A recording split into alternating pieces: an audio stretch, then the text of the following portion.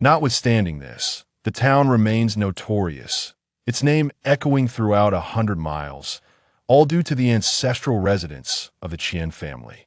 The tale of bizarre and terrifying events begins over 50 years ago. Half a century ago, the wealthiest family in Qingyu town was the Qian family.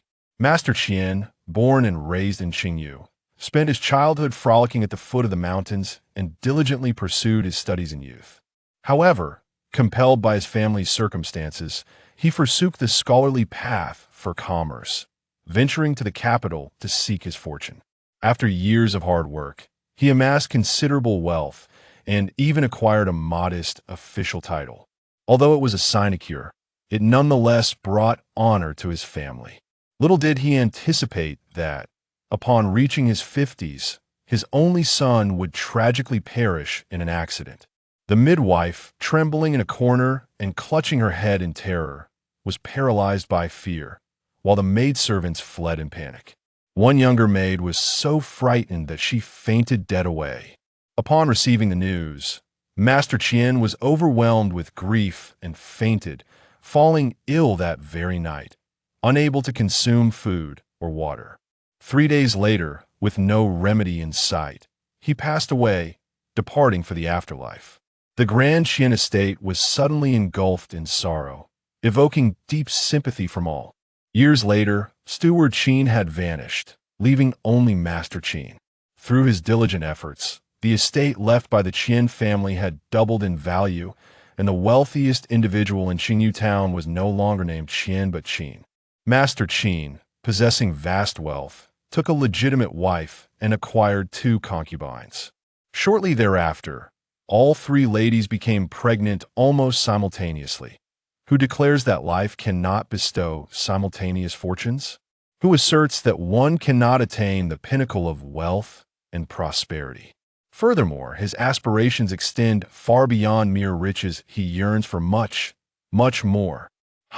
What does it matter if ordinary individuals regard themselves with reverence?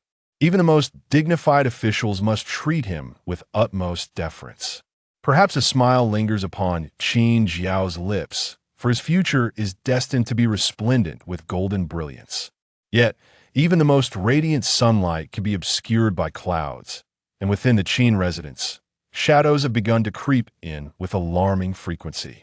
Initially, it was merely at night, a disjointed lament of a woman's weeping emanating from a secluded corner of the estate www, drifting through the silent night like a forlorn spirit, only to retreat at the slightest breeze, elusive and difficult to trace. Gradually, this sound intensified, resonating in more locations, drawing an increasing number of listeners.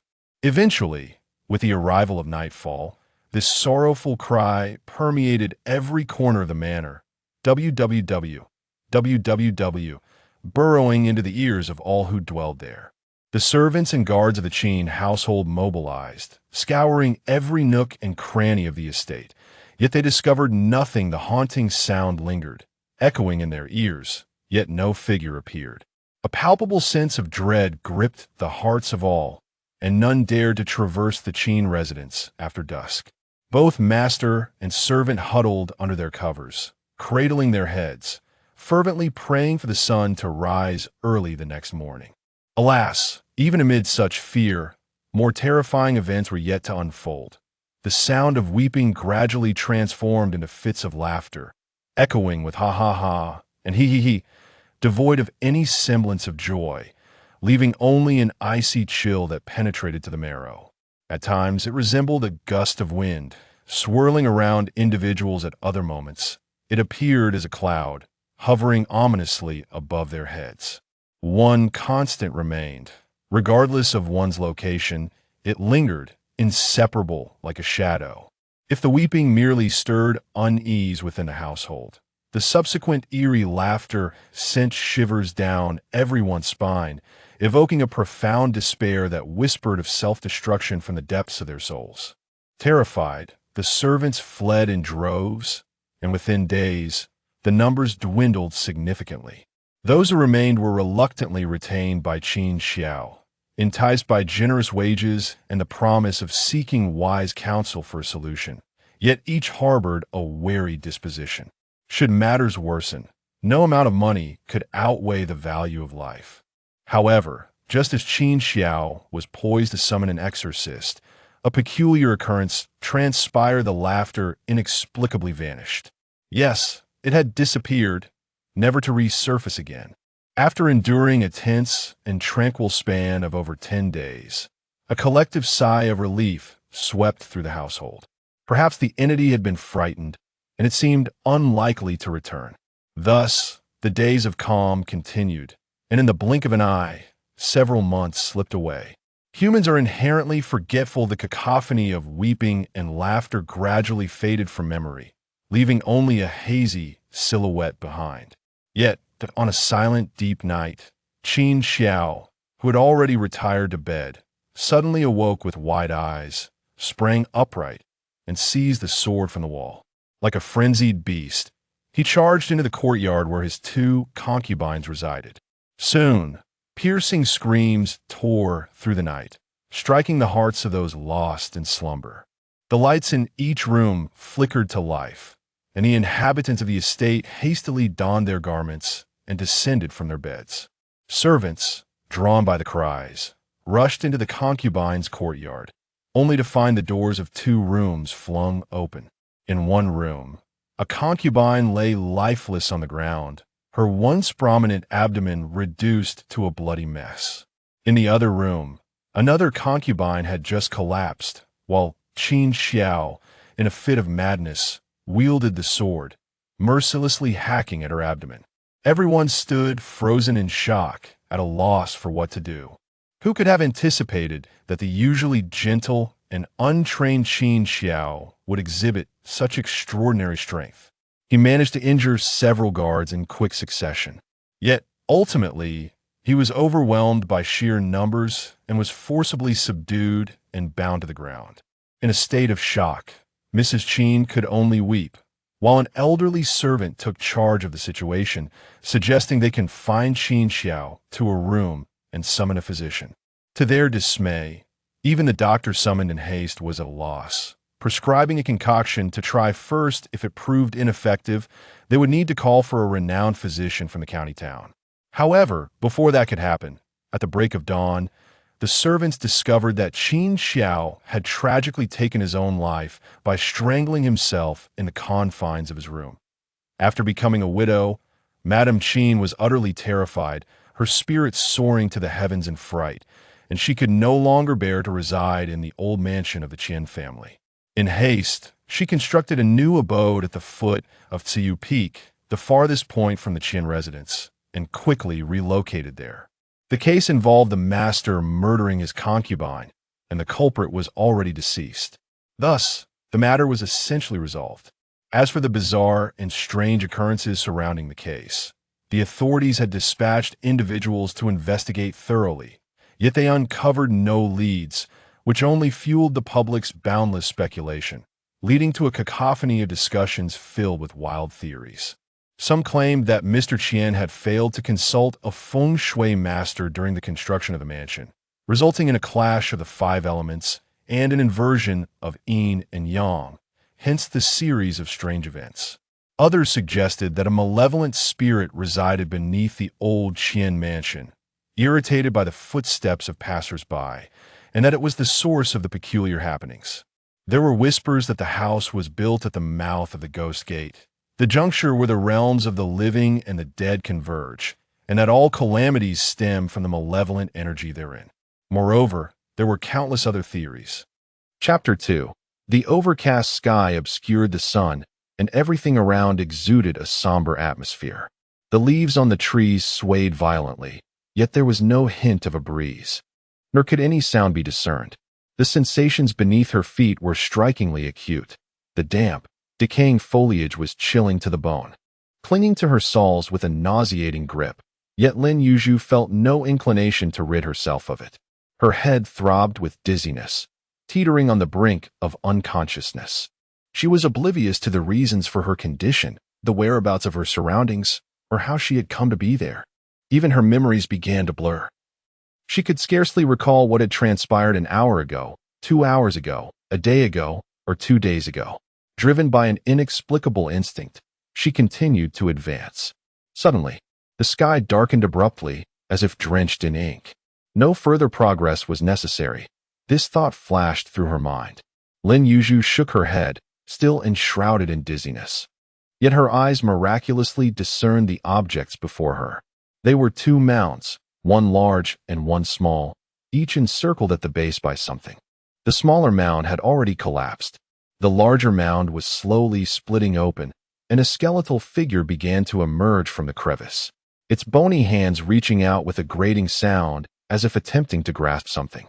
The darkness behind Lin Yuzhu stirred, akin to a tranquil surface of water disturbed by a stone, rippling outward in ever-expanding waves. A pair of bloodied hands broke through the water's surface, wrapping around her neck.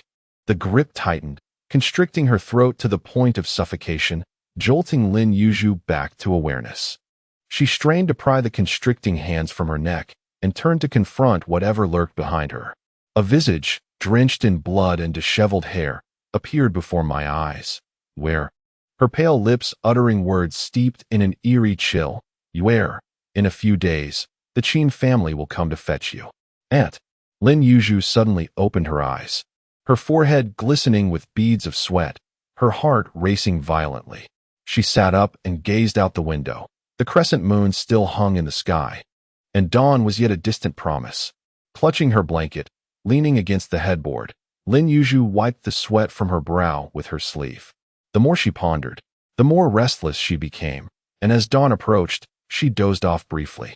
Come morning, she arose and hastily attended to her ablutions. The unsettling dream from the night before weighed heavily on her mind.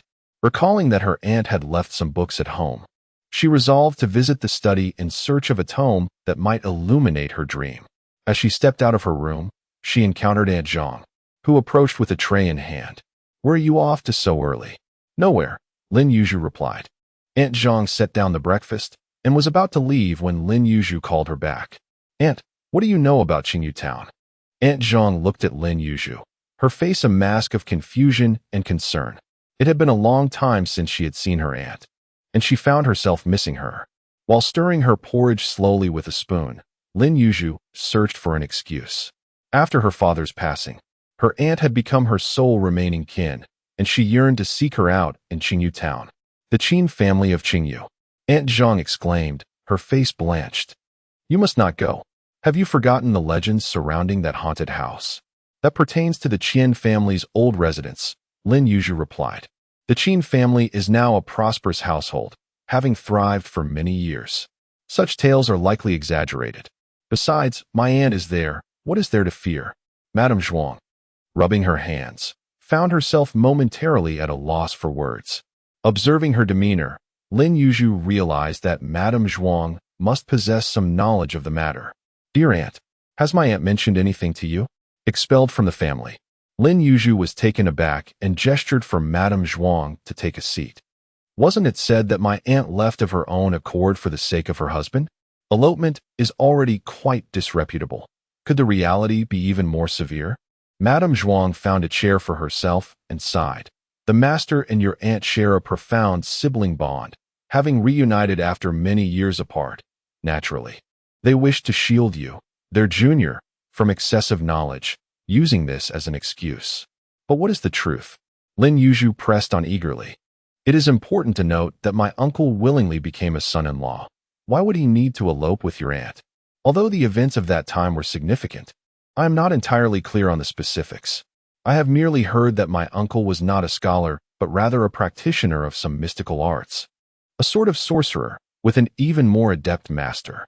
Though the old master was kind-hearted, he had served as a county magistrate and adhered to the teachings of Confucius, maintaining a respectful distance from spirits and deities.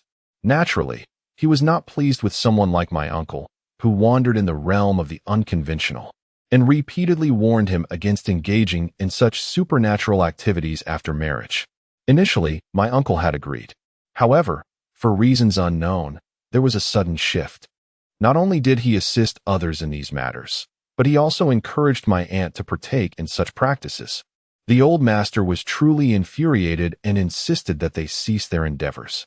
Yet, it seemed as if they had become obstinate, determined to persist in their pursuits. The elder desperately attempted to mediate, yet ultimately failed on both fronts. Consequently, the grandfather expelled the aunt and uncle from their home. In truth, the situation was quite different. However, what relevance did this hold for the Qin family? Lin Yuzhu found herself somewhat perplexed. How could this be articulated? It is said that engaging in such endeavors to coerce outcomes would deplete one's fortune and lifespan.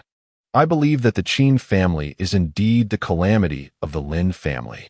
Aunt Zhuang, wavering in her certainty, continued, "What else is there?" Lin Yuzhu fell silent, quietly finishing her porridge as Aunt Zhuang tidied up. She meticulously organized and polished each book, placing them neatly back on the shelf. The once barren bookshelf gradually began to fill. The scattered piles of books diminished, leaving only a solitary wooden box lying forlornly in the corner. Lin Yuzhu recognized this box. It belonged to her aunt. She had always been curious about its contents, yet her aunt had forbade her from touching it. She had assumed it was hidden away, only to discover it had recently resurfaced. Inside the box lay a book, perfectly arranged. The cover bore 4 neatly inscribed characters, Qingyu Qin family. The patriarch of the Qin family, Qin Ang, sat comfortably at the center, savoring fragrant tea, leisurely surveying the others in the small flower hall with the corner of his eye. His younger brother, Qin Mao, appeared equally at ease, idly toying with a small trinket. His sister-in-law, however, was tense and vigilant, as if a thunderbolt might strike her at any moment. His son and daughter-in-law remained their usual respectful selves, awaiting his command. The nephew, much like his father, remained idle and carefree, taking a laid-back approach to life. His wife cast a disapproving glance at her husband before turning her gaze outside, her thoughts seemingly adrift. Clearing his throat, Qin Ang set down his delicate blue and white porcelain cup and declared, "I have made up my mind to bring Miss Lin to our home." "Is father merely planning to have Miss Lin stay for a few days?" inquired Qin Ang's daughter-in-law, Tao Zhenzhen, the mistress of the Qin household. Despite the casualness of her question, she had already envisioned several possibilities, each accompanied by a prepared solution. Not wishing to beat around the bush, Qin Ang replied directly, "It is certainly not just a brief visit. I have long intended to invite Miss Lin over. However, I refrained due to her obligation to observe mourning for her father. Now that her mourning period has concluded, it is only fitting that we welcome her without delay. Although we cannot formally adopt her into the Qin family, her status within this household will be equal to yours. She shall be regarded as a young lady of the Qin family. This is unacceptable." Mrs. Shun could no longer contain herself. Qin Ang's expression remained unchanged. He fixed his sharp gaze upon Mrs. Shun, his eyes glinting with intensity. "Miss Lin is all alone in the world, and the celestial being cannot provide constant oversight, which indeed raises concerns. My decision will undoubtedly alleviate some of her worries. If we could also secure an ideal match for Miss Lin soon, it would be even better. For our Qin family, it merely means preparing an additional dowry, while for the celestial being, it would relieve her of all her anxieties," Tao Zhenzhen remarked with a smile. The 3 individuals, unperturbed by the matter at hand, exchanged no further words and rose to offer their respects before departing. Lin Yuzhu reclined with her eyes closed in the carriage, her fingers gently caressing a bracelet on her right wrist. The bracelet appeared as clear and translucent as crystal, with purple hues swirling within like a mountain spring. Indeed, 3 days prior, as foretold in her dreams, a delegation from the Qin family had come to fetch her. Initially, she had considered heeding Aunt Zhuang's advice to decline the Qin family's invitation. Yet every time she closed her eyes, the haunting images from her dreams resurfaced, and the bloodied visage of her aunt left her in turmoil. With both parents gone, her only closest kin was her aunt. Since her aunt had mentioned in the dream that the Qin family would come for her, it seemed prudent to embark on this journey, both to see her aunt in person and to ascertain the true meaning of her dreams. However, as the carriage jostled, Lin Yuzhu's heart grew increasingly anxious. Calculating the time, she realized they were nearing the Qin residence. Was the Qin family truly the prosperous household her aunt had toiled to aid, or was it, as the legend suggested, a realm shrouded in malevolent spirits? Tao Zhenzhen smiled gently, raising her hand. Miss Lin, please take a seat. Thank you, young mistress. Lin Yuzhu replied cautiously as she settled into the chair beside her. My maiden family name is Tao, and my childhood name is Zhenzhen. I am a few years your senior, she continued. If Miss Lin does not mind, you may call me sister. Tao Zhenzhen's words flowed softly like a spring breeze caressing willow branches. Instinctively, Lin Yuzhu shook her head in response, saying, I dare not. Ah. There is no need for such formality, Miss Lin, Tao Zhenzhen assured her. Our father often reminds us that the prosperity of the Qin family is largely due to the assistance of the immortal aunt. Without her, our family would have long since fallen into decline. She is indeed a great benefactor to the Qin household. You are the only niece of the esteemed immortal, and indeed, the one she cherishes most dearly. It is only natural that we care for you. Perhaps the attendants sent were accustomed to rudeness, thus failing to serve you properly, causing you discomfort. Lin Yuzhu furrowed her brow slightly, biting her lip in silence. The opulence of the Qin family exceeded her expectations, and she found herself momentarily disoriented. Noticing Lin Yuzhu's unease, Tao Zhenzhen's smile became even more enchanting. Now that you are here, consider this place as your own home. Do not feel any sense of estrangement. Should there be anything unsatisfactory, do not hesitate to inform me. Lin Yuzhu bit her lip once more. May I inquire where my aunt is at present? Her purpose for coming was solely to see her aunt.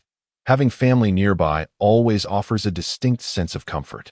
As for that, Tao Zhenzhen gently shook her head. The immortal has always roamed the world freely. Her whereabouts are ever-changing. I do not know where she might be at this moment.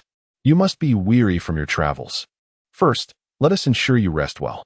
I have already arranged a room for you. Allow me to show you to it now. Lin Yuzhu had no choice but to nod in agreement. Thank you, young madam. I have already told you to call me sister. Why must you remain so formal? Tao Zhenzhen replied.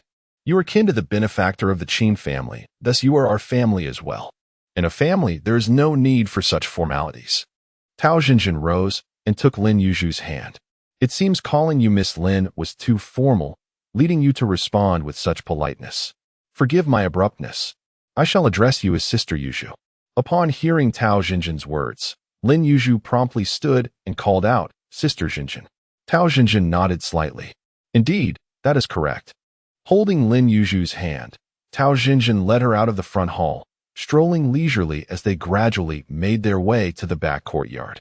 When her sister was at home, had she ever heard the immortal maiden speak of the Qin family? As they walked, they engaged in conversation. The reputation of the Qin residents was already well known. However, Annie was always so meticulous, primarily urging me to study diligently. Apart from that, she rarely shared anything else. Lin Yuzhu pondered and responded thoughtfully. Tao Zhenzhen was momentarily taken aback, but soon understood, laughing, how foolish of me. The name of the Qin residence has echoed for decades. It would indeed be difficult not to have heard of it. Lin Yuzhu found herself at a loss for words, and thus continued to walk in silence. Auntie was indeed a person of great discipline, deserving of admiration. However, since you will be residing here, I must take it upon myself to provide you with a brief introduction to the household. Please do not find me tedious. Sister, please go on. Lin Yuzhu listened attentively. The master of this estate is the eldest lord, my father-in-law. I presume you have heard of his name? Yes, the eldest lord of the Qin family. Rising from humble beginnings to achieve great wealth, restored the family's former glory through his own efforts, and has long been a figure of legendary status. The second lord is my uncle, a twin brother to my father, born of the same mother. My grandmother passed away early, and my father never remarried. Thus I have only one husband, Shaojun, who is their sole offspring. My uncle, however, has a son and a daughter. My younger cousin, Shaocheng, is already married. My sister-in-law, Qian, is of the same age as I. You must address her as sister. My younger sister, Yun, is still quite young. Had she come to you a few years earlier, she would have insisted on playing with you. However, at this moment, Tao Zhenzhen hesitated slightly. acknowledging that her aunt was quite strict with Yunlan, making it likely that they would not have many opportunities to meet. Though the household members could not be compared to the sages, they were all gentle and amiable. It was only her aunt, whose demeanor was quite stern and who seldom smiled, often taking matters too seriously. Nevertheless, she was a senior member of the family, and should any shortcomings arise in the future, it would be prudent for her younger sister to be understanding. Indeed, Lin Yuzhu replied obediently. It is rather unfortunate that everyone is away today, so you shall not see them. My father and husband have gone out for business, while my uncle's family has gone to the temple to pay respects. It is my fault. I had intended to leave yesterday, but I dawdled and delayed the time. I heard that the elder master was waiting for me at home yesterday, Lin Yuzhu hurriedly explained, naturally omitting the fact that Madame Zhuang had prevented her from leaving. Tao Zhenzhen understandingly patted Lin Yuzhu's hand, saying, "It is only natural for family to worry when one travels alone. It is not a significant matter. We are here now, and there will be plenty of opportunities to meet." It appeared that the servants had already reported everything. Lin Yuzhu nodded in acknowledgement. Yes. Tao Zhenzhen then led Lin Yuzhu to a small courtyard, stopping before it. This is it. I am unsure of your preferences, so I have tidied it a bit haphazardly. If there are any unsatisfactory aspects, please do not hesitate to speak up. She then called over two of the maids who had been following them. From today onwards, you shall attend to Miss Lin. The two maids bowed to Lin Yuzhu, greeting her. As they pushed open the courtyard door, they were greeted by walls adorned with climbing roses, their fragrant blossoms cascading down, filling the air with a delightful scent.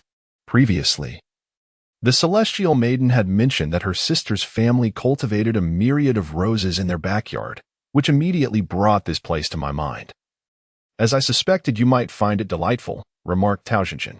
Those roses were planted by my mother, and my father has diligently cared for them, resulting in their splendid growth. Unfortunately, the mere thought of my parents brought a tinge of melancholy to Lin Yuzhu's heart. Upon entering the room, one was greeted by its clarity and cleanliness, adorned with an elegant arrangement that exuded a sense of transcendence, distinctly devoid of the ostentatiousness often found in affluent households. I appreciate your efforts, dear sister, Lin Yuzhu said, bowing deeply to Tao Zhenzhen. Noticing the fatigue etched on Lin Yuzhu's face, Tao Zhenzhen stated, I have matters to attend to, so I shall not keep you company. You have traveled a long way, do rest early. You too, come here, Lin Yuzhu instructed. And upon hearing her words, the two maids hastily set aside their tasks and stood before her. What are your names? After a day of travel, Lin Yuzhu felt quite weary and chose a stool upholstered with an indigo floral cushion to sit upon. I am Xiaochu, replied one of the maids. Did you just arrive as well? Were you specifically purchased by the master for his service? This was a consideration Lin Yuzhu had not anticipated. At a loss for further inquiries, she waved her hand, signaling the maids to continue their chores. This visit was not intended to be prolonged, and they had not brought an excessive amount of luggage. Though the two young maids found the tidying up manageable, by the time they completed their tasks, night had already fallen. Tao Zhenzhen sent over dinner, and after the three of them dined, there was little conversation, allowing the night to pass quietly. Time flew by like a fleeting shadow, and days seemed to slip away swiftly, in the blink of an eye. Lin Yuzhu had been at the Qin residence for over a month. In this place, I have naturally met each member of the Qin family. Yet the one I long to see most, my aunt Lin Sanggu, is nowhere to be found. Lin Yuzhu inquired about her aunt's whereabouts from the esteemed Qin Ang, who revealed that Lin Sanggu had embarked on a journey to the western regions in search of a vital item necessary for a significant ritual. The specific location of her quest remains unknown to Qin Ang. Speaking of the second young mistress, while her beauty may not rival that of the eldest mistress, Tao Zhenzhen, she is undeniably a beauty in her own right. Her cheerful and vivacious demeanor radiates warmth, yet for some reason, Lin Yuzhu often perceives a fleeting shadow of sorrow nestled between her brows. Perhaps this is connected to her mother-in-law, the rarely smiling and seemingly frosty second Madame Shen. Nevertheless, aside from Madame Shen, others, as the eldest mistress Tao Zhenzhen described, possess gentle and amiable dispositions. Even the steward, Qin Shaojun, is a refined and considerate gentleman, frequently presenting Lin Yuzhu with various delightful trinkets to amuse her. Miss, where shall I place this? Xiao Xiang inquired. handing Lin Yuzhu a newly delivered ornamental stone from Qin Shaojun, intended for her desk. Gazing at the crystalline stone, roughly the size of 2 adult fists, Lin Yuzhu remarked, "This stone is indeed a rarity. It appears to be a Yuhua cave stone, remarkable in that it is uniformly smooth without any rough outer skin. It is truly a gem among stones. You may place it wherever you believe it will look best." Xiao Xiang, having accompanied Tao Zhenzhen for a few days, had learned a thing or two about home decor. By the way, just now, a yuan from the second young mistress's room conveyed a message, saying that the second young mistress invites you to visit her if you have some free time. After watering the flowers, Hugh placed the bucket beneath the eaves outside and entered the house. "Sister Xian, Lin Yuzhu called out upon entering the courtyard. "Come in quickly. Why are you standing outside?" Young Xian hastened to the door and pulled Lin Yuzhu inside. "Did you come to see me for something?" "Well, it is not anything urgent, really. I noticed that you have been here for almost a month without venturing out. The Gao family from the neighboring town has welcomed a newborn and is hosting a 100-day banquet with invitations sent far and wide. Naturally, our Qian family is among those invited, and I thought it would be nice to go and take you along, too. Staying cooped up in the courtyard can be quite stifling." Young Xian poured a cup of tea for Lin Yuzhu, her face beaming with joy. "It sounds lovely. But am I truly allowed to join? Why wouldn't you be? It's merely a matter of delivering a gift and sharing a meal. Besides, Uncle has already stated that you are part of the Qian family." Young Xian playfully tapped Lin Yuzhu's forehead with her finger. "It's settled then. You mustn't come up with excuses when the time comes. Even if your sister-in-law needs you, you must prioritize this outing." "All right," Lin Yuzhu agreed with a nod. "Your presence is truly delightful. At last, I have found a companion. You must understand that previously, I always went out with my mother-in-law, who imposed countless restrictions. No going here. No going there. To outsiders, it appeared as if I was out and about, but it felt just as suffocating." Young Xian poured herself a cup of tea and took a sip. Lin Yuzhu raised an eyebrow. "So, the second madam is not accompanying us this time?" "Not at all," Young Xian replied. "I have cautiously tested the waters and found it prudent to avoid her company." She demurred, citing a vague indisposition. Lin Yuzhu was perplexed. She had perceived no ailment in the second madam, no sign of pain or infirmity. Who could possibly know? Young Xian dismissed it with a wave of her hand. "My mother-in-law's malaise is merely a matter of temperament. Have you not noticed her perpetually austere countenance? Since the day I entered this household, that has been her visage. In all these years, I have never witnessed a genuine smile grace her features, though it may be imprudent of me to say so. Such prolonged repression cannot but fester into some inner affliction." Indeed, Lin Yuzhu concurred, though Sister Zhenzhen forewarned me of Madame Shun's stern disposition upon my arrival. I have yet to witness a moment of levity in her demeanor these past weeks. Each encounter leaves one as if shrouded in a pall of gloom. A thought then struck Lin Yuzhu, and she diverted the subject. "Pray tell, in all my sojourn here, I have yet to espy the location of the aunt's abode. Doth she not reside within these very walls?" "That I cannot say with certainty. In theory, the estate should provide quarters for the immortal maiden. Yet it is said she disdains dwelling here. If such a place exists, it serves but as a temporary respite, not a permanent residence. If the aunt holds this estate in such disfavor, who, then, is privy to her true dwelling?" Uncle Qin often alludes to my aunt's profound beneficence towards the Qin family. Might you elaborate upon this matter? Though Granny Zhuang has recounted some details, they remain woefully nebulous. Strange, Young Xian mused. Has your uncle not regaled you with this tale? Lin Yuzhu shook her head. I dared not inquire. What is there to fear in such a query? It is not as if it were some clandestine affair. Young Xian declared. Allow me to enlighten you. Are you familiar with the ill-fated house that stands in our very Qingyu town? Indeed, I am. The notorious reputation of the haunted house in Qingyu town, though decades have passed, continues to echo through the years, often evoking whispers from those who remember. I had heard tales of it in my childhood. My aunt.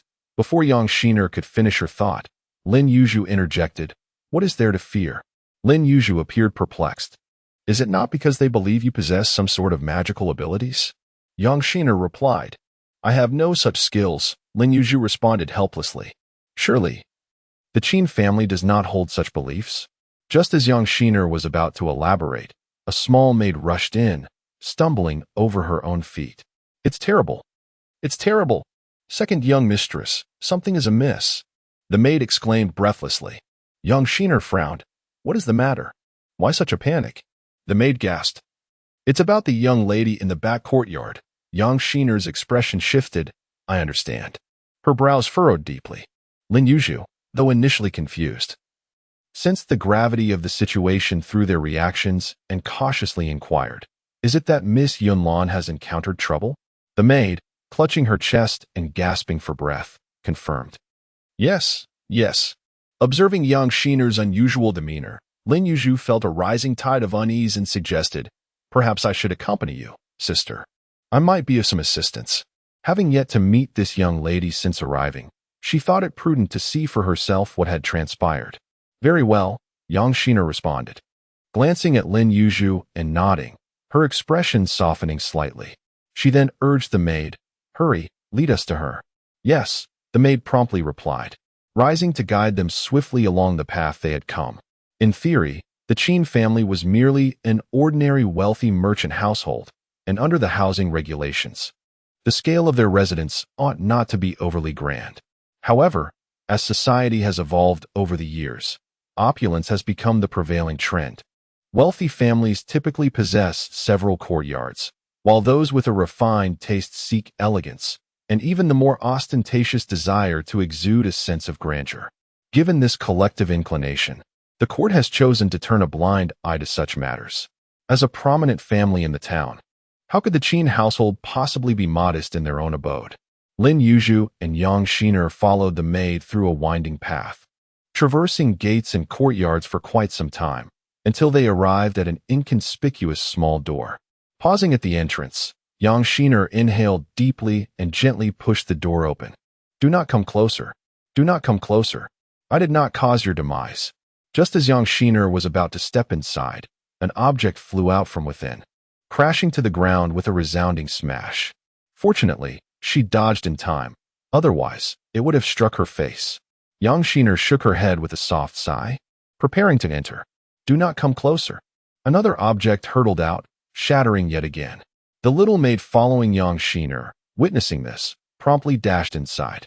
After a brief moment of silence, a piercing scream echoed, yet nothing was thrown out. With a sigh of relief, young Shiner lifted her skirt and delicately tiptoed over the shards, slipping into the room. Lin Yuzhu approached slowly, noticing two broken vases on the ground. Just as she intended to follow, a figure erupted from the interior, shrieking, and Lin Yuzhu, caught off guard, was knocked down by the force of the collision, stumbling painfully. How excruciating! A wave of pain radiated from the wrist as warm liquid flowed forth. This time, the one who screamed was young Shiner, the sister of Yuzhu. The person pressing down on Lin Yuzhu was immediately pulled away by several matronly figures who arrived shortly thereafter. Lin Yuzhu sat up, raising my wrist to reveal a shard of porcelain embedded within, now stained crimson. Do not speak, young Shiner urged as she assisted Lin Yuzhu. We must tend to your wound first. Inside was a modest courtyard, albeit rather small and austere, with sparse patches of weeds dotting the ground, and a large locust tree leaning against the wall, with little else to be seen. The individual who had knocked down Lin Yuzhu was forcefully subdued by the young maidens and matrons, who administered an unknown potion, causing him to finally succumb to slumber. The rhythmic sound of his breathing was remarkably soothing and tranquil. Young Shiner carefully extracted the porcelain shard from Lin Yuzhu's wrist, cleansing the wound before gently sprinkling medicinal powder from a small vial handed to her by a young maid. I should have known better than to let you accompany me. It is entirely my fault. It has nothing to do with you, dear sister. I chose to come and assist. I never anticipated that I would instead become a burden. Lin Yuzhu replied with a shy smile. She waved her hand, signaling for the matrons and maids to step aside. Actually, it is not a matter that cannot be clarified, young Shiner stated. It is simply somewhat difficult to articulate. What has happened to Miss Yunlan? Lin Yuzhu inquired, her curiosity piqued as she pondered the implications. She recalled the day she first arrived at the residence when Sister Zhenzhen had mentioned that she might not often see Miss Yunlan. At the time, she had been perplexed, yet dared not speculate further. It is indeed unexpected. The situation appears rather grave. Yang Shiner furrowed her brow once more, and I could not articulate my thoughts. Yunlan was not born this way. She underwent a sudden transformation a year ago. No one knows the reason behind it. A perfectly normal child inexplicably became deranged overnight. It is truly pitiful. Noticing Yang Shiner's troubled expression, Lin Yuzhu sensed her genuine discomfort. Had they not sought the cause? Had a doctor been consulted? Of course, they had. Although Yunlan is a girl, she is still the cherished daughter of her parents. How could her in-laws neglect such a matter? They have summoned countless renowned physicians from various regions, yet the cause remains elusive, and paradoxically, her condition has worsened with each treatment. What about my aunt? Isn't it customary for the Qin family to consult her during significant troubles? Naturally, my uncle sought the guidance of the immortal. Yang Shiner forced a smile. But the elder offered no explanation, merely stating that it was better to leave things as they were. What does that mean? Lin Yuzhu was momentarily taken aback. Since the immortal has spoken thus, the Qin family relinquished hope for her recovery, allowing her to be as she wishes.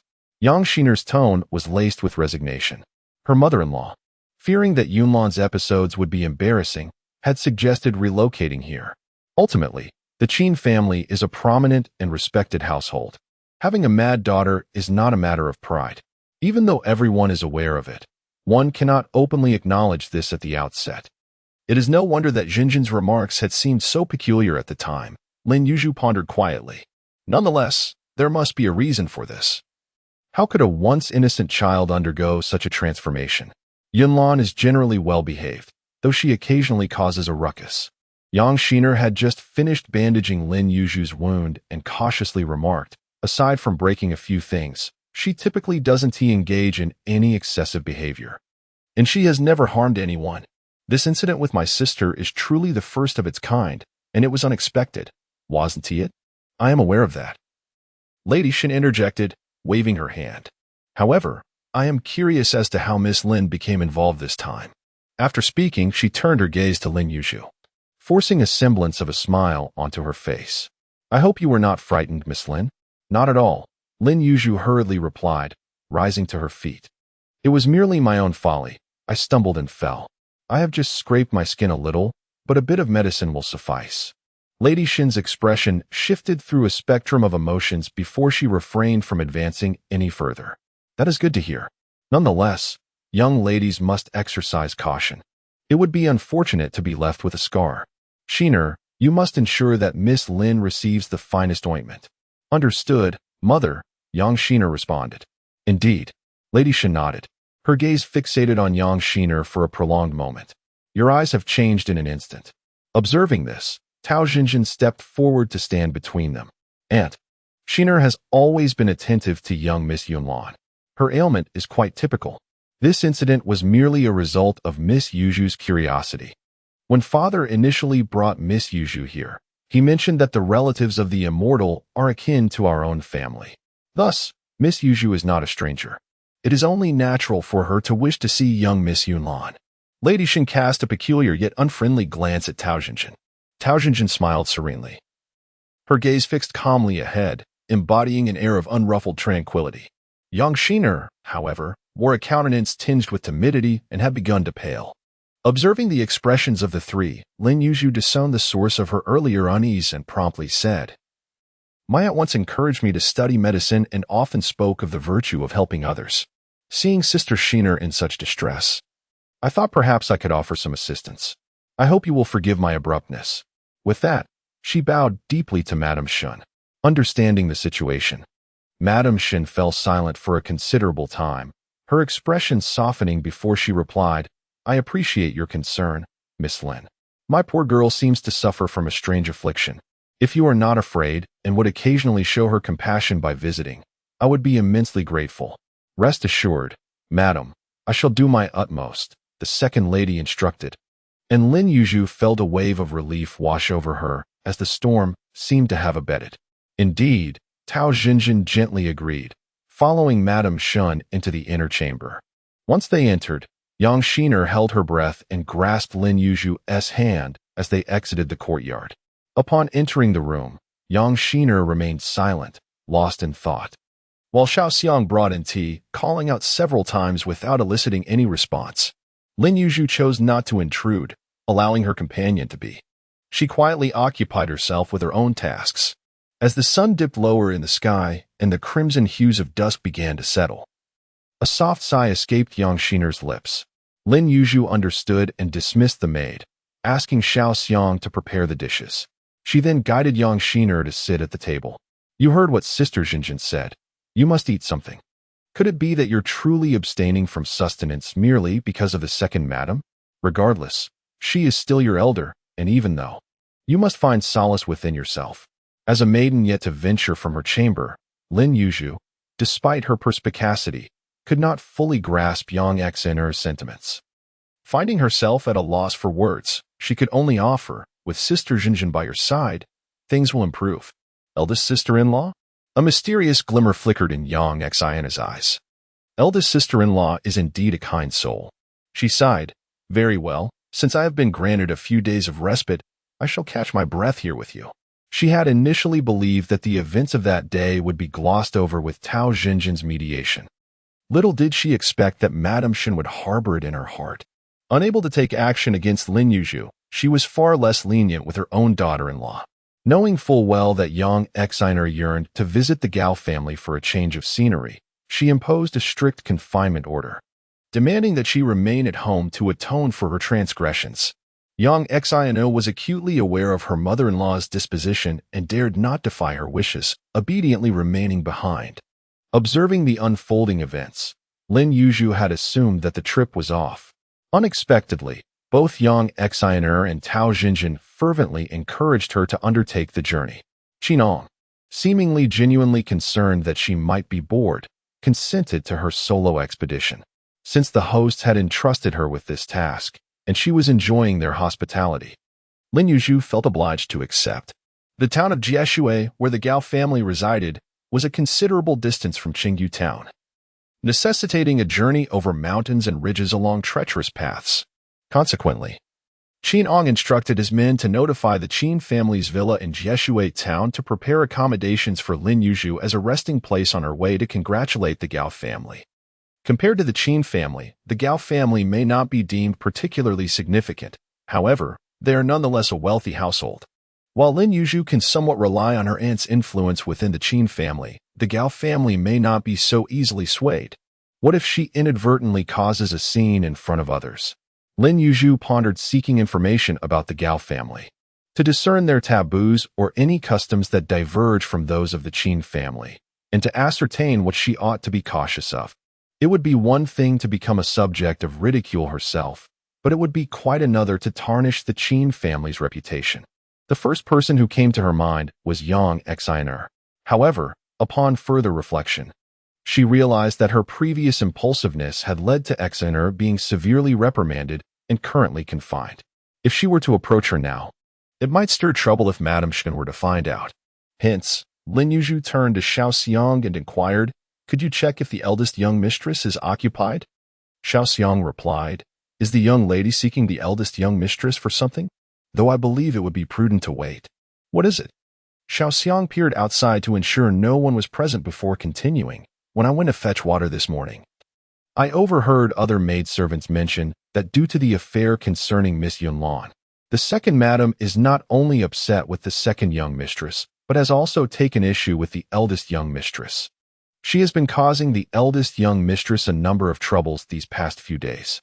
I heard that today there is yet another matter regarding the two young mistresses over the expenses for cosmetics, and she is likely still in the council chamber." Lin Yuzhu supported her forehead with her hand. "She is still there? If I go now, it may lead to yet another verbal confrontation. We are to depart tomorrow, and it seems there will be little time left for inquiries once the second madam has finished her grievances today. Perhaps it is best to proceed cautiously and see how things unfold. Perhaps we shall inquire of the residents of the other courtyard upon our arrival." The young maid, Xiao Chu, entered with a tray laden with various items. stating that the eldest mistress had sent her to deliver these goods. What is this? Lin Yuzhu casually perused the contents of the tray.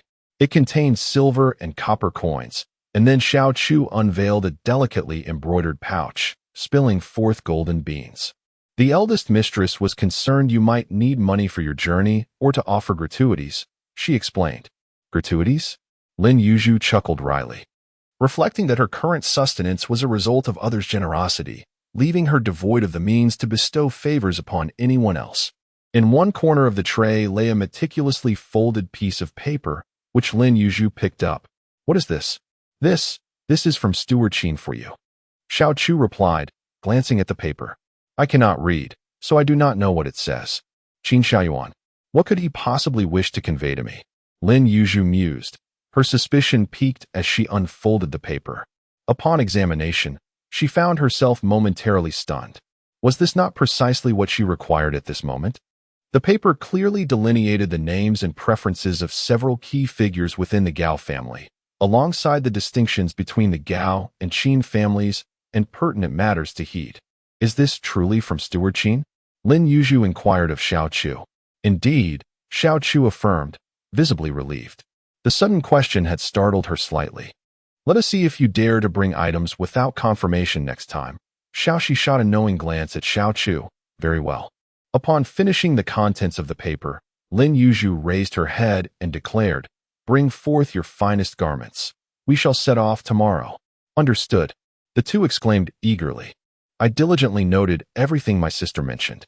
The wind is strong at the entrance. You should hurry inside and rest. I shall depart now. Lin Yuzhu inclined her body slightly towards the departing Tao Zhenzhen as she mounted her bicycle. Indeed, I did not sleep well last night, and I apologize for causing you to witness my fatigue. Then I shall be lazy and not see you off. Travel safely, replied Tao Zhenzhen, wiping her forehead with a handkerchief and waving to the coachman. Go. The coachman cracked the whip, and the horse galloped forth, wishing for a safe journey. By the dusk of the third day, the group arrived at Jieshui town. The carriage rolled slowly into the guest house, where two neat rows of attendants stood with hands at their sides, awaiting their arrival. Once the carriage came to a halt, four maidservants alighted from the second carriage and approached Lin Yuzhu, lifting the curtain for her. Lin Yuzhu assisted Xiaoxiang down from the carriage and cast a glance at the gathered individuals. Miss, one of the maidservants accompanying Lin Yuzhu stepped forward. These two are the steward and his wife. She indicated to a man and woman standing at the forefront. Old Jean and Aunt Jean. They have overseen this guest house for 10 years and are most reliable. The introduced couple promptly bowed in respect. The middle-aged woman, referred to as Aunt Jean, smiled warmly. Miss, you have traveled a great distance. Please, follow me. After speaking, she led Lin Yuzhu and her companions into the guest house. Upon reaching the prepared room, Lin Yuzhu settled in slightly and dismissed the accompanying maidservants for their meal, instructing them not to return for attendance, for they had indeed grown weary throughout the day. Later, Xiao Xiang and Xiao Chu had their meal in the house.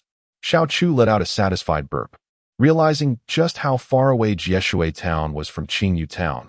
We had been traveling in the carriage for quite a while. Why did the Gao family invite us? He pondered. It's uncertain if anyone would even attend.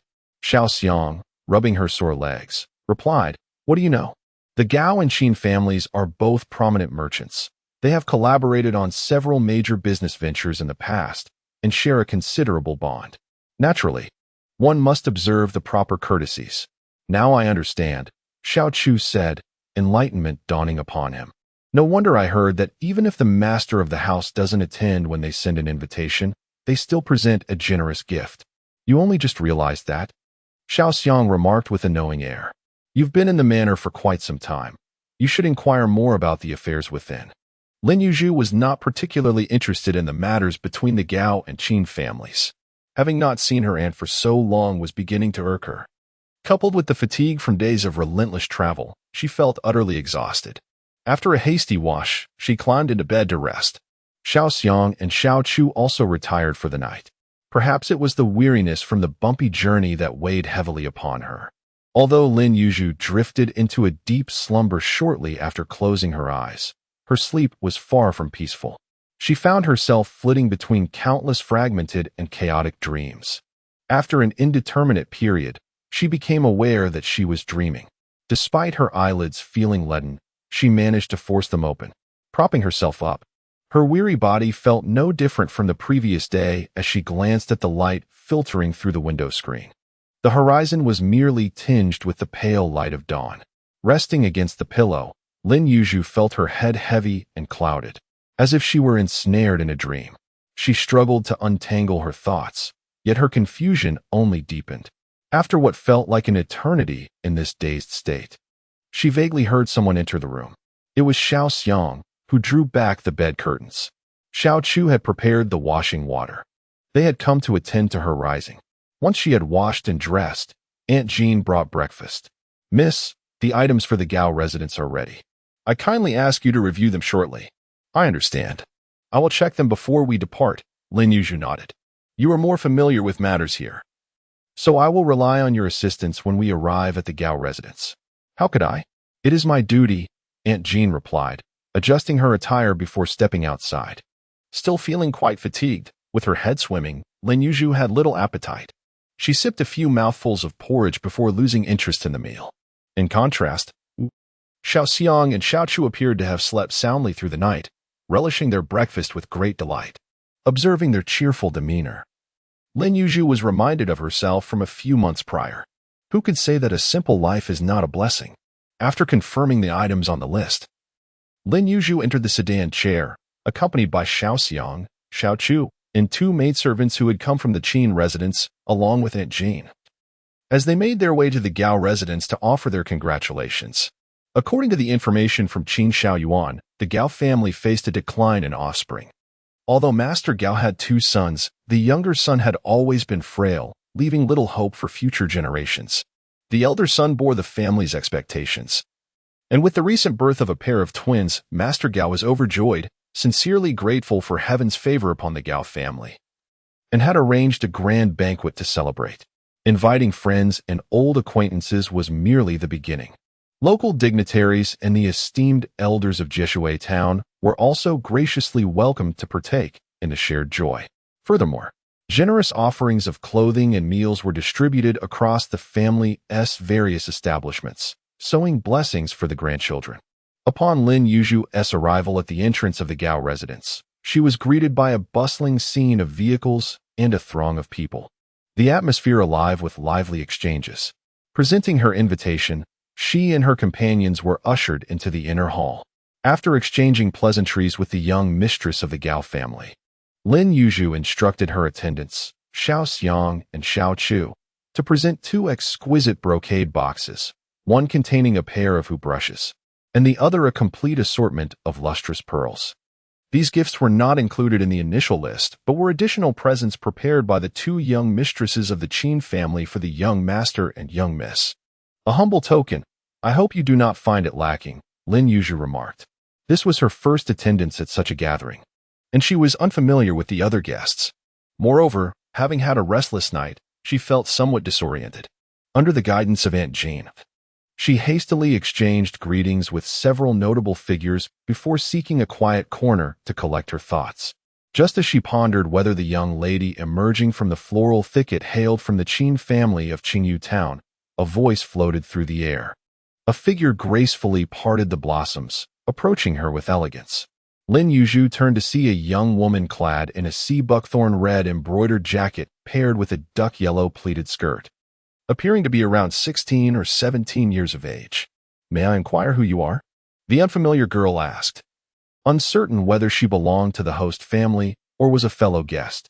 The young woman smiled sweetly, her beauty rivaling the splendor of the begonia and surpassing the charm of the apricot blossoms, rendered the surrounding flowers pale in comparison. "Are you from the Qin family of Qingyu town?" she continued. "Yes," Lin Yuzhu replied. Lin Yuzhu found herself momentarily bewildered by the enchanting scenery before her and quickly offered her greetings. "What guidance do you have, my lady?" Though her words were grandiose, they ultimately circled back to the singular notion of her family's legendary history. Was it curiosity that drove her? Perhaps it was more akin to the fascination one holds for a monkey. "Yet, I am no monkey of the Qin family," and I fear you may be disappointed. I am merely a guest in the Qin household. I have come only because the members of the Qin family are preoccupied with pressing matters, and they entrusted me to deliver their gifts. Ah, the woman suddenly appeared enlightened. So, you are the niece of that celestial lady? Lin Yuzhu was slightly taken aback. This woman seemed to know her identity. However, upon reflection, it was likely that Aunt Jean had long since informed the Gao family of her lineage, making their awareness unsurprising. Indeed, she confirmed. The woman's smile deepened, suggesting that their encounter had become even more intriguing. Lin Yuzhu was truly at a loss. Lacking striking beauty, exceptional talent, or an illustrious background, her life had been remarkably uneventful. What could possibly render her more interesting than the members of the Qin family? Have you ever met my aunt during your time with the Qin family? The woman inquired. You know my aunt? Lin Yuzhu questioned, feeling a twinge of discomfort at the probing nature of the inquiry. Is there something you wish for my aunt to assist you with? No, the woman replied, shaking her head. But why do you ask so thoroughly? Just as Lin Yuzhu was about to respond, she was interrupted. I merely overheard a matter and casually inquired. What matter? A woman approached Lin Yuzhu with an air of mystery, her voice deliberate as she uttered, I have heard that the fairy has departed from this mortal realm. What? A shiver coursed through Lin Yuzhu, causing her to collapse onto the stone bench. Observing her disarray, the woman smiled softly. There is no need for haste. This matter is but a whisper on the wind, its truth yet to be determined. Yet, Lin Yuzhu's heart was already in turmoil. I apologize, I require some solitude. She replied. Regardless of whether it be a specter or a breeze, she felt the need to reflect deeply. I comprehend your current thoughts. The woman seemed to possess an acute understanding of Lin Yuzhu's distress. However, there is a tangible event that I must convey to you. Lin Yuzhu lifted her gaze, staring blankly at the woman, unsure of what astonishing revelation she might impart next. The woman blinked. Please relay a message to Lord Qin Ang within a month. I shall claim his head. My surname is Yun, and my given name is Shiyi. I hope you will await my arrival. At that moment, Lin Yuzhu felt as if the once clear sky had erupted into a cacophony of thunder, each boom resonating within her mind. What did you say? Be sure to deliver my message. With a beaming smile, the woman retreated, vanishing among the blossoms and branches. Meanwhile, turmoil brewed not only for Lin Yuzhu, but also within the Qin residence at Qingyu. It began with the discovery of the corpse of Qin Ang's favored parrot, followed by 2 consecutive nights of watchmen hearing faint weeping from a woman in the stillness of the night. Subsequently, there was the incident involving young ex-heir, who had been frightened by a ghost in the garden, nearly resulting in a miscarriage. Soon after, whispers of the Money family's young mistress seeking vengeance after many years began to circulate quietly. A series of events left Qin Ang profoundly enraged, prompting him to sternly reprimand his son and daughter-in-law. Mrs. Shun, with veiled insinuations, directed all blame towards Tao Zhenzhen, implying that she was the architect behind the turmoil. As both she and young Shiner had entered the household simultaneously, yet were still childless, Mrs. Shin suggested that Zhenzhen intended to eliminate the child growing within young Shiner. Although her words lacked substantiation and Qin Shaojun staunchly defended his wife against such allegations, the flicker of doubt in Qin Ang's gaze betrayed his lingering mistrust towards his daughter-in-law. Tao Zhenzhen felt a profound sense of injustice, but could only endure in silence.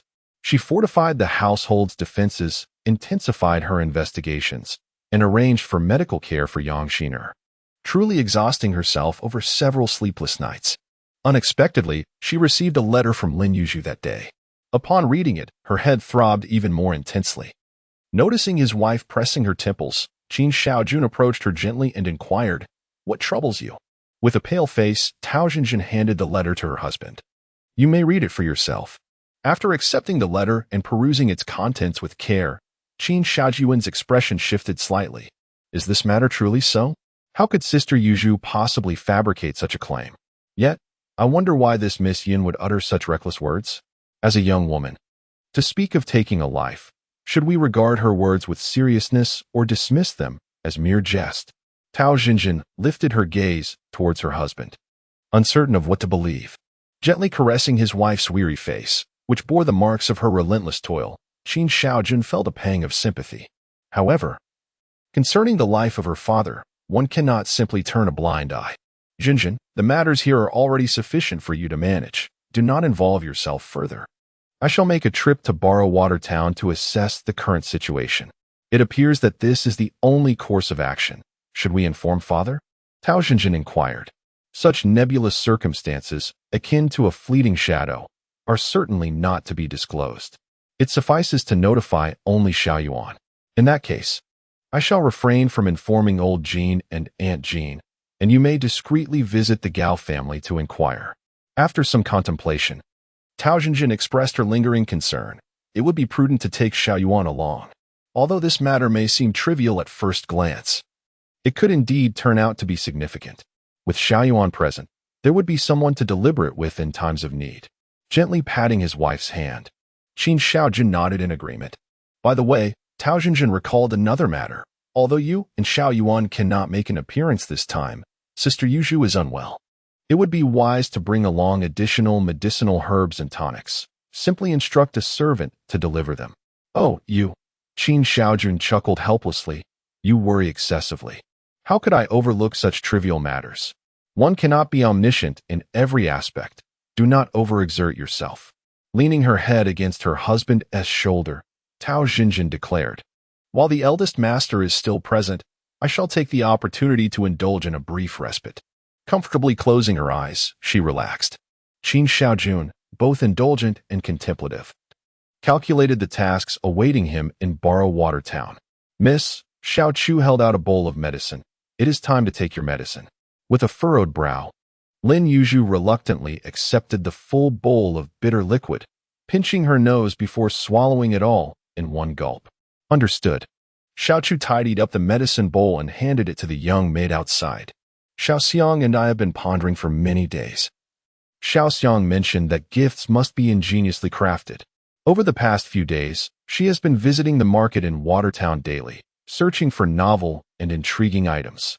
We also discussed distributing the money given by the eldest lady among those who have been tending to the young miss during her illness, giving a little extra to the two maids outside. How does that sound? Very well, you have worked hard. Lin Yuzhu is truly grateful to them. However, Xiao Chu hesitated and said, but what about Aunt Jean? After a moment's thought, Lin Yuzhu took a gem-studded ring from her jewelry box and handed it to Xiao Chu. It was 4 days later when they returned to Qingyu town. Lin Yuzhu first visited several elders to pay her respects and presented them with a small token of goodwill, wishing them health and longevity. The remaining matter on her mind was to seek out Tao Zhenzhen to inquire about the letter she had sent. Unexpectedly, Tao Zhenzhen arrived to find her first. Is your sister feeling much better? Tao Zhenzhen asked with concern as soon as she entered the room. Taking a seat, Tao Zhenzhen did not intend to beat around the bush. That matter you mentioned in your letter is indeed peculiar. Initially, my husband and I thought it was merely a jest from some young lady, and we did not take it seriously nor inform our father. However, during your convalescence in the other courtyard, the situation at home has been rather tumultuous, which has left us quite anxious. Lin Yuzhu silently reflected on how fortunate it was that she had said nothing about Yun Shiyi during her visit to Qin Ang. Can you share what the matter is? This question left Lin Yuzhu at a loss. She replied, as for the specifics, I am also unaware. That day, we only had a fleeting encounter in the back garden of the Gao residence. We had never met before, and she did not reappear thereafter. Tao Zhenzhen slightly furrowed her brow, realizing the situation. Speak of that young lady as much as you know, she urged. For instance, her appearance, attire, accent, or perhaps conjecture about her family background. Tao Zhenzhen's lovely eyes gradually revealed a serious glimmer, listening intently and memorizing every detail. Is that all? She inquired, unwilling to relent after Lin Yuzhu had finished speaking. I did not mean to imply that, Tao Zhenzhen quickly clarified. Anyone would be taken aback upon hearing such words. Especially you, a young lady, who naturally ought to prioritize your own safety. I am merely a bit anxious. This morning, I visited Uncle Qin and found him in good health, she continued, noticing Lin Yuzhu's lowered head, seemingly filled with concern. Indeed, he appears very well. The events that have transpired seem to be mere familial trivialities for now. And we possess no evidence, Tao Zhenzhen remarked, shaking her head. Moreover, who would believe that a frail woman, incapable of harming a fly, could commit murder? If we were to rashly approach the authorities, they would likely deem us to be making a mountain out of a molehill. Then, let us arrange for more personnel to safeguard Uncle Qin. He should not be left alone for even a moment throughout the day. Lin Yuzhu contemplated this and realized it was the only course of action available. Tao Zhenzhen sighed, acknowledging that this was the current arrangement, but she remained uncertain of its true efficacy. At that moment, Xiao Xiang approached them, cradling an exquisite wooden box. Lin Yuzhu opened the box and gently revealed its contents on the table, unfolding a small lacquered screen ornament. Tao Zhenzhen glanced over with a hint of confusion, then turned her gaze towards Lin Yuzhu. Lin Yuzhu remarked, "Sister, do not disdain this item. It is indeed quite ordinary and not worth much. However, it possesses a certain charm. I urge you to examine it closely." The folding screen consisted of 4 panels. The first panel depicted a blossoming peach tree, adorned with the characters, Peach Yao. The second panel illustrated a solitary peach blossom, with the inscription, Peach of Yao Yao, resplendent in bloom. A son returns home, suitable for his household. The third panel portrayed a peach branch laden with fruit, accompanied by the text, Peach of Yao Yao, abundant indeed. A son returns home, suitable for his family. The fourth panel showcased a harmonious interplay of flowers and leaves, with verdant foliage, inscribed with, Peach of Yao Yao, its leaves lush and green. A son returns home, suitable for his kin. Sister, please take care on your way. Lin Yuzhu hastily rose to see her off. Tao Zhenzhen waved her hand, signaling Lin Yuzhu not to bother, as she supported herself with her maid while exiting the courtyard. Miss, shall we pause for a moment? The maid inquired. Where can we rest? Lin Yuzhu replied with a wry smile, preparing her items to visit Sister Xian. Hearing that the second young mistress had been greatly frightened, she thought it wise to check on her promptly. Otherwise, she feared her ears would never find peace. Upon Lin Yuzhu's arrival, young Xian courteously offered a seat and greeted her, though her demeanor lacked the warmth of their previous encounters. Initially, Lin Yuzhu assumed Xian was still sulking over not having visited the Gao family, or that she was still recovering from the fright.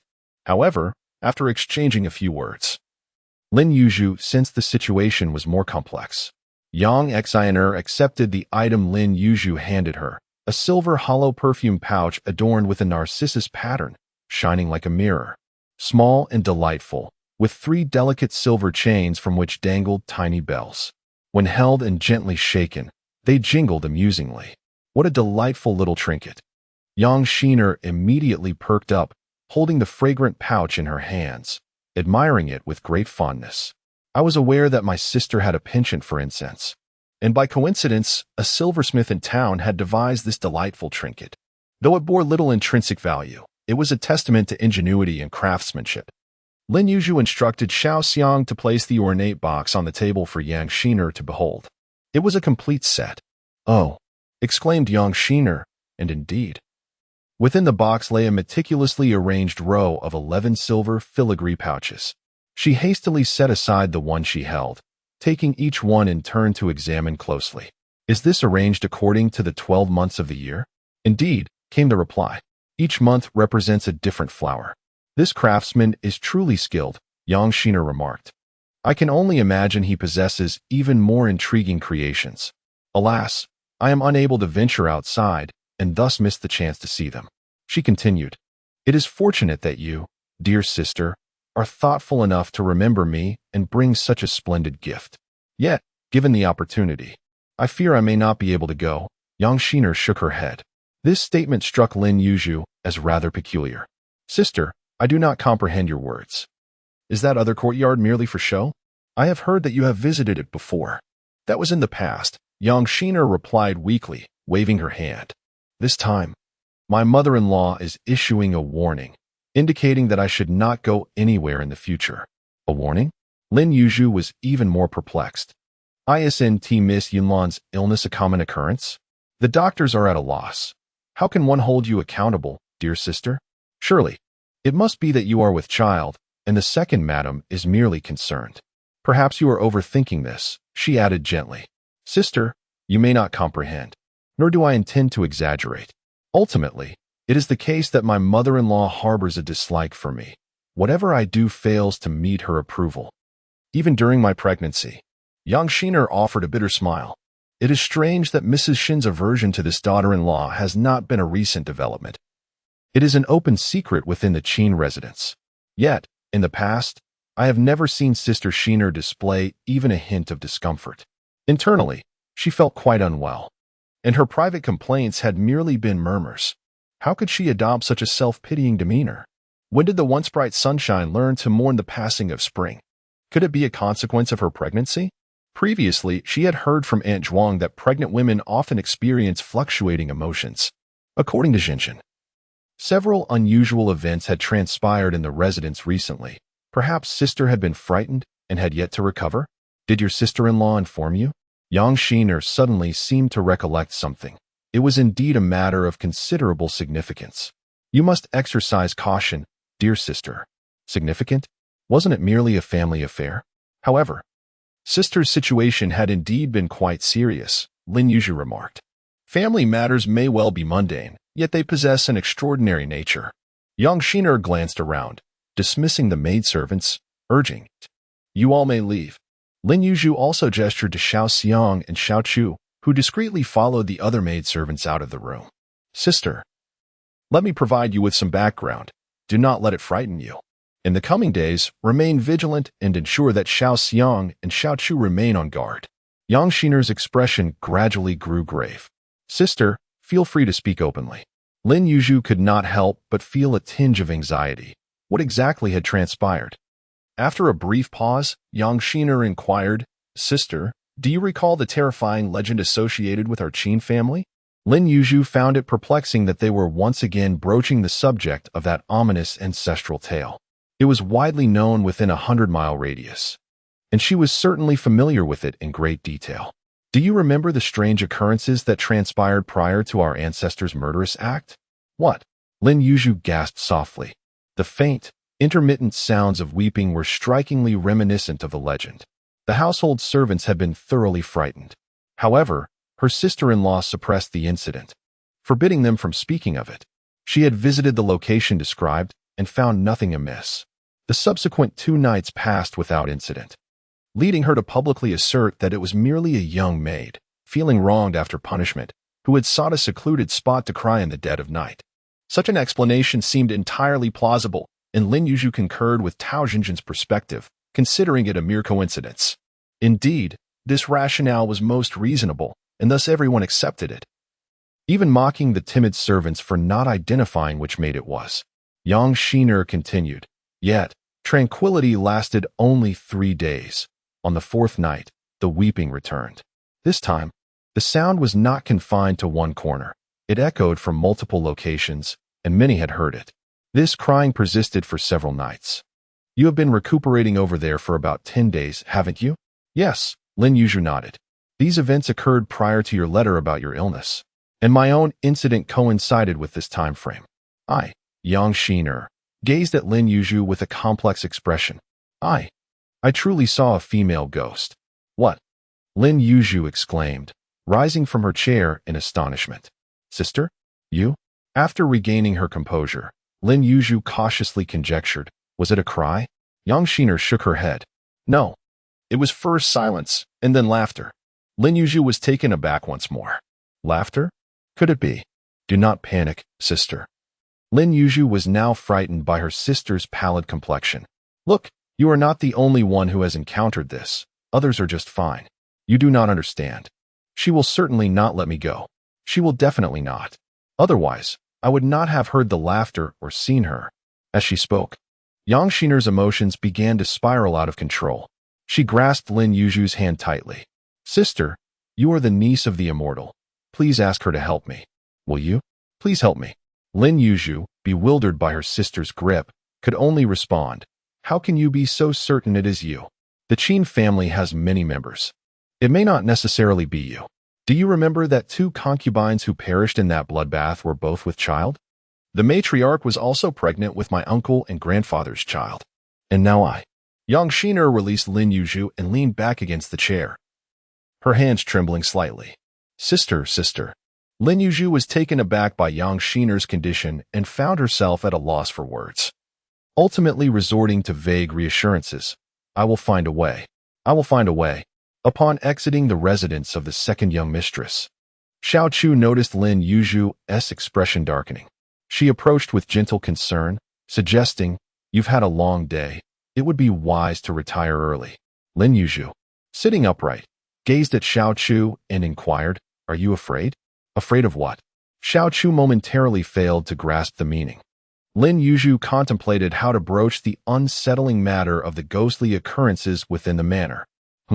Xiao Chu tilted her head, reflecting before responding, "I understand now. You are referring to the weeping woman within the estate. You are aware of it?" Lin Yuzhu asked, her tone laced with curiosity. Xiao Chu furrowed her brow, explaining, "A few matrons dragged me and Xiao Xiang aside, deliberately sharing this with us." "Deliberately?" Lin Yuzhu echoed, perplexed. "They claimed," Xiao Chu paused for emphasis, "that the Qin residents had enjoyed decades of tranquility, and that ever since you arrived, such grave occurrences have manifested. They labeled you a harbinger of misfortune, suggesting that Xiao Xiang and I are also ill-fated. They asserted that if you had any sense, you would depart from the Qin family, lest you cause further troubles while benefiting from their hospitality." Xiao Chu pouted, feeling quite aggrieved. She had always understood that the chatter among the affluent could be quite overwhelming, yet she never anticipated such harsh words. Lin Yuzhu comforted her, saying, "It is regrettable for you and Xiao Xiang to endure this. In the future, if anyone dares to speak such nonsense, simply pretend you have not heard them." She patted Xiao Chu's hand reassuringly, adding, "Do not stoop to their level. I shall devise a solution." At that moment, Xiao Xiang, having tidied the bedding, approached, saying, "Why must you burden the young mistress with such talk? Do not let it upset you. What do those people know? You were summoned here by the master himself. You are kin to the celestial being. The esteemed elder has proclaimed that the celestial maiden's benevolence towards the Qin family is profound. Thus, it is only fitting that she should claim half of the family's fortune. Those matrons are merely under the influence of the second madam and need not be heeded. The elder master, the eldest madam, and the second madam have shown kindness towards the young lady, have they not?" Lin Yuzhu managed a forced smile. Ultimately, being a guest in another's home is not a sustainable path. She would inevitably depart from the Qin residence.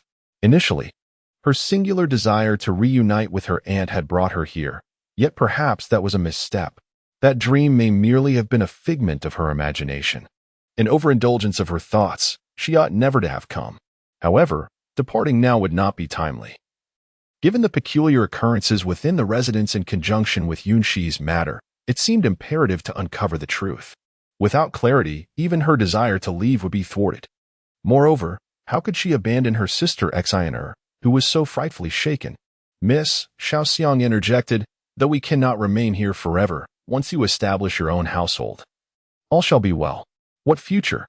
The statement sounded peculiarly strange. Her home had always existed, and Aunt Zhuang was looking after it. Xiao Xiang leaned closer to Lin, speaking in a conspiratorial tone. "I overheard Sister Jin Kuei mention that the elder master is arranging a marriage for you." "Her own marriage? How had this notion surfaced? How do you know that what Jin Kuei said is true?" "Sister Jin Kuei's own brother is employed under Steward Qin, and it was he who conveyed this information to her. Steward Qin is currently inquiring about suitable candidates. It is said that the master has decreed that the family background must be commendable, the character must be virtuous, the appearance must be pleasing, and the fortune must be substantial.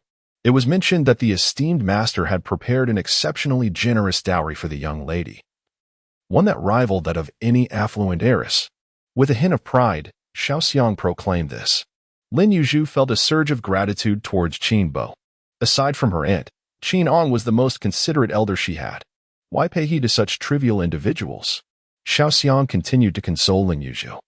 "I even heard the maid Xiaoxi from the second madam's quarters complaining that the second madam has been in a foul mood lately and often takes her frustrations out on them. The second madam remarked that the master neglects his legitimate niece in favor of seeking a suitable match for someone from outside the family. But how young is Miss Yunlan? Given the circumstances, remaining in the household is surely the best choice. Xiao Chu, Lin Yuzhu admonished softly, do not speak ill of others behind their backs. Aware of her indiscretion, Xiao Chu quickly covered her mouth. Xiao Xiang squatted by the side of the couch, holding Lin Yuzhu's hand. Once you depart the family and establish your own household, you shall no longer have to endure such nonsense. Will the young lady take us with her? Xiao Chu asked, a hint of anxiety in her voice, as she hurriedly squatted beside the couch. The Qin family had explicitly stated that they had acquired them for the young lady. Should she not want them, the Qin family would not keep them. Lin Yuzhu grasped their hands, affirming, of course. Even if Uncle Qin were to assign others to me, I would shamelessly insist on having you both, wouldn't I? Having spent so long together, she truly could not bear the thought of parting. Indeed.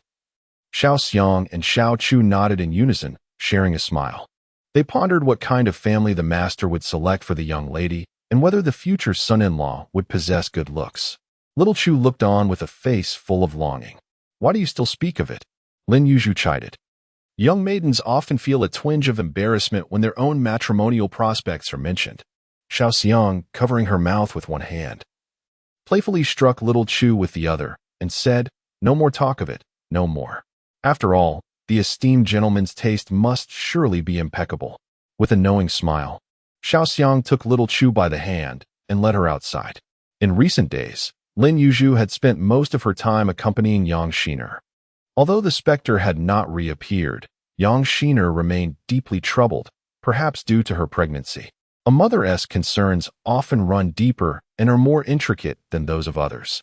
One afternoon, after a meal, Lin Yuzhu sought out Yang Shiner once more. Upon entering the courtyard, she found it devoid of any human presence, enveloped in silence, save for the gentle rustle of leaves stirred by the wind. Lin Yuzhu instinctively softened her footsteps, tiptoeing into the room. Inside, not a single servant was in sight, not even her personal maid, a Yuan. Yang Shiner lay on the bed, her head resting on a large pillow, eyes closed in slumber, though her brow was slightly furrowed, suggesting her sleep was not entirely peaceful. It seemed that the events of that fateful night had left a profound shadow over Sister Shiner. Despite her efforts to appear unaffected, the turmoil within her was unmistakable.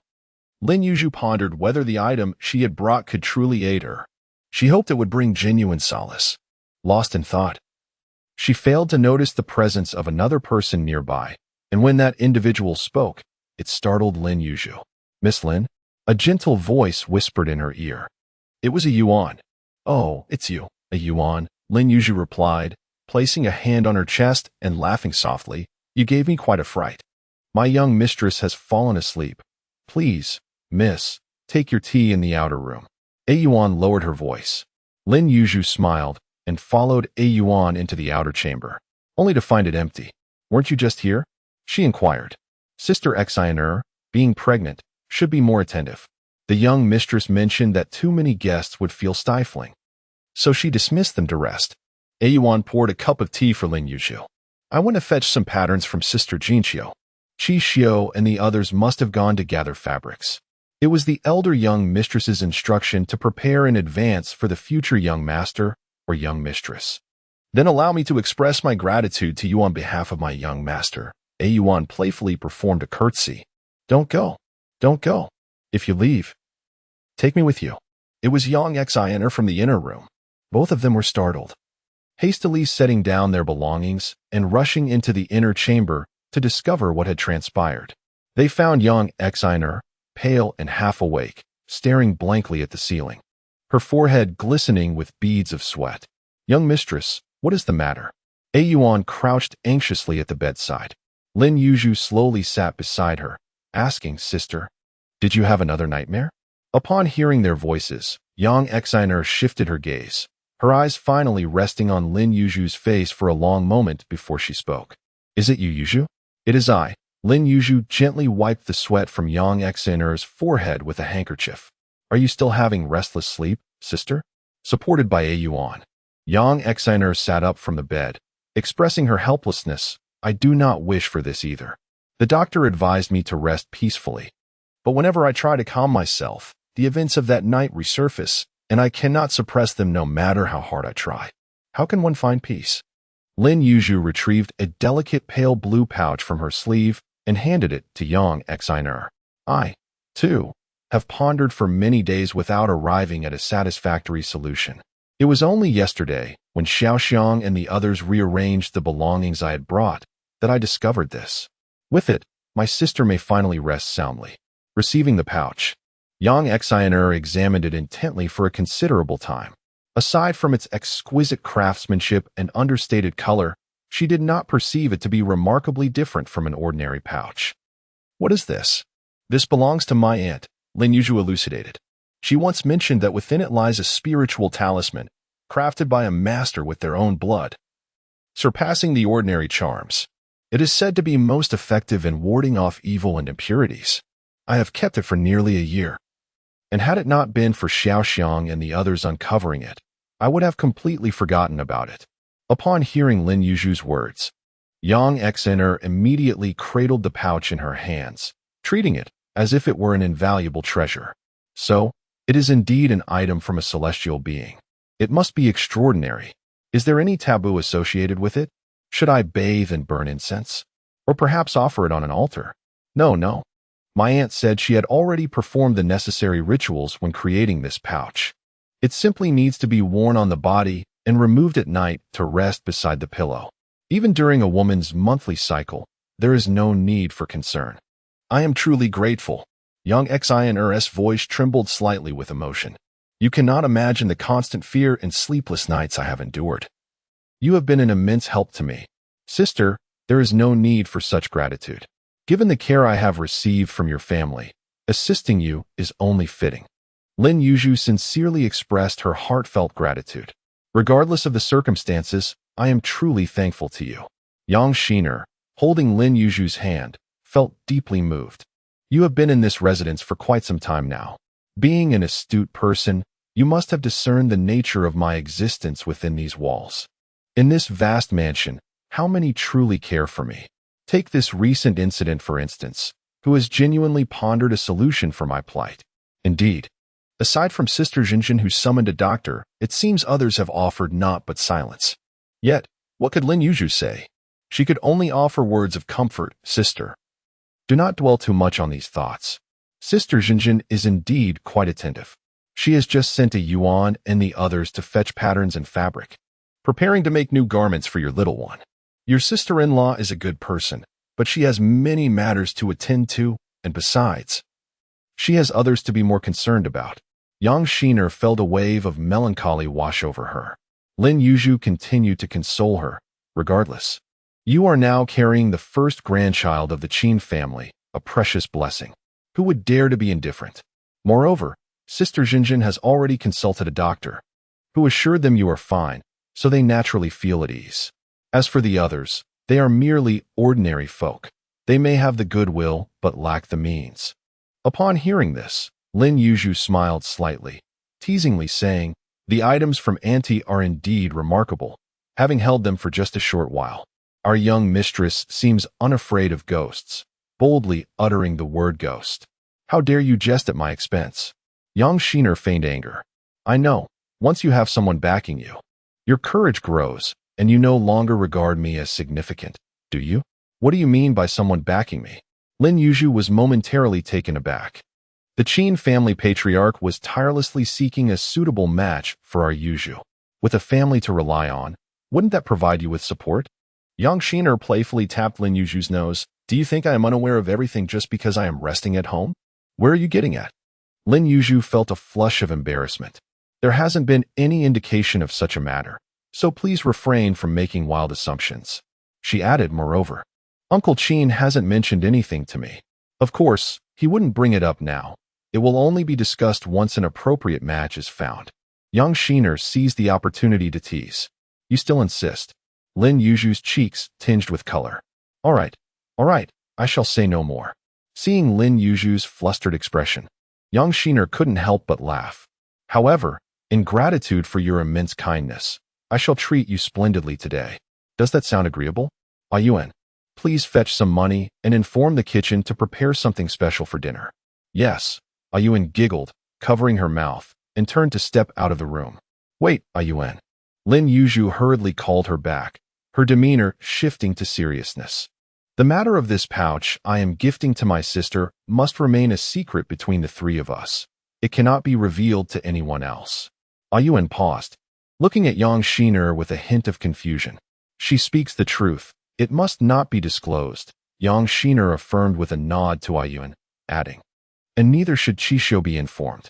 Tomorrow, I will send you to the temple to seek a talisman for safety. Then, you shall say this pouch contains the talisman you requested. Understood. Although Yuan still felt somewhat perplexed, she complied and exited to the kitchen. Sister, your considerations are indeed astute.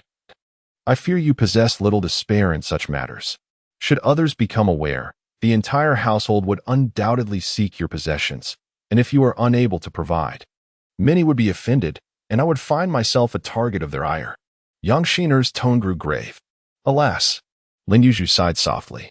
In truth, I have no surplus of such items. Since we are to remain here for dinner, let us forego leaving this afternoon and instead engage in conversation. Yang Shiner rose from the bed. Lin Yuzhu rolled up her sleeves to assist Yang Shiner in washing her face and arranging her hair. This is no trouble, provided you do not find me bothersome. Oh, you. Yang Shiner shook her head. You know well that I have no confidant in this household. Why must you speak so cautiously? Sisters should share laughter and joy. It is far more delightful. You mentioned sister-in-law earlier. She is indeed a good person. Yet conversing with her requires considerable effort. Every word must be weighed, and joking is out of the question. At times, I wonder if she finds any joy in life. Sister Zhenzhen is not as rigid as you portray her. I find her quite admirable, graceful and poised, with an extraordinary presence, and her beauty is unparalleled. Besides, as a young mistress of the household, she must embody a certain decorum. We cannot expect her to be as carefree as you and I. Oh dear, I cannot seem to express myself clearly to you.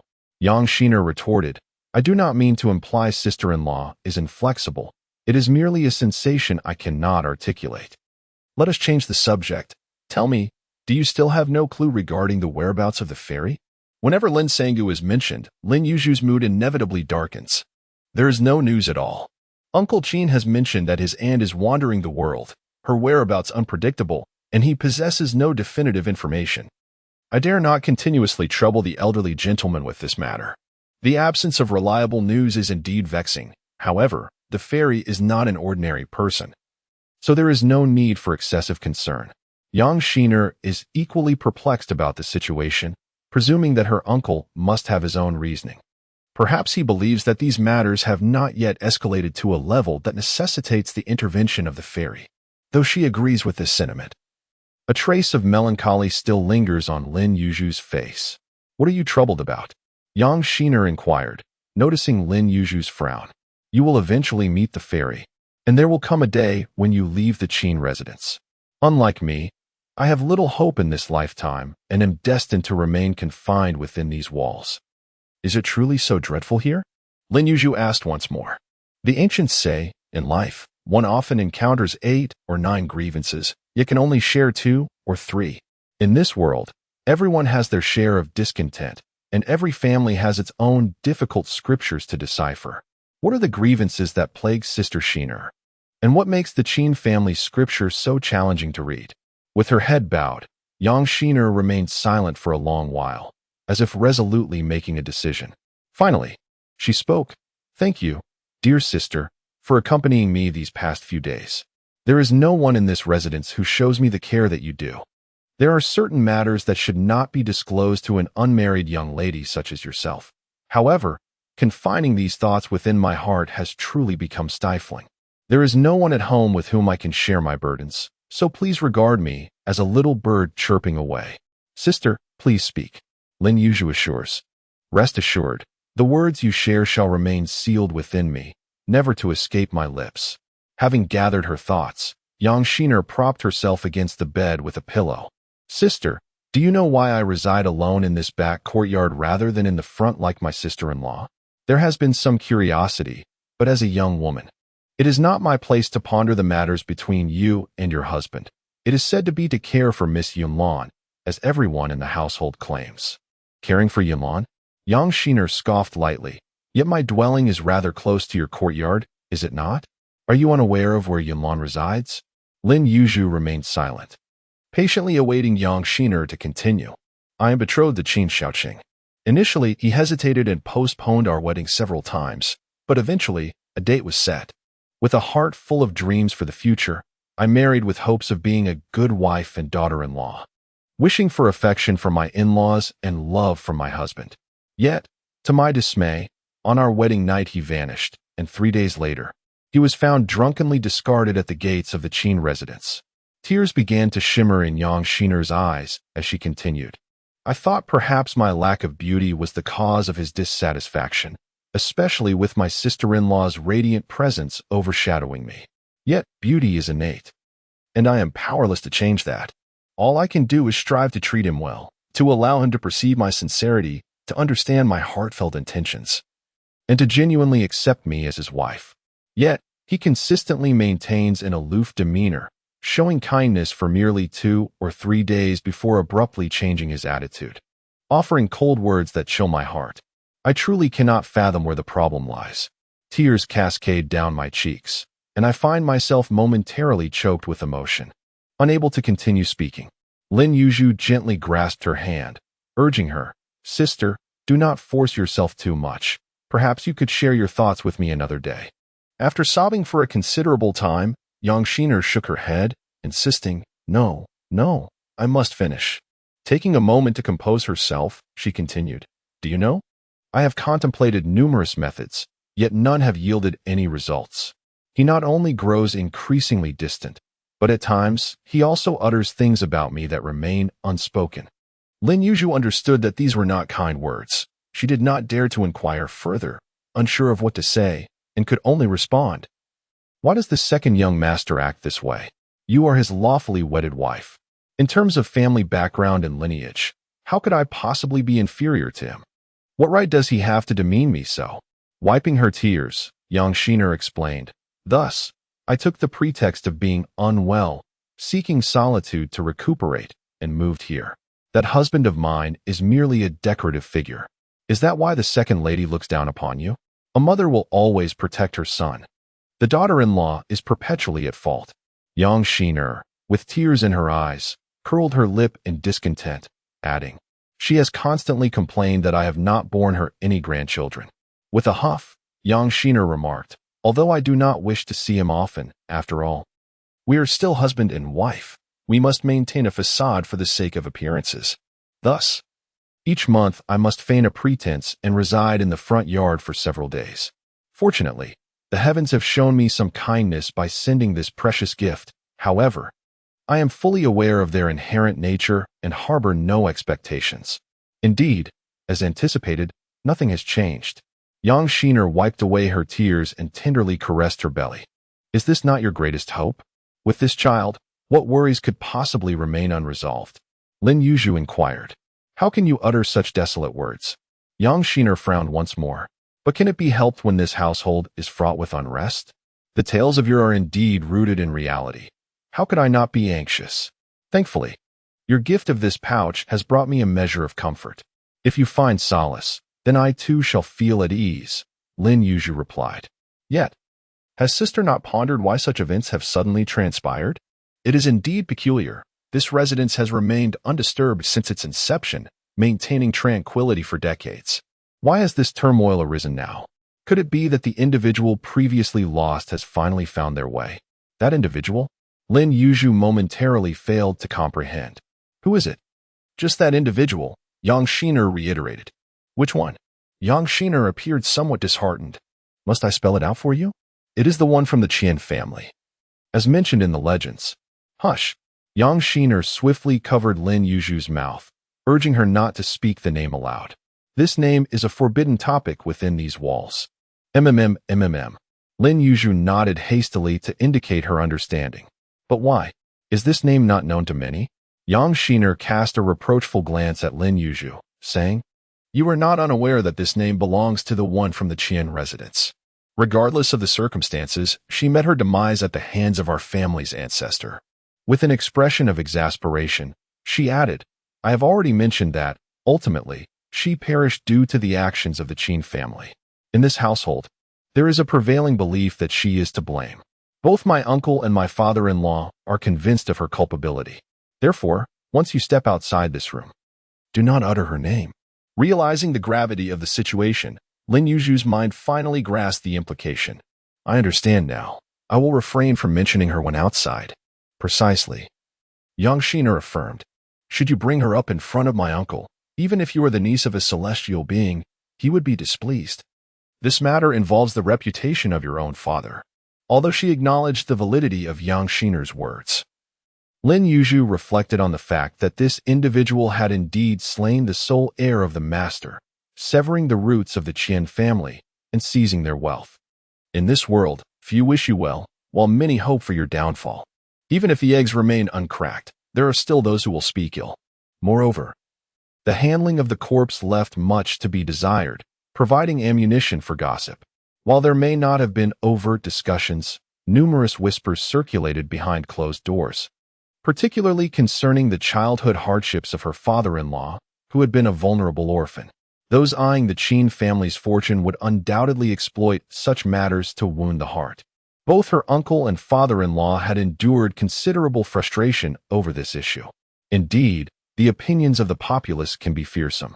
Lin Yuzhu recalled certain women's remarks, feeling a pang of discomfort. Observing the sudden shadow of worry upon Lin Yuzhu's brow, Yang Shiner chuckled. These are merely ancient grievances. I share this with you solely to ensure you are aware, so that you may speak with caution. It is not as if I am expected to empathize with you. How could I possibly share in Uncle Qin's experience of becoming a wealthy magnate? Lin Yuzhu remarked, I merely feel that life is fraught with numerous troubles. Do you have any thoughts on this, dear sister? Lin Yuzhu inquired. Yang Shiner replied, I have been quite worried these past few days. I hardly have the luxury of thoughts. However, this matter must be resolved. It cannot linger indefinitely. You should also devise a solution. Would it not be better for Uncle Qin or Sister Zhenzhen to address this issue? My position renders me unable to intervene too much. I understand. Yet solely relying on others is not a viable approach.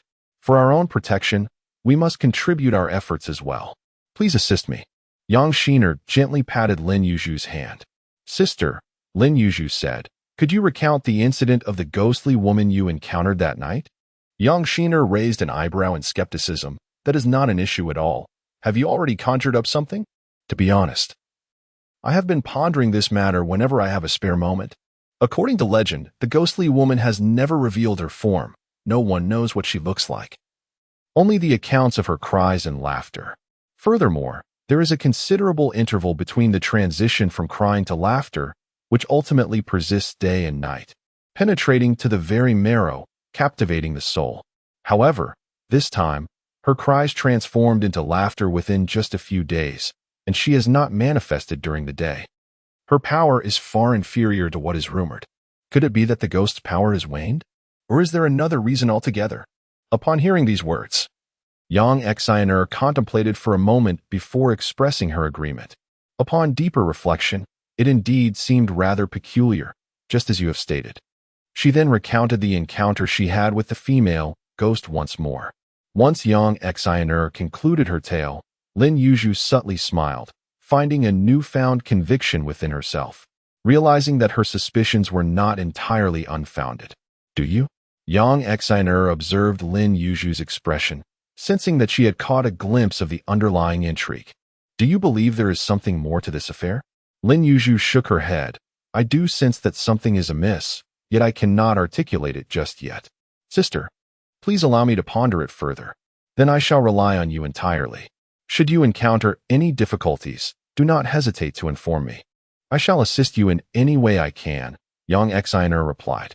As nightfall swept away the clamor of the day, the weary populace succumbed to slumber, enveloped in tranquility. With only the silvery moonlight cascading gently through the stillness, Lin Yuzhu sat by the window, gazing blankly at the moon, a soft sigh escaping her lips. What should she do? She mulled over the events recounted by Sister Xiner repeatedly. It was evident that the ghostly figure encountered by Sister Xiner was, at the very least, not a genuine specter, but rather a human being. In truth, the signs had been apparent from the onset. Sister Qian first heard voices, 2 voices, to be precise. Upon her inquiry, silence ensued before laughter followed. If her deductions were correct, those 2 speakers must have feigned their presence to instill fear in Sister Qian.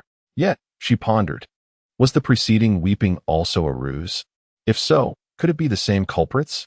Moreover, what did these 2 individuals converse about in the dead of night that must remain unheard by others? I seem to have grasped a hint. Yet how shall I proceed to locate them? My mind aches in contemplation, and still, I cannot devise a suitable method for finding them. While it may not be akin to searching for a needle in a haystack, the number of people within the Qin residence is considerable. Even if I had the time to inquire individually, it is unlikely that anyone would be foolish enough to admit to anything. Alas, O moon, might you aid me in uncovering the identities of those 2 individuals? Lin Yuzhu clasped her hands in prayer towards the high-hanging, icy orb in the sky. Whom are you seeking? Hearing Lin Yuzhu's murmured thoughts, Xiaochu approached. Are they from the manor? Speak their names, and perhaps I might be acquainted with them. Lin Yuzhu playfully pinched Xiaochu's round face. Thank you, but I am uncertain of whom I seek. Ah? Xiaochu wriggled free from Lin Yuzhu's grasp. Rubbing her cheek as she inquired of Xiao Xiang, has the young lady become bewitched by her own thoughts? Upon hearing the mention of a female ghost, Xiaochu's face paled immediately, and she hastily waved her hands. I certainly do not know her. I definitely do not know her. Observing Xiaochu's frightened demeanor, Lin Yuzhu's interest was piqued, and she continued to tease. Perhaps you indeed recognize her, and you might have encountered her frequently. No, no, no.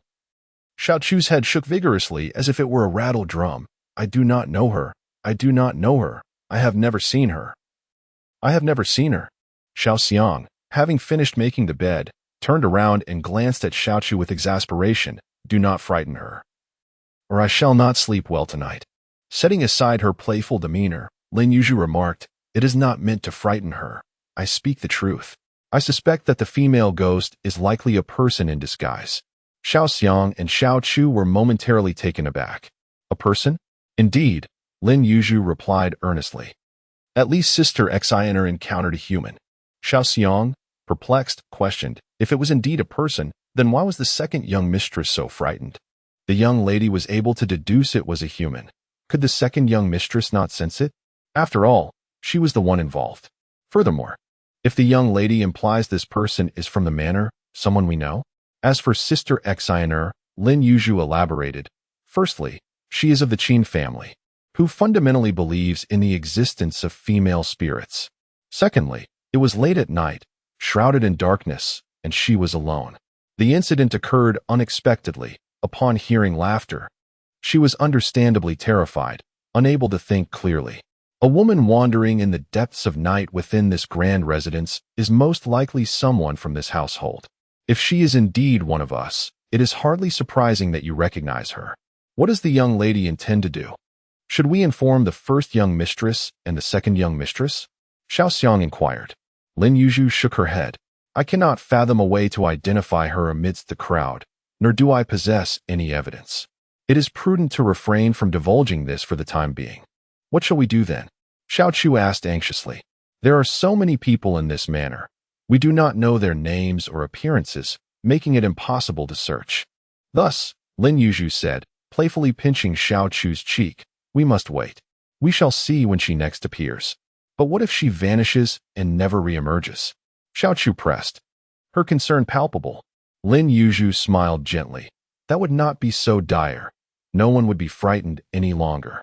Did the young lady not wish to uncover the reasons behind this person's mysterious antics? Xiao Xiang was equally intrigued. Even the authorities encountered cases they could not resolve, let alone someone like me. I am merely an ordinary individual, devoid of any extraordinary capabilities. Even if I desired to understand, I lack the means to do so. Ultimately, this is a matter pertaining to the Qin family. My only concern should be to ascertain the nature of the relationship with the woman surnamed Yun. There is no need to delve into the depths of the investigation. Lin Yu pondered silently. Since there was no immediate resolution, it would be best for the young lady to rest. Xiao Xiang secured the windows. You should also sleep. Any matters can be addressed tomorrow. Lin Yuzhu rose and sat at the edge of the bed. Xiao Xiang, with a playful demeanor, lowered the account book for Lin Yuzhu and tiptoed out. Unable to find sleep, Lin Yuzhu contemplated retrieving a book to read. However, the moment she donned her garment and parted the bed curtains, she froze. The window was ajar? This was peculiar. Xiao Xiang had assuredly closed it. Moonlight streamed through the opening, casting a vast expanse of silvery white upon the floor, saturating the room with a crisp, chilling atmosphere, devoid of any warmth of the mortal realm. A strange, mirthful sound, akin to laughter squeezed between teeth, drifted from the night beyond the window. Such an eerie sound made Lin Yuzhu's scalp tingle. Then she noticed, within the expanse of silver on the ground, a shadow gradually elongating. Someone was there. Lin Yuzhu cautiously lifted her gaze toward the open window. In the frigid stillness, a figure stood silently by the window. It was a woman, clad in the attire of a maid, her expression vacant, her eyes hollow, fixated ahead, seemingly oblivious to her surroundings. "Who are you?" Lin Yuzhu inquired. The inquiry of Lin Yuzhu elicited a reaction from the woman, who turned her head and fixed her gaze upon Lin Yuzhu, emitting a series of laughter that was eerily identical to what had been heard moments earlier. Could it be that the cries and laughter that resonated from the Qin residence days prior were indeed hers? Summoning her courage, Lin Yuzhu approached the window and asked, "Who are you? Why do you haunt the night to frighten others?" The woman remained silent, her stare unwavering. Noticing the peculiar expression on the woman's face, which was far from that of a typical human, Lin Yuzhu hesitated to engage further. She moved towards the door, intending to call for Xiao Xiang and Xiaoqi to seek assistance. Suddenly, the light dimmed, and someone stood behind Lin Yuzhu. She turned around, only to be petrified, collapsing onto the ground as she recognized the woman standing behind her. The woman made no further movements, still staring vacantly at Lin Yuzhu, her laughter sending chills down her spine. After a moment, seeing that the woman remained motionless, Lin Yuzhu placed a hand on her chest and breathed a sigh of relief. Just as she attempted to rise, her gaze inadvertently fell upon the woman's feet, and a jolt of terror gripped her heart. A profound dread enveloped her entire being, and cold sweat broke out on her back, rendering her icy. The woman's feet were elevated, entirely suspended in midair. Xiao Xiang, Xiaoqi. Lin Yuzhu, devoid of strength, could only shuffle on the ground while calling out. Yet, the woman mimicked her movements. For every inch Lin Yuzhu shifted, her toes glided forward by the same measure. Xiao Xiang, Xiaoqi. In a moment of desperation, Lin Yuzhu raised her voice in a frantic cry. Soon, flickering candlelight appeared from outside, accompanied by the groggy voice of a girl asking, "What's the matter? Is Xiaoqi still asleep?"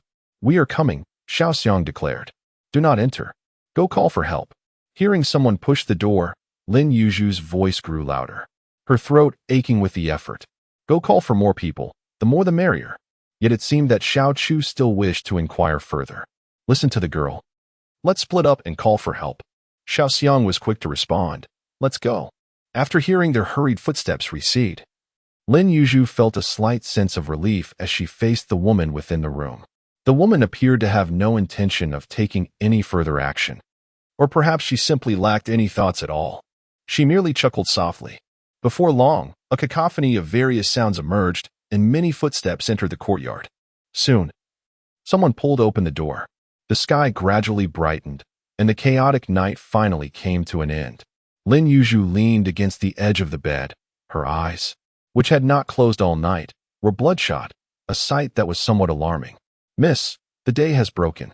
After a night of turmoil, you should rest for a while," Xiao Chu said, her heart aching at the sight of Lin Yuzhu. "Do you know what the situation is outside?" Lin Yuzhu asked softly. Xiao Chu, believing Lin Yuzhu had yet to recover from the fright of the previous night, offered comfort. "Do not be afraid. The young mistress has dispatched many more people outside, keeping watch diligently. I believe no one will break in again. I trust that, for Zhenzhen's capability is beyond doubt," Lin Yuzhu replied, her mind beginning to settle despite the turmoil within. "But I am not referring to that. Tell me, do you know that maid?" Though her heart still churned, clarity began to emerge, allowing her to ponder the matter more deeply. "I not only know her, but I am quite familiar with her. Xiao Chu provided an utterly unexpected answer. Who is she? Lin Yuzhu was taken aback. She was a little maid in the kitchen named Rui Ling. She had an older brother, Rui Qing, who served beside the master. As she spoke, an expression of incredulity washed over Xiao Chu's face. She had only been in the manor for a year, always obedient and timid, enduring bullying in silence. Once, unable to bear it any longer, I had reprimanded a woman who tormented her. I never would have imagined it would be her. Her brother? According to her, he had been by the master's side since childhood. After their parents passed away in succession, leaving no one to care for her, her brother implored the master to take her into the manor so that the siblings could look after one another. Suddenly, Xiao Chu's eyes widened. Her brother tended to the master's parrot. This was yet another revelation that astonished Lin Yuzhu. The parrot? The one that had died? Was this parrot somehow connected to the current events? What role did it play? A wave of fatigue washed over her, and her mind dulled, as if a wall had fallen from the sky, blocking the forward flow of her thoughts. It seemed sleep was unavoidable. I shall rest for a while. You should do the same. Tell Xiaoxiang to sleep too. Do not busy yourself outside. Let others handle any matters that arise. Once again, she lay upon the bed. The restless wakefulness of the previous night now absent. Weariness engulfed Lin Yuzhu, granting her no opportunity to resist. The moment her head touched the pillow, she was swept into the abyss of slumber, powerless to struggle. There were no nightmares, nor pleasant dreams, only an expanse of deep gray tranquility, stretching infinitely before her. Uncertain of how much time had elapsed, the deep gray gradually lightened, becoming increasingly pale until it was completely enveloped in white. The brightness became overwhelming for the eyes, prompting a gentle effort to open them. Outside, the sunlight was blinding, indicating that midday was near. Little Chu, having laid out a makeshift bed beneath the bed, was abruptly awakened by a foot from Lin Yuzhu. Sitting up, Little Chu yawned widely. Ah, you're awake. How come you're sleeping here? Lin Yuzhu inquired. Puzzled as she gazed at Little Chu, Little Chu patted her face, shaking off the remnants of sleep. After you fell asleep, Xiaoxiang and I were concerned you might feel frightened, so we agreed to take turns keeping watch, one here and one outside. With a slight twinge of emotion, Lin Yuzhu sniffed. Let us not do that again. If I were scared, I would call for you to keep me company. After tidying the bedding on the floor and adjusting herself, Little Chu prepared to step out for water to wash her face. You little lazybones, you actually slept until this hour. Xiaoxiang entered with a tray in hand. The lady didn't say anything, so why should it concern you? Little Chu made a face at Xiaoxiang and quickly dashed outside. Observing their antics brought a smile to Lin Yuzhu's face, and she casually asked, Why are you up so early? Don't you want to sleep a bit more? Xiaoxiang pouted, I wish I could sleep longer, but I was awakened by the second young lady. Lin Yuzhu was taken aback. Sister Xiner has been here? Yes. The second young lady came by. Seeing you asleep, she didn't want to disturb you. Xiaoxiang placed the tray in front of Lin Yuzhu, explaining that she had brought 2 boxes of pearl powder, fearing that Lin Yuzhu might not sleep soundly. Lin Yuzhu glanced over, sensing her sister's concern. Just keep it. She replied softly. What was that?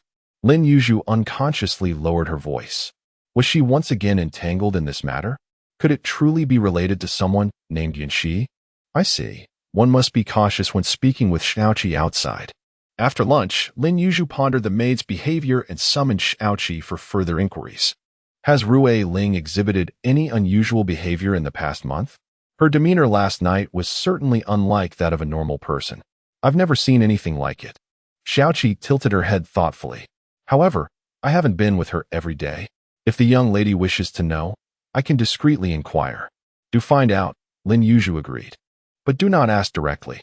I understand, Xiaoqi replied, a hint of dissatisfaction in her tone. Do you think I am so simple-minded? Just then, a voice from outside interrupted. Miss, the eldest young mistress has come to see you. Lin Yuzhu quickly rose to greet her. Zhenzhen, please sit. Tao Zhenzhen pulled Lin Yuzhu down beside her. I apologize for alarming you last night. It was my failure to manage the household that allowed the servants to behave so recklessly. I am quite well now. There is no need for you to worry, sister, Lin Yuzhu reassured her. Tao Zhenzhen scrutinized Lin Yuzhu's face carefully. You seem to have recovered well. I am relieved. With a sigh, Tao Zhenzhen continued, I came to inform you of this matter. The girl labored in the kitchen, often subjected to bullying, harboring a deep-seated resentment. When her brother, in a moment of carelessness, failed to care for their father's parrot, leading to its demise, he initially managed to conceal the truth with smooth words. Yet, he remained fearful, anxious about the day the truth might surface. Upon discovering her brother's misdeed, the girl's long-suppressed grievances were ignited, prompting her to recall the legends surrounding the old mansion. After much deliberation, the siblings orchestrated the ghostly cries that echoed through the estate during the dark hours of the night. Was it the same entity that Sister Qian encountered? Indeed, fearing repercussions, her brother had advised her to cease her supernatural antics, lest they be discovered, but their conversation was inadvertently overheard by Qian. In a bid to extricate herself, she exaggerated her antics, producing laughter that echoed through the night. Fortunately, Qian came to no harm. Dear sister, do not mention it, Lin Yuzhu hastily interjected. This matter does not concern you. Moreover, I have done nothing of significance. You need not bear any guilt. There is another matter, she continued. How the siblings choose to resolve this must consider the younger sister's wishes. Me? Lin Yuzhu queried, perplexed. Noticing the confusion on Lin Yuzhu's face, Tao Zhenzhen elucidated. That girl indeed frightened our sister. Father asked me to inquire. If you wish to vent your frustrations, you may personally handle these too. So it was the intention of Uncle Qin. Uncle Qin is overly concerned. I have no objections to how the estate chooses to handle this, Lin Yuzhu replied, recalling the eerie scene from the previous night. However, sister, I do have a small request. Please, speak freely. I wish to meet that girl and inquire about a few matters. What about you? Tao Zhenzhen's eyelids drooped slightly. Do you wish to meet her alone? Lin Yuzhu replied. I hadn't considered that. However, having my sister accompany me would certainly put my mind at ease. Is that so? Tao Zhenzhen subtly exhaled in relief. Very well. I shall accompany you. Let us go now. Tao Zhenzhen accompanied Lin Yuzhu to the chamber of the maid Guanyin and instructed someone to unlock the door. Inside, the woman appeared somewhat disheveled, sitting with her head bowed, her hands and feet bound by ropes. Hey! The middle-aged woman who had opened the door shouted, Ruailing. The young mistress has questions for you. The woman, called Ruailing, lifted her head, and upon seeing Tao Zhenzhen, her expression shifted to one of agitation. Young mistress, I acknowledge my mistakes. My brother was truly uninvolved. Please spare him. The woman cast a fleeting glance at Lin Yuzhu, her demeanor weakly affirming with a nod. Tao Zhenzhen signaled to Lin Yuzhu that she could proceed with her inquiries. Lin Yuzhu took a couple of steps forward, positioning herself before the woman, scrutinizing her face intently. Although the woman appeared unwell, her spirit seemed intact, resembling that of an ordinary person, quite the contrast to the days Lin Yuzhu had witnessed the previous night. I ask you, how did you enter the room from outside the window last night? This was the question that perplexed Lin Yuzhu the most, and was one of the two most enigmatic aspects of the entire affair. The other being the pair of feet suspended in midair. I initially planned only to weep in the courtyard outside the window, hoping the patrolling guards would hear me. As for the young lady, if she could hear me, that would be fortunate. If not, it would matter little. The woman's expression took on an odd quality. To my surprise, as I attempted to evade, I felt a chilling sensation behind me. No, it was cold. An icy gust that swept past. Then, I lost all sense of awareness, my feelings extinguished. When consciousness returned, I found myself restrained by several robust women, bound tightly. It was only then that I realized I was within the maiden's chamber. As for how I arrived there or what transpired, I truly had no recollection. Was this not peculiar? Lin Yuzhu observed the woman's demeanor, and it did not seem indicative of deceit. Moreover, while one might suspect her of feigning tears or laughter, the bizarre events of the previous night were likely beyond her capacity to fabricate. I believe what you say is true, Lin Yuzhu stated. A flicker of surprise flashed in the woman's eyes before she lowered her gaze. Is this the sole inquiry? Tao Zhenzhen's eyes mirrored a hint of astonishment. Only this, Lin Yuzhu affirmed. Very well. Tao Zhenzhen linked her arm with Lin Yuzhu's as they exited the room. Why did you pose that question to her? Tao Zhenzhen inquired. What do you think it signifies? Upon hearing this, the previously amiable Tao Zhenzhen's expression shifted subtly. Lin Yuzhu, oblivious to this change, continued to speculate. Perhaps it pertains to a person, or, enough, Tao Zhenzhen interjected, her tone tinged with annoyance. This matter has been clarified.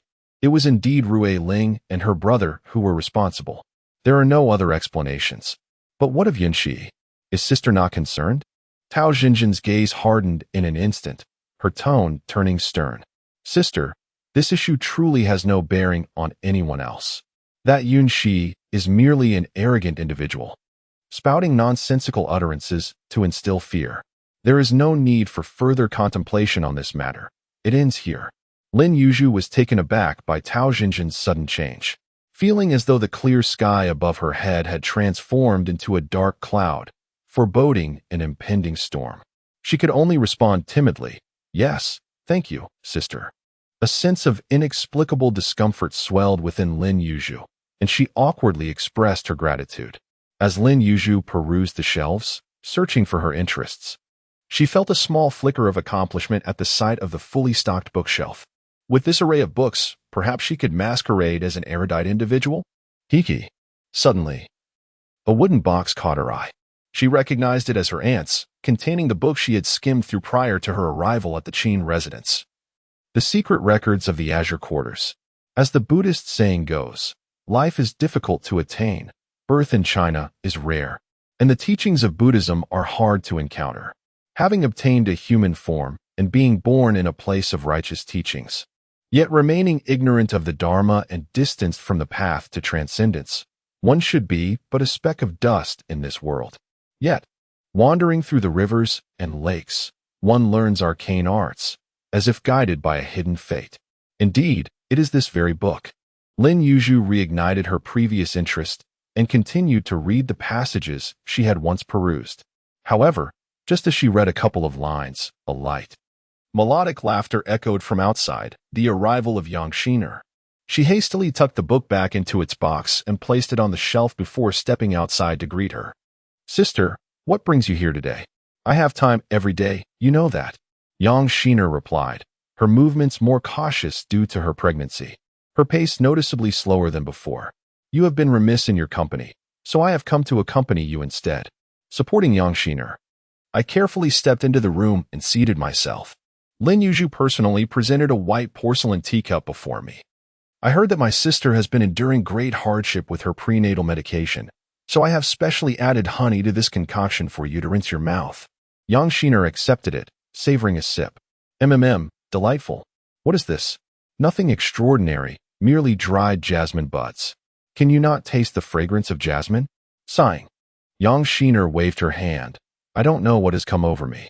Ever since I conceived this little ancestor, my mind has grown dull. There are things that I know are familiar, yet I find myself struggling to recall them. Thus, I felt compelled to step outside. I fear that if I remain cooped up alone for too long, something might sprout from my head. Coughing discreetly, Lin Yuzhu stifled her laughter. Wow, you have amassed quite a collection of books here. Ignoring Lin Yuzhu's amusement, Yang Shiyi gazed at the neatly arranged bookshelf. Sister, may I propose a deal? What is it? Would you allow me to take half of these books for this little one in my womb? Taking them all would not be an issue. However, if it happens to be a daughter, must you insist she read every single one? With a nonchalant huff, Yang Shiyi replied, what of having a daughter?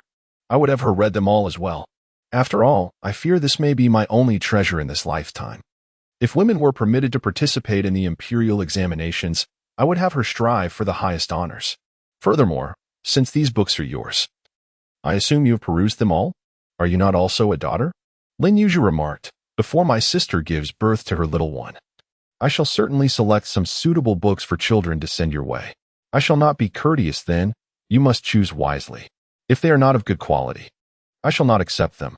Rest assured, I will choose the finest to lay a solid foundation for your precious child. Even if she is a girl, her knowledge can surpass that of the top scholar. Is that acceptable? In truth, Yang Shiyi gently sat down, resting her hand on her belly with a hint of worry. My greatest wish is to see him grow up in a happy and harmonious home. regardless of whether he is a boy or a girl. I hope he does not end up like me." Hearing this, Lin Yuzhu sensed that Yang Shiner was reminded of her past with her husband, and her own spirits dampened. Unsure of how to offer comfort, they could only sit in silent companionship, lost in their own thoughts. "Good news?" Lin Yuzhu inquired, perplexed. "What good news could I possibly have?" Yang Shiner looked at Lin Yuzhu reproachfully. "Have you become muddled worrying about that wailing ghost? Did I not mention that your uncle is arranging a marriage for you? The match has already been decided." "What?" Lin Yuzhu exclaimed in astonishment, rising to her feet. "Decided? How could I not know?" "Indeed, it has been decided," Yang Shiner smiled. "The suitor is a prosperous silk merchant, surnamed Xiao. The proposal is for the young master of the Xiao family, who is not only exceptionally talented, but also well-educated, preparing to participate in the imperial examination and pursue an official career. Your uncle has yet to announce it. I learned this through discreet inquiries and came to share the joyous news with you. Of course, I believe ultimately, the decision rests with you. The Xiao family? However, for reasons unknown, upon hearing that her engagement had been settled, Lin Yuzhu felt an unsettling tranquility within her heart, devoid of curiosity about her betrothed. The dreams and aspirations she once held regarding marriage had dissipated entirely. She expressed her gratitude to her sister for the advance notice. "What is the matter?" Yang Shiner inquired, puzzled by Lin Yuzhu's reaction. "Are you dissatisfied with the chosen family?" No, how could I dare to feel that way? Besides, having not even met the person, how can I express any sentiments of satisfaction or dissatisfaction?" Yet, observing Lin Yuzhu's demeanor, Yang Shiner continued, "But you seem rather indifferent about this matter. Could it be that you are still troubled by what your sister-in-law said?" Lin Yuzhu was taken aback by Yang Shiner's question. She had not considered the implications of her sister-in-law's words. "It's just that I don't understand why she so readily believed the maid named Ruiling, who insisted that this matter should not be further investigated. Isn't it preferable to downplay significant issues into trivial ones?" Yang Shiner took another sip of her jasmine tea infused with honey. Reflecting on that day's events, Lin Yuzhu found it somewhat perplexing. It was not inherently bad. Yet she wondered why her sister-in-law reacted with such sensitivity. "I merely wished to ascertain if there was anything more behind that maid." Yang Shiner smiled knowingly. In truth, what she truly cared about was singular: her family's eldest son, her husband. To her sister-in-law, the Qin family represented merely the subordinate to her elder brother. They were but subordinates of subordinates. Her diligent oversight of the Qin family was for her brother's sake, and her kindness towards them stemmed from their connection to the Qin family. I can understand that, but what does this have to do with the maid? Is there any correlation between the two? Silly sister, you must learn to consider matters from the perspective of the elder sister-in-law. The fact that she reprimanded you over this issue indicates that it is entangled with the interests and reputation of the Qin family, involving individuals who are far more closely connected to those interests than you are. If the truth were to be uncovered, it could tarnish the Qin family's reputation. Did I not send a young girl to inform you of what I overheard in the council hall the other day? How is it that a person as astute as you has yet to grasp this? "Ah," Lin Yuzhu exclaimed, smacking her forehead as enlightenment struck her. "Is that so?" "Yes. Indeed, sister, you are correct. This matter must indeed involve the reputation of the Qin family. Sister Zhenzhen has been emphasizing that Uncle Qin will personally handle this affair. How foolish of me not to have realized it sooner." "You are not foolish. Rather, you have simply not spent enough time in this household to fully comprehend its intricacies. Now, let us analyze who within the Qin family might be involved," suggested Yang Shiner. No, Lin Yuzhu waved her hand. "Since Uncle Qin does not wish for us to know, and to avoid further complications, we should refrain from discussing it any further." Yang Shiner sighed softly. "I will be candid with you. This matter is undoubtedly connected to my mother-in-law.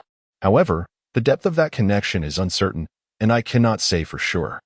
Perhaps you may ponder it further at your leisure. Nevertheless, sister, if you wish to avoid becoming more deeply entangled in this family's affairs, the best course of action is to marry off quickly." "The second, madam?" Lin Yuzhu was not particularly surprised by this revelation. At most, she might resent me for having taken a few extra bites at the table, merely finding me bothersome. Surely, there can be no profound enmity here. Besides, I will eventually leave, and it will not significantly disrupt her days. In this world, the human heart is the most inscrutable. One can never ascertain whether they are perceived as a thorn or a nail in another's eyes. Some individuals are inherently unable to tolerate the success of others. Your very existence, in their view, is a mistake. Yang Shiyi gently adjusted Lin Yuzhu's disheveled bangs, assuring her, "Do not worry. I shall do my utmost to protect you within this household." Lin Yuzhu felt a warmth envelop her heart, yet a tinge of unease simultaneously arose. "Sister, why do I feel a chill creeping down my spine?"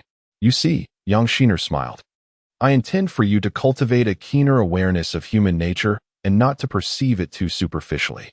Are you frightened? I heard that Uncle Qin intends to invite someone from the Shao family to meet you.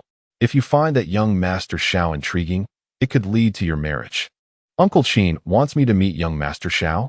Lin Yuzhu responded, rather taken aback. "If it were one of the daughters of the Qin family, it would be unnecessary. However, your situation is unique. Such a significant matter as this cannot be decided unilaterally, even by Uncle. It is imperative for you to meet him." "Very well.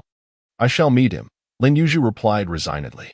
"Rest assured, it will not be explicitly stated as an arranged meeting.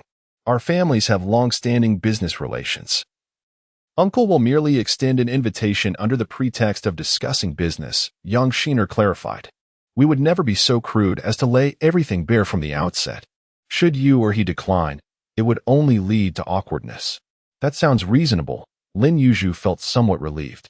However, as Yang Shiyi departed, Lin Yuzhu's spirits sank further. The anticipation she once held regarding her marriage had dissipated, leaving her heart in turmoil, plagued by waves of unease. What manner of family is the Shao clan? How does young Master Shao conduct himself? Is he a philanderer? Does he indulge in romantic escapades outside? Has he already taken a concubine at home? Are the in-laws amiable? Do the sisters-in-law and younger sisters get along well? Will the latter half of life unfold in a desired tranquility and ease, or will it be fraught with even greater troubles? Moreover, there lies a fundamental question. The only reason for the marriage proposal with the Shao family is due to the influence of the Qin family. Apart from them, I possess nothing of my own. Should I marry into the Shao family, would I be looked down upon? Alas, the more I ponder, the more vexing it becomes. And still, no resolution in sight. Lin Yuzhu, in her frustration, decides to retrieve the book's Secrets of the Azure Pavilion to pass the time. This tome appears to be an autobiography, yet the author scarcely elaborates on their own life. Instead, it is filled with bizarre and uncanny tales of the supernatural, rendering it quite captivating. Gradually, Lin Yuzhu becomes engrossed, her previous troubles dissipating into the ether.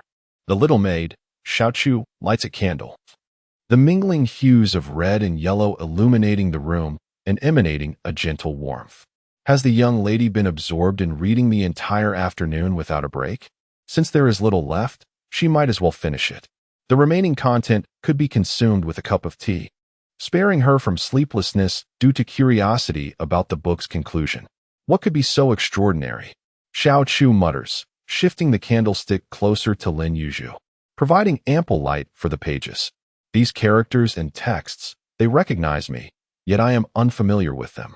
A few more glances, and I find myself with a headache. What could possibly make our Xiao Chu hold a new perspective and favor? Closing the book, Lin Yuzhu gazes at Xiao Chu with intrigue. What else could there be? But almond crisps, mung bean cakes, peach blossom dumplings, conical oil cakes, and crystal buns?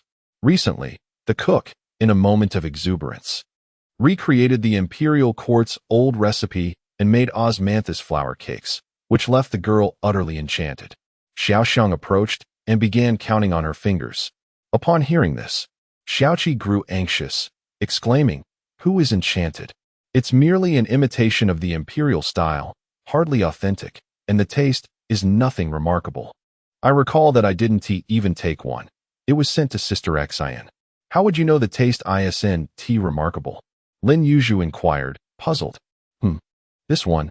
Xiaoqi pointed with her fingers, her gaze darting about. Xiaoxiang, with a mischievous grin, replied, "This one and that one," implying that it was merely a matter of sneaking a taste in the kitchen when no one was looking. "Who? Who sneaked a taste? Xiaoqi became even more agitated, stamping her foot and declaring, "Don't spread baseless rumors. If someone hears and reports this to the eldest young mistress, I'm finished." Xiaoxiang, laughing wickedly, said, "It's just a cake. Worst case, you'll get a few whacks. As the saying goes, let the loyal heart shine through history. For the noble ideal of food is heaven for the people. Enduring a few whacks is worth it." You. Xiaoqi pinched Xiaoxiang's face, continuing, "And you dare to speak. It's not you who gets whipped, so it doesn't hurt, does it? Does it hurt now? Does it hurt?" As she spoke, her grip tightened. It hurts. Xiaoxiang laughed as she pried Xiaoqi's hand away, saying, "Now you see." Xiaoqi glared at Xiaoxiang in frustration, then began poking her with 2 fingers. "I want to say anything more, I want to." Ha. Xiaoxiang laughed, collapsing onto the bed. Disregarding the playful scuffle between the two, Lin Yuzhu immersed herself in the realm of her book. The Qin Peak, adorned in verdant hues, shrouded in mist and clouds, is a place where ethereal elegance converges. The name Qin Peak felt remarkably familiar upon glancing at the title. Could it be the Qin Peak located in Qingyu town? The Qian family residence rests at the mountain's foot, where pure air rises and worldly treasures abound, yet the lurking presence of ominous winds casts uncertainty upon future events. The ancestral home of the Qian family? This indeed suggests a reference to the Qin Peak of this town. Had the author of this book visited here? After introducing some scenic highlights of the town, the narrative abruptly shifted. In a moment of passion, it unexpectedly unleashed a tempest of bloodshed and chaos. The text concludes here, leaving behind a stack of blank pages. What was that moment of passion? What does bloodshed and chaos entail? Is it related to the legends of haunted houses? Who is the true author of this book? Did he adopt the title of Qin Daoist because of a genuine affection for Qin Peak? Or did he partake in an event of life-altering significance beneath its shadow? As Lin Yuzhu caressed the final stack of blank pages, countless questions surged within her mind. Suddenly, a thud echoed as something fell to the ground. What could it be? Lin Yuzhu lifted her gaze to find Xiaoxiang and Xiaoqi whispering to each other. Had they dropped something? As long as it wasn't anything of great value, her family's young lady could likely bear the responsibility. It must be the mischief of these 2 girls in their playful chase. Xiaoxiang and Xiaoqi exchanged a glance, shoving each other forward to stand before Lin Yuzhu. "You tell her," Xiaoqi nudged Xiaoxiang. "It was your fault," Xiaoxiang retorted, pinching Xiaoqi. "You were the one who pushed me. In any case, it was you who collided. What is it, precisely?" Lin Yuzhu deliberately maintained a serious expression, her gaze fixed upon them. Yes, it is the bride's dowry." Xiaoqi's voice was as faint as a mosquito's buzz. "My dowry?" Unfortunately, Lin Yuzhu caught her words clearly. "What dowry do I possess? Although rumors suggest that Uncle Qin prepared a dowry for me, it would not have been given to me so early. It is this." Xiaoxiang extended her hand, which had been hidden behind her back, revealing a delicate little box. "You said, young lady, that this is the dowry gifted to you by the fairy." Taking the box from Xiaoxiang, Lin Yuzhu remarked, "Since it is my possession, why are you all so anxious? Can a mere dowry compare to you? It is but an inanimate object, incapable of conversing with me or alleviating my boredom." Without a glance, she placed it on the table. "But this is a gift from the fairy. What if it is an extraordinary magical artifact?" Xiaoqi remained apprehensive. "Indeed," Xiaoxiang echoed in agreement. "The fairy has bestowed many items upon me. This is not the only one." Lin Yuzhu replied. "Moreover, the fairy herself does not place significant value on these things. If she were to regard each one as vital, how could she bear to part with them when others are in need?" That is good. Xiaoqi sighed with relief. Now it makes sense why the young lady gave the sachet to the second young mistress. Xiaoxiang understood as well. Lin Yuzhu made a gesture for silence. "When did I ever give Sister Xian a sachet?" Xiaoxiang playfully stuck out her tongue. "Oh." The sachet was requested from the temple by a Yuan on behalf of the second young mistress. "Indeed, that is correct. Go on." Lin Yuzhu smiled and waved her hand, allowing the two to continue their playful antics. Once they had wandered off into the distance, she picked up the small box from the table once more. It was an exquisitely carved Zetenwood box, its deep hue and fine texture emanating a faint, pleasant aroma. The box was adorned with a golden lock, suggesting that its contents were not meant for casual viewing. How did I come across this?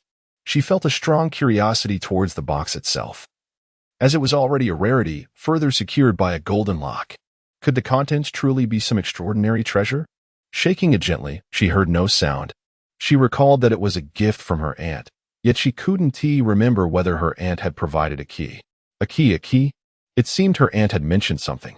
She pondered deeply, closing her eyes and lightly tapping her forehead with her fingers. Blood. Lin Yuzhu suddenly opened her eyes wide, gasping in shock. You err. The contents of this box are your dowry. You err. There is no key for this lock.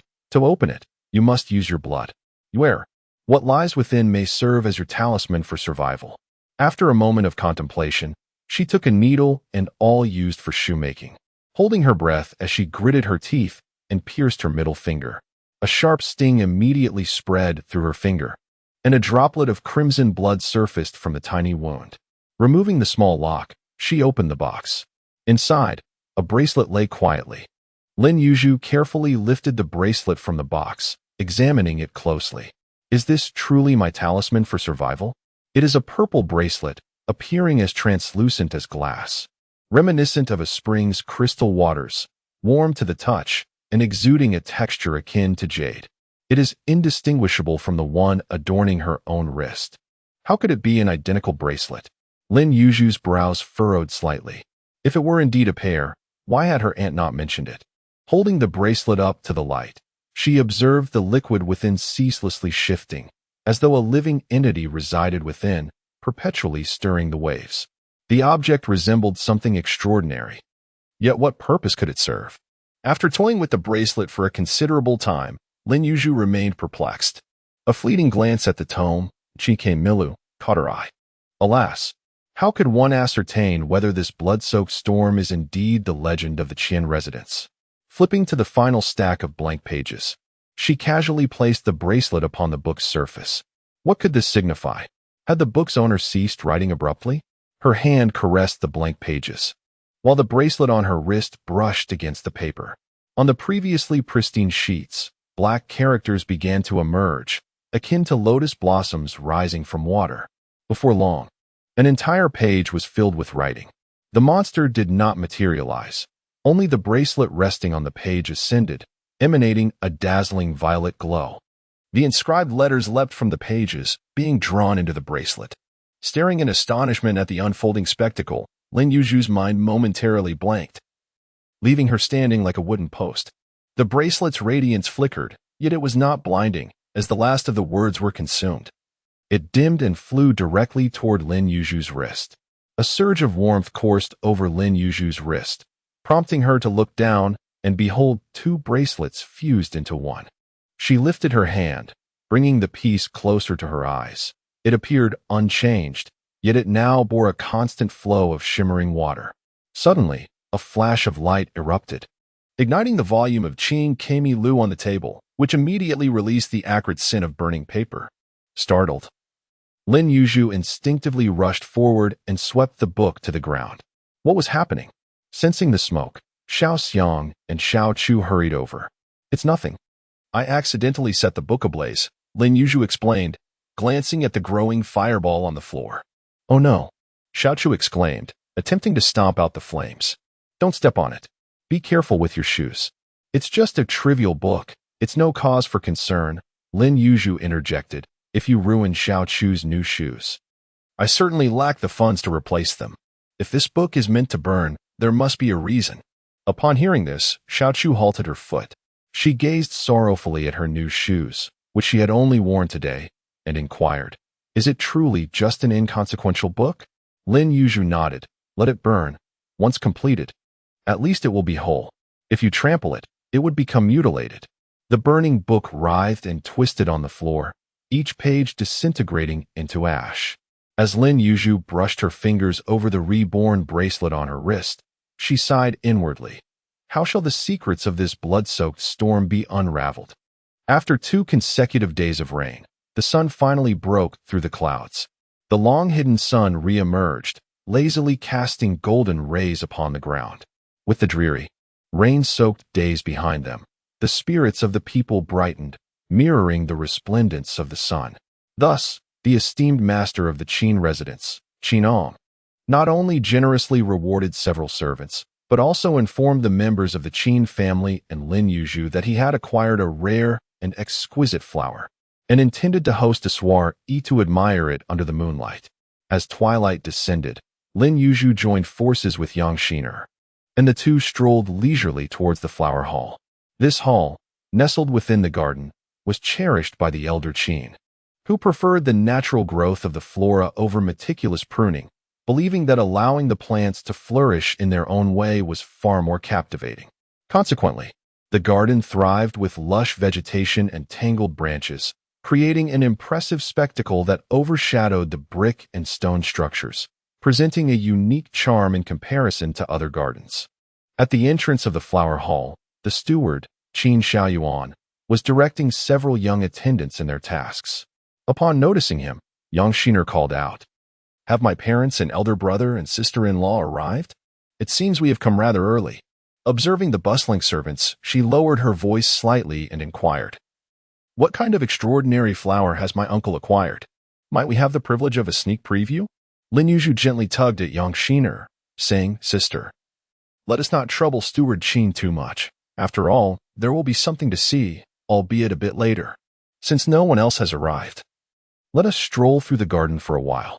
Steward Qin, please continue with your duties." With a respectful bow, Qin Shaojun acknowledged her and took his leave. As Yang Shiyi observed the industrious Qin Shaojun, a thought that had lingered in her mind for some time resurfaced, and she turned to Lin Yuzhu, remarking, "This Steward Qin is quite a fine person, far superior to my lackadaisical husband. I observe that the two of you standing together make quite a harmonious pair." Lin Yuzhu was momentarily taken aback before playfully chiding, "Sister, what are you saying? I am not one to frivolously matchmake." Yang Shiyi, adopting a serious demeanor, replied, "I have heard that uncle has chosen the Shao family, and the thought of you being separated from me fills me with reluctance. I pondered ways to ensure that we sisters remain together. After much contemplation, he came to mind. Consider this, Steward Qin, in terms of appearance, character, and talent. How does he fall short of those young scions from noble families? The only deficiency he possesses is a lack of a distinguished lineage. Yet, that is not an insurmountable obstacle. He is a distant relative of the Qin family and currently resides there as a guest rather than a servant. You see, my elder brother and my husband all belong to the young generation, and uncle has not compelled him to abandon that title. Outsiders continue to refer to him as the young master. And at home, he insists we call him Steward Qin, demonstrating uncle's affection for him. Should uncle wish for him to establish his own household, it is certainly within the realm of possibility. Just a few days ago, you mentioned that if one wishes to avoid the murky waters of the Qin family, it is best to leave early. Why, then, are you now contemplating keeping me here?" Lin Yuzhu laughed, saying, "Moreover, how long has Steward Qin been here? If uncle intended for him to establish his own household, would he have waited until now?" The two strolled to a secluded corner of the garden and found a place to sit. "You, my dear," Yang Shiyi scolded playfully, casting a teasing glance at Lin Yuzhu. "I assure you, I am not frivolously jesting. If Steward Qin were to establish his own household, although he would still bear the Qin surname, he would fundamentally belong to a different family than the current Qin household. How could you possibly intertwine yourself with this Qin family? As for whether uncle will consent to his departure to establish his own household, it is not merely a matter of your word. Although the Shao family is respectable, they remain strangers. A fleeting encounter can reveal one's appearance, yet one's character and temperament. This butler Qin is certainly well acquainted with the matter. What if he chooses to sever ties and distance himself from the Qin family?" Sister Lin Yuzhu had not anticipated that Yang Shiyi would contemplate such far-reaching implications on her behalf. "Sister," Yang Shiyi gently patted Lin Yuzhu's hand. "You serve as a cautionary tale. Marrying without understanding, with your maternal home so distant, leaves you without support, reliant solely on your own resilience. My betrothal was arranged in childhood, leaving me no choice, but your circumstances are different. You possess the opportunity to choose. I do not wish for you to endure what I have. Though you have the great support of the immortal lady, her presence is ever elusive, today in the West, tomorrow in the East, lacking any certainty. Even if the Qin family does not hold you in high regard, proximity will compel them to consider their reputation. Others will be wary and will think twice before acting against you. Sister, Lin Yuzhu could contain herself no longer and embraced Yang Shiyi. For so long, I have been alone. Having you as my sister is more precious than even a biological sibling. Yang Shiyi felt a pang in her heart, but quickly composed herself. Do you truly believe I would abandon you? Sister, trust me, I have never entertained such thoughts. Even in the presence of the young master of the Shao family. I have not been swayed in the slightest, Lin Yuzhu declared earnestly. I believe you, yet this matter cannot be prolonged. Since we have broached this topic, I would like to inquire about your stance. What are your thoughts on my idea? Me? At that moment, Lin Yuzhu was truly at a loss for words. I had no thoughts to offer. However, I have faith in my sister. To take action? Yang Shiyi gently tapped Lin Yuzhu's forehead with her delicate finger. Are you suggesting that you should express your desire to choose Steward Qin as your husband? Or perhaps you intend to approach your uncle for funds to help Steward Qin establish his own household.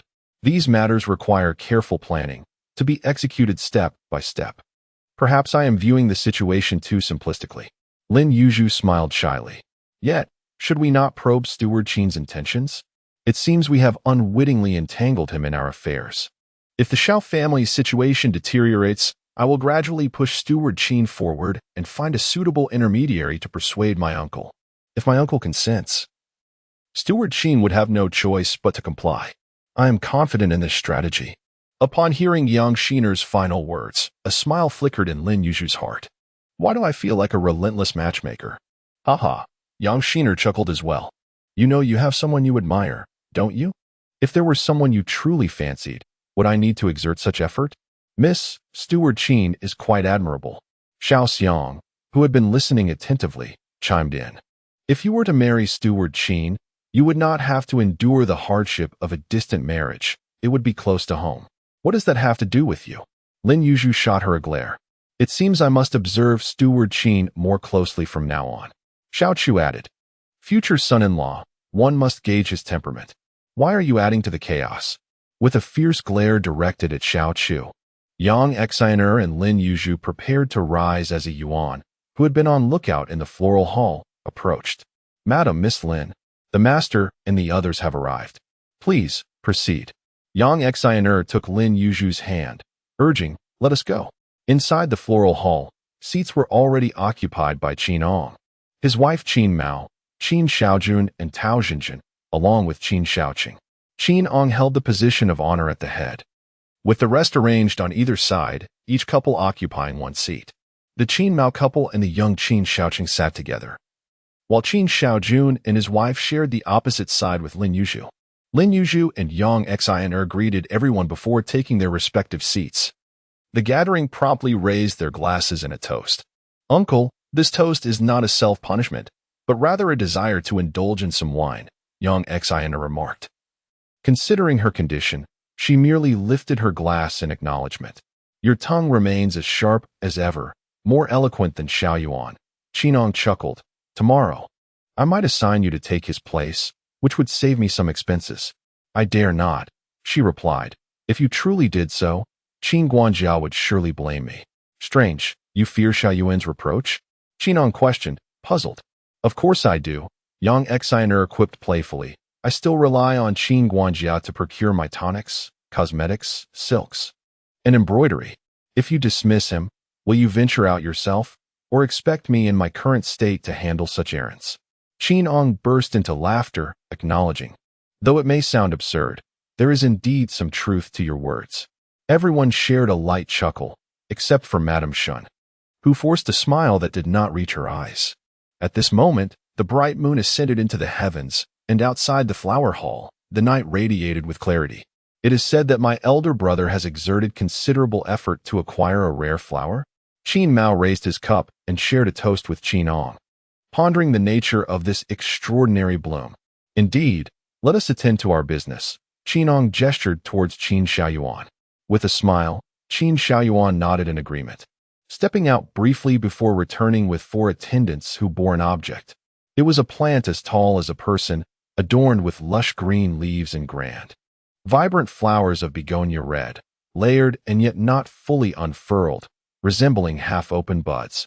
The petals, unlike ordinary blooms, were crystalline and translucent, each blossom emanating a spectrum of colors under the illumination. Wow! My goodness! The onlookers exclaimed in unison. Even the usually aloof Madame Shun displayed astonishment. Is this truly a real flower? Yang Shiner rose from her seat and approached the floral marvel. Could it be that my uncle commissioned someone to carve it? Qin Ang, with a smug smile, replied, now that you are so close, why not ascertain its authenticity with your own touch? Is it permissible to touch it? If I were to inadvertently damage a petal, would you hold it against me? Yang Shiner blinked and inquired.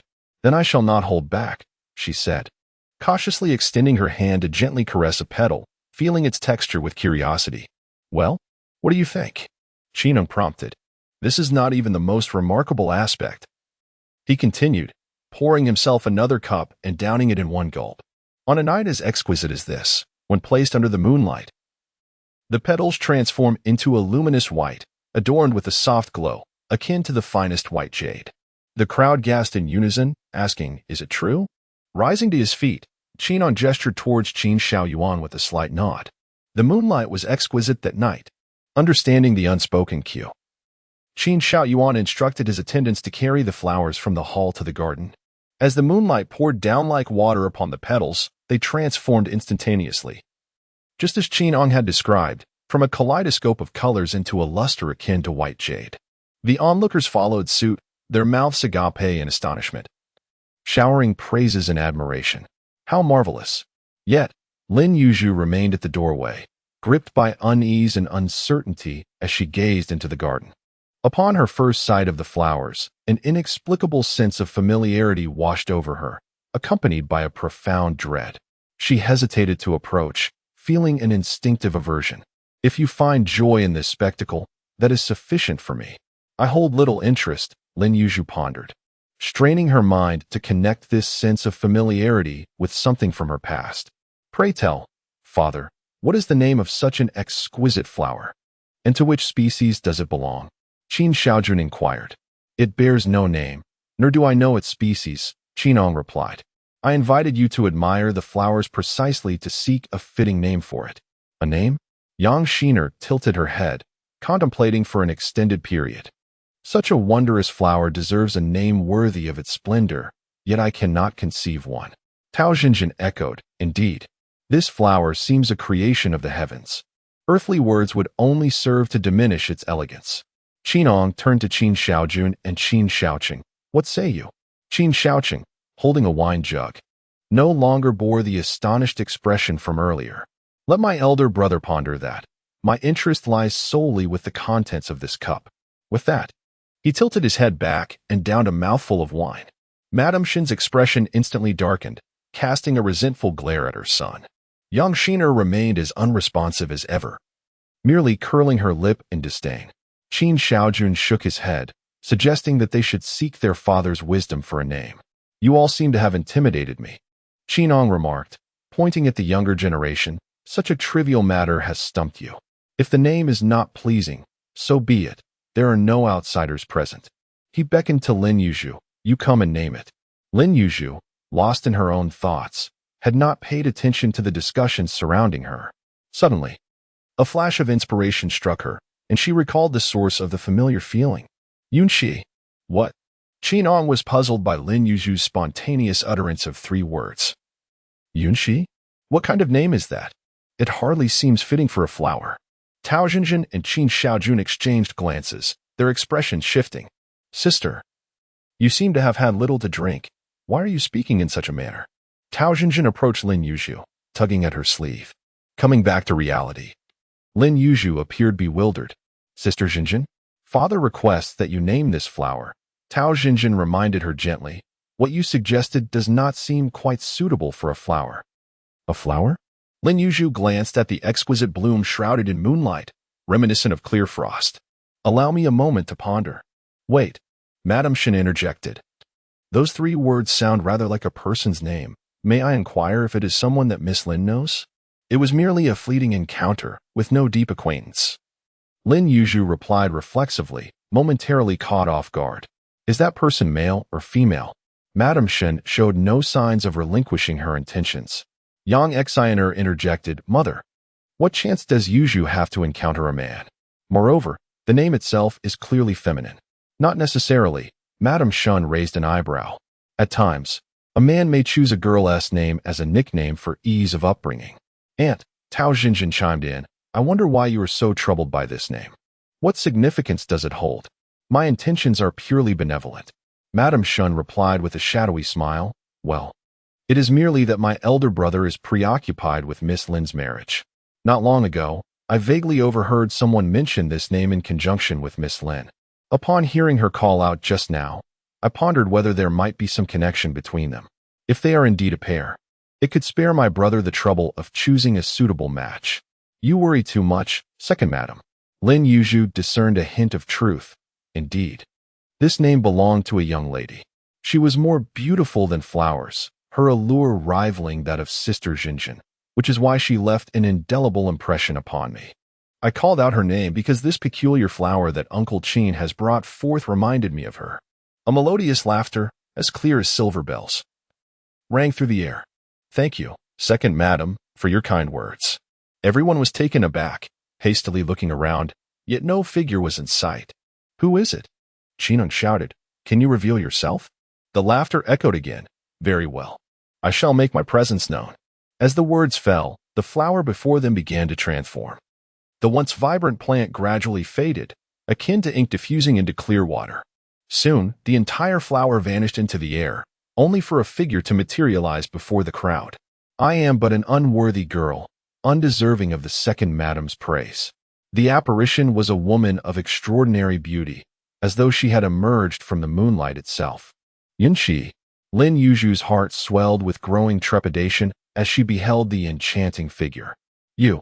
Mrs. Shun instinctively uttered a word, yet found herself rendered speechless.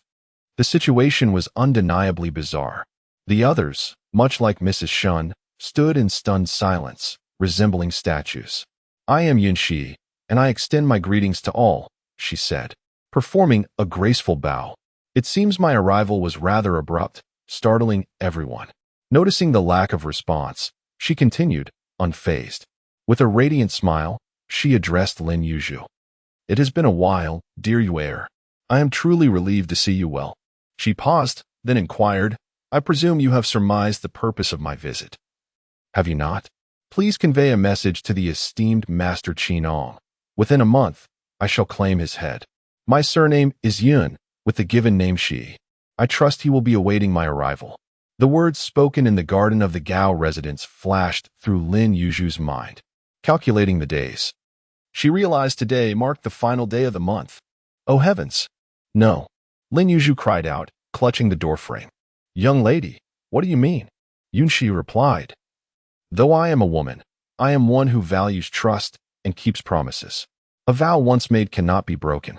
Upon finishing his words, his gaze sharpened, and he extended his hand towards Qin Ang. In an instant, as his hand passed through, Qin Ang's head was severed, blood gushing forth. Yun Shiyi held the severed head aloft, floating gracefully in the air, offering a faint smile to the onlookers before vanishing into the night. Cries of despair erupted, women shrieked, men shouted, filling the garden with a cacophony of horror as the metallic scent of blood began to permeate the air. Chaos ensued, and Lin Yuzhu struggled to keep her eyes open, desperate to comprehend the unfolding tragedy. However, upon witnessing the lifeless, headless corpse standing rigidly before her, darkness enveloped her, and she succumbed to oblivion. The patriarch of the Qin family, Qin Ang, had been brutally murdered.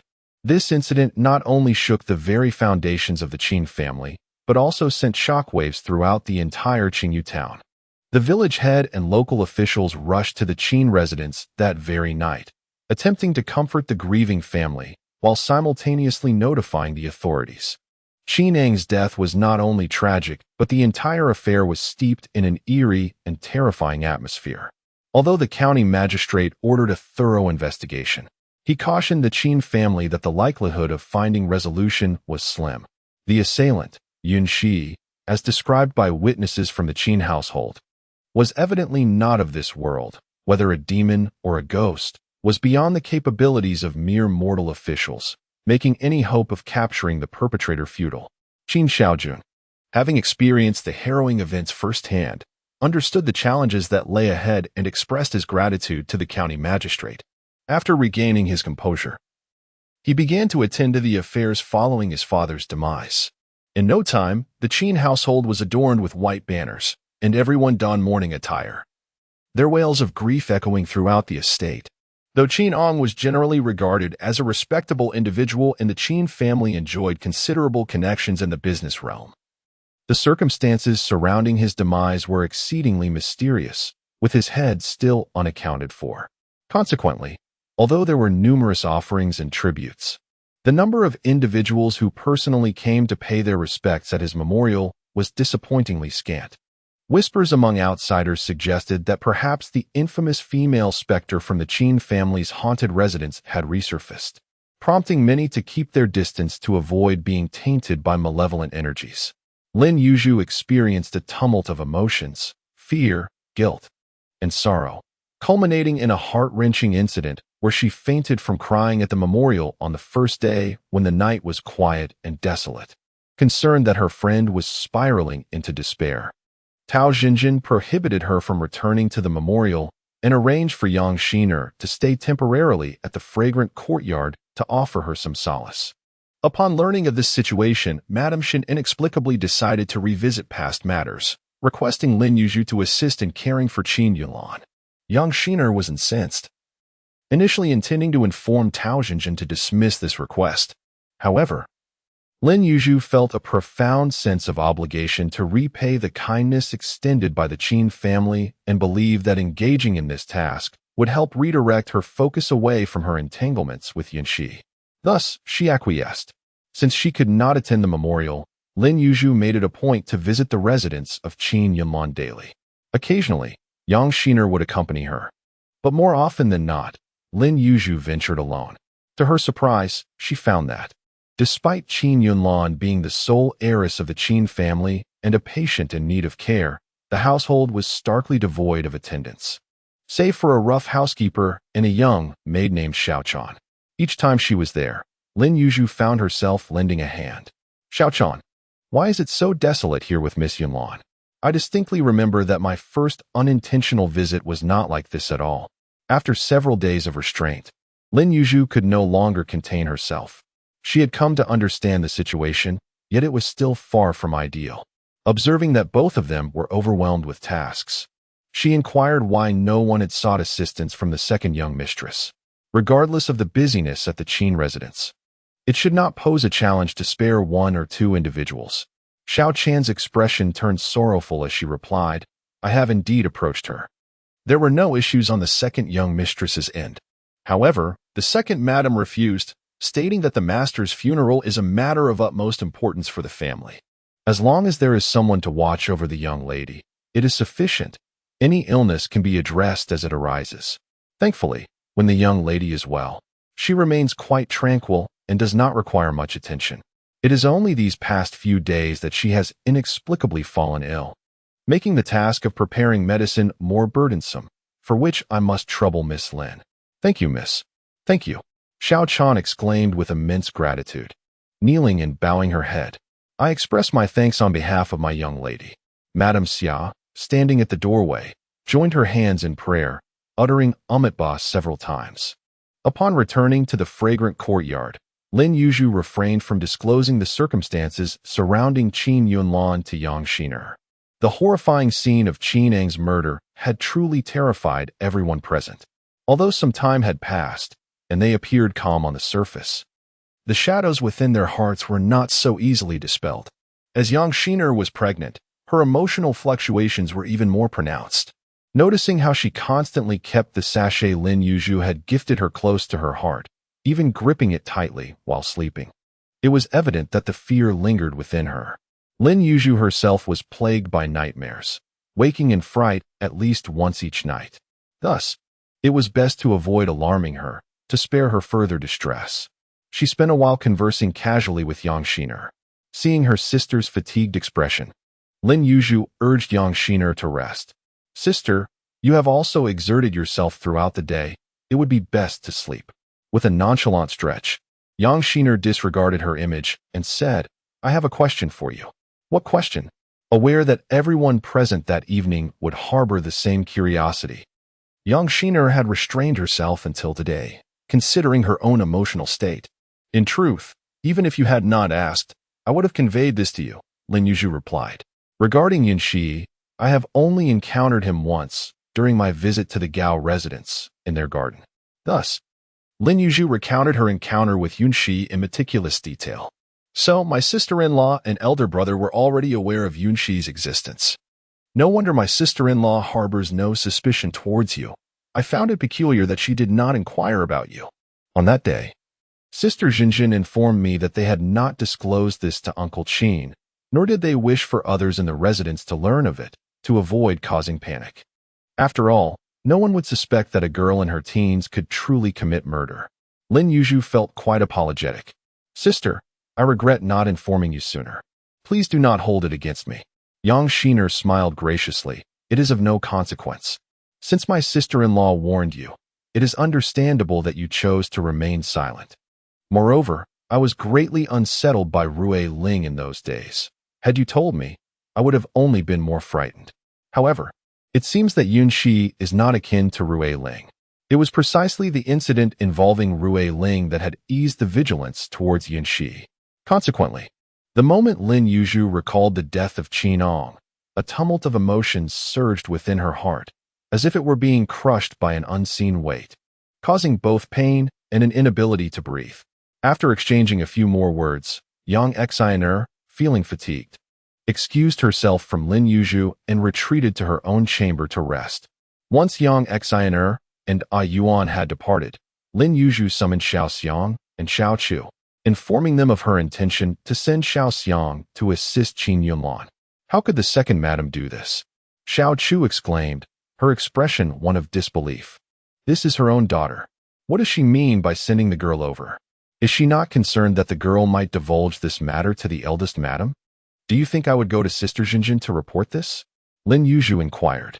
Xiao Chu tilted her head in contemplation, glanced at Lin Yuzhu, and, pouting slightly, whispered, "No.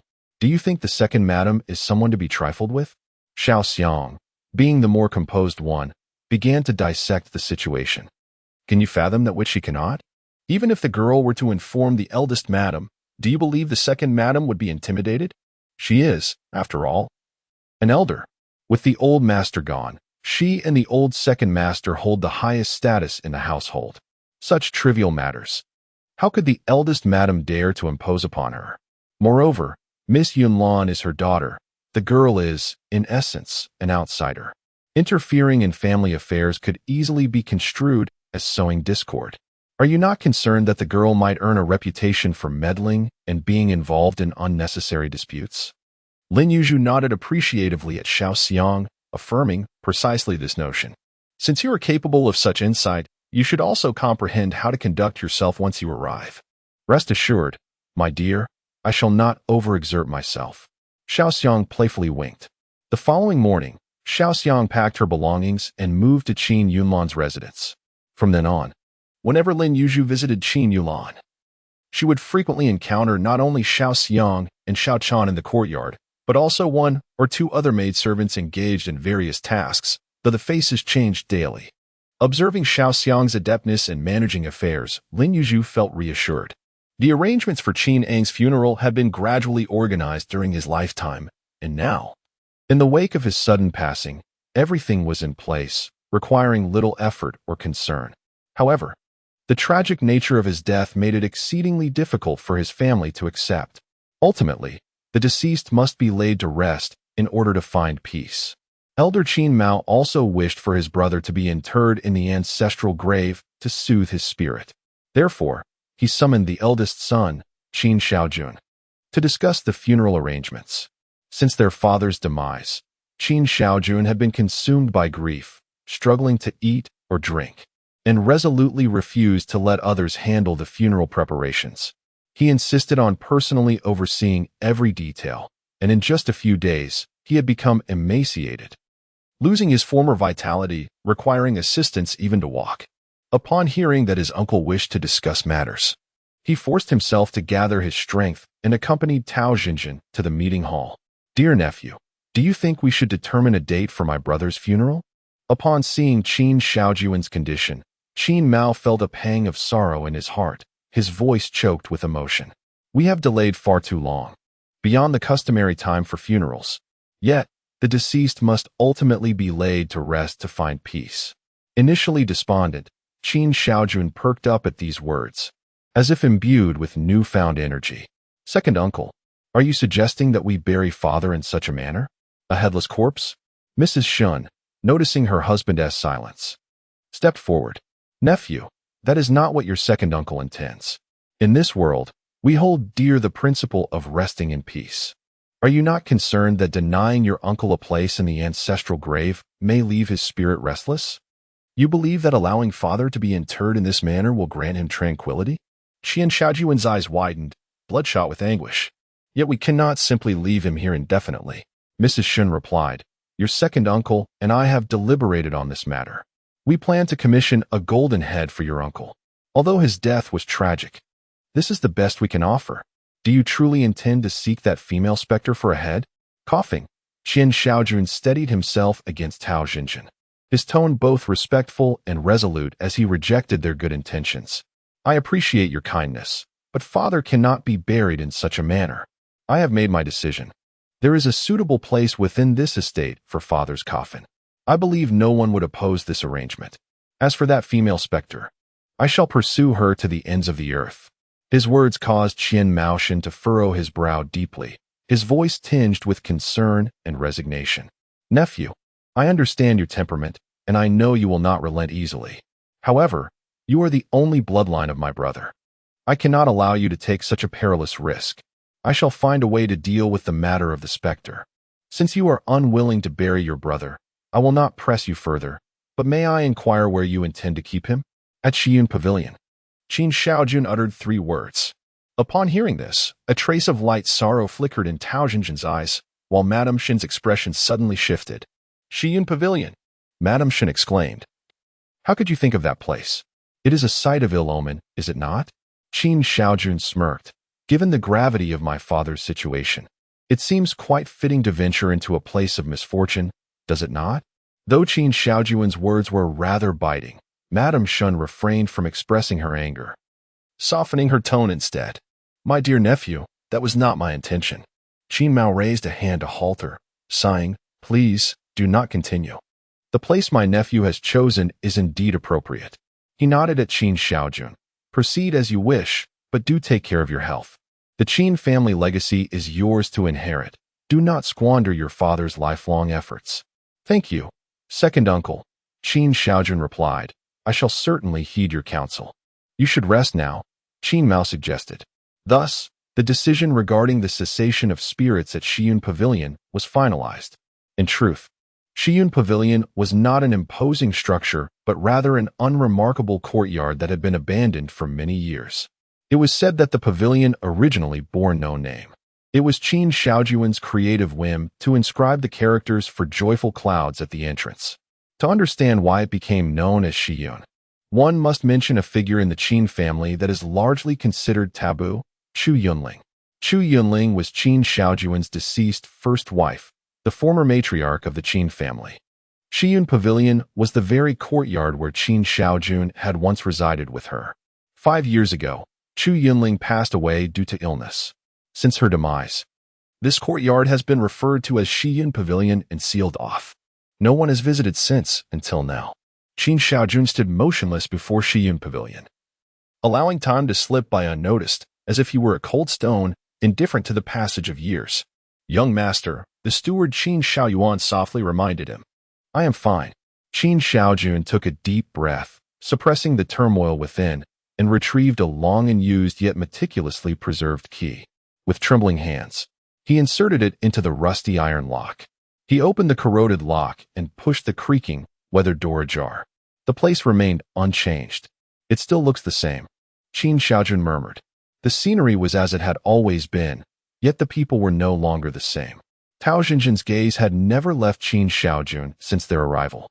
At this moment, she grasped her husband's hand and asked, "Is this where sister used to live?"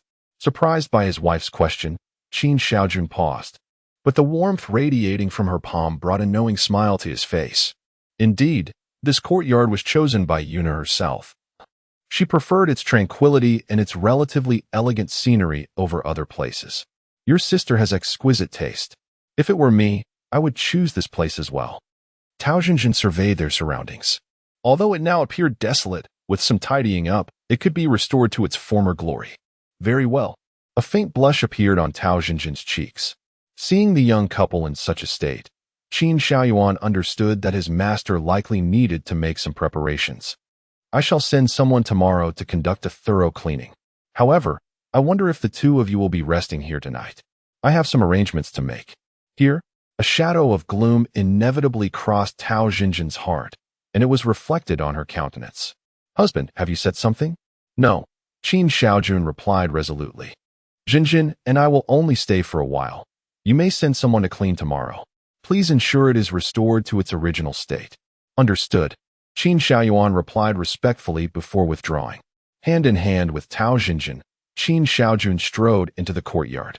"Let us depart." The courtyard was strewn with straw, and piles of fallen leaves lay about. The flowers and plants that were once meticulously nurtured had withered and turned yellow, while the wild grass, thriving on the blessings of nature's rain, had grown rampant. The room was thick with dust, and cobwebs hung from the beams like forgotten memories. Upon entering the bedroom, Qin Shaojun remarked, "Since Yun departed, I have not touched a single item here." He did not anticipate the sight that greeted him upon his return. Ignoring the heavy layer of dust, he casually wiped his hand across the dressing table. "Yet, this decision was entirely mine. I should have anticipated it." "Husband."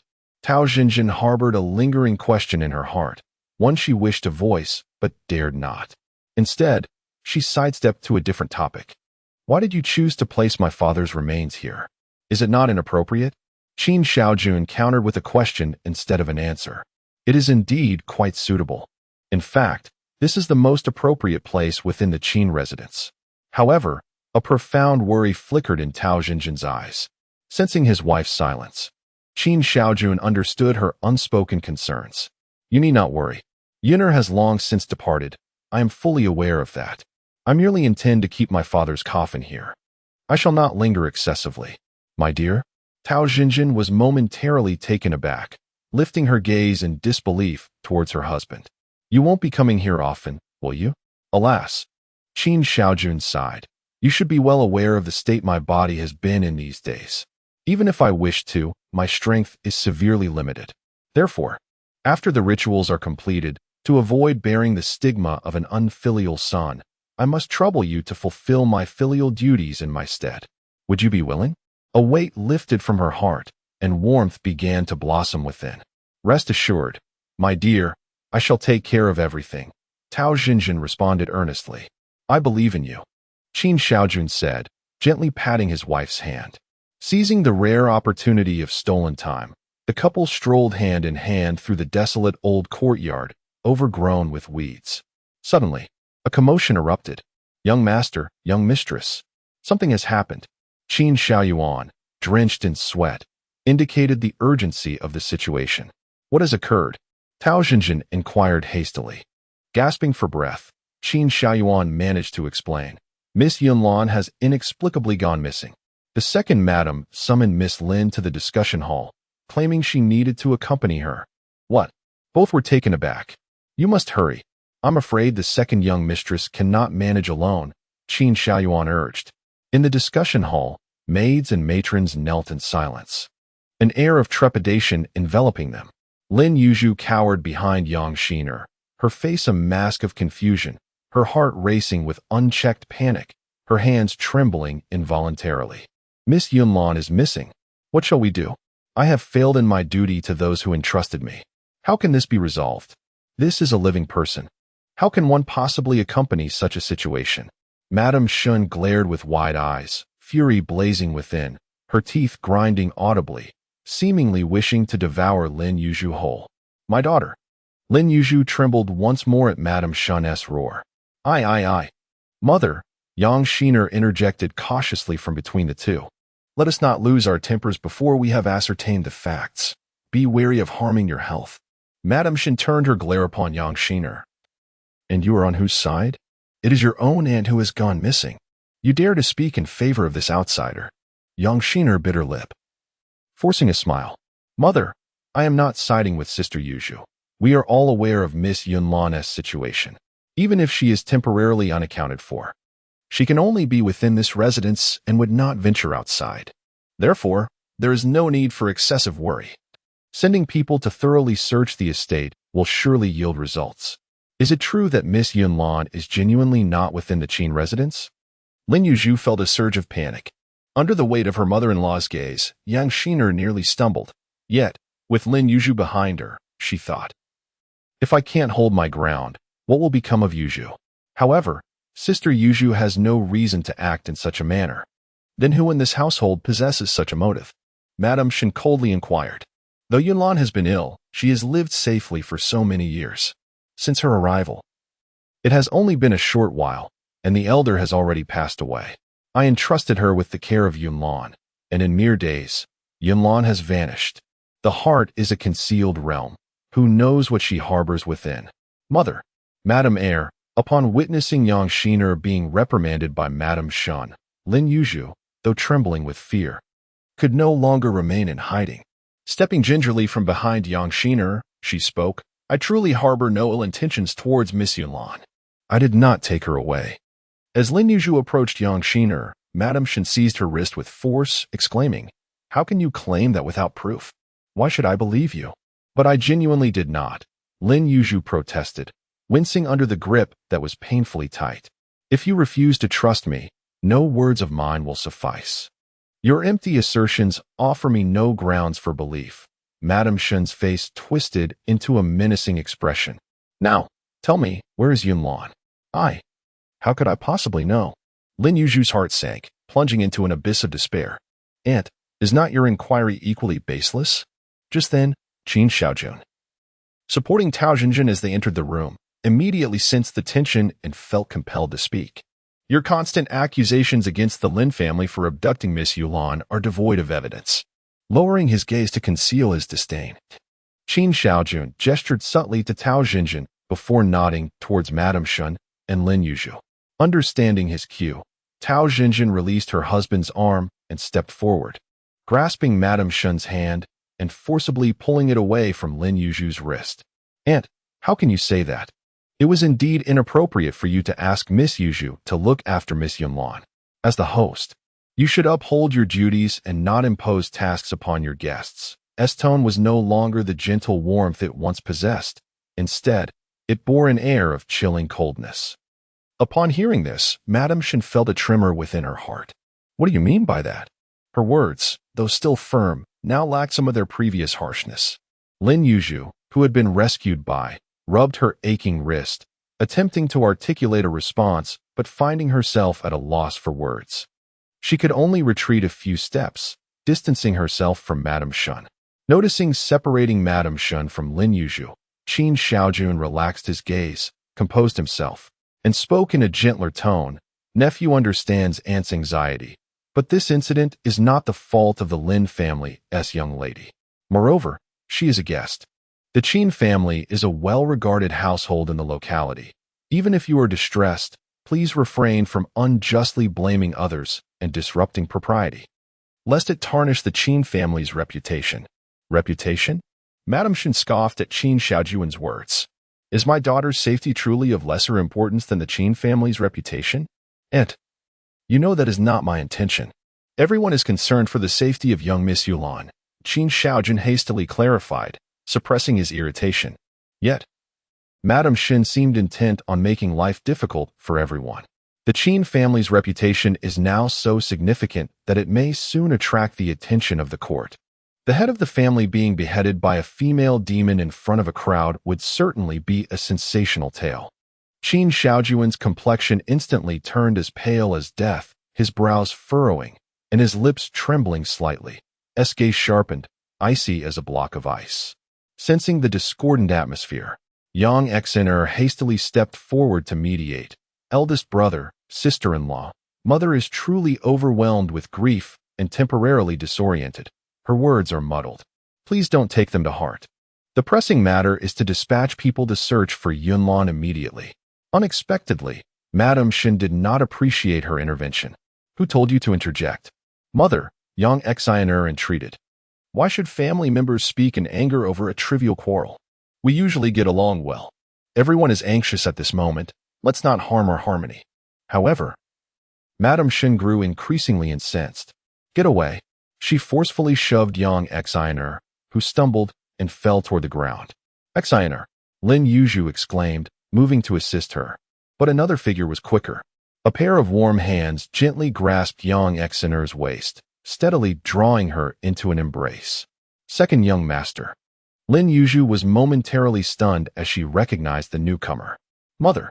Qin Shaojun addressed Madame Shun respectfully, though he did not bow due to holding Yang Xin'er. What has caused you to be in such a state of agitation? Seeing her son embracing Yang Xin'er, Madame Shun's somber countenance darkened further. What? Have you devoted even a fraction of your attention to this household? Yunlan is missing, and you are unaware, yet you dare to ask me what is the matter? They are already confined in the woodshed. No need for you to concern yourself, Madame Shin stated.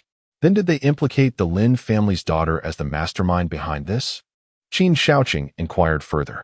Madame Shin's tone became exceptionally stern, almost roaring. Qin Shaojun, are you aware that what has gone missing is Yunlan? Do you comprehend the severity of this situation? Given that her own son has unwaveringly affirmed Lin Yuzhu's innocence, Madame Shin could no longer voice her objections. With a dismissive flick of her sleeve, she uttered, "Do as you wish," and stormed away in frustration. Once Madame Shun's figure vanished beyond the courtyard gate, the occupants of the room collectively exhaled in relief. Lin Yuzhu intended to express her gratitude to Qin Shaojun and Qin Shaojun, but both men simultaneously obstructed her. As a cherished guest of the Qin family, it was our duty to apologize for the fright she endured. There was no reason for her to thank us in return. Tao Zhenzhen and Yang Xin'er echoed this sentiment, urging her not to be so formal. With all four of them insisting, Lin Yuzhu reluctantly acquiesced. From Shaoqing's earlier remarks, it appeared he possessed considerable knowledge regarding Yunlan's disappearance. Do you have any leads? Qin Shaojun inquired. The constable conveyed a message the day before, and now Yunlan has vanished. Surely, such coincidence is implausible?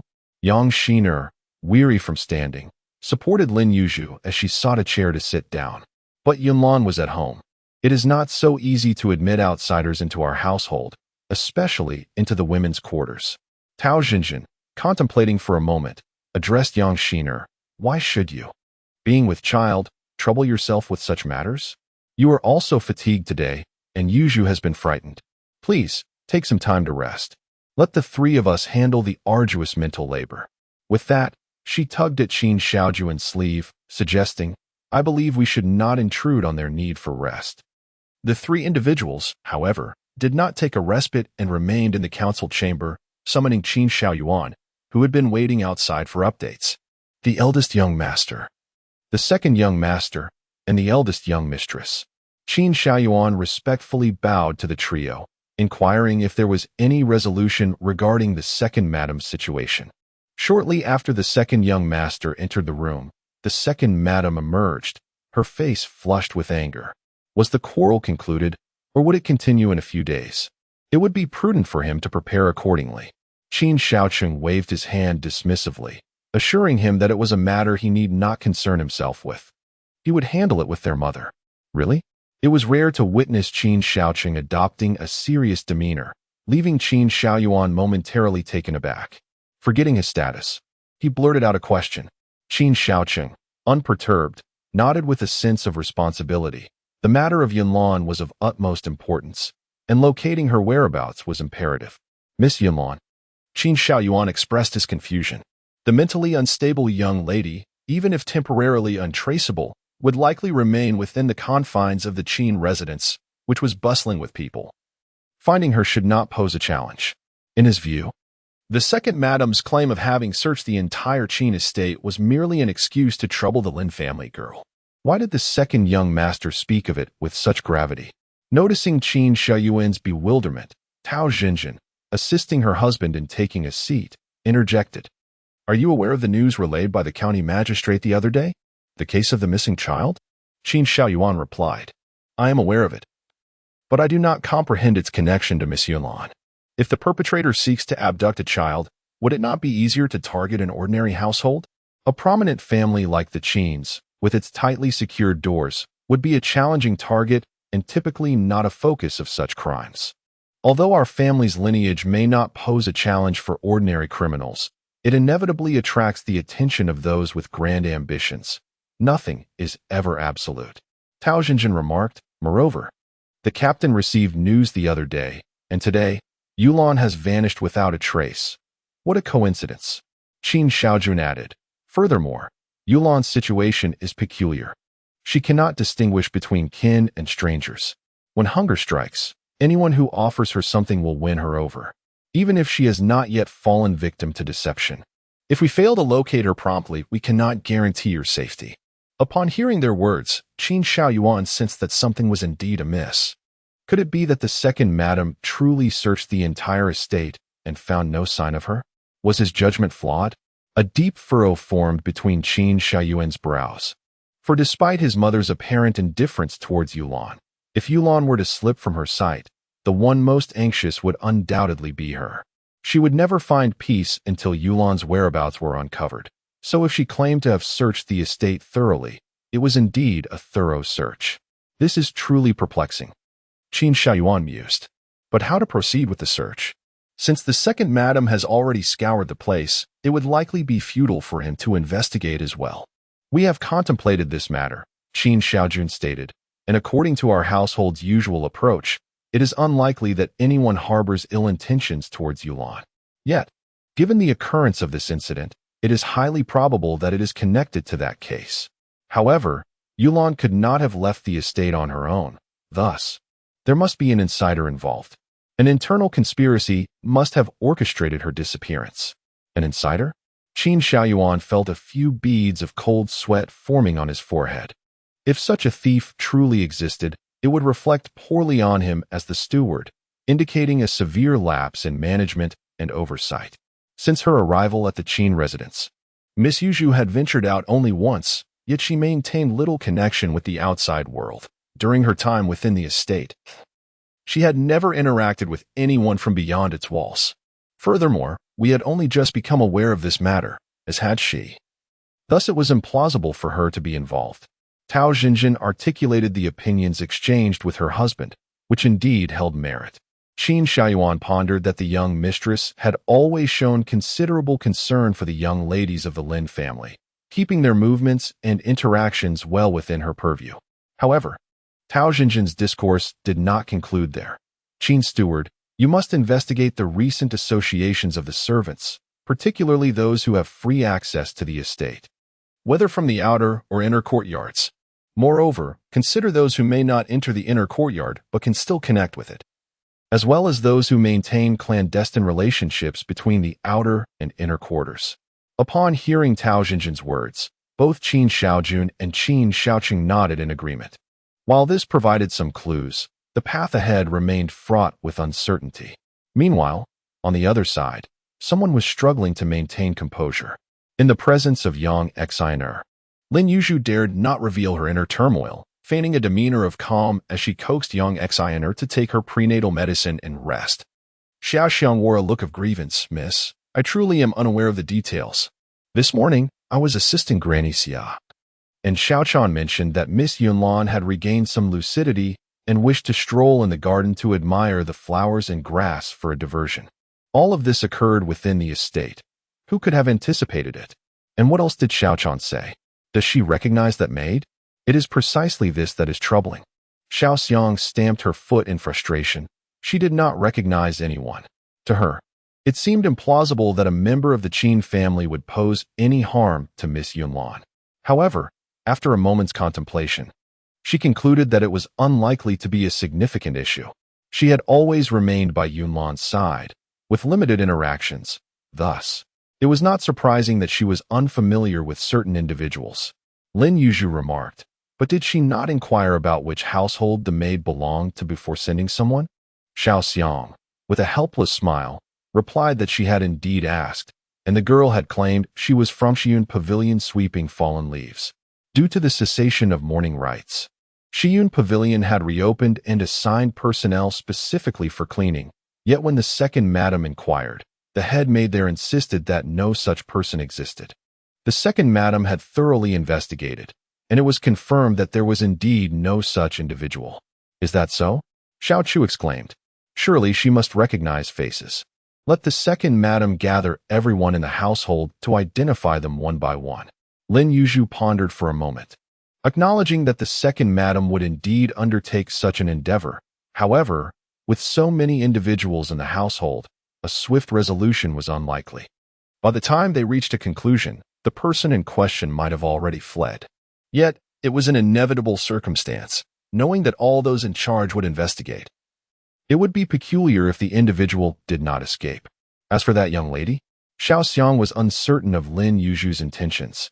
The notion of fulfilling a request and being loyal to one's duties lingered in her mind.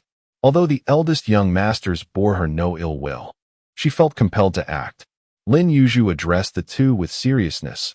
Now, utilize all your connections within this household to ascertain who passed through the garden that day. This was not a formidable task. As long as someone had caught a glimpse, they would certainly be able to gather information. Xiao Xiang remarked. Given the magnitude of this situation, it is likely that some individuals are wary of potential repercussions. Even if they possess some knowledge, they would remain reticent. Therefore, our inquiries may incur greater expenses than usual. That is of no consequence. Lin Yuzhu waved her hand dismissively.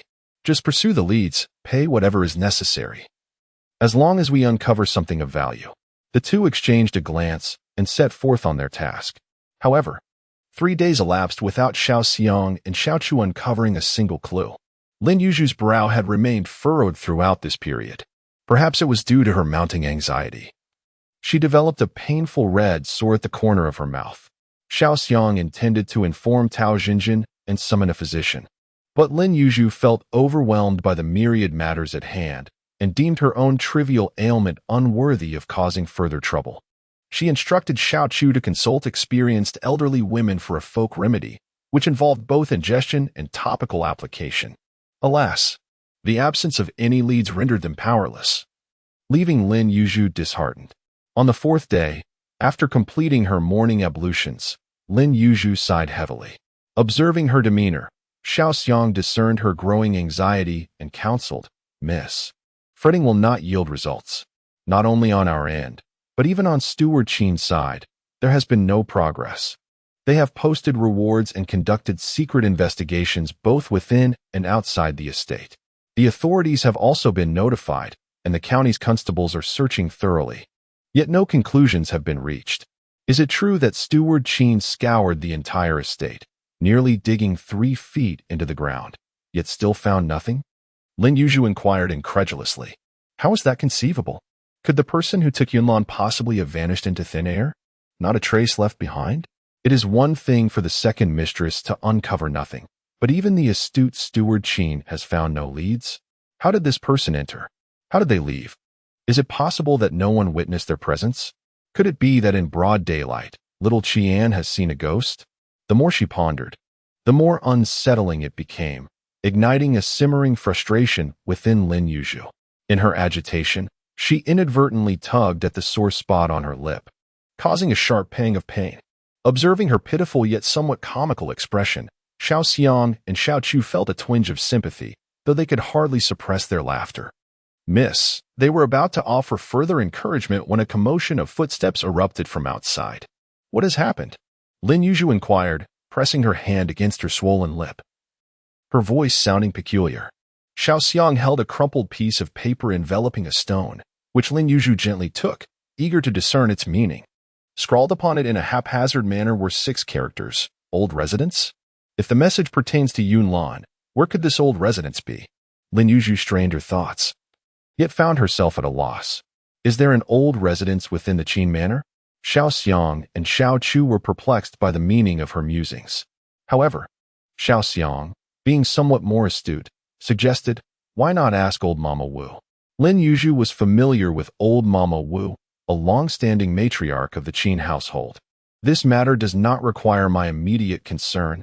You shall handle it accordingly, Lin Yuzhu said with a wave, smiling. I merely wish to inquire if you know of any place in the Qin Manor that could be considered an old residence.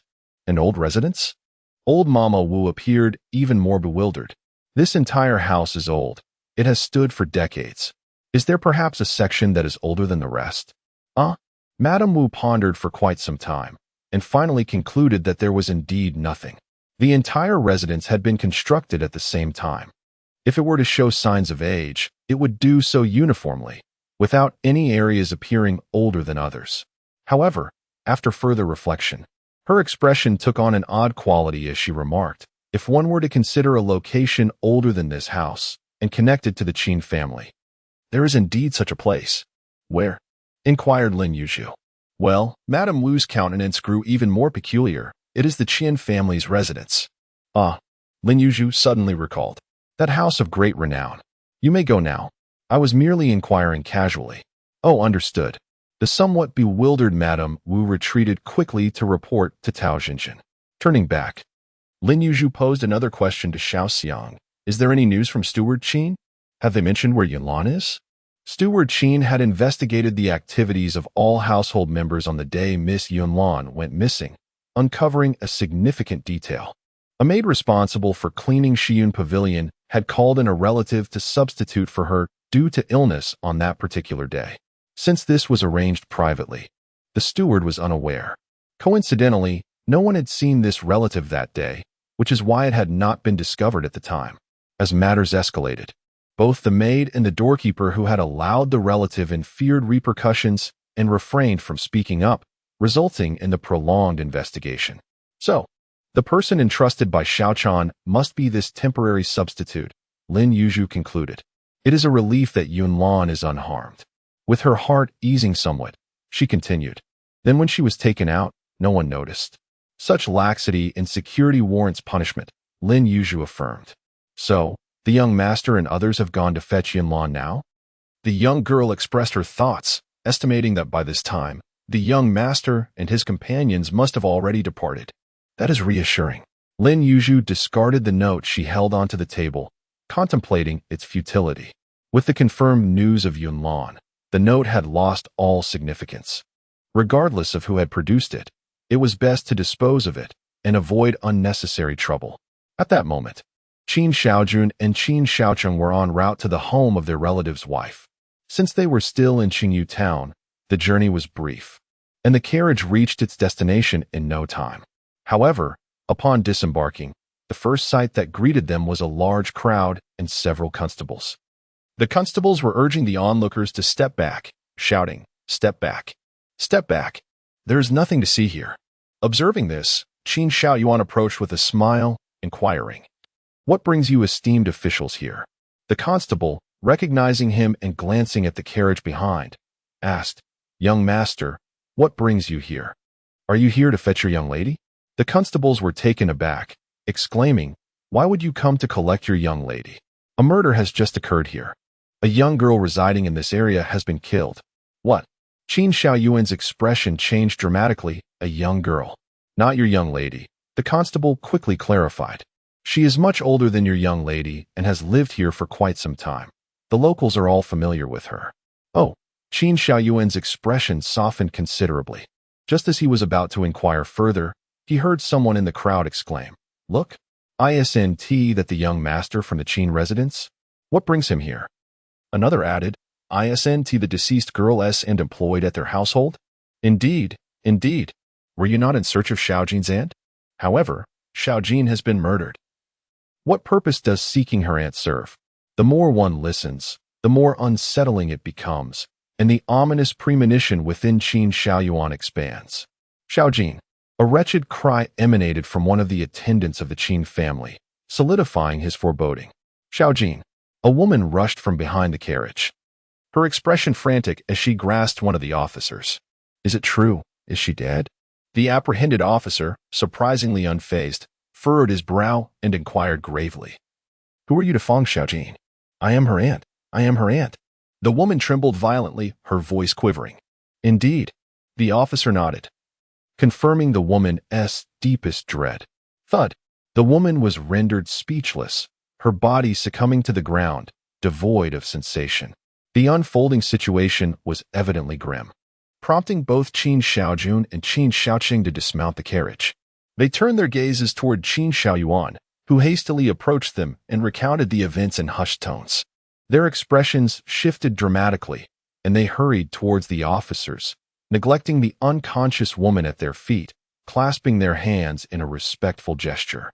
"May we inquire how many deceased there are inside?" The officers, bewildered by the inquiry but recognizing the two young masters, returned the gesture with respect, affirming there was only Feng Shaojun. "Aside from the deceased, have there been any other discoveries?" The two urgently pressed.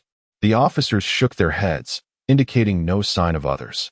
One officer, contemplating, asked, "From what the young master just mentioned, could it be that Miss Qin and this Feng Shaojun are related?" Qin Shaojuan's complexion was ashen, barely able to hold himself together, while Qin Shaoqing supported his elder brother, his face equally devoid of color. "We discovered that the individual who had taken our younger sister was none other than Feng Shaojun." The constables were taken aback by this revelation. Could it truly be Feng Shaojun? Yet, she is deceased, and we have not located Miss Qin's whereabouts. If we could identify the murderer of Feng Shaojun, perhaps we might uncover the location of the young lady. The woman on the ground, having been splashed with a bit of water, gradually regained consciousness. Upon hearing the constable's last remark about seeking the culprit, her emotions surged once more. "I know who killed her. It must be her. It must be her." Before anyone could inquire further, she swiftly rose to her feet and dashed towards a row of houses at the back of the crowd. The onlookers were momentarily taken aback, with only Qin Shaoyuan's quick thinking prompting him to hasten after her. The woman burst into one of the dilapidated thatched huts, seizing a woman clad in tattered clothing and unleashing a flurry of punches and kicks, shouting, "Return my Shaojun's life! Return my Shaojun's life!" The patched woman, perhaps bewildered by this sudden confrontation, did not retaliate but allowed herself to be dragged and wrestled with. Seeing this, Qin Shaoyuan rushed forward to separate the two, exclaiming loudly, "There are officials present. Do not create a scene. There will be someone to advocate for you." The woman, chastened by Qin Shaoyuan's admonition, lost her fervor and sank to the ground, sobbing helplessly. A quick-footed constable also arrived, addressing her, "Madam, the young master is correct. The county magistrate is here to investigate.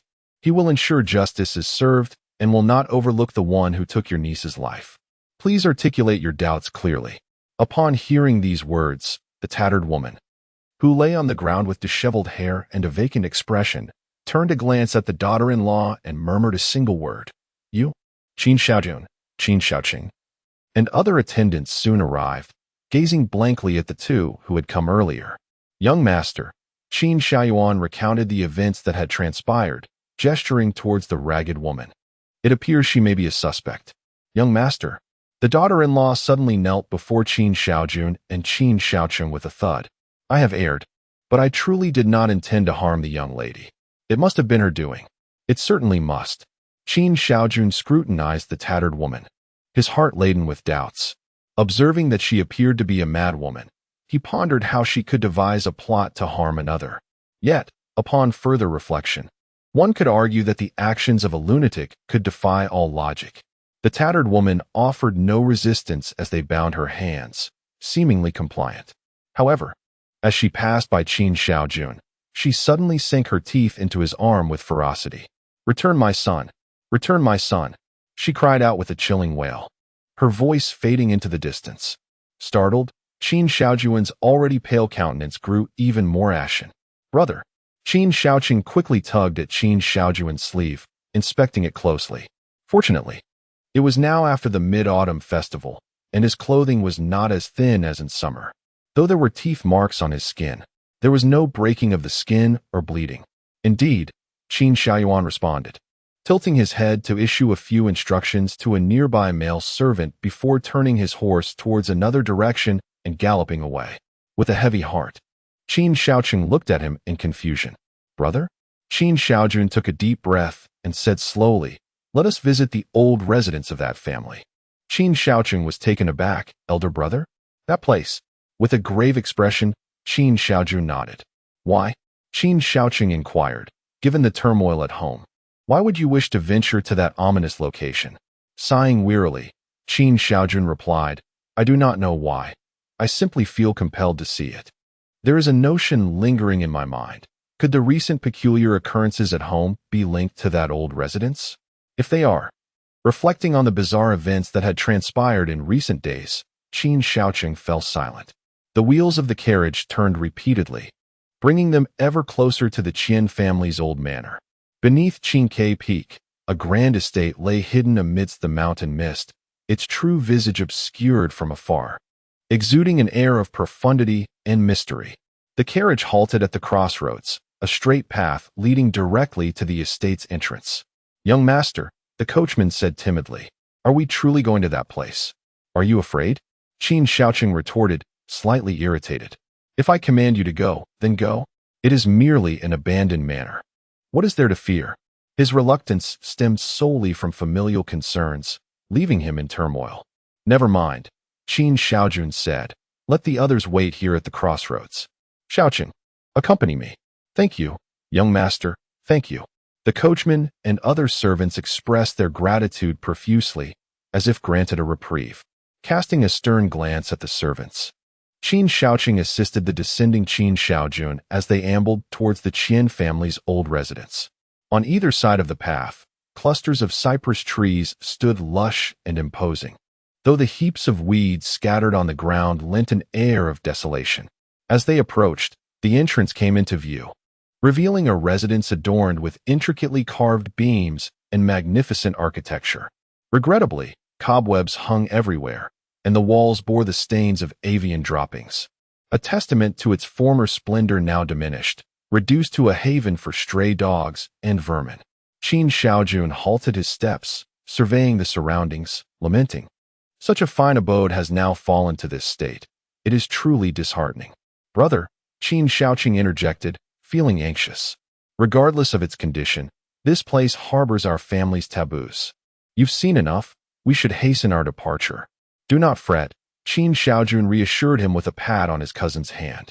"Since we are here, let us explore. I will always carry this curiosity if we do not venture fully." With a resigned sigh, Qin Shaojun supported his elder brother and continued onward. As they walked, a sudden transformation unfolded before them. The overgrown grasses vanished, cobwebs disappeared, the path became orderly, the buildings appeared well-kept, and the flora flourished. As if another realm materialized before their eyes. They exchanged astonished glances, their vigilance heightened. Qin Shaojun crouched to examine the ground beside him. "Brother, the signs of weeding are quite recent. It seems someone has been here not long ago. Let us go in and investigate." Qin Shaojun's brow furrowed deeply, an indescribable unease rising within him. "What troubles you, brother?" Qin Shaojun, feeling the tension as he steadied Qin Shaojun's arm, noticed his brother trembling slightly. "We must leave," Qin Shaojun urged, quickening his pace.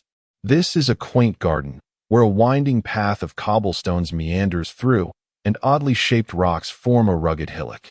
An ancient plum tree leans gracefully to one side, its bare branches casting delicate shadows upon a small pond, the water crystal clear, revealing the small stones at the bottom. The atmosphere here is serene and elegant." As Qin Shaojun concluded his words, he stood frozen in place. His elder brother, Qin Shaojun, stared wide-eyed, utterly still, his hands trembling uncontrollably, teeth chattering. In one corner of the garden stood a stark, large column. From its summit dangled a figure, pallid and lifeless, eyes tightly shut, devoid of any vitality, resembling a soulless marionette swaying gently in the breeze. That silhouette was all too familiar to the two men, Qin Yunlan, the youngest sister of the Qin family. "Little sister," Qin Shaojun cried out, rushing forward in an attempt to embrace the lifeless body of Qin Yunlan. Yet, as a mere scholar, he found himself unable to reach the high-hanging corpse. Shaojun. Qin Shaojun grasped his younger cousin, his voice choked yet firm. Go summon help. I will stay here. With tears brimming in his eyes, Qin Shaojun glanced at his elder brother before swiftly sprinting towards the estate's exit. Although it was still daylight, a sudden mass of dark clouds gathered ominously in the sky, casting a shadow that dimmed the light abruptly. The grayish-blue scenery was swept by a chilling mountain breeze, imbued with an oppressive coldness. Qin Shaojun inexplicably shuddered as waves of cold seeped into his bones. Tightening his clothing, his heart became a tangled mess. Knowing that the root of this calamity lay concealed within, yet he could not grasp it. Enveloping this turmoil were profound fear and heavy sorrow. Father, little sister, what on earth has transpired? The news of a murder resurfacing at the Qian family's old residence quickly spread throughout Qingyu town, igniting fervent discussions among the townsfolk. The terrifying scene from 50 years ago re-emerged vividly in their minds, casting the Qin family once again into the spotlight. Mrs. Shen, upon hearing of Lin Yunlan's demise, exhibited an astonishing calmness. However, upon encountering the corpse, she immediately fainted, collapsing onto her bed. Qin Shaojun and Yang Shiner attended to her daily, neglecting all else. The passing of the second master Qin's daughter and his wife's illness left him utterly drained. Consequently, Qin Shaoyuan became the most industrious person in the Qin residence. He was tasked with locating Aunt Lin, overseeing Fang Xiaojin's case, investigating the murder of Lin Yunlan, arranging her funeral, and managing affairs following the elder master's wake. He scarcely had a moment to catch his breath. Meanwhile, the one with the least to do was none other than Lin Yuzhu. Initially, upon receiving the distressing news, Lin Yuzhu felt a tumult of shock, sorrow, and fear. She mourned Lin Yunlan's passing, was startled by the enigmatic note that had inexplicably appeared, and feared that Mrs. Shen would come seeking trouble. Unexpectedly, it was Mrs. Shen who fell ill, leaving Yang Shiner preoccupied and Lin Yuzhu increasingly isolated. She longed to assist in any way possible, yet felt utterly out of place. Thus, she found herself ruminating incessantly over the note, unable to decipher its meaning. Was the note genuinely a warning for her, or merely a ruse? If it were true, why had it been thrown to her? After several fruitless days, she was taken by surprise when Tao Zhenzhen paid her a visit. Isn't your sister busy? What brings you here? Lin Yuzhu welcomed Tao Zhenzhen into her home.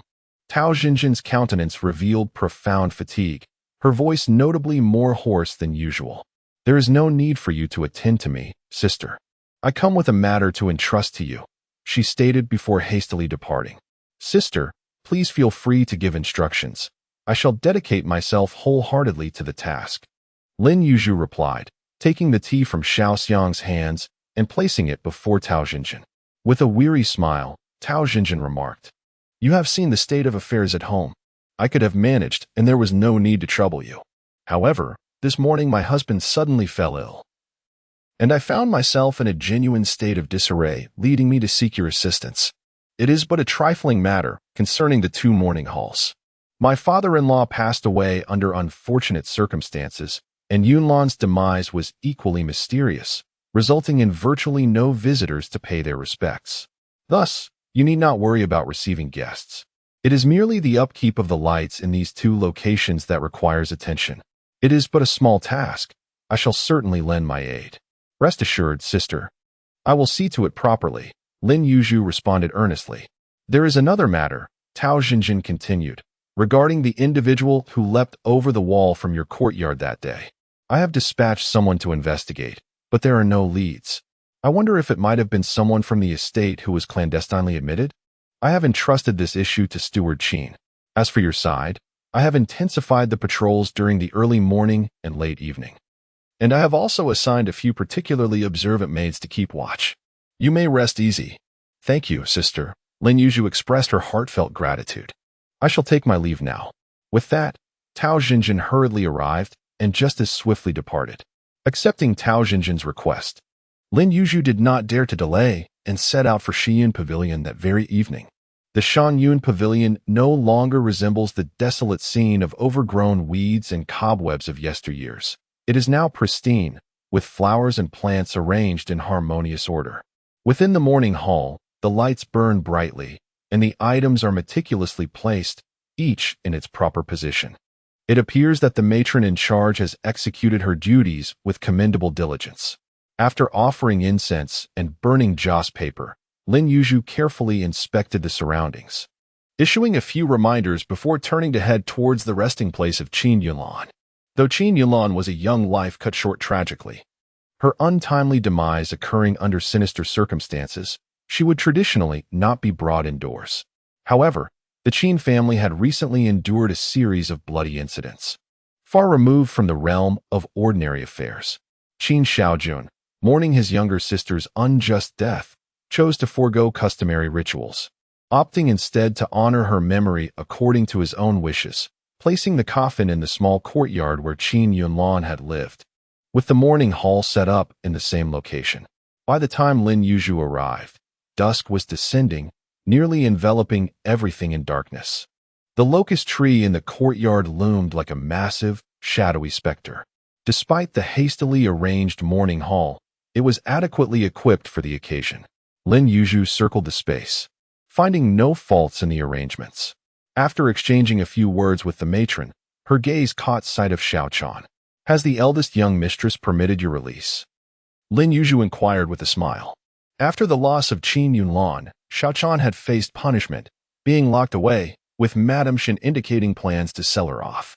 Xiaochan limped forward to pay her respects, expressing, "Having lost the young mistress, I deserve whatever punishment awaits me. However, I must accompany her on this final journey. So I pleaded earnestly with the eldest young mistress to allow me to keep vigil. After that, you may punish or sell me as you wish." Lin Yuzhu gently stroked Xiaochan's head in understanding, assuring her, "With you here, I feel at ease." Lin Yuzhu cast paper money into the copper basin, watching it burn, her heart heavy with sorrow for the misfortune that had befallen the young Qin Yunlan.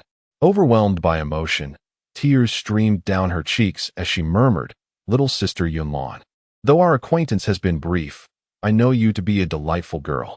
Now that you have departed, may you ascend to the celestial realm and be free from the sufferings of this earthly life, which would bring me some solace." A stirring within her heart seemed to allay her fears, yet the stewardess, Aunt Xia, Xiaochan, and the other servants, including Xiaoxiang and Xiaoqi, wore expressions of dread. "Miss, we should leave," urged Xiaoqi, tugging at Lin Yuzhu's sleeve. After a moment's reflection, Lin Yuzhu replied, "I wish to stay here for the night to keep company with little sister Yunlan. Is that permissible?" The stewardess nodded vigorously. Of course, of course. I shall prepare a room for you at once." The others sighed in relief, though Xiaoxiang and Xiaoqi wore despondent expressions.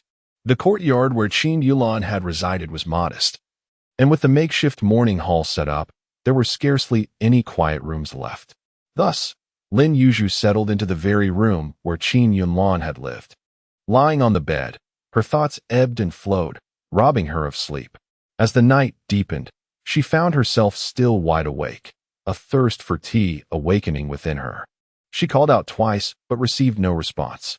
Rising from her bed, she noticed Xiaoxiang and Xiaoqi, who had been so fearful upon entering, now sleeping sweetly in each other's embrace. "Who?" A sudden jolt of fear coursed through Lin Yuzhu as she scanned the room, finding no trace of another soul. "Sister." That voice echoed once more in my ears. Though soft, it was remarkably clear. "Sister, do not be afraid. I mean you no harm." The voice sounded somewhat familiar, and Lin Yuzhu strained to recall its owner.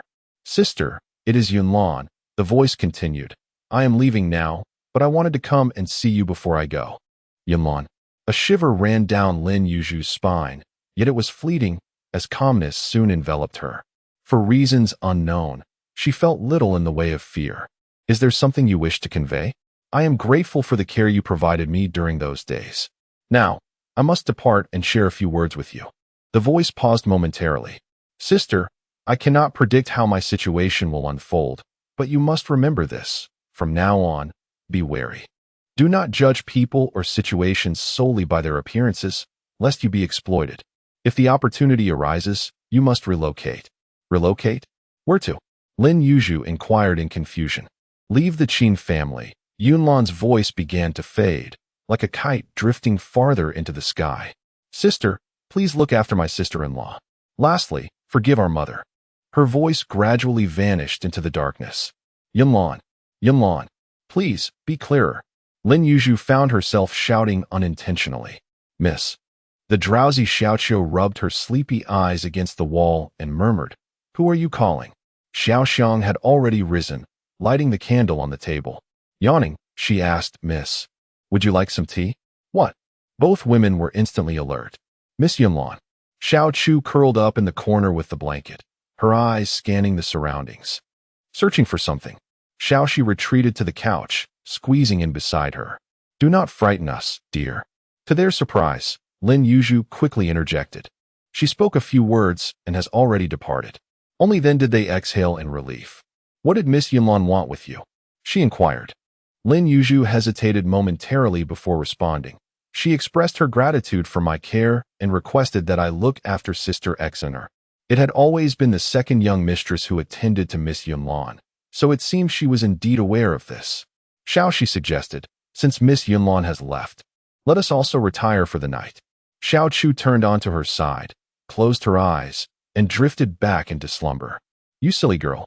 Xiaoxi playfully poked Xiao Chu's forehead. What about you? She was concerned that Lin Yuzhu might have additional matters to discuss. It's nothing. Sleep now, Lin Yuzhu replied, lying down herself. Xiaoxi extinguished the candle, plunging the room into darkness once more. The circumstances surrounding Qin Yunlan's death were exceedingly perplexing. Although Qin Shaojun was a reasonable man, the urgency to uncover the truth and identify the culprit as a grieving relative was palpable. Thus, he frequently sent individuals to the Yamen to inquire about the case's status.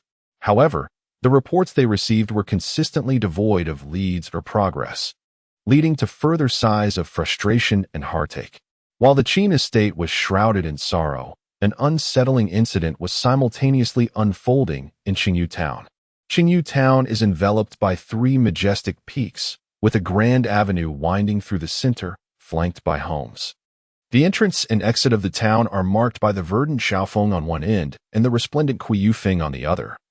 While only the peak of Qingke stands steadfastly apart, unperturbed by the paths of travel, a natural marvel offering the most exquisite scenery.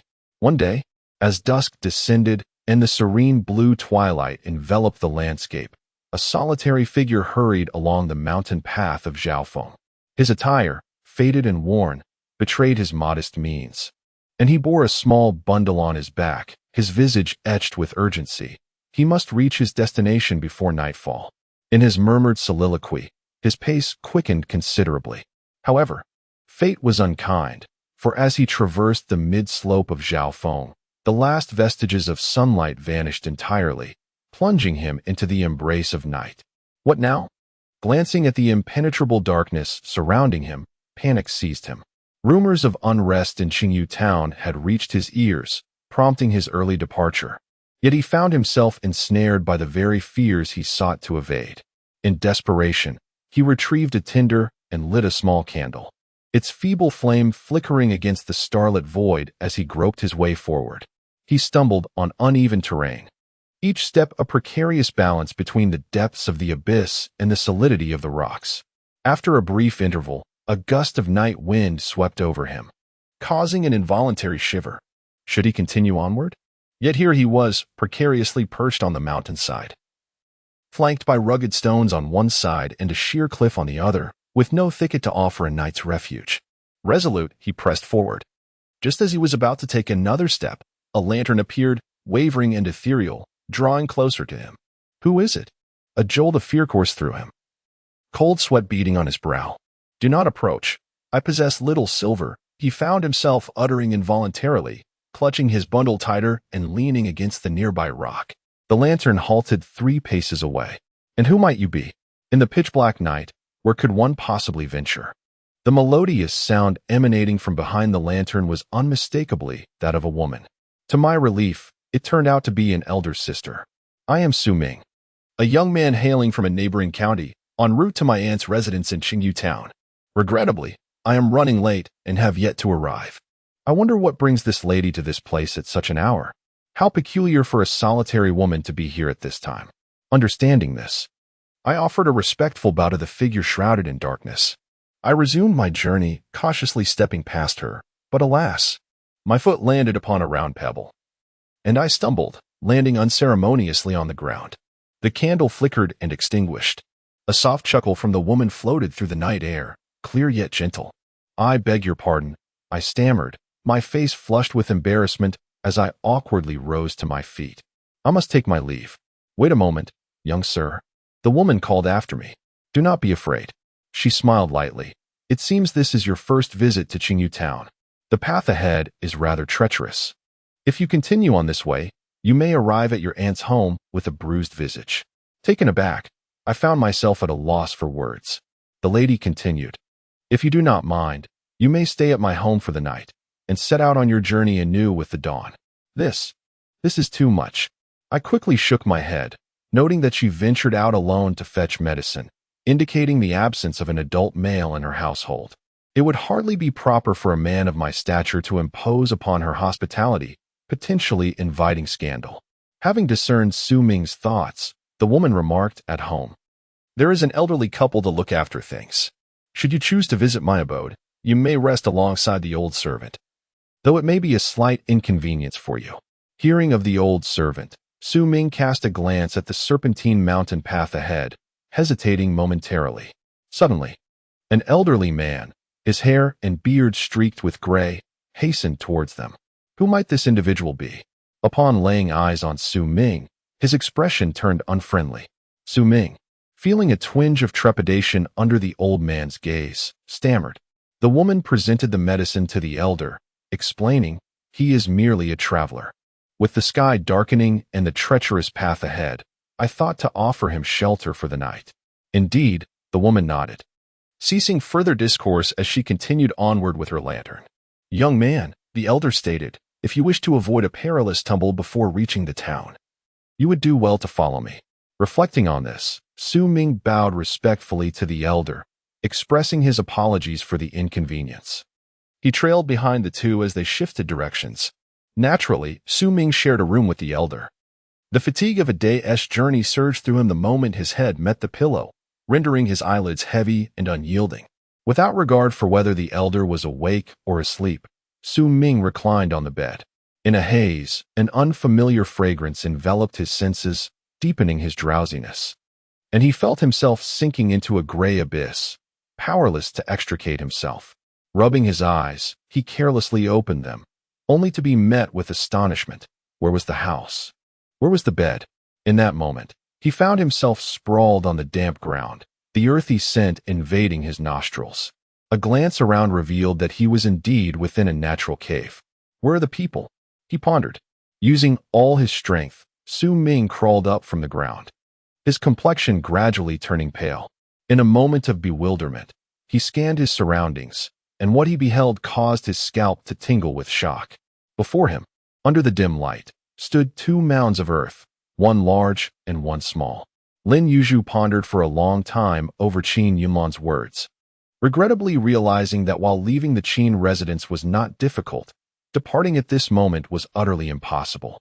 Yet, she kept these thoughts to herself, approaching her tasks with a newfound caution. "Miss," Xiao Xiang exclaimed, her face ashen as she rushed into the room, and upon seeing it was empty, she continued, "Something strange has occurred." "What is it?" Lin Yuzhu felt a sinking sensation in her heart at the sight of Xiao Xiang's distress. After listening to her account, Lin Yuzhu found it hard to discern the truth and suddenly recalled Qin Yunlan's words.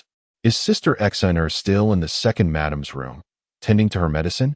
Furrowing her brow, Lin Yuzhu rose and made her way toward Yang Xiner's courtyard. With a resigned nod, she asked, "Sister, are you well?" The incident with the girl pretending to be a ghost had frightened Sister Xiner considerably, and this time, it was likely to be even worse. Indeed, Yang Xiner clutched the moon-white fragrance pouch around her neck tightly, cautiously inquiring, "Do you think this is directed at me?" Initially intending to offer comfort, Lin Yuzhu reconsidered, asking instead, "Sister, what is your perspective on this matter?" However, after all these years, why was the specter suddenly seeking to emerge? Lin Yuzhu found it perplexing. If it were truly the young mistress of the Qian family seeking vengeance, her most direct foe had already met a tragic end, and any lingering resentment should have dissipated by now. Yang Shiner also struggled to comprehend the situation. Who could elucidate such a mystery? After all, she was a specter, her thoughts likely diverging from those of the living. Suddenly, her eyes widened in realization. Could it be that the matter concerning Uncle and Yunlan is orchestrated by her? Though Lin Yuzhu had not previously considered this possibility, Yang Shiner's words imbued it with a semblance of credibility.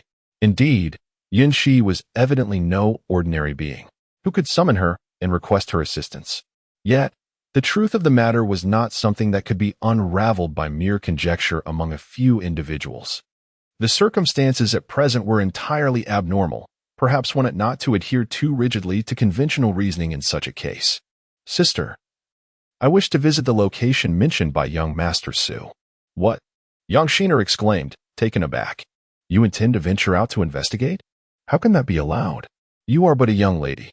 Sister, Lin Yuzhu replied earnestly, if it truly is the spirit of the Qian family's young mistress, what purpose does our remaining idol serve? If it is not, then it must be a human affair. Shouldn't we strive to uncover the truth? As women, we often find ourselves caught in a web of hearsay, relying on one person's account after another. Such tales, once passed along, become distorted, leaving us in the dark about the original events. Moreover, if there are any clues to pursue, we must seek them ourselves. No one will present them to us unbidden. Yang Shiner understood Lin Yuzhu's reasoning, yet she remained concerned. But you are still a girl. Sister, my very presence in the Qin residence means I am already enmeshed in this affair. Unresolved matters weigh heavily on my heart. I am unwilling to accept the ambiguity. As events unfold in increasingly peculiar ways, I find myself uncertain about what the future holds. The thought of passively allowing circumstances to dictate my fate, becoming ensnared in confusion, is quite unsettling. Very well. Yang Xiner, propping herself up with her hands, rose and said, my condition prevents me from accompanying you, but I shall lend my support to you through my elder sister. There are few places where news travels swiftly and abundantly as in taverns and tea houses. The Zhou family tea house is a venerable establishment in Qingyu town, the largest of its kind, bustling with patrons daily. The constant influx of people breeds abundant conversation, and rumors abound. News of new edicts from the emperor, tales of officials being demoted, quarrels among mothers-in-law and daughters-in-law, and accounts of husbands being cast out by their wives in the dead of night. Even the trivial details of family pets and poultry are not spared. From matters of state to trifling gossip, nothing is beyond reach, and no inquiry goes unanswered. Disguised in male attire, Lin Yuzhu sat quietly at a small square table in the farthest corner, facing the glum expression of Qin Shaojun. Miss Lin, you truly should not be in such a place, he lamented. To her left, Xiao Xiang, also clad in masculine garb, wore a concerned expression and whispered, Miss, let us stay briefly and then depart. This crowd is too unruly. Meanwhile, the young servant to her right dared not lift his gaze to any of them, focused solely on his tea bowl, gulping water in silence. Lin Yuzhu paid them no heed, her eyes fixed intently on the bustling throng before her, her mind racing with thoughts. Suddenly, she turned her head to look at Qin Shaojun and exclaimed loudly, Brother, is that young lady from the Qian family here to commit murder? Uft. The tea that Qin Shaojun had just sipped erupted from his mouth. With wide eyes, he gazed at Lin Yuzhu in utter astonishment. What are you trying to do? Lin Yuzhu's words managed to silence the tea house for 5 seconds, drawing numerous curious glances and even attracting 3 patrons. One was an elderly man with a flowing beard, another a troubled young man, and the last a middle-aged man with dark skin and a scruffy beard. The elderly man stroked his beard, scrutinizing Lin Yuzhu for a moment before tilting his head towards Qin Shaojun and inquiring, I just heard this young man call you brother. May I ask what relation you two share? Upon hearing the elder's question, Qin Shaojun hurriedly rose, clasped his hands in greeting, and replied, Greetings, Mr. Jiang. This is my distant cousin, named, pausing for a moment. He continued, Qingyu. He has come to Qingyu town for a leisurely escape, and it is unfortunate that such a strange incident occurred upon his arrival. Being a child, he is filled with curiosity and lacks awareness of certain taboos, thus speaking without thought. I beg your pardon, and I also ask for the understanding of everyone present. He then bowed to the patrons in the tea house and gestured for more low stools, calling for tea. Please, take a seat, gentlemen. No trouble at all, Mr. Jiang chuckled, settling comfortably into his seat. The young man and middle-aged man followed suit without hesitation. Hearing this, Lin Yuzhu felt a surge of delight and promptly bowed respectfully to Mr. Jiang. I apologize for my earlier indiscretion, esteemed elder. I humbly request your guidance to clarify the question I posed earlier. Mr. Jiang waved his hand with a smile, seemingly quite fond of the young man before him, and did not decline to engage in conversation, treating it merely as a light-hearted topic for tea time. Upon hearing the old gentleman's words, the others, including Xiao Xiang and the attendant who was engrossed in drinking water, perked up their ears and became quite serious. It turned out that the young man also bore the surname Qin. Could he possibly be a relative of the Qin family? The elder inquired of Lin Yuzhu. After a moment's contemplation, Lin Yuzhu replied, as for the connection, it is indeed distantly removed, to the point where I hardly dare to claim it. However, the elder Qin is broad-minded and, noticing my slight connection with brother Shaoyuan, has graciously acknowledged this kinship. Ah, so that is the case. No wonder the young man had posed that question earlier. Mr. Jiang continued. Surely everyone has heard of the terrifying rumors surrounding the Qian and Qin families from 50 years ago. I shall not elaborate further. Here, I wish to pose a question to you all. Has anyone heard of the Qin Taoist? The others looked at one another in confusion, save for Lin Yuzhu, whose heart skipped a beat as the phrase Qin secret records flashed through her mind, though she made an effort to suppress it and feigned ignorance by asking, "Who is this person?" Pleased with the reactions of the gathered company, Mr. Jiang took a sip of tea with satisfaction. He is a remarkable figure who, even before the troubles befalling the Qian family, discerned the unfavorable feng shui of their residence and foretold that a great calamity would arise within. Is that true, or merely a fabrication? A middle-aged man exclaimed in a coarse voice, "Do not try to frighten us. If no one else has heard of this person, just you alone, then you must be a remarkable figure yourself. What do you truly know?" Mr. Jiang cast an irritable glare at the middle-aged man, exclaiming, "You spend your days gathering firewood on the mountains and selling it upon your return. By the time you hear any news, it is already stale and of no consequence." The tales of that extraordinary figure had been witnessed by none other than Mr. Jiang himself. The revelation ignited a spark of intrigue in everyone's eyes, their interest deepening significantly. "Of course, I was quite young at that time," Mr. Jiang continued. "I remember when Mrs. Qian, the young mistress of the Qian family, announced her pregnancy. Mr. Qian was overjoyed and generously donated substantial sums to those in need in the town. He even invited a troupe of performers to entertain the entire town with 7 consecutive days of operatic performances, creating a vibrant atmosphere throughout the community. As a 10-year-old child, I was particularly drawn to the festivities, eagerly darting out of my home each day to witness the plays, only returning when the curtains fell. On the final day of the performances, as I was engrossed in the spectacle, I suddenly felt a tap on my shoulder from behind. In that moment of distraction, the figure of the Taoist priest, clad in a flowing robe with a long beard and a warm smile, reappeared before me. "What brings you here?" I asked, stuffing 2 freshly shelled peanuts into my mouth. I was enjoying the performance. The Taoist chuckled. "Which troupe has been invited?" "The Qian family S, of course," I replied, casting a dismissive glance in my mind at this individual who seemed unaware of the esteemed Qian family.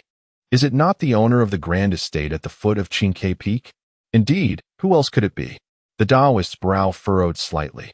"Alas, he seems to be a benevolent soul, yet it is regrettable, truly regrettable." "What is so regrettable?" I inquired, perplexed. "You, old Taoist, could be a little clearer in your speech. What is the meaning of such half-formed statements?" "He, is the young man quite temperamental?" The Taoist cheerfully squeezed onto the bench and, without hesitation, seized the peanuts from Mr. Jiang's hand and tossed them into his mouth. The Qian family residence exudes an imposing aura, yet it conceals a malevolent energy. If one is not careful, this family may meet an unfortunate end. Although there is no direct connection to Old Master Qian, we are all from the same locality. Mr. Jiang found the Taoist's words increasingly uncomfortable, thinking to himself, "You filthy Taoist, refrain from cursing others." "I did not curse him," the Taoist replied, stroking his long beard. "I, the old Taoist of Qin, merely wish to share a piece of news. I have heard that the young mistress of the Qian family is with child. However, the lurking malevolent energy within the residence will undoubtedly affect her and the unborn child. When the time comes for the child to be born, it may well result in something extraordinary." With that, he rose and gracefully swept away, his robes billowing behind him. At this juncture, Mr. Jiang cleared his throat twice and said, "Well, everyone has heard what transpired afterward, haven't you?" Every word spoken by this Taoist has proven true. He truly is a remarkable being. As the crowd fell into silence, the troubled young man grew increasingly agitated, seizing Mr. Jiang's sleeve. "Elder, do you know where this remarkable being is now?" Mr. Jiang, taken aback by the sudden grasp, replied, "My young friend, I was merely a child of 10 at that time, and I have not seen that Taoist since. With the passage of decades, how could I possibly know where he may be now?" The young man instantly wilted like a frostbitten eggplant. "Alas, good sir, do you harbor matters that weigh heavily on your heart?" Lin Yuzhu inquired, noticing the young man's unusual demeanor. Could it be? Listening to the words of the middle-aged man, Lin Yuzhu speculated with a fair degree of accuracy. "You are indeed the unfortunate soul who encountered a ghost a few days ago," said the young man, his face contorted in distress. "I am Su Ming." Lin Yuzhu slightly tilted her head towards Qin Shaojun, raising an eyebrow. Understanding her cue, Qin Shaojun promptly refilled Su Ming's teacup with water, warmly stating, "Su brother, look at me, a legitimate adversary of the Qin family, yet I am untroubled. You have no ties to the Qin family. Why should you be worried? Furthermore, where in this world has death not occurred? How can you be certain it was indeed the lady from the Qian family?" "Alas, alas," the middle-aged man interjected, "I must disagree with you on this point, young master. It must surely be the young lady of the Qian family." "Lu Laosi, how can you be so certain?" Qin Shaojun questioned, skeptical. "Of course I am certain." The man, referred to as Lu Laosi, replied, "I was the one who discovered him and sent him down the mountain. Do you know where I found him?" "Where?" "In that cave," Lu Laosi declared, slapping the table. "It is the very cave where you, the Qin family, listened to the fortune-teller and reburied the young lady of the Qian family along with that creature. I saw him at the entrance of the cave." He pointed at Su Ming, whose countenance grew even graver, as though he might perish at any moment. Lin Yuzhu had never heard of the cave and looked at Qin Shaojun with a puzzled expression. Upon hearing about the cave, Qin Shaoyun's countenance also grew serious. "Su brother, could you elaborate on the events that transpired?" Su Ming sighed, recounting the harrowing experiences he had endured. Upon hearing Su Ming's plight, Mr. Jiang remarked, "Based on your account, and coupled with what Lao Si has said, it is undoubtedly the work of the young mistress of the Qian family." He then turned to Qin Shaojun and continued, "When the grave was relocated and reburied, your family's fairy had proclaimed that the souls had been pacified and their grievances resolved, thus ensuring peace thereafter. What explanation do we have for the current situation?" Qin Shaojun chuckled softly. "Old sir, your words are quite misplaced. It is only today, upon encountering Brother Su and Lao Si, that I have come to understand the entirety of the matter and confirm that it indeed involves the actions of that particular individual from the Qian family. Even our household remains unaware, and the fairy, wandering beyond, is oblivious as well. How could there be any explanation? Naturally, we must seek answers. Speaking of this matter," Qin Shaojun felt troubled. For some reason, they could not locate the fairy this time. The eldest young master was stricken with worry. "And I too am at my wit's end. Old sir, you have friends across the globe. If you happen to hear news of the fairy, I would be grateful for a notification or a message to be conveyed to her. I extend my thanks in advance. There's no need for such formalities among fellow villagers." Mr. Jiang waved his hand dismissively. I shall assist you to the best of my ability. Rising from his seat, he addressed Lin Yuzhu. I have matters to attend to, so I must take my leave. Today, I had the pleasure of sharing a cup of tea with you, young sir. If you do not mind, I would be delighted to invite you to my humble abode for tea and conversation on another occasion. Lin Yuzhu hurriedly bowed in respect, promising to visit for guidance. Mr. Jiang then gestured to the others in farewell and departed. Lu Laozi could hardly bear to witness his cowardice. You wish to seek help from the fairy? Did not the young master already mention that they themselves sought Mr. Zhang's assistance? What help could possibly come your way? However, I have heard that the fairy's niece is residing at the Qin estate. Su Ming's eyes brightened as he inquired, Nephew, might you introduce that fairy's niece? Lu Laozi, startled, spilled tea across the table, exclaiming, Are you out of your mind? You, a stranger, going to meet an unmarried young lady?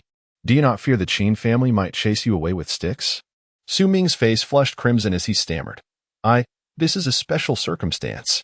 Qin Shaojun, unfazed, winked at Lin Yuzhu, conveying a message that suggested she should handle the situation as she saw fit. Lin Yuzhu, unperturbed, turned to Su Ming and Lu Laozi and asked, Do you two have a moment? Could you take me to the cave? Coughing, Qin Shaojun nearly spat out his tea once more. Lu Laozi's words were indeed quite reasonable, prompting Lin Yuzhu to shift her hopeful gaze toward Qin Shaojun, asking, Brother? With a forced chuckle, Qin Shaojun replied, If my dear brother wishes to go, I shall naturally accompany you. Then please, Lin Yuzhu said with a smile, gesturing for them to proceed. Reluctantly, Qin Shaojun stood up and addressed Su Ming and Lu Laozi. I appreciate the information you've provided. Today's tea expenses are on me. We shall take our leave now. Feel free to enjoy yourselves. Really? Lu Laozi exclaimed with excitement. Then I shan't hold back. Nephew, waiter, bring 2 more plates of peanuts and steamed cakes. Qingke Peak, true to its name, was lush and verdant, shrouded in clouds and mist, with the occasional distant chirp of a bird resonating through the serene valley. The 4 of them, treading carefully on the moss-covered stone steps, ascended at a leisurely pace. No, Qin Shaojun insisted. You may call me Qin Butler, Mississippi. In this cavern, one could point to a few large stones on a slightly flattened area nearby, suggesting we take a brief respite where I might share a tale with the young lady. Having traversed for quite some time, the 4 of us were weary. Disregarding our fatigue, we dusted off our sleeves and settled upon the stones. What to say? Lin Yuzhu could not help but feel a twinge of curiosity. What more could be said? Each person was engulfed in trepidation. Qin Shaojun gently thumped his leg, pondering the source of the unrest back at the estate, where a certain loose-tongued individual had carelessly disseminated news of our predicament. Upon learning of the discovery of the remains, the village head and others had come to protest against the burial, asserting that should interment occur, it must not take place in Qingyu town, for fear of repercussions befalling the townsfolk. What relevance does this situation hold for them? The strange occurrences from the old mansion have always brought calamity upon the members of the Qian and Qin families. Never have the townspeople suffered even the slightest harm. It is indeed the case. If there is fear to be had, it is we who should be more apprehensive. Qin Shaojun nodded in agreement, affirming the sentiment. Eventually, after the master offered substantial gifts and the celestial maiden assured them repeatedly that no harm would ensue, they reluctantly acquiesced. This cavern was chosen by the celestial maiden. As for the reasoning behind this choice, I could only speculate. Perhaps it facilitated her rituals. A cool mountain breeze swept through, alleviating some of our weariness, prompting Lin Yuzhu to rise and suggest we continue. Following the stone steps upward, we walked for some time until, at a bend in the steps, a narrow dirt path appeared amidst an abundance of shrubs, vines, wildflowers, and grasses. This path led directly to the cavern. Qin Shaojun gestured toward it and was the first to tread upon the unpaved trail. Before long, they arrived at the entrance of a cave. One by one, the 4 entered, and as Lin Yuzhu took her first step across the threshold, her body trembled slightly, as if she had passed through a curtain of water. The interior of the cave was not expansive. The dim light allowed only a vague outline of the surroundings. Qin Shaojun ignited a torch he had prepared earlier. Look, Lin. It is those 2 mounds, he said, gesturing ahead. By the flickering torchlight, Lin Yuzhu followed Qin Shaojun's and discerned two burial mounds, one large and one small, with something encircling their bases. The smaller mound had already collapsed. Heavens! Lin Yuzhu's heart raced with terror, her body shivering as though struck by lightning. This scene was identical to that from her dream. Suddenly, Qin Shaojun approached the smaller mound, illuminating the sunken area with his torch. He appeared puzzled and summoned a servant. The two of them retrieved two sturdy branches from outside the cave and began to dig at the grave. "I sense something amiss," Qin Shaojun remarked. Fortunately, as the fairy said, these two graves are buried quite shallowly, making it easy to investigate. Indeed, as Qin Shaojun and the servant removed the loose earth from the small mound, they swiftly uncovered a small coffin. However, the coffin's lid was split in two, each half leaning askew within. Qin Shaojun rubbed his temples, feeling an overwhelming headache. "What is the situation?" For now, the situation remains under control," he replied, his headache easing slightly. He then lifted his gaze to Qin Shaojun. "Is there any news from the fairy?" Upon mentioning the whereabouts of Lin Sangyu, Qin Shaojun's brow furrowed.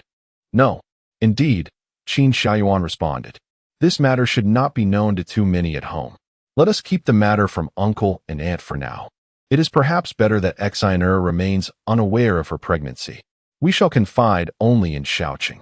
Tao Zhenzhen suggested, "Sister Yuzhu is quite close to Qian. It would be prudent for me to pay her a visit." Following Tao Zhenzhen's advice, Lin Yuzhu refrained from disclosing the mysterious disappearance of the small grave's remains to young Qian, only mentioning Su Ming's encounter with the supernatural. Could it truly be from the Qian family? Young Qian pondered anxiously, her mind troubled by the uncertainties of the future. The entire situation was indeed perplexing. Lin Yuzhu felt an uncanny sense of something amiss, yet she could not pinpoint the source of her discomfort. "Do not fret, dear sister. With the eldest master and Sister Zhenzhen by our side, we shall find a way. For now, focus on nurturing your child and try not to burden yourself with other concerns. With Aunt's talisman, you have some protection in place." At this juncture, there seemed to be no immediate solution, and thus, words of true comfort eluded her. "I wear this talisman daily," she continued, "but ultimately, we must rely on my elder brother and sister-in-law." Young Qian offered a wry smile as she recalled the moon-white talisman that now hung from her neck. "I cannot expect much wisdom from my father-in-law, and as for my husband, perhaps I can place some hope in him for the sake of our child." Reflecting on Qin Shaoqing's demeanor when Madame Shen had confronted him, Lin Yuzhu spoke with conviction. "In my opinion, the second young master will undoubtedly be your greatest support." "Really?" Young Qian scoffed. "I find that hard to believe. However, he is indeed dutiful. Throughout these days of my mother-in-law's illness, he has remained by her side, tasting the medicine himself before serving it. With such a father as a role model, I find it hard to worry about my future child's potential lack of filial piety." "You see, there is still something reassuring, isn't there?" Lin Yuzhu remarked. "Sister, you needn't fret unnecessarily." Young Qian remained silent, gently patting Lin Yuzhu's hand. Yet her heart was still filled with unease. Suddenly, Qin Shaojun let out a robust sneeze. "Second young master?" inquired Zhou Momo, a handmaiden under Madame Shen, with concern. "Are you feeling unwell? If you truly are, you should rest. Otherwise, the madam will worry." "Mother, there's no need for alarm. I am quite well." The fatigue of recent days had rendered Qin Shaojun noticeably thinner, only his nose had been slightly itchy moments ago. Despite his reassurances, Zhou Momo, aware of his struggles, continued. "I often hear the physicians cautioning against neglecting ailments. Should you feel unwell, do not conceal it. A minor illness can escalate into something severe if left unattended.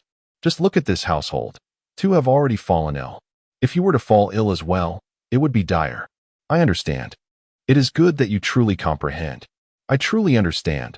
I truly understand," Qin Shaojun replied helplessly. Although Zhou Momo's concern stemmed from a place of care, her age rendered her prone to incessant nagging. Second young master, a young maid appeared, providing an escape for Qin Shaojun. "The eldest master requests your presence." "Mother, look. My brother is calling for me. I must go." Qin Shaojun said hurriedly as he made his exit. "Zhou Mama?" A voice from within the room called out. "What is happening? Is it concerning Shaojun?" "Madam, it is nothing serious. The eldest master has summoned the second young master." Madame Zhou lifted the curtain and approached the bedside. "The physician has stated that your ailment stems from excessive heartache and has advised you to refrain from concerning yourself with other matters and to focus on recuperation. My lady." Madame Zhou grasped her hand tightly, urging her to cease her lamentations. The young lady's arrival into this world was a mistake, yet it is not she who bears the fault. Lady Shun shook her head vacantly, lamenting the despicable libertine, the shameless one who sought to use her as a means to coerce me into retreat. Madame Zhou sighed deeply, observing that the second master understands your tender heart and your inability to witness the suffering of children, which emboldens him to act so. Yet, I have not treated her kindly either. With a gentle closing of her eyes, tears flowed silently. Lady Shun's voice trembled as she confessed, "I do hold affection for her. Yet every time I see her, I am reminded of the deeds of those two, and I am overwhelmed with bitterness, profound resentment. I find myself torn between affection and anger, often at a loss as to how to engage with her, truly uncertain. Now that she is gone, my heart aches terribly. Had I known it would come to this, perhaps I should have come to terms with it sooner, sparing both her and myself from such torment." Suddenly, she sat upright, fixing her gaze upon Madame Zhou, demanding, "How did Yunlan meet her demise? Who was responsible for her death?" Lady Shun gritted her teeth, asserting, "It was certainly not an affront directed at Yunlan herself. It was aimed at me." These words sent a chill through Madame Zhou, who quickly intervened. "My lady, what are you saying? Please, do not speak of such things." "My lady." Madame Zhou was thoroughly alarmed, urging her to cease, to rest well, and to consider the second young master. Your recovery will bring him peace of mind. Upon hearing the mention of Qin Shaojun by Granny Zhou, Madame Shun's gaze gradually regained its clarity. She refrained from speaking further, merely leaning quietly, her eyes fixed on the window, lost in thought. Concerned that Madame Shun might become agitated and utter something unwise, Granny Zhou accompanied her in silence for quite some time. When she noticed Madame Shun closing her eyes, signaling a desire for rest, she quietly withdrew. In her heart, she couldn't help but lament the plight of women, regardless of wealth or poverty. A misstep in marriage often leads to a life of suffering. The most pitiable of all was Miss Yulan, who lost her life at such a tender age. Meanwhile, Qin Shaojun had already learned of the mysterious disappearance of the grotesque remains. What could be done about this? When did it vanish? Who took it? For what purpose? Now, the specter from that household had reappeared. Could it be related to this matter? The celestial maiden had yet to provide any news. "Elder brother, do you possess any strategies?" Faced with his younger cousin's barrage of inquiries, Qin Shaojun could only manage a wry smile. "There is still no word from the celestial maiden. I have sent Xiaoyuan to seek out another expert. I called you here not only to advise against revealing this matter to uncle and aunt, as well as to your siblings, but also to assign you a task. Speak freely, elder brother. As for Feng Xiaojin, I fear Xiaoyuan may not be able to handle both matters. You must take someone to investigate. It is imperative to ascertain who Feng Xiaojin interacted with before her demise. Furthermore, that madwoman seems rather suspicious to me. I would like you to look into her as well. I feel powerless regarding Fatheress affairs. But we must uncover the truth behind Yunlan's situation." After a moment's hesitation, Qin Shaojun inquired, "Elder brother, what of the grotesque remains?" "That matter cannot be clarified for the time being. Let us set it aside for now," Qin Shaojun remarked. "We shall never comprehend the intentions of those who took the remains. The only course of action we can pursue is to summon a skilled individual to assist us, adapting to the ever-changing circumstances. If the celestial maiden were present, this predicament would pose no challenge. Yet, I find myself pondering her whereabouts. Such a situation has never occurred previously." Qin Shaojun was taken aback, pondering if something had befallen the celestial maiden. "Elder brother?" His own sudden thought startled him, prompting a glance at Qin Shaojun in search of an answer. Qin Shaojun inhaled deeply, calming his tumultuous emotions. He was not frightened by Qin Shaojun's words. Rather, He had contemplated this very question long before. It was indeed possible that the celestial maiden had encountered misfortune. Otherwise, the prolonged silence would be inexplicable. Even if his dispatched individuals failed to locate her, she would not remain indifferent to the turmoil engulfing the Qin family. There must be an underlying issue at play. However, this question could not be voiced aloud. The peculiar occurrences at home were too unsettling.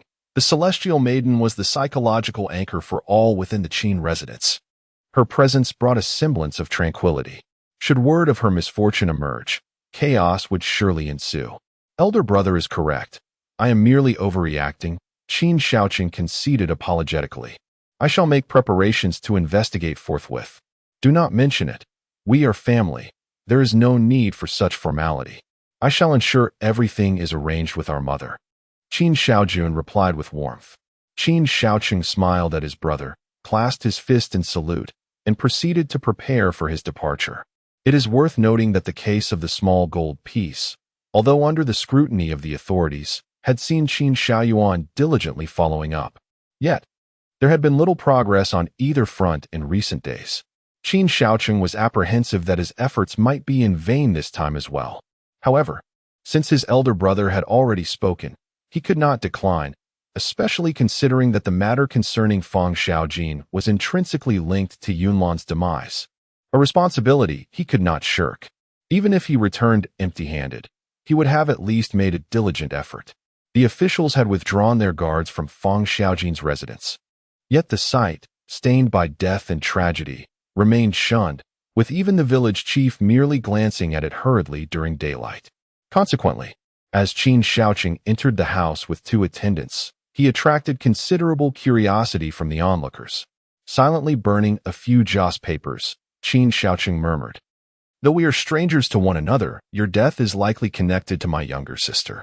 Alas, may this small offering serve you on your journey." Fang Xiaojin's actions, though misguided, should not have cost a life. After all, he was but a mere child, and it was indeed tragic.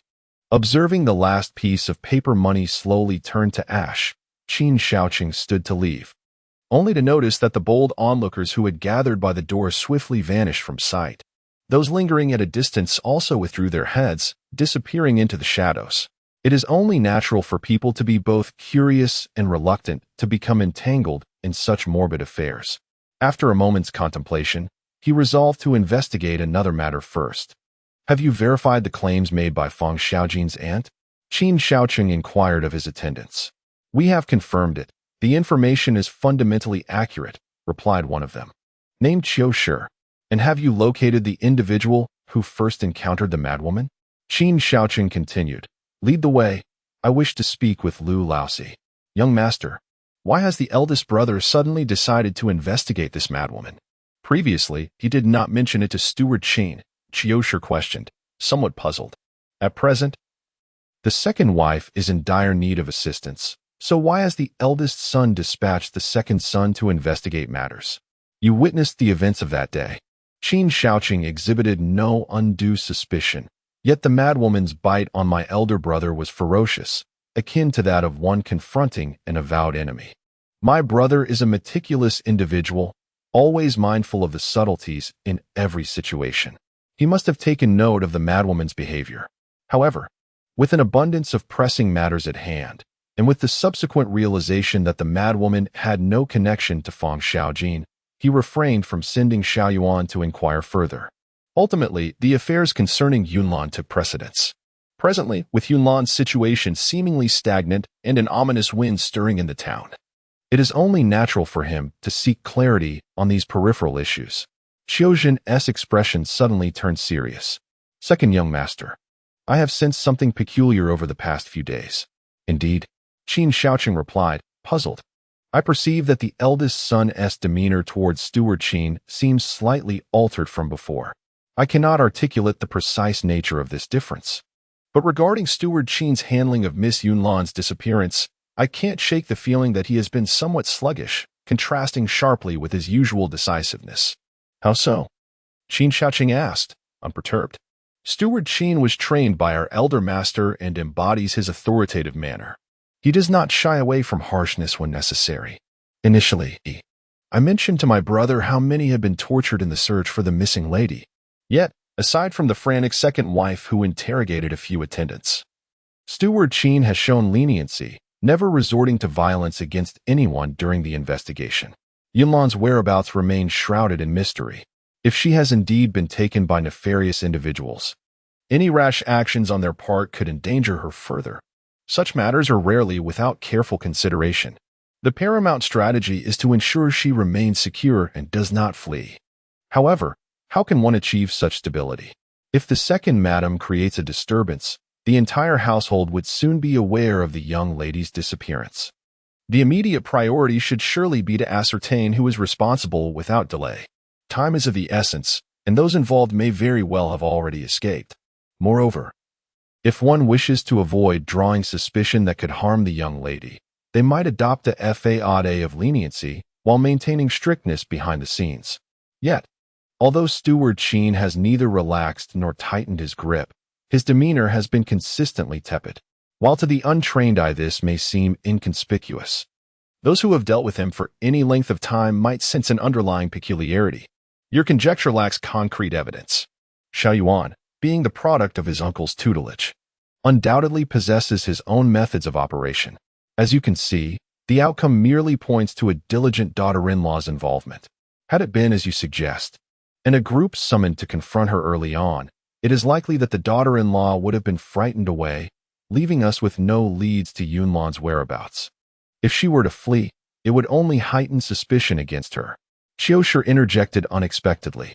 Qin Shaojun, feeling a twinge of impatience, questioned the purpose behind their seemingly aimless discourse. Qiu, with no ulterior motive, replied, I merely observed that the eldest master has sent you alone to investigate the matter concerning that madwoman, which leads me to believe that it may have been a deliberate choice.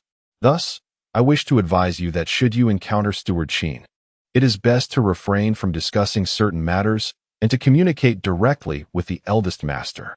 Are you implying that my elder brother wishes to keep Shaoyuan uninformed? Qin Shaojun seemed to have grasped the situation. Indeed, Qiuzhen nodded earnestly. The young master was well acquainted with Steward Qin. Whatever felt amiss to the common folk would undoubtedly be sensed by him as well. I understand. Despite his words, Qin Shaojun remained convinced that the two brothers were merely overthinking. In the household of Lu Laozi anxiously observed Qin Shaojun, who was leisurely sipping on coarse tea. Do you know about that madwoman who came from outside? Qin Shaojun inquired with a smile. So that was the matter at hand. Lu Laozi felt a sense of relief. That madwoman? Yes, I am aware. I was actually the first to spot her in our home. May I request your sister-in-law to come out? I have a few questions I wish to ask, Qin Shaojun said with great politeness. What does the second young master wish to inquire about? I will summon her right away, Lu Laozi responded, turning to call into the inner room. Dear, come out. The second young master of the Qin family has something to ask you. What is it? A loud-voiced woman lifted the cloth curtain and stepped outside. Clad in simple yet tidy coarse fabric, she appeared to be a capable and efficient person. Upon spotting Qin Shaojun, she quickly exclaimed, Oh, second young master. What can I do for you? Please, do not hesitate to speak. I merely wish to ask about the madwoman. That woman, you see. It is likely that the incident of her biting Qin Shaojun has already spread throughout Qingyu town. Everyone knows about it. That woman truly has some mental issues. Her biting the eldest young master was most likely unintentional. You may simply regard it as her being mad. The eldest master was not harmed, I hope? My brother is fine. Qin Shaojun understood that she feared he had come to confront the madwoman, which would implicate her. He merely sought to uncover the woman's origins.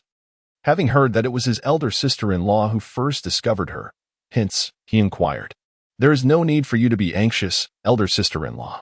It seems you have known her for quite some time. Do you truly know nothing of her background? She is a lunatic, rambling incessantly and speaking nothing of substance.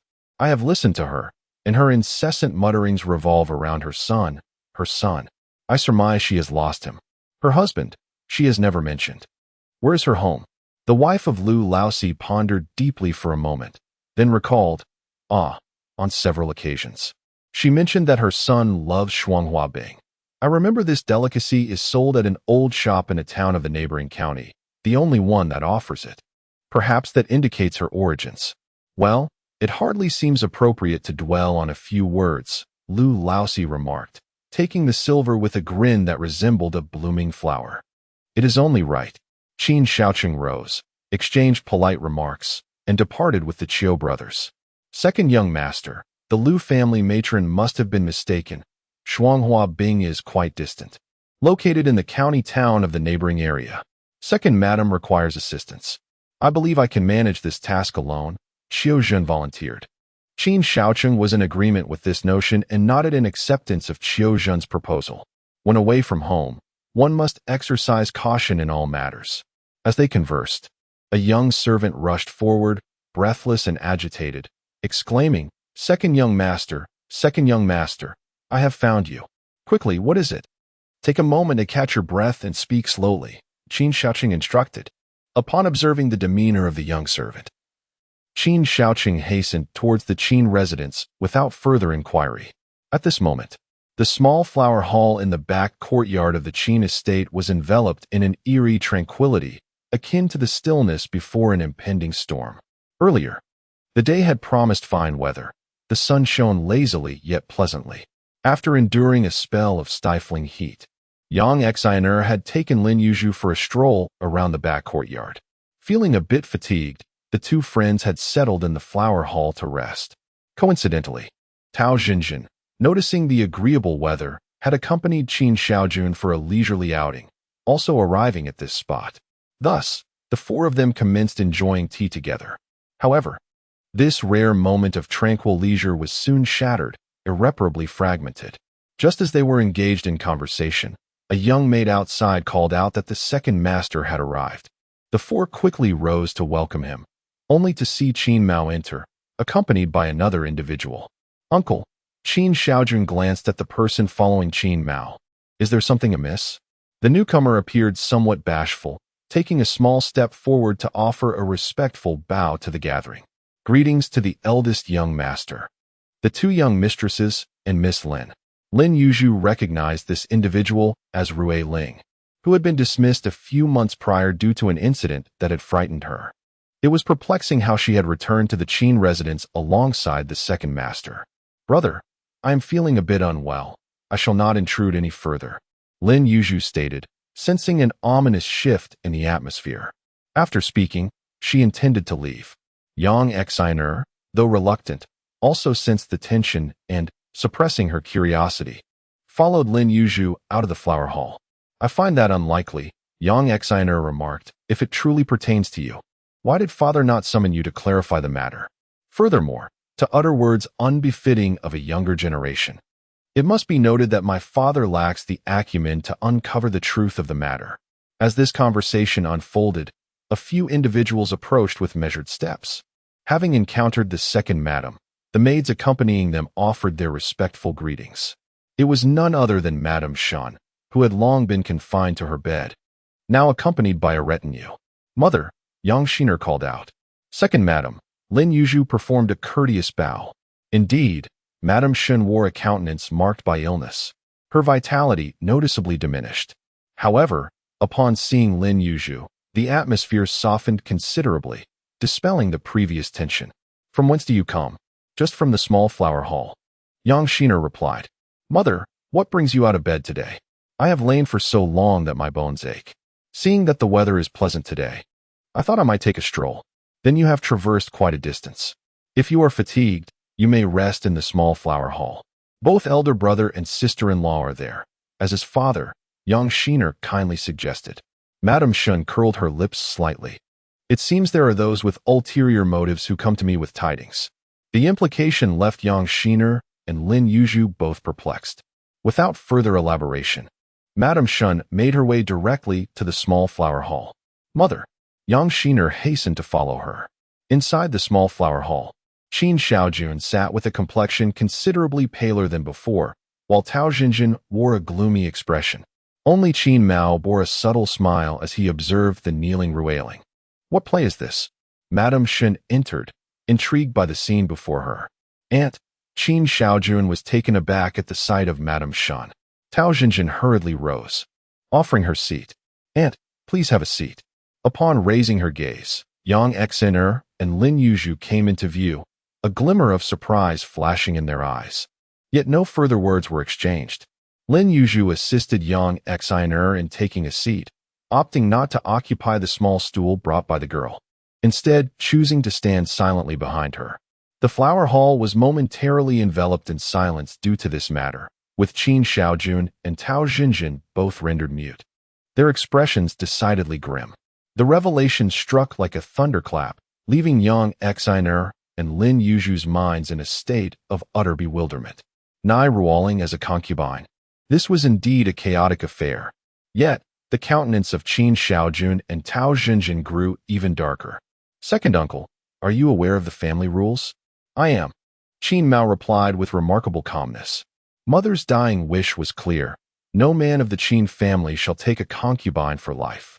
If second uncle recalls our grandmother's teachings, why then is it necessary to take Nai Ruoling as a concubine? Do you not recognize that such actions are deemed unfilial? The pain in Qin Shaojun's head began to intensify once more. Qin Mao, however, remained unperturbed. Ruoling is already with child. And should the descendants of the Qin family be left to wander outside, unable to acknowledge their ancestry, it too would be an act of disloyalty. "What?"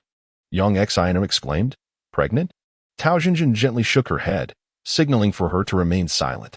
The situation was becoming increasingly untenable for Lin Yuzhu, who, feeling it inappropriate to linger any longer, leaned in to whisper a few words to Yang Xin'er before quietly withdrawing. "Indeed, second young mistress." However, Ruoling seized upon Yang Xin'er's remarks to continue. "I initially dared not come here, but the child within me is undeniably of the Qin bloodline. It is the child's right to acknowledge their heritage. Otherwise, they would drift like a floating weed, vulnerable to the whims of others, which is truly lamentable. Thus, I, with great trepidation, have ventured into the Qin household, hoping that you all might accept him for the sake of our shared bloodline. As for myself, the status I hold is of little consequence. My only desire is for the well-being of the child I carry. How can this be permissible?" At this moment, Qin Mao appeared somewhat agitated. "You bear my flesh and blood. If I cannot safeguard both you and the child, would I not be failing in my duties as a father and husband?" He then turned to Qin Shaojun, stating, "Nephew, today, without fail, I must ensure that Ruoling is welcomed into our home." However, Qin Shaojun disregarded him, casting his gaze towards Madame Shen. "Husband?" Madame Shen scoffed. "If you are indeed her husband, then what role do I play in your life?" Realizing he had misspoken, Qin Mao momentarily faltered. "But she is merely a concubine. Why must you be concerned?" "Concerned?" Madame Shen's tone turned frigid. "If the master has fathered a child with another, it simply means the Qin family gains yet another branch of its lineage. Surely this is a cause for celebration. As a wife, I dare not voice my grievances and will care for the child as my own. However, I must inquire of the master. With your elder brother and Yunlan's remains barely cold, and the perpetrator still at large, do you truly intend to celebrate and take a new wife at this juncture?" Madame Shen's words caused an immediate chill to envelop the room. Not only did Qin Shaojun appear as if carved from ice, but Tao Zhenzhen's eyes glimmered with disdain, and Yang Xin'er averted her gaze from the two, the servants also displaying indignation. Sensing the tide turning against him, Qin Mao softened his tone, adopting a more conciliatory approach. "I did not propose a celebration, but surely we cannot neglect Ruoling and her child. It would be unreasonable not to provide her with a legitimate status." Qin Mao yearned to speak. Yet the profound silence of those around him loomed like an insurmountable wall, rendering his words utterly stifled, leaving him incapable of uttering even a single syllable. The atmosphere crackled with an impending storm, as if thunder and lightning were poised to unleash their fury at any moment. It was inexplicable how the once resolute Qin Mao found himself at a loss for words before his son. Madame Shen cast a frigid glance at her husband, remarking with a hint of disdain that she was on the verge of presenting him with a brother or sister. And surely this was the appropriate time for such a revelation. Otherwise, where else could it possibly be? "Father!" Qin Shaojun felt a surge of indignation, How could you? Qin Mao's face flushed with embarrassment, yet the dignity of an elder could not be compromised. What do you mean by how could I? It is merely the taking of a concubine. What is so terrible about that? What do you mean by taking a concubine? Qin Shaojun suppressed his anger. Grandmother has explicitly stated that men of the Qin family are forbidden from taking concubines. Is this not an act of filial impiety? Moreover, with so many tribulations befalling our family, uncle's fate shrouded in uncertainty, and Yunlan yet to be laid to rest. Father, do you not see the white banners hanging throughout the house, and everyone clad in mourning garments? How can you possibly entertain thoughts of revelry? Do you not feel any brotherly affection for uncle? Have you considered that your daughter still bears the weight of her grievances? The phrase seeking pleasure ignited a fire within Qin Mao. Do you truly believe me to be heartless? What do you mean by seeking pleasure? I merely acted thoughtlessly for a moment. However, Ruiling is already with child. I cannot simply abandon her to fend for herself. But you intend to take a concubine. Qin Shaojun stood resolute. Have you forgotten the reason behind grandmother's established prohibition? Reason? Qin Mao suddenly felt a shiver run through him. Upon hearing of Ruiling's pregnancy, he had been so consumed with joy that he had completely forgotten about the pressing concerns at hand. It had been so many years since this matter had arisen. Recently, the town had been in turmoil, with whispers of ghostly encounters. Did the master not know about this? Madame Shen inquired. He had heard of it, yet had not taken it seriously. After all, the household had remained peaceful for so long, especially with the presence of the immortal. He had been aware of the rumors, but the authenticity of such claims remained uncertain, making it unwise to draw hasty conclusions. The occurrences of ghostly encounters were indeed credible. Perhaps the second uncle should be more cautious. Qin Shaojun sighed deeply, his brows furrowing in concern. Was it truly from that family? A chill crept into Qin Mao's heart as he glanced at Ruiling, his earlier resolve beginning to waver. Second master, you cannot abandon me, Ruiling pleaded, wiping away a tear from the corner of her eye. You cannot forsake the child I carry. Yet, as Qin Mao recalled the gruesome incidents his mother often spoke of, he found himself at a loss for what to do. Very well, Madame Shen stated. Given Ruiling's condition, it would be inappropriate to leave her outside. Let her reside in the manor, where she may eat and drink well while awaiting the birth. As for other matters, master, do not dwell on them any longer.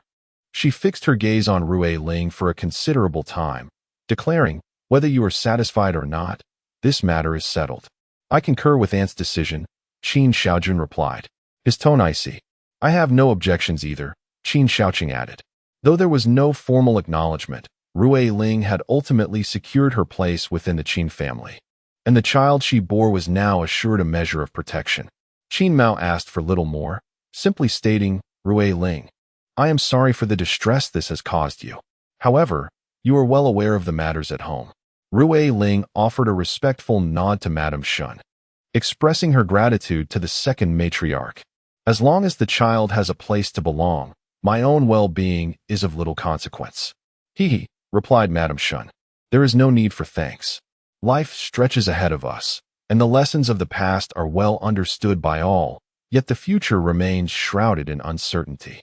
I can only hope that, considering your lack of formal status, you might secure a peaceful existence for both mother and child. No one voiced any objections. Though a sense of unease lingered in their hearts, the current resolution seemed the most prudent. Yet, no one noticed the flicker of cunning in Ruiling's eyes. For a moment, Lin Yuzhu found herself at leisure, contemplating whether to heed Qin Yunlan's suggestion to find an excuse to depart. However, on one hand, Tao Zhenzhen had entrusted her with the care of young Shiner and the Shiyun pavilion, and on the other, thoughts of Yun Shiyi and her aunt, Lin Sangyue, left her uncertain about her decision to leave. Miss, Xiaoxiang whispered, that person has arrived. Lin Yuzhu, having finished paying her respects to Qin Ang, understood immediately that she was referring to Ruiling turning around. Indeed, a petite figure had made its way to the entrance. Miss Lin, Ruiling, with her slender frame, did not prominently display her condition, though her garments were somewhat looser than before. Miss Ruiling, Lin Yuzhu managed to greet her, hastily attempting to make her exit. Miss Lin, please wait, Rui Ling called out, expressing a desire to converse with her, uncertain if she might be so gracious as to spare a moment. Though Lin Yuzhu felt there was little to discuss with Rui Ling, she was not one to easily refuse others. After all, Rui Ling had come with a heart full of intentions, and to reject her would leave those sentiments nowhere to settle. Rui Ling, having finished her incense, smiled and suggested, "This place is rather inconvenient. Let us find somewhere to sit." "How about my place?" Lin Yuzhu proposed, a flicker of inspiration igniting her thoughts. Rui Ling's expression remained unchanged. "Very well." Upon entering the room, Rui Ling burst into laughter, her joy reminiscent of blooming flowers. "Last time, I startled you here, didn't I? How rude of me." Lin Yuzhu was taken aback by Rui Ling's candidness regarding that incident, recalling how Rui Ling had expressed her fright afterward. It was curious that today she appeared so cheerful. Could it be that frightening me gave her a sense of accomplishment?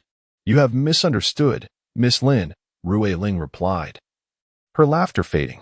"I have felt quite remorseful about that incident. Coming here with such boldness is my attempt to clarify matters." "Oh." Lin Yuzhu was not particularly surprised. It would indeed be strange if Rui Ling did not have something to say. "That incident frightened you quite a bit. I wonder if the young mistress explained everything to you afterward?" Rui Ling inquired, her eyes darting thoughtfully. "Of course she did," Lin Yuzhu said with a playful smile, curling her lips. "Sister Zhenzhen mentioned that you and your brother attempted to evade punishment. Since you perceived me as an easy target, you took advantage. How could the young mistress say such a thing?" Rui Ling retorted, though it was evident that defending her family was only natural. "Poor Miss Lin. You have unwittingly drawn calamity upon yourself, remaining oblivious to the truth. As the saying goes, those who speak of disputes are often embroiled in them." Lin Yuzhu wished to avoid further circumlocution. "Miss Rui Ling, might you elucidate whom this credible informant is? Who could possibly intend to frighten me? Surely, it is not you or your brother." Rui Ling replied, "My brother and I bear no grudge against you. Should we seek trouble, you would not be our target. Clearly, someone is exerting threats and commands to incite action." "Who?" Lin Yuzhu inquired. "Madam Heir," came the response. Lin Yuzhu had already surmised this answer, thanks to Yang Xiner's hints. And even Xiao Xiang and Xiao Chu exhibited little surprise. And then, she pressed. "Then?" Lin Yuzhu's calm demeanor astonished Rui Ling. "Do you not wish to know the reason?" "I need not ask. You will divulge it regardless, will you not?" Reluctantly, Rui Ling continued, "My brother has always taken meticulous care of the master's parrot. But on that one occasion, he inadvertently neglected it, resulting in its demise at the hands of another.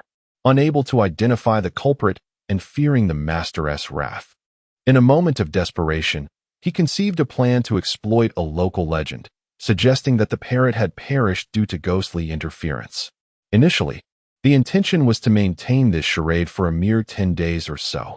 However, during a clandestine discussion with my brother in the garden, we were unexpectedly discovered by Madame Heir. Although we managed to deceive her momentarily, she soon discerned the truth. I am uncertain how she uncovered our involvement. But she summoned us, threatening to expose us to the master should we fail to frighten you. My brother and I were already filled with trepidation, and with the additional allure of certain promises made by the second madam, we consented to her proposal. That evening, my brother bribed several of the women in the courtyard, allowing me entry. But you were still apprehended, weren't you? Indeed. However, we owe a debt of gratitude to the second madam. Without her involvement, it is likely that my brother and I would have faced consequences far more severe than mere expulsion. To preserve the reputation of the Qin family, the master did not wish to delve too deeply into this matter. Now that the incident has passed, what prompts you to revisit it with me? There is a question that continues to perplex me. What is it? That day, my brother and I had agreed to merely shed a few tears and share some laughter in the courtyard, yet shortly after my entrance, I felt a sudden chill behind me, and then everything faded from my awareness. By the time I regained my sight, I found myself captured.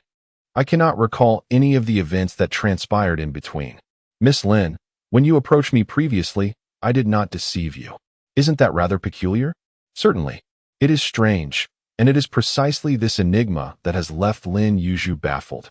At the time, she even considered the possibility of Yun Shiyi's involvement, but did not wish to reveal her suspicions to Rui Ling, turning slightly to evade her gaze.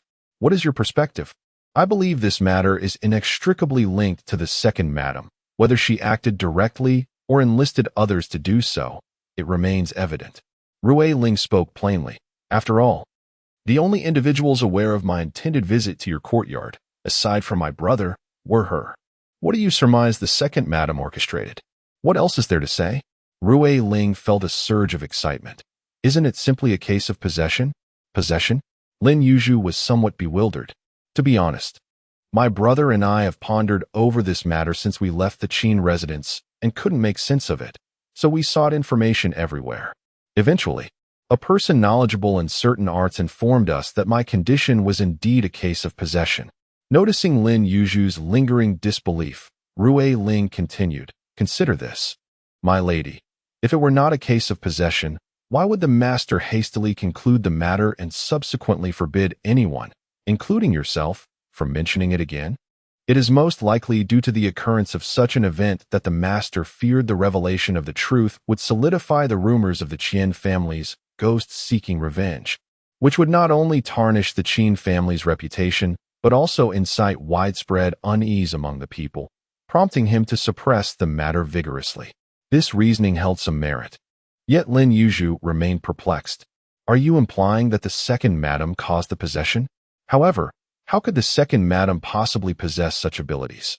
It is not impossible for someone with a keen mind to have covertly learned a few tricks during the years the immortal lady stayed at the Qin residence. Rui Ling said mysteriously, "Isn't it curious that Miss Yunlan suddenly became foolish for no apparent reason? I have heard that she indulged in exquisite delicacies in the second madam's chamber prior to her decline." At this point, Lin Yuzhu could hardly contain her astonishment. Nevertheless, I have grasped the good intentions behind Miss Rui Ling's visit today. However, it is prudent to refrain from spreading mere conjecture indiscriminately. Speaking too much may invite unnecessary trouble. Rui Ling chuckled nonchalantly. "I am solely concerned for your well-being, and it pleases me that you understand. I wonder if I might be permitted to visit this fragrant abode of yours from time to time in the future?" Lin Yuzhu pondered for a moment and said, "If you do not mind the noise and bustle here, feel free to come." She spoke politely, yet her feet remained firmly planted, showing no intention of seeing her off. As she watched Rui Ling exit the courtyard, Xiao Xiang and Xiao Chu immediately drew closer to Lin Yuzhu. "Why did you agree to her frequent visits?" Xiao Chu pouted, clearly dissatisfied. With the tone she spoke, she truly believes herself to be in charge. It was one thing to allow her to come, but the words she uttered were nothing but provocations, clearly aiming to use you as a pawn. If Xiao Chu could discern this, Xiao Xiang certainly saw it more clearly. "My lady, I fear Rui Ling harbors considerable designs. I wonder if her gaze is fixed on that position. It would be wise for us to maintain our distance from her." Lin Yuzhu sighed, acknowledging that Rui Ling had come prepared. It would be difficult to keep her at bay, so it might be better to allow her closer, to better understand her intentions. Who would have thought? Xiao Chu exclaimed with indignation. "I once found her pitiable, yet it seems she now has her sights set on you. Quite the capable one she is." "What capability?" Xiao Xiang shot back with a scornful glance at Xiao Chu. "She merely leveraged her pregnancy to gain entry into the household. That hardly qualifies as cleverness. Yet her ambition appears substantial. However, in my view, she stands no chance against the second mistress. Ambition alone will lead to naught." For Lin Yuzhu, the affairs of the Qin family held little interest. She cared not who would ultimately prevail. Xiao Xiang refrained from speaking recklessly. The young lady, Xiao Xiang, did not pause. "You must have discerned that Rui Ling's intention in coming here is to sow discord between you and the second madam. You are clearly an outsider, entirely unqualified to meddle in the affairs of the Qin family. Why would she seek you out? It is merely to incite animosity between you and the second madam, hoping that the immortal lady will take action against her. Perhaps my assertion that the second madam could meet her demise is somewhat extreme. Yet can you truly dismiss the possibility that Rui Ling harbors such malice? The Qin family has decreed that men cannot take concubines.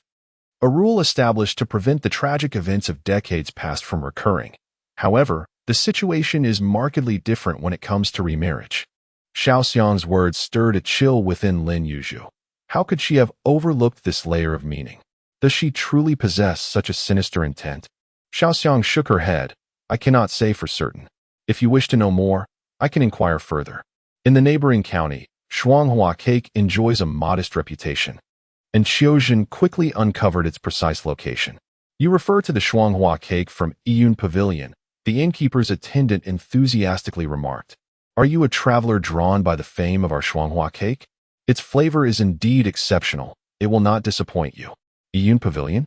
That name is rather elegant. Xiaojun ordered several small dishes and savored his drink slowly. There is an ancient poem that goes, "The red apricot leans against the clouds by the sun." The establishment's name is inspired by this line. Oh, Xiaojun nodded, realizing that the proprietor of the establishment must be a person of refined taste. Whether or not to purchase local specialties was of little concern to him. He produced the image of the madwoman. Young man, do you recognize this person? The innkeeper took the portrait, scrutinizing it from various angles, pondering deeply. Ah, it bears a resemblance, indeed. To whom? Xiaojun felt a flutter of excitement. To that relative from Yun Studio I just mentioned. They had a distant kin whose health was rather poor, unable to work, and relied heavily on their support for sustenance.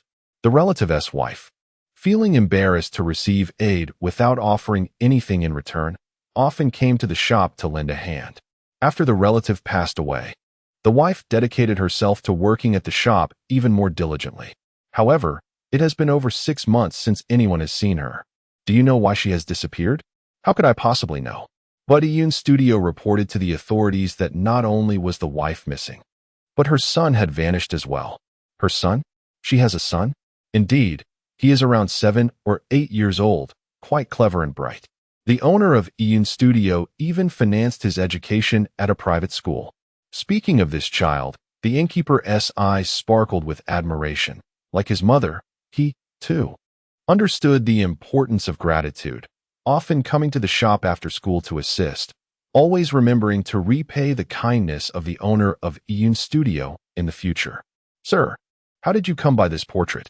Xiaojun had not anticipated such a smooth inquiry and, initially at a loss for an excuse, could only respond evasively. Well, a friend asked me to inquire about it. Perhaps it is some distant relative of his. I am not entirely sure. I see. Please take your time, sir. I have prepared a room for you. Room 1, heaven. The innkeeper beamed with a smile. Very well. Xiaojun lowered his head, wishing to conceal any signs of suspicion from the innkeeper, inadvertently missing the peculiarity in the innkeeper's gaze. Please, come in, Xiaojun replied. This little shop offers quite attentive service. The door creaked open gently, and instead of the waiter, 2 officials clad in uniforms swiftly entered. Xiaojun, taken aback, blinked in confusion. What brings you two here? One of the officials inquired. We have heard you are searching for the missing wife from Yun Studio. Xiaojun remained utterly bewildered. The waiter promptly emerged from behind the officials, exclaiming, Officer, it's him. He was sneaking around, in possession of the missing wife's portrait, inquiring about her whereabouts. You must apprehend him and investigate thoroughly. He might be the one who abducted her. What do you have to say for yourself? The official scrutinized Xiaojun sternly. Where do I even begin? Xiaojun stammered. You are gravely mistaken, dear waiter. Upon seeing the portrait, the waiter declared. This is the one. Gentlemen, this serves as evidence. Xiaojun shot a glare at the waiter, thinking, what kind of evidence is that? He then bent slightly, attempting to appease the officials. Please, esteemed officers, do not misinterpret. This portrait is not mine. It belongs to our county's head constable Wang, who requested that I take it with me to inquire about the identity of this missing wife, as I am about to embark on a long journey. Mentioning head constable Wang seemed to ease the tension. Head constable Wang? Upon hearing the name, the officials paused. Did he instruct you to bring this portrait? Indeed. Xiaojun confirmed. The official's expression softened. So, the wife is in head constable Wang's custody? Precisely. Unbelievably, this matter is also connected to a murder case? Xiaojun scratched his head and candidly remarked, to be honest, I do not believe this woman is capable of murder. She is merely a lunatic. However, to truly understand the specifics, you must consult Captain Wang. A lunatic? Xiao Ergu interjected. How can she be deemed insane? The person I saw was undoubtedly a healthy, good individual. Pray tell, what led to her supposed madness? Shaojun, feeling quite helpless, replied, I am merely an informant. I cannot ascertain the reasons for her alleged insanity. Regardless, what we perceive is simply a madwoman. Very well, the constable stated. Since we have a lead on her whereabouts, we shall send someone to locate Captain Wang. As for you, there is no need for further involvement in this matter. Go about your own business. With that, he waved his hand dismissively and strode away. Safe travels. Gentlemen, Qiao bowed to their departing figures. Although he had attempted to clarify the situation, Xiao Ergu remained indignant, yet without cause for outburst. He could only depart in frustration. This minor disturbance did not trouble Qiao much.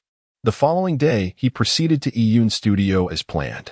Contrary to its illustrious reputation, the establishment was rather unadorned, with an air of simplicity enveloping the entire shop. The staff bore honest and unassuming expressions, harmonizing perfectly with the shop's ambience.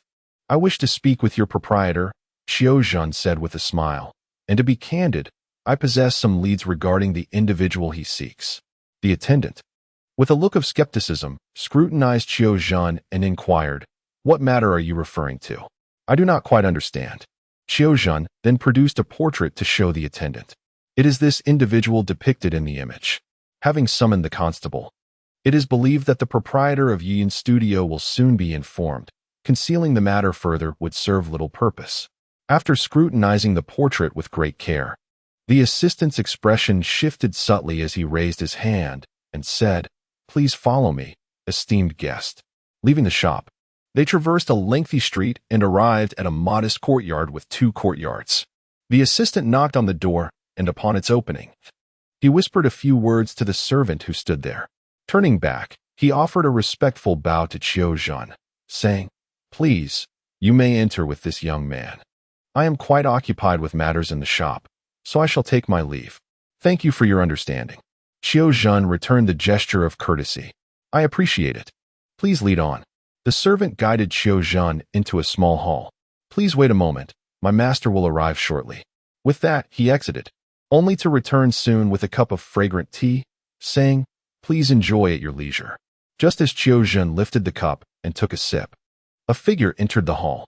This individual, appearing to be in his 40s, was tall and slender, with bright eyes, a refreshing demeanor, and a handsome beard. I am Gu Qingfeng. May I inquire your esteemed name? Qiao hurriedly set down the teacup. I am but a humble individual, Qiao. It is a pleasure to meet you, Master Gu. Gu Qingfeng gestured for Qiao to take a seat. I heard from my servant that you have news regarding an old acquaintance. Indeed, Qiao replied as he produced the portrait and presented it with both hands. This is the news concerning the person depicted in the portrait. Upon receiving the painting, Gu Qingfeng opened it and a surge of excitement welled in his eyes. It is she. It is indeed her. May I inquire where you found her? At Qingyu town. Qingyu town? Gu Qingfeng's brow furrowed slightly. How could she have ventured to such a distant place? She was also embroiled in a murder case, and her mental state was rather unstable. Qiao recounted everything he knew about the Feng Shaojun case, adding that it was Captain Wang who had suggested he venture out in search of answers, and unexpectedly, he had indeed found something. He pondered the identity of the person depicted in the painting. She is the wife of a distant cousin of mine, thus my sister-in-law, with the maiden surname Feng. My cousin has always struggled with poor health and has not engaged in any productive work, living off a meager inheritance. However, that has dwindled over time, and he was on the brink of selling our ancestral home, unable to stand by and watch. I frequently provided him with some silver and grain. She used to assist at the shop, and I compensated her monthly to help with their household expenses. Eventually, my cousin passed away, but fortunately, he left behind a son. I had planned to support the child's upbringing, hoping that life would improve for both of them. However, unexpectedly, more than half a year ago, they both vanished without a trace. I dispatched people to search for them for quite some time, but to no avail. eventually reporting the matter to the authorities. I never anticipated that they would end up in such a predicament. May I inquire about the whereabouts of the child? She was alone, and I hadn't seen any sign of the child. It was only upon arriving here that I learned she had a son. This is indeed fortunate news. I am grateful to you, Brother Qiu. There is no need for you to stay at the inn any longer. Come and reside at my home for our convenience in traveling together. Yu Qifeng appeared anxious, as if fearing Qiaojun might flee. Qiaojun, feeling helpless, yet sensing an opportunity for further investigation, agreed. Then I shall trouble you at your residence. I will send someone to retrieve Brother Qiu's belongings, Gu Qingfeng declared, preparing to call for assistance. No need to rush, Qiaojun interjected, revealing the true purpose of his visit today. I have an uncharacteristic request. I would like to ask Mr. Gu for assistance. Might I trouble someone to escort me to my sister-in-law's former residence? Where do you intend to go? In Gu Qingfeng's tone, a hint of suspicion emerged. Why? Thus, I had to mention Captain Wang, for it is said that one should fulfill their obligations to others. As an ordinary individual, I may not discern much, yet having made a promise, I must uphold it. Even a brief visit would suffice for an explanation. Now I understand. Gu Qifeng remarked with a knowing smile. Given the circumstances, there is no need to seek others. I shall accompany Brother Qiu. Is that truly appropriate? Brother Qiu need not be so formal. With that, Gu Qingfeng promptly led Qiaojun out of his home. The two engaged in lively conversation, oblivious to the figure trailing them at a distance. The Feng family residence had been uninhabited for over 6 months, cloaked in a thick layer of dust, while a patch of wild grass had sprouted in the small courtyard. As the door creaked open, it sounded as if the hinges could barely move. Qiaojun surveyed the surroundings, noting nothing particularly remarkable, merely a rather ordinary dwelling. This house belongs to an unremarkable family. How could both mother and son have vanished? Excuse me, Mr. Gu, what precisely transpired regarding the disappearance of my sister-in-law? I cannot say for certain, Gu Qingfeng replied. You know I am a businessman, preoccupied with my shop all day. As for the affairs of a widow, it is not my place to pry too deeply. However, it was roughly 10 days prior to their disappearance, my young friend. Ah, that would be my nephew, Gumayo. He often mentioned that someone was following him. At the outset, I had assigned a colleague to discreetly guard the young friend, yet nothing unusual was uncovered. Subsequently, the young friend claimed to have encountered a ghost. I also sought the counsel of several wandering sorcerers, but they too found nothing amiss. I surmised that the child was merely playful and had grown somewhat disinterested in studying. So I chose to disregard the matter. Unexpectedly, one day, my sister-in-law, Mrs. Feng, came to me in tears early in the morning, claiming that the child had gone missing. I was taken aback and quickly inquired how this had occurred. She explained that the child had seemed perfectly fine while sleeping, yet upon waking, the child had vanished, and she had searched everywhere without a trace. I hastily closed my shop and enlisted the help of my colleagues and household servants to search high and low. But at the end of the day, we had found nothing. What was even more bizarre was that the following day, just as we were preparing to continue our search, my sister-in-law, Mrs. Feng, also disappeared. I was compelled to search for both individuals. After 3 days of fruitless searching, with no news or sign of either, I decided to report the matter to the authorities. The magistrate and the constables took the situation seriously, conducting inquiries in every household and posted notices throughout the county, extending the alerts to neighboring towns. Yet, it was Brother Qiu who ultimately brought accurate information. This situation seemed increasingly suspicious. Who could be fixated on that child? As Qiu pondered, a sudden chill ran down his spine. He recalled that when Constable Wang visited the Qin family, he had mentioned a case of missing children. And at that time, the eldest sons had suspected that the young lady was also taken by those involved in the disappearances. Could it be that this child was connected to those similar cases? Mr. Gu, may I inquire if there have been many cases of missing children in this county over the past year? This caught Gu Qingfeng off guard. Over the past year? Aside from my young friend, I have not heard of any other families experiencing the loss of a child. However, we are not officials, and such matters lack certainty. Gu Qingfeng, terrified, turned pale and cried out, "Help! Help! A murder has occurred. In response to his cries, an individual appeared, leaping over him to join the fray. This newcomer was agile, his skills evidently surpassing those of Shaojun. Under their combined assault, the cloaked figure quickly found himself at a disadvantage. Capture him alive, the newcomer whispered to Shaojun. Understanding the intention, Shaojun momentarily eased his assault. However, the black-clad man was cunning. Sensing their thoughts, he forcefully created an opening, flinging a handful of white powder towards them. Be careful, it's lime powder, the newcomer warned, shielding his eyes. Hearing this, Shaojun retreated several steps to evade the lime. Seizing the opportunity, the cloaked figure leaped backward and escaped through the door with remarkable speed. Boss Gu, the newcomer remarked, there's no need to fear. This person was clearly targeting him, gesturing towards Shaojun. Captain Gu, Gu Qingfeng exclaimed in surprise upon recognizing the newcomer. How is it that you are here? Shaojun also recognized him as one of the two constables who had visited the inn the previous day. So you have been tailing me all along?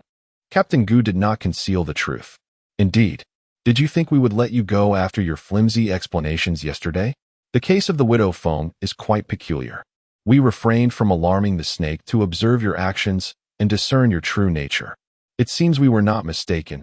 You indeed harbor ulterior motives. Shaojun couldn't help but smile bitterly, truly deserving of the title of an experienced investigator. The arguments he had painstakingly devised were futile against such expertise. What does that official consider me now? An enemy or a friend? It remains uncertain. Gua, the head constable, sneered, stating that it would depend on whether you choose to speak the truth. I advise you to refrain from using head constable Wang as a smokescreen. He arrived here a few days prior and has already made our acquaintance. Heavens! Shaojun gasped in disbelief. Head constable Wang has been here? Gua looked at Qiu with disdain, remarking that whatever information you can uncover, head constable Wang can certainly obtain as well. Furthermore, we have long since disseminated the likeness of the Feng family to several neighboring counties. Even if he does not recognize it at first, can he remain ignorant indefinitely? Do you truly believe we are idle? Chuckling awkwardly, Shaojun stammered. What does the official wish to know? Who are you truly? What is your purpose here? Who else is behind you? Gua's tone was exceedingly grave. And who is that man in black? Why did he attempt to kill you? Realizing the futility of further concealment, Shaojun decided to reveal his identity and intentions clearly, concluding with, as for the man in black from earlier, I genuinely do not know who he is, nor do I understand why he sought to attack me. Master Yun Shiyi set aside his prayer beads, remarking, wearing black in broad daylight, were you hoping to be noticed or to remain hidden? There's no helping it, Yun Shiyi replied, unceremoniously taking a seat. Entrusted with a loyal task, witnessing their chaotic floundering, I felt compelled to offer a timely warning. Are you genuinely offering a kind reminder, or merely seeking entertainment? Master Yun Shiyi remains unimpressed. You must understand that, given your position, you cannot meddle excessively in the affairs of the mortal realm. Naturally, it is out of goodwill. Yun Shiyi, with eyes wide open, speaks untruths. Master Yun Shiyi smiles gently. If your intentions are so noble, then perhaps you could also shield the Lin girl from her impending calamity. Life and death are significant matters, predetermined by the heavens. How could I dare oppose the will of the divine? Yun Shiyi playfully retorts, brother, your reincarnation's veil of mystery has become quite heavy. In the past, such forced entanglements would never have crossed your lips. Pouting slightly, Yun Shiyi assures, you need not worry, the Lin girl will not perish. It is merely a matter of overcoming a trial, a test of her resilience. A thought can lead to heaven or hell. The path she takes is hers to choose. With her disposition, she is bound to turn misfortune into fortune. Perhaps her future blessings will be even greater. Alas, how smoothly your words flow now. Master Yun Shiyi lightly shakes his head, resumes his meditation with prayer beads, and gently closes his eyes to cultivate tranquility, rubbing his sore arms and legs. Shaojun plans to wash his face and retire, having lost all appetite for dinner. Lazily unfastening his garments, a sound rings out as something falls from him, rolling and coming to rest at the foot of his bed. What could it be? Shaojun bends down to pick it up, lifting it to eye level. It is a small black stone, not particularly large, its surface dusted with a layer of golden powder, shimmering with specks of light. A rather unique stone. Where could it have come from? Contemplating the people he encountered today, he suddenly remembers. What about the man in black? Surely not. Was he not here to kill himself? Yet, aside from him, neither Gu Qingfeng nor Captain Gua had any motive or opportunity to do so. What, precisely, does this individual intend to accomplish? Little brother. Little brother. Shaojun stepped out of the room, calling out to the innkeeper, who was nearby, clutching a water jug and hastily attempting to flee upon seeing him. Little brother, do come here for a moment. The innkeeper approached with great reluctance, dragging his feet. What do you need, esteemed guest? With a smile, Shaojun produced a small black stone. Do you know where this type of stone originates? Upon merely casting a glance at it, the innkeeper's expression shifted dramatically. Where did you acquire this? You must dispose of it at once. What is this? Seeing his reaction, Shaojun's curiosity was piqued. Do elaborate. Elaborate? You may be willing to risk your life, but I am not. The innkeeper, visibly pale, exclaimed, This item is exceedingly sinister. If you value your life, throw it away immediately. He then fled in terror. Hey, hey. Shaojun called out futilely to the retreating figure. What on earth is this object that instills such fear? Whom shall I consult now? After a moment of contemplation, he decided to seek out Gu Qingfeng. If this was linked to the black-clad individuals, it may very well be connected to the Feng family incident. He should be able to assist me, at the very least, in clarifying the nature of this stone. Early the next morning, he made his way to the Gu residence. Upon seeing Shaojun once more, Gu Qingfeng felt a whirlwind of emotions. Brother Qiao, if you could not speak truthfully upon your arrival, I wonder what your intentions are this time. Ahem. Shaojun wore a smile that masked his previous concealments, which were born out of necessity. However, my words are not devoid of truth. It is merely that my position does not permit me to intervene. Yet, when commanded by my master, I dare not defy. I kindly ask for your understanding, Mr. Gu. Upon reflection, Shaojun's reasoning holds merit. Gu Qingfeng, being a person of great magnanimity, chose not to dwell on it further. Sigh. What brings you here today, Brother Qiao? Producing a small black stone, Shaojun inquired. Do you know what this is, Mr. Gu? Taking the stone into his hands, Gu Qingfeng examined it closely, his expression shifting dramatically. Where did you acquire this, Brother Qiao? Shaojun recounted the circumstances of his discovery, speculating that it could only have been placed upon him by the mysterious figure clad in black. But that individual sought to take your life with a blade. Why would they place this upon you? How could I possibly know? Shaojun replied with a hint of exasperation. What you wish to inquire about is also what I seek to understand. But could you enlighten me about the origins of this object? This is no ordinary item. Were you to pose this question to others, it would likely terrify them. Reflecting on the expression of the young attendant, Shaojun grew even more curious and expressed his desire for further details. This tale harks back a century. At that time, chaos reigned across the land, with warlords rising against tyranny, plunging the world into turmoil. Yet, our locality miraculously evaded the ravages of conflict, rendering it a veritable paradise amidst the chaos. This can be attributed to a divine dragon residing in a pond 20 miles away. For generations, it has been said that a dragon dwells within, and on clear days, the dragon scales can be seen glimmering faintly at the bottom of the pond, which has thus been named Shadow of the Depths. This divine dragon is said to have once been a celestial dragon, condemned to this place for transgressions against heavenly laws many ages ago. Upon its arrival, it imparted dreams to all the inhabitants, assuring them it would not disturb their peace, but requested that they not intrude upon its meditative solitude. In return, it vowed to safeguard the land from calamities. The people awoke, sharing this revelation, and collectively agreed to respect the dragoness' wishes.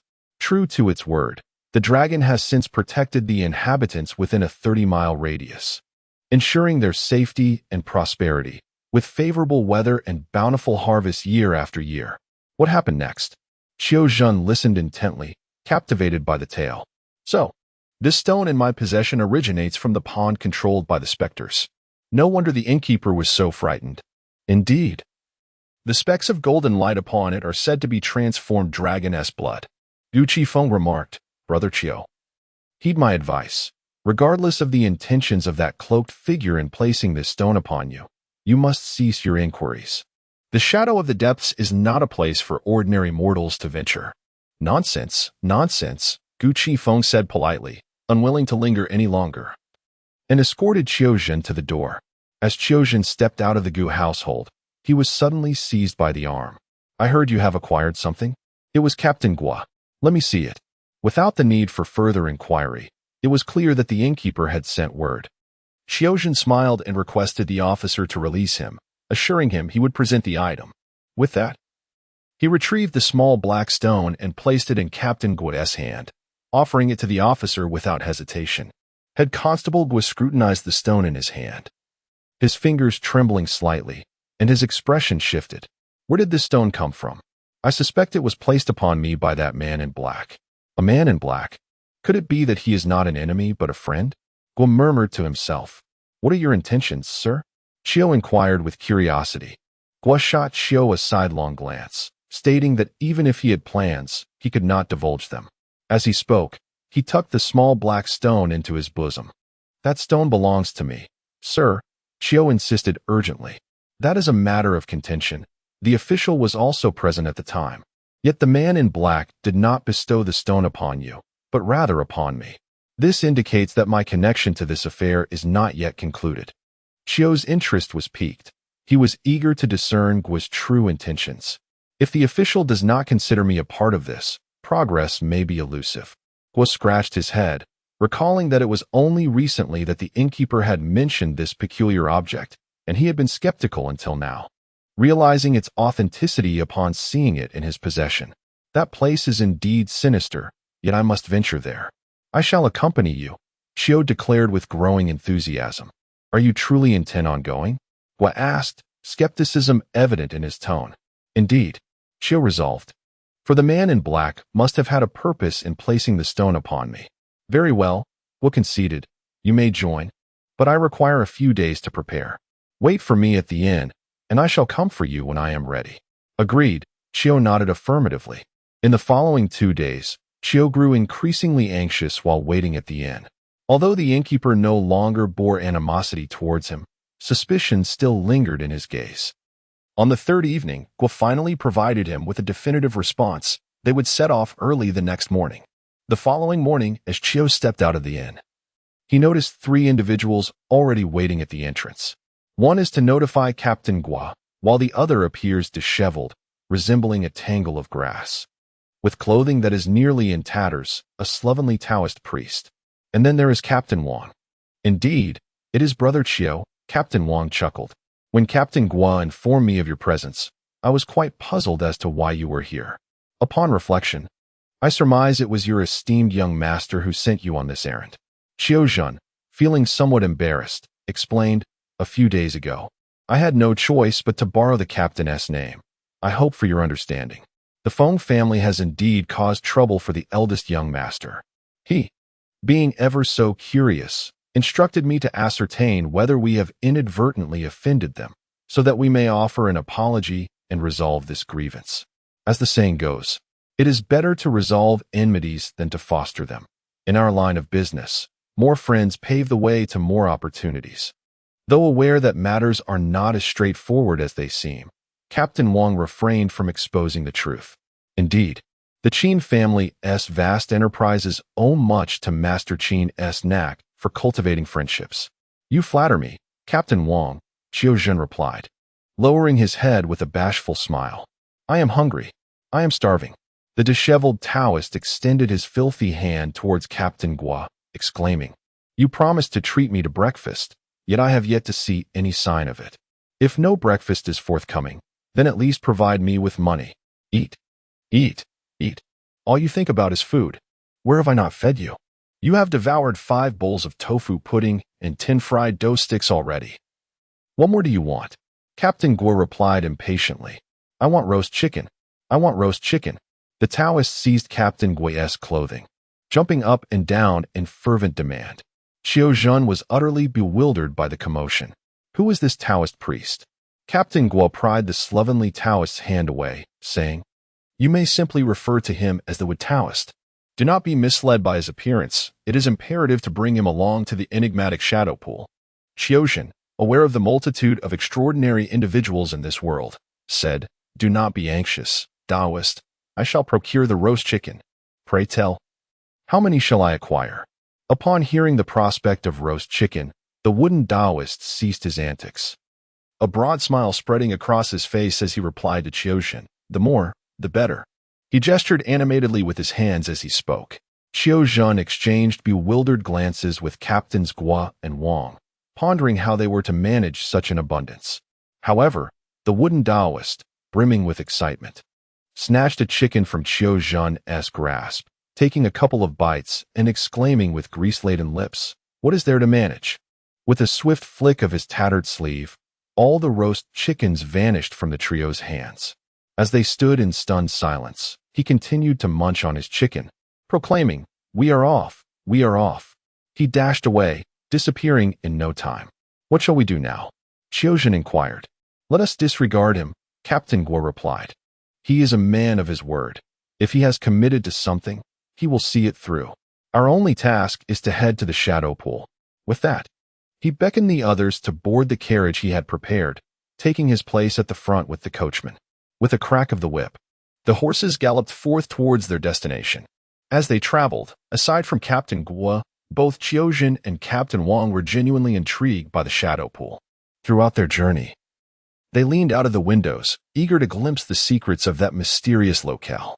The carriage jolted along the bumpy road, the scenery mundane, lacking any peculiarities. "Captain Wang, what do you suppose the shadow pool is like?" Shaojun could not help but inquire. In a peculiar place, the head constable Wang found himself momentarily silent, feeling that it was even more uncanny than your old residence. Alas, the thought of the Qin family left Shaojun troubled. Sigh. The coachman pulled the reins, bringing the carriage to a halt. "Gentlemen, please disembark. We have arrived," said Constable Guo. Shaojun and Head Constable Wang alighted from the carriage, only to behold a large wooden sign standing before them, emblazoned with an equally prominent character for prohibition. "Guo, is this the place?" Head Constable Wang surveyed the surroundings, failing to spot the wooden Taoist. "Indeed," replied Shaojun, "but where is that wooden priest? Should we wait, or—" Constable Guo contemplated the forbidding sign, uncertain. Where could that fellow have vanished? Before they could finish their conversation, something struck their heads. "Who?" followed by another object hitting them. "Who is it? Show yourself." Suddenly, a flurry of objects rained down upon Constable Guo, leaving him covered in debris. Who the devil is this? He reached up to remove an object from his head, only to find a mangled chicken claw in his grasp. Who else could it be? Ignoring the other chicken bones still dangling from his head, Constable Guo, exasperated, shouted, "Odious Taoist, come out this instant." At that moment, the gluttonous wooden Taoist ambled lazily from the thicket, exclaiming, "So full, so full. You scoundrel." Constable Guo seized the tattered collar of the wooden Taoist's robe. "How dare you throw bones at me?" Oh no, my clothes are ruined," the wooden Taoist protested, swatting at Constable Guo's hand. "Compensate me for my attire." "Curse you." Guo, the captain, pulled out a length of rope, fastening one end around his own waist and the other around the wooden Taoist. "Let us see you try to escape now," he declared. With that, he yanked on the rope, dragging the wooden Taoist across the boundary marked by the wooden sign and deeper into the area.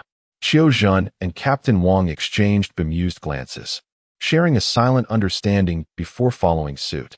As they crossed the wooden sign, a sudden chill enveloped Shaojun, prompting him to look skyward. He observed a stark contrast in the sky. The atmosphere on one side was dark and foreboding, while the other appeared distinctly different. This land had been designated a forbidden zone for many years, and logically, it should have been overgrown with wild grasses, dense thickets, and scampering wildlife.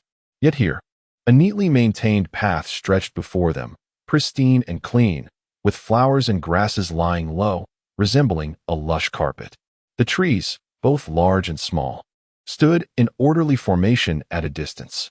Moreover, the entire area was eerily silent, Not a whisper of movement from any creature could be heard. Truly, this was unsettling. Shaojun unconsciously inched closer to Captain Wang. "It is indeed quite sinister," he remarked. Captain Wang, glancing at the approaching Shaojun, replied, "It seems we must remain vigilant and proceed with utmost caution." Up ahead, Gua had ceased his tirade against the wooden Taoist, heightening his alertness. Only the wooden Taoist continued to mutter about compensation for his clothes. The four of them traversed the path for quite some time, encountering nothing alive apart from the flora around them. Growing increasingly impatient, Gua called out to the wooden Taoist, "Hey, there's not even a single creature breathing here. Aren't you afraid? Shouldn't we be doing something?" The wooden Taoist shot him a glare, retorting, "How should I know? You, Gua, the head constable," reached out to strike the wooden Taoist on the head, but was halted by Wang, the head constable. "Brother Gua, do not lose your temper. Let us wait until we reach the edge of the pool to assess the situation." Reluctantly, Gua lowered his hand, grasping the wooden Taoist, and they continued onward. Gradually, the air thickened with a metallic scent, reeking of blood. The earth beneath their feet grew softer, akin to treading upon a plush quilt. An unsettling feeling arose within the hearts of the trio. "Must we proceed?" Shaojun inquired. Gua tugged at the rope at his waist, intending to respond. But his expression shifted to one of astonishment. The wooden Taoist had vanished. Shaojun and Wang turned to the source of the sound, equally horrified, discovering that the other end of the rope in Gua's grasp was merely an empty loop. "What shall we do?" Panic ensued among the three. Suddenly, a melody pierced through the ominous silence, resonating with an eerie clarity. They beheld a procession of people gradually approaching, engaged in a cacophony of sounds. The individuals were clad in vibrant red wedding attire, and beside the palanquin, a matchmaker figure trailed, indicating a bridal procession. Astonishment surged within them. Forgetting their search for the wooden Taoist, they swiftly concealed themselves behind the larger trees. The wedding party may have spotted them, but paid no heed, moving forward with unwavering focus. "Brother Gua, are they human or specters?" Shaojun softly nudged Gua, posing the question. Startled by the touch, Gua stared blankly for a moment before imitating the wooden Taoist's glare at Shaojun. "How should I know?" "Hush!" Captain Wang gestured for the two to remain silent. "Look, it seems something has gone awry." The procession on the road came to a sudden halt, the music abruptly silenced. The palanquin carrying the bride swayed violently, and the matchmaker appeared to be saying something to it. A patch of grass separated the trees from the road, creating a distance that rendered the trio unable to discern the conversation, leaving them to speculate based on the crowd's actions. Suddenly, the matchmaker lifted the curtain of the palanquin and leaned in, only to exclaim, "Oh no, the bride is missing." A piercing scream sliced through the air, causing the three to involuntarily shudder. "Who on earth has strangled their voice?" murmured Captain Gua, rubbing his ears. The wedding party appeared equally startled by the matchmaker's cry, descending into chaos as they aimlessly spun around in confusion. "Hurry and search, you useless lot." The matchmaker's voice soared even higher. Instantly, the crowd abandoned the flower-laden palanquin, prostrating themselves on the ground. In an instant, the throng vanished, replaced by a menagerie of animals, large spiders, rabbits, hedgehogs, and foxes, scattering swiftly into the woods. "What on earth shall we do? My precious Bailey, where are you?" the matchmaker wailed, shaking her bright red handkerchief, and in a flash, transformed into a weasel. Darting away, the three stood in stunned silence, bewildered by the scene before them. What in the world is happening? After a long pause, Captain Wang finally cleared his throat twice and remarked, "Brother Gua, this truly is a remarkable place. Damn the wooden Taoist, just watch how I deal with you." Chief Gua gritted his teeth in anger. Shaojun cautiously inquired, "What should we do now?" As Chief Gua turned to scold Shaojun, he suddenly froze, his eyes widening in alarm as he gazed behind her. Shaojun was so frightened that she immediately hid behind Chief Gua. Although the woman appeared quite beautiful, her silent presence looming behind one was unnerving, especially given the peculiar circumstances. Who could tell if she was human or ghost? Chief Wang remained still, Yet beads of cold sweat began to form on his brow. "Excuse me, miss, are you a human or a ghost?" he stammered. "A ghost," the woman replied with disarming honesty. At this revelation, both captains could no longer maintain their composure and recoiled several meters back. What do you want?" they stuttered. The woman, clearly aware of their fear, did not advance but softly remarked, "Are you human?" "Yes, we are human." "So what?"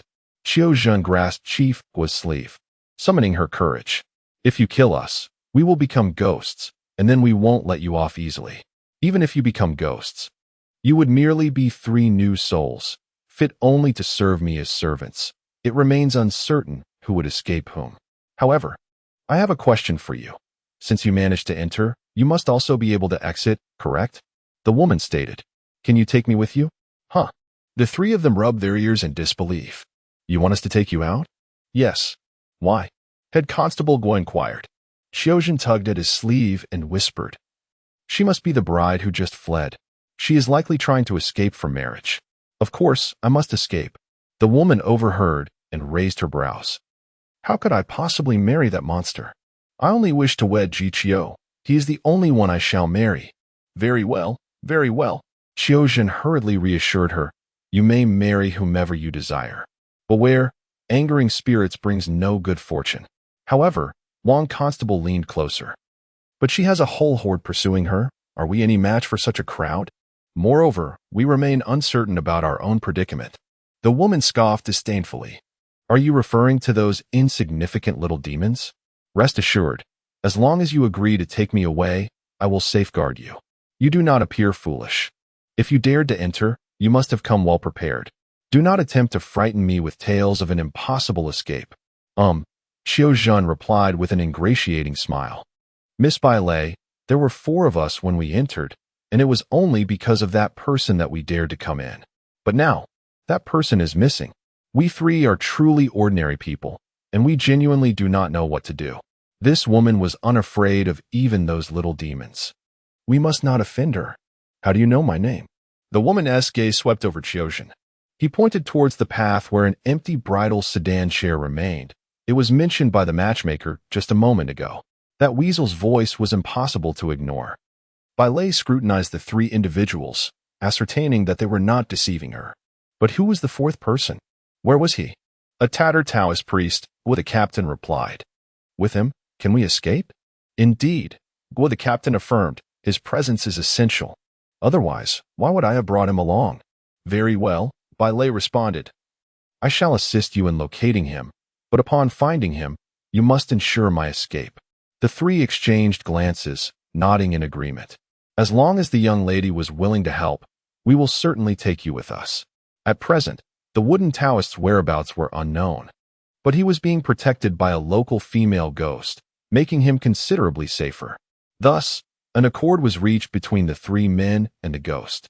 "You shall follow me now," Bailey commanded, allowing no room for dissent as she turned to leave. The 3 dared not ask further questions and closely trailed behind her. Bailey moved swiftly. Even a moment's distraction would cause her to vanish from their sight, compelling them to keep their eyes fixed upon her without a moment's respite. Consequently, they remained oblivious to the places they traversed. However, within this barrier, understanding their surroundings would prove futile. The priority was to ensure their safety. Upon arrival, Bailey halted and instructed the trio, "Remain concealed here while I seek out the Taoist priest you mentioned. I shall reunite with you later." Only then did the 3 have the opportunity to assess the location to which Bailey had led them. They entered a courtyard supported by crumbling walls and 2 rickety wooden doors, with wild grass wildly proliferating within. Here, they wondered, can this truly be inhabited? The cobblestone path leading to the house was thickly carpeted with moss, making each step treacherously slippery. Vines with long tendrils climbed everywhere, coiling around the pillars in a serpentine manner. The windows were besmirched with spider webs, bird droppings, and layers of dust. My apologies," Bailey scoffed. "But this place has long been uninhabited. You 3 are the only living souls here." The phrase living souls sent a chill through the hearts of the 3 men simultaneously. Being robust gentlemen, they were not inclined to be overly concerned. Captain Guo waved his hand dismissively, stating that mere shelter from the elements would suffice, and it would be best to avoid any lurking monsters. Indeed, we can manage, Captain Wang concurred. This location was the nearest to the shadowy pool and the site of the most potent dragon blood spiritual energy. Any creature lacking the utmost confidence in absorbing the dragon blood energy would not dare to venture here. Thus, it was considered the safest place in the vicinity. Are you not afraid? Shaojun inquired. He wondered if Bai Lei would regard their presence as a potential threat. The dragon blood was the coveted aspiration of many a creature in pursuit of power. I am a ghost. The dragon blood's energy holds little value for my cultivation. What draws spirits here is the heavy Yin energy, which is abundant in this place and beneficial to me, Bai Lei explained. However, it is currently under the dominion of a powerful demon king who forbids spirits from entering. Therefore, it is best for you to remain here. Understanding dawned upon the three men as they nodded in acknowledgement. The shadowy pool lies just behind this courtyard. If you are curious, you may explore it. But do not stray too far from this yard. Bai Lei, with a smile, issued her instructions before vanishing into thin air. The three remained in stunned silence. After a considerable pause, Shaojun managed a forced smile, remarking that it was entirely normal for a ghost to behave thus. Haha, that cursed wooden priest. Gua Captain cursed once more, lamenting that if that fellow were present, they would not have to endure so much fright. Do you wish to visit the shadowed reflection pool? Captain Wang inquired, considering that all three had been drawn there by the enigmatic black stone. Very well, Gua Captain nodded in agreement. Though this place was perilous, he still remembered his duty to investigate.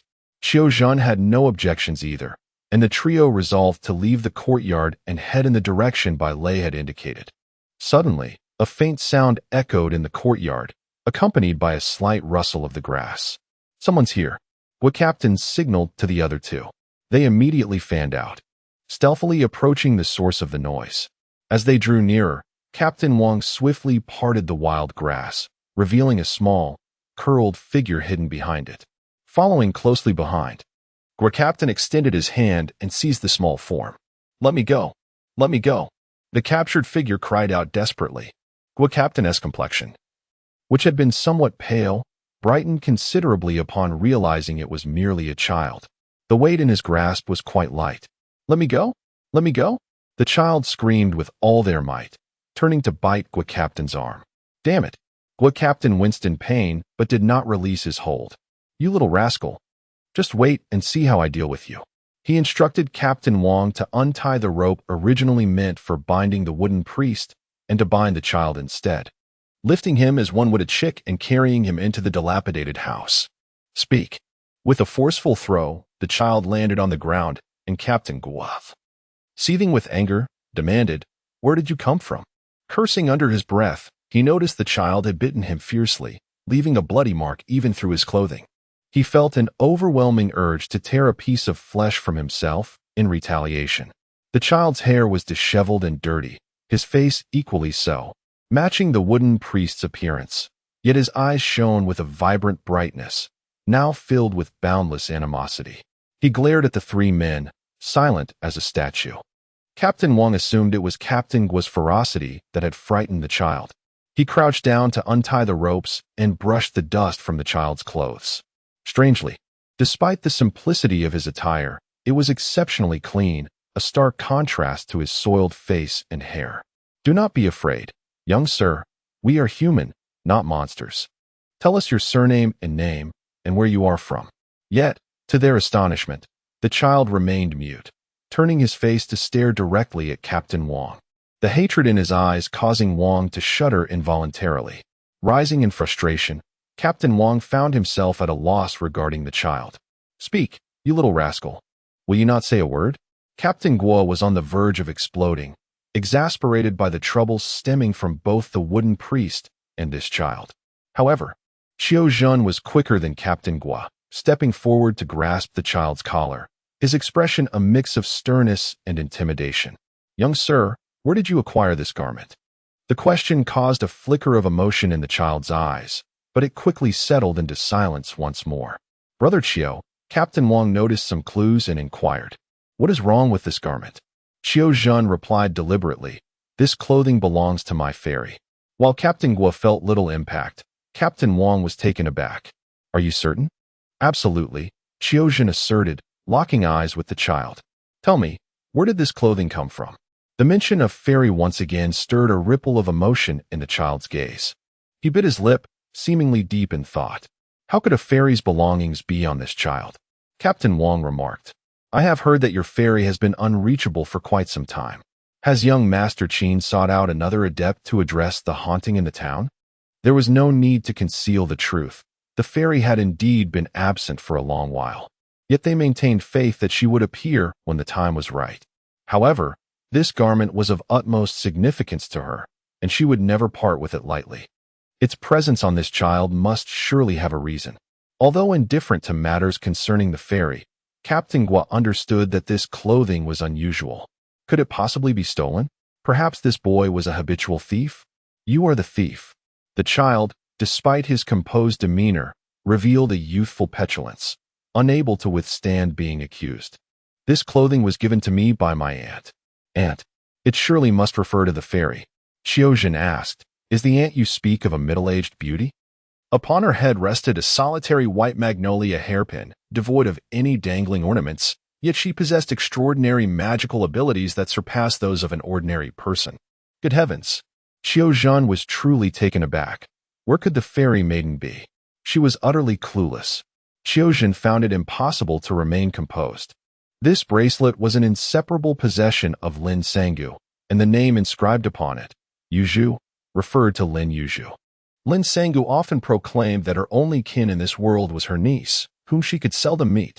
Wearing this bracelet was akin to having Lin Yuzhu perpetually by her side as a cherished thought. Do you possess such an item as well? Speak the truth at once.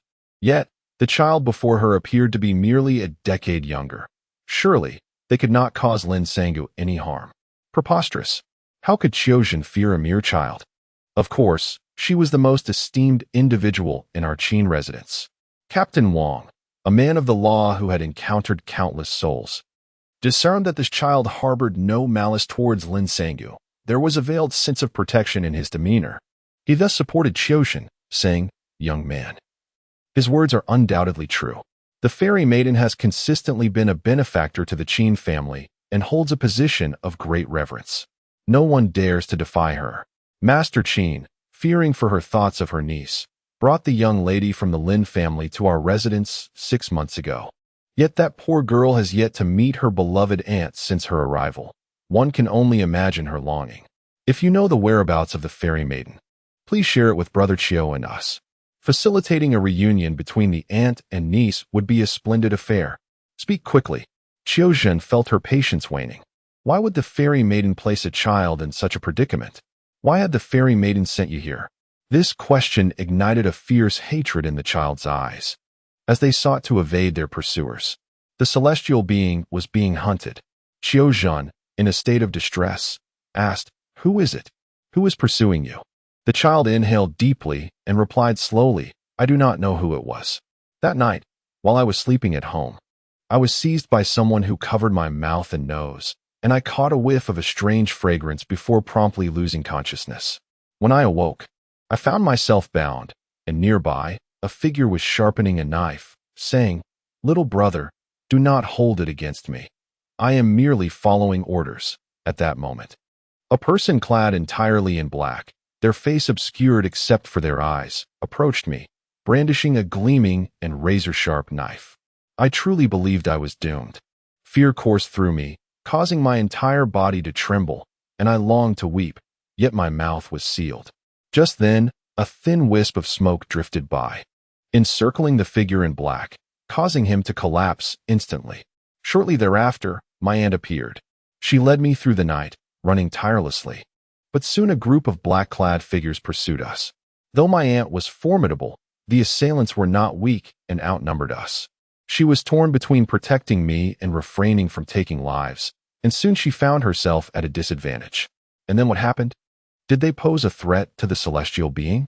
Qiao inquired, furrowing her brow. They demanded that my aunt surrender me, assuring her that they would not harm her. The child recounted. However, my aunt declared, Words I shall never forget. You dare to defy the heavens, using the life of an innocent child to enact your nefarious scheme. This is utterly deranged. You are unworthy of being called human. Jiutong Town Mountain. What is that? Captain Wang inquired, perplexed. From the words of the fairy, it seemed to pertain to some form of dark sorcery. Shaojun remarked, it is likely that the fairy discovered someone using malevolent magic to harm children, prompting her to intervene. The leader of the group of black-clad men commanded his subordinates to show no mercy and to eliminate both me and my aunt. The child continued, my aunt was injured and nearly beheaded. Later, I don't know what she scattered, but several of those men collapsed, frothing at the mouth as they departed this world. At that point, fear began to grip them, and their assault grew lax. Seizing an opportunity, my aunt led me to escape. We ran all the way here. I am familiar with this place, though I was initially hesitant to enter.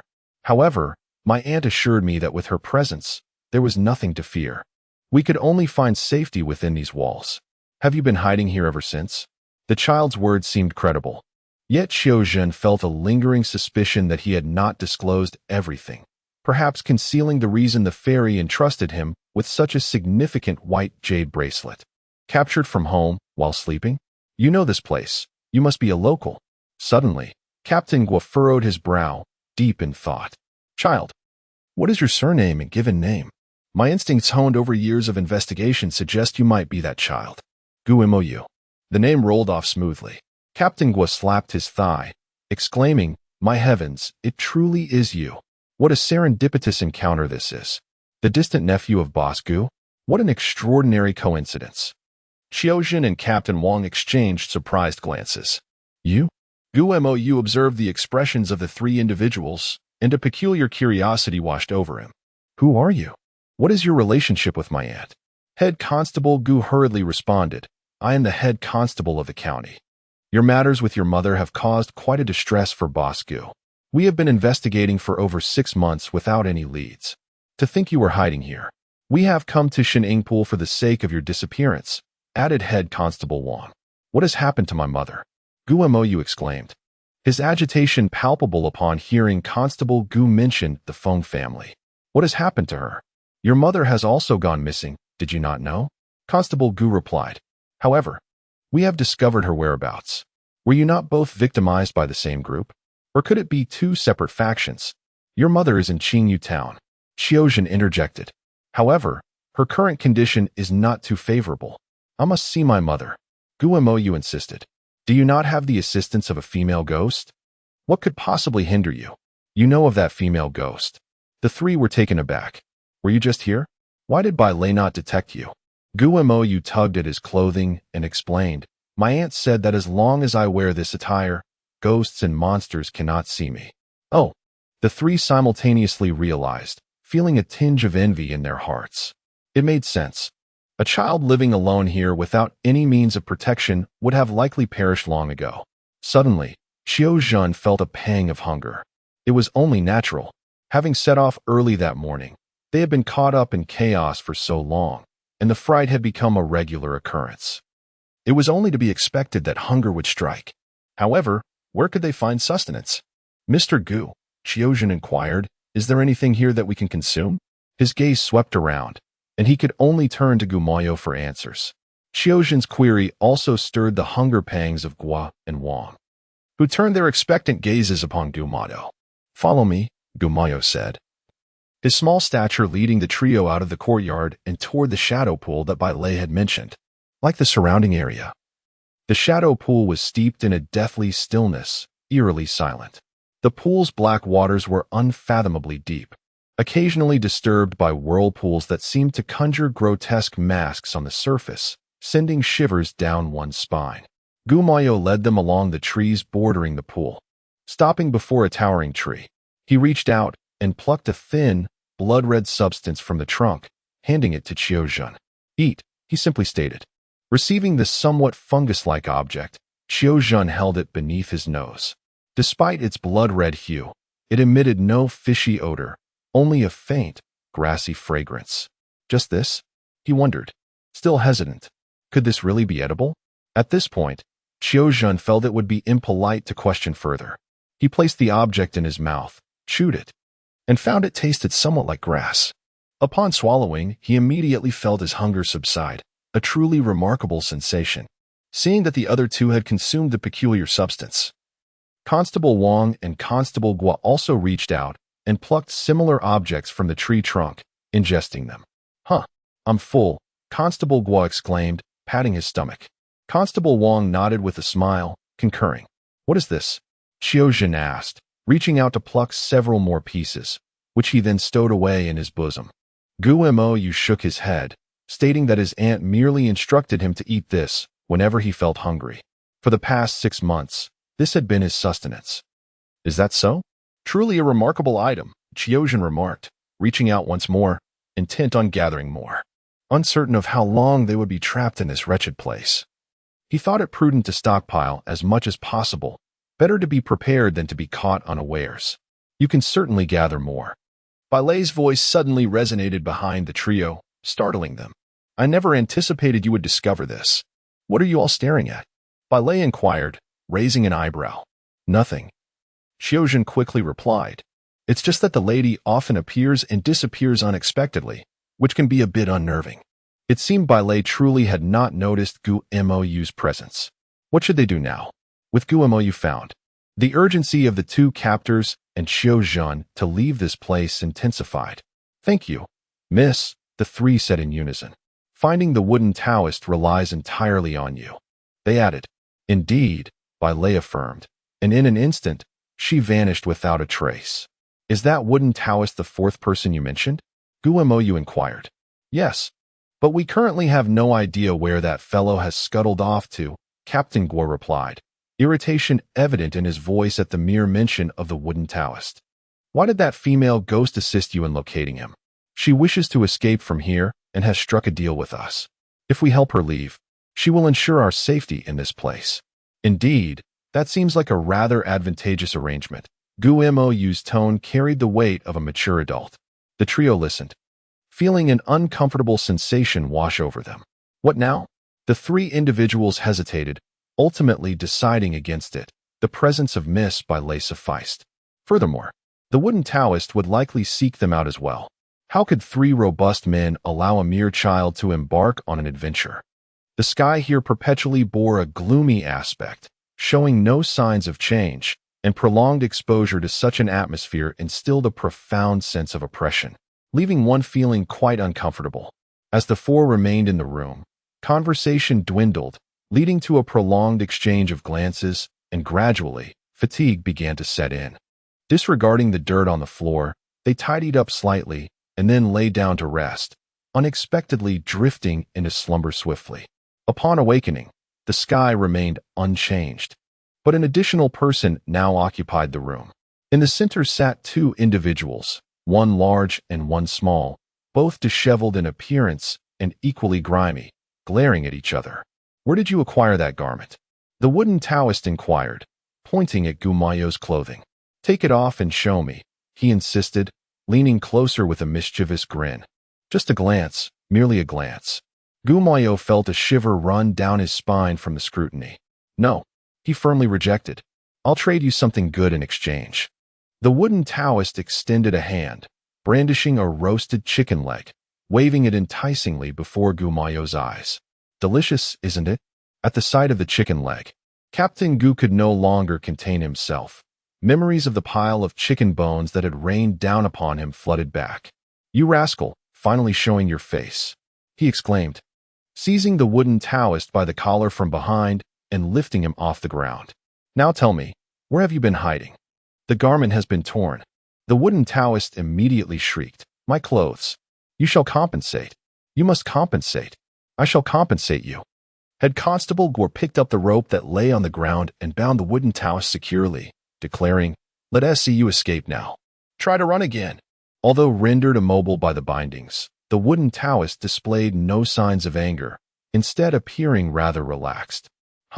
I can leave whenever I wish. He turned to the young man with a grin. Show me your attire, will you? Let me take a look. That may yield little effect. Head Constable Wang remarked with a furrowed brow. It seems the wooden Taoist possesses considerable prowess. Was he not also bound upon entering here? Can this ordinary rope truly restrain him? Head Constable Gua shared the same uncertainty, yet the only tool at their disposal was indeed this rope. He scratched his head, suddenly struck by an idea, and hastily unbound the wooden Taoist. Now, that's more like it, the wooden Taoist said, somewhat smugly. However, his pride was short-lived. He soon felt a chill enveloping him. What do you intend to do? He cried out as if he were being slaughtered. Why, I am simply removing your clothes. Head Constable Gua acted with remarkable agility, swiftly stripping the wooden Taoist down to his undergarments. Aren't you so fond of your attire? If you wish to reclaim it, you must remain compliant. As he spoke, he rolled up the clothing and secured it around his waist with the rope. You. For the first time, the usually carefree wooden Taoist appeared pale with rage. You, how despicable.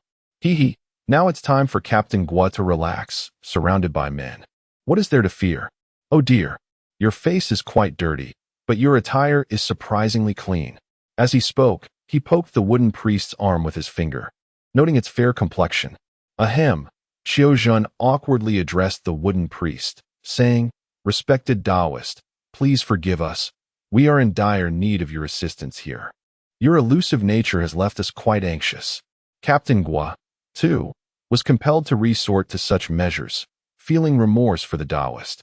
If you feel cold, please take my cloak, he offered, removing his own mantle and handing it to the wooden priest. Humph. The wooden priest disdainfully turned his head, refusing to acknowledge Qiojun's goodwill.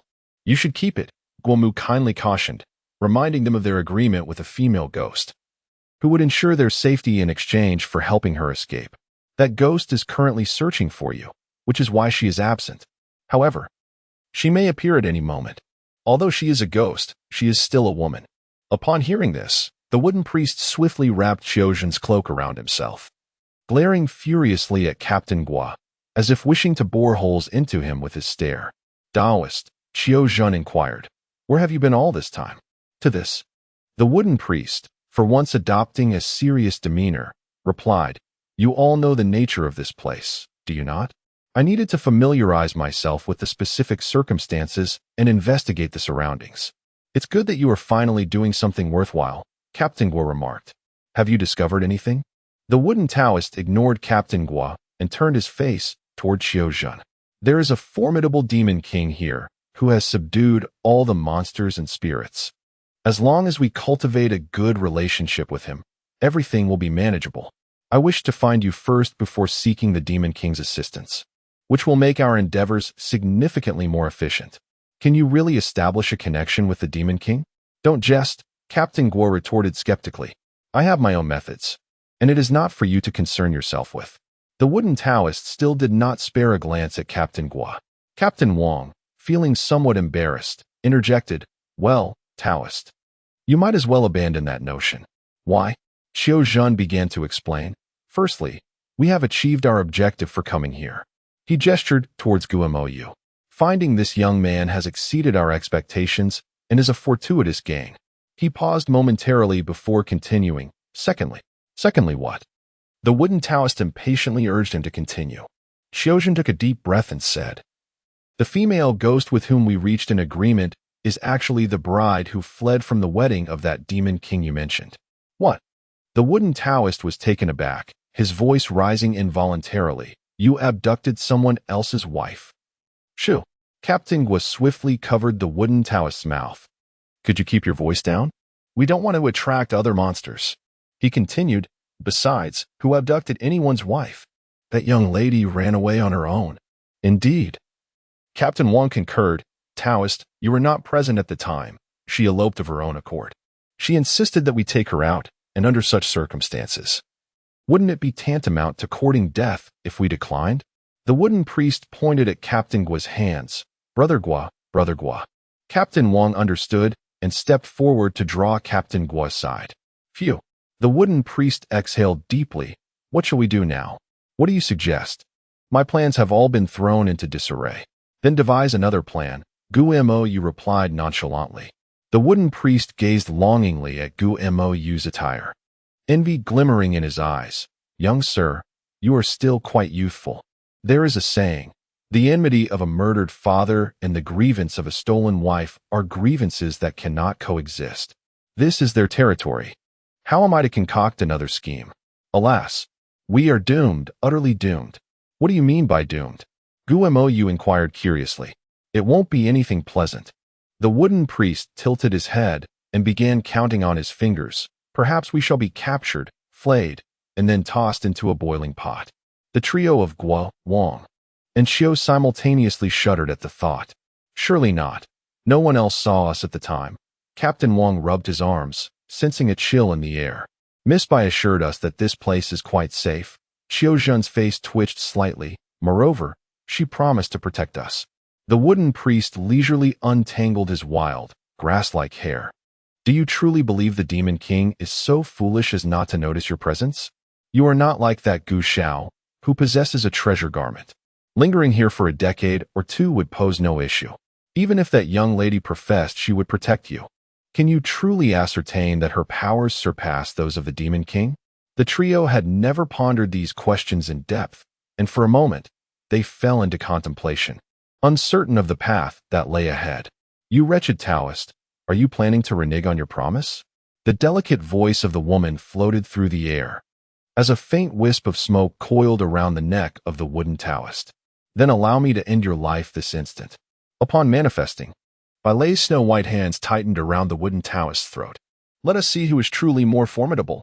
Oh dear, how terrifying. The wooden Taoist's voice resonated from another location. One hand grasping the cloak enveloping Qiaojun, while the other touched his own neck. Fortunately, I dodged swiftly. Otherwise, my life would have been forfeit. Bai Lei lowered her gaze, focusing intently, only to discover she had seized a piece of wood. Wretched Taoist, not bad. You possess some skill. Discarding the wood, Bai Lei sneered. But should you fail to uphold your promise, I shall not let you off easily.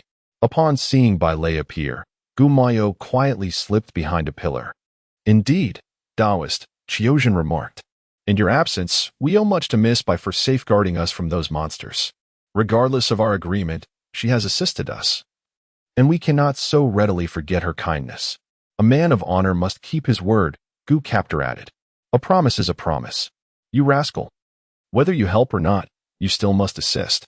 He then patted the tattered clothing of the wooden Taoist tied around his waist. Having multiple friends is akin to having multiple helpers, Captain Wang chuckled, attempting to ease the tension.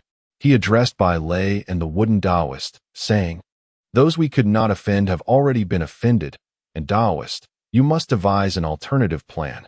Since Miss Bai believes you possess considerable skill, why not join forces? Surely, the odds would be in your favor. Join forces? Bai Lei cast a sidelong glance at the wooden Taoist, contemplating the proposition. It was indeed a feasible option. If the Taoist were to ally with her, their chances of escaping would significantly improve. Thus, she resolved to proceed in this manner. The wooden Taoist, feeling somewhat helpless, mused that the Demon King who had lost his bride would hardly be inclined to heed his explanations. Observing that the two were no longer at odds, Captain Wang continued, Now that we find ourselves in the same boat, shall we discuss how to make our exit? Both Captain Guo and Qiaojun turned their gaze towards the wooden Taoist, as did Bai Lei. Why are you all staring at me? The wooden Taoist felt quite uncomfortable under their collective scrutiny. Rubbing his nose, he lamented, My plans have been thrown into disarray by your stares. I am at a loss for ideas. I need to think this through. As he spoke, he tugged at his hair, pleading, Please, do not look at me. If you keep watching, I won't be able to think of anything. With a roll of her eyes, Bai Lei drifted away, closing her eyes to meditate. Qiaojun, Captain Guo, and Captain Wu, aware of his eccentric nature, were genuinely concerned that if they continued to gaze at him, he might indeed find himself unable to devise a suitable plan. They promptly averted their eyes and settled in separate corners, awaiting further developments. With Bai Lei and the wooden Taoist present, they were not overly concerned about the monsters seeking them out. Though eager to leave the shadowy pool, they could afford to wait a little longer. What a headache. Bai Lei stared at the wooden priest, momentarily entranced for 3 seconds, before a sudden pang of headache struck her. Did she just imagine it? Or did this insipid priest possess a modicum of genuine skill?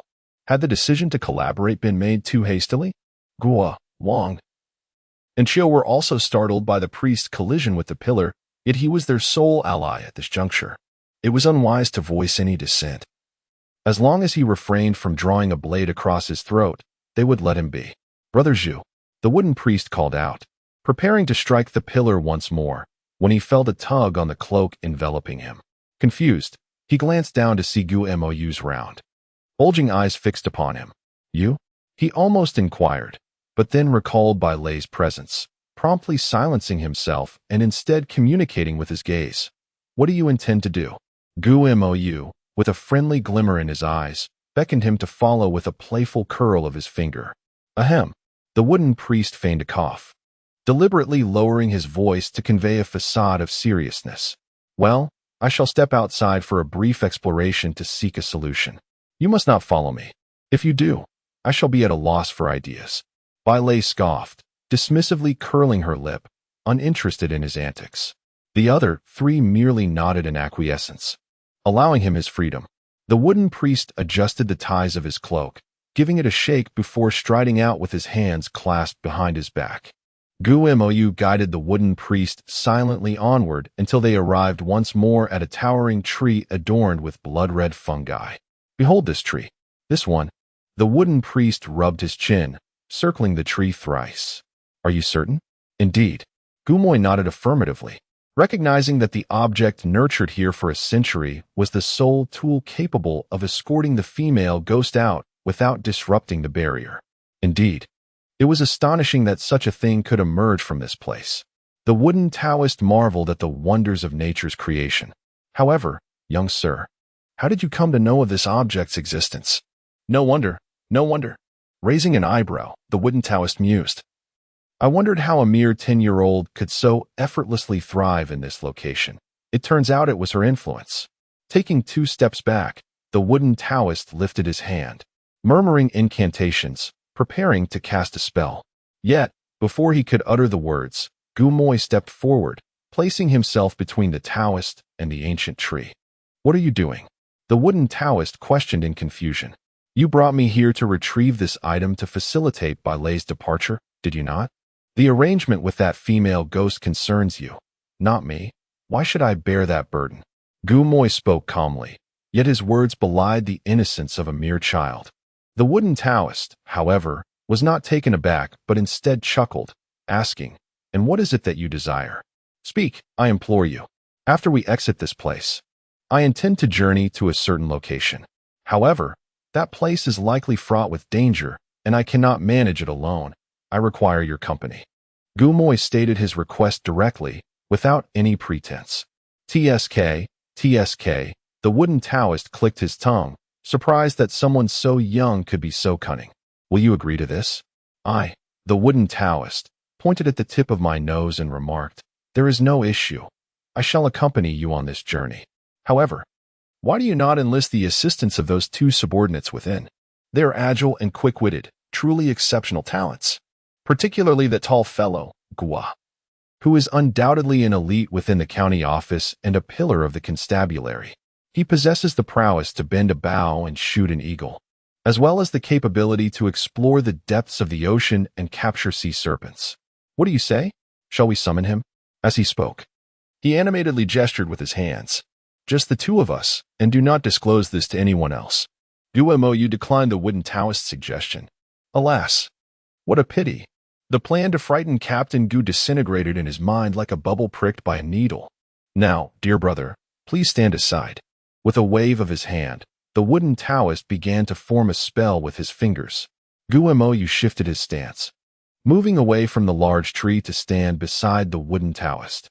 He listened as the latter muttered incantations, his eyes slightly closed, and his right hand traced a character in the air.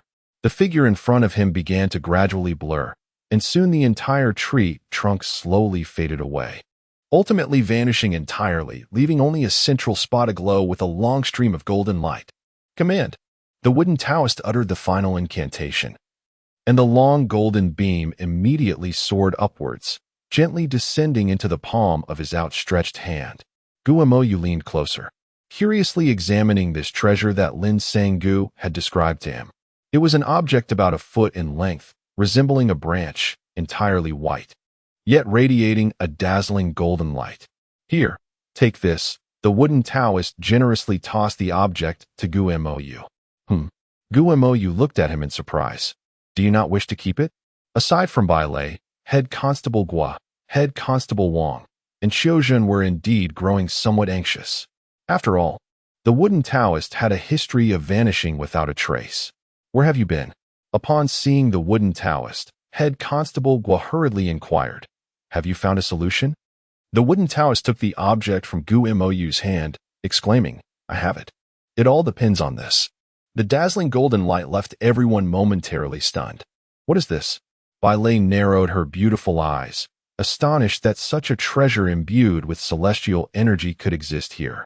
All this time, I had no idea. Even if you discovered it, you would not be able to possess it, the wooden Taoist replied with an air of pride. Only a cultivator like myself is fated to have such a connection. Before he could finish, Bai Lei's expression turned serious as she interrupted, We must leave quickly. The emergence of this treasure will undoubtedly attract the attention of the Demon King.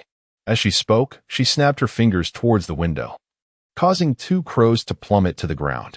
These 2 harbingers of news were indeed swift in their actions. Oh no, this treasure must not fall into the hands of the Demon King. The wooden Taoist urged Head Constable Guo and the others, Quickly hurry. Led by Bai Lei, the group hurriedly made their way towards the exit of the shadowy pond. As they neared the boundary, the large wooden sign came into view from afar, when suddenly, a faint rumble of thunder echoed through the eerily silent air. They have indeed pursued us, Bai Lei stated coldly. We must quicken our pace. Heeding her words, they all ran with utmost effort. Fortunately, they reached the wooden sign just before the thunder grew louder. The wooden Taoist shoved the glowing branch into Bai Lei's arms, and with a firm push, she was enveloped in shimmering golden light. Soaring to the other side of the sign, to her astonishment, it emerged so effortlessly. Bai Lei, filled with delight, rushed to the wooden sign, caressing its surface, then plucked a few wild grasses from the roadside, inhaling their scent. Indeed, it had truly emerged, entirely different from what lay within. Ha ha, ha ha, ha ha. Others soon gathered around the sign. How long had this girl been trapped in the shadow pool? Why did she emerge in such a state? Head Constable Guo pondered with curiosity. Her exuberance, filled with leaps and shouts, contrasted starkly with the icy demeanor she had displayed within, transforming in an instant into a child who had just received a sweet treat. The wooden Taoist approached Bai Lei, snatching the golden branch with a firm grip. It suffices that it has come out. This belongs to me. As her excitement waned, she conceded, if it must be returned, then so be it. Having fulfilled her wish, she chose not to hold the wooden Taoist's impolite act against him. Ladies and gentlemen, our collaboration concludes here. Henceforth, we shall part ways and not interfere with one another. With those words, she dissipated into wisps of smoke, drifting away into the distance. Suddenly, a bolt of lightning struck behind them, only to be abruptly deflected by an invisible barrier, firmly blocking the path beyond the forbidden wooden sign. Oh no, the groom is in pursuit, cried the wooden Taoist, clutching his head and sprinting away, disappearing from sight in an instant. Wake up, Head Constable Guo bellowed, roughly shaking the drowsy coachman who had been dozing beneath the sparse moonlight and stars. Wake up. Shaojun lifted Guo into the carriage. Gentlemen, this place is no longer safe. We must depart swiftly. Ah. The coachman stretched his weary limbs, exclaiming that after just 2 days, you have indeed emerged. Had you remained hidden for another day, I would have had to report to the authorities. Was it not agreed upon that it would take 7 days? Guo, the constable, leaped onto the carriage, taking a seat beside the coachman. Let us depart. The coachman deftly maneuvered the reins, guiding the horses to turn their heads, then cracked his whip, commanding them to go. The well-fed horses immediately surged forward with vigor. What manner of person are you? Even with that mad priest around, I dare not be too careless. At least you possess some conscience, Guo, the constable, remarked with satisfaction. During our 2 days within, has anything transpired outside? Nothing at all, replied the coachman. Aside from my wife bringing me meals daily and casually inquiring about your well-being, not a single bird has flown by. How was your time inside? Quite fruitful, Guo boasted proudly. The case of the missing Gu family mother and son should soon be resolved. Is that so? The coachman clasped his hands together, extending his congratulations to the constable. Too kind, Guo chuckled joyfully, at last. The mystery that had weighed heavily on his heart for over half a year could finally be unveiled. Brother Gu, within the carriage, Qiu was eager to inquire further about Aunt Lin, but as he opened his mouth, he noticed Guomyu had fallen asleep, his breathing steady and serene. Qiu nodded, recognizing that time was on his side. In his eagerness, he had been somewhat hasty. Having located this child, there was little reason to fear he would vanish again. Brother Qiu, are you seeking information regarding the immortal lady? Wang, the constable, inquired. Indeed, Qiu Zhen expressed her lingering doubts and wished to consult with Gu Xiaoge once more. Biting her lip and pondering deeply, she admitted, to be frank, my family's eldest son harbors similar suspicions. Yet, the immortal maiden is indeed an immortal. What calamities could befall her? Alas, it is difficult to ascertain. Wang Buta fell silent for a moment before he spoke again. Forgive my candor, but given the circumstances surrounding your family's immortal maiden, it seems the prospects are rather grim. Qiu Zhen was taken aback, thinking the constable too hasty in his judgment. Let us hope for the best, she replied. Wang Buta chose not to elaborate further and prepared to rest against the carriage.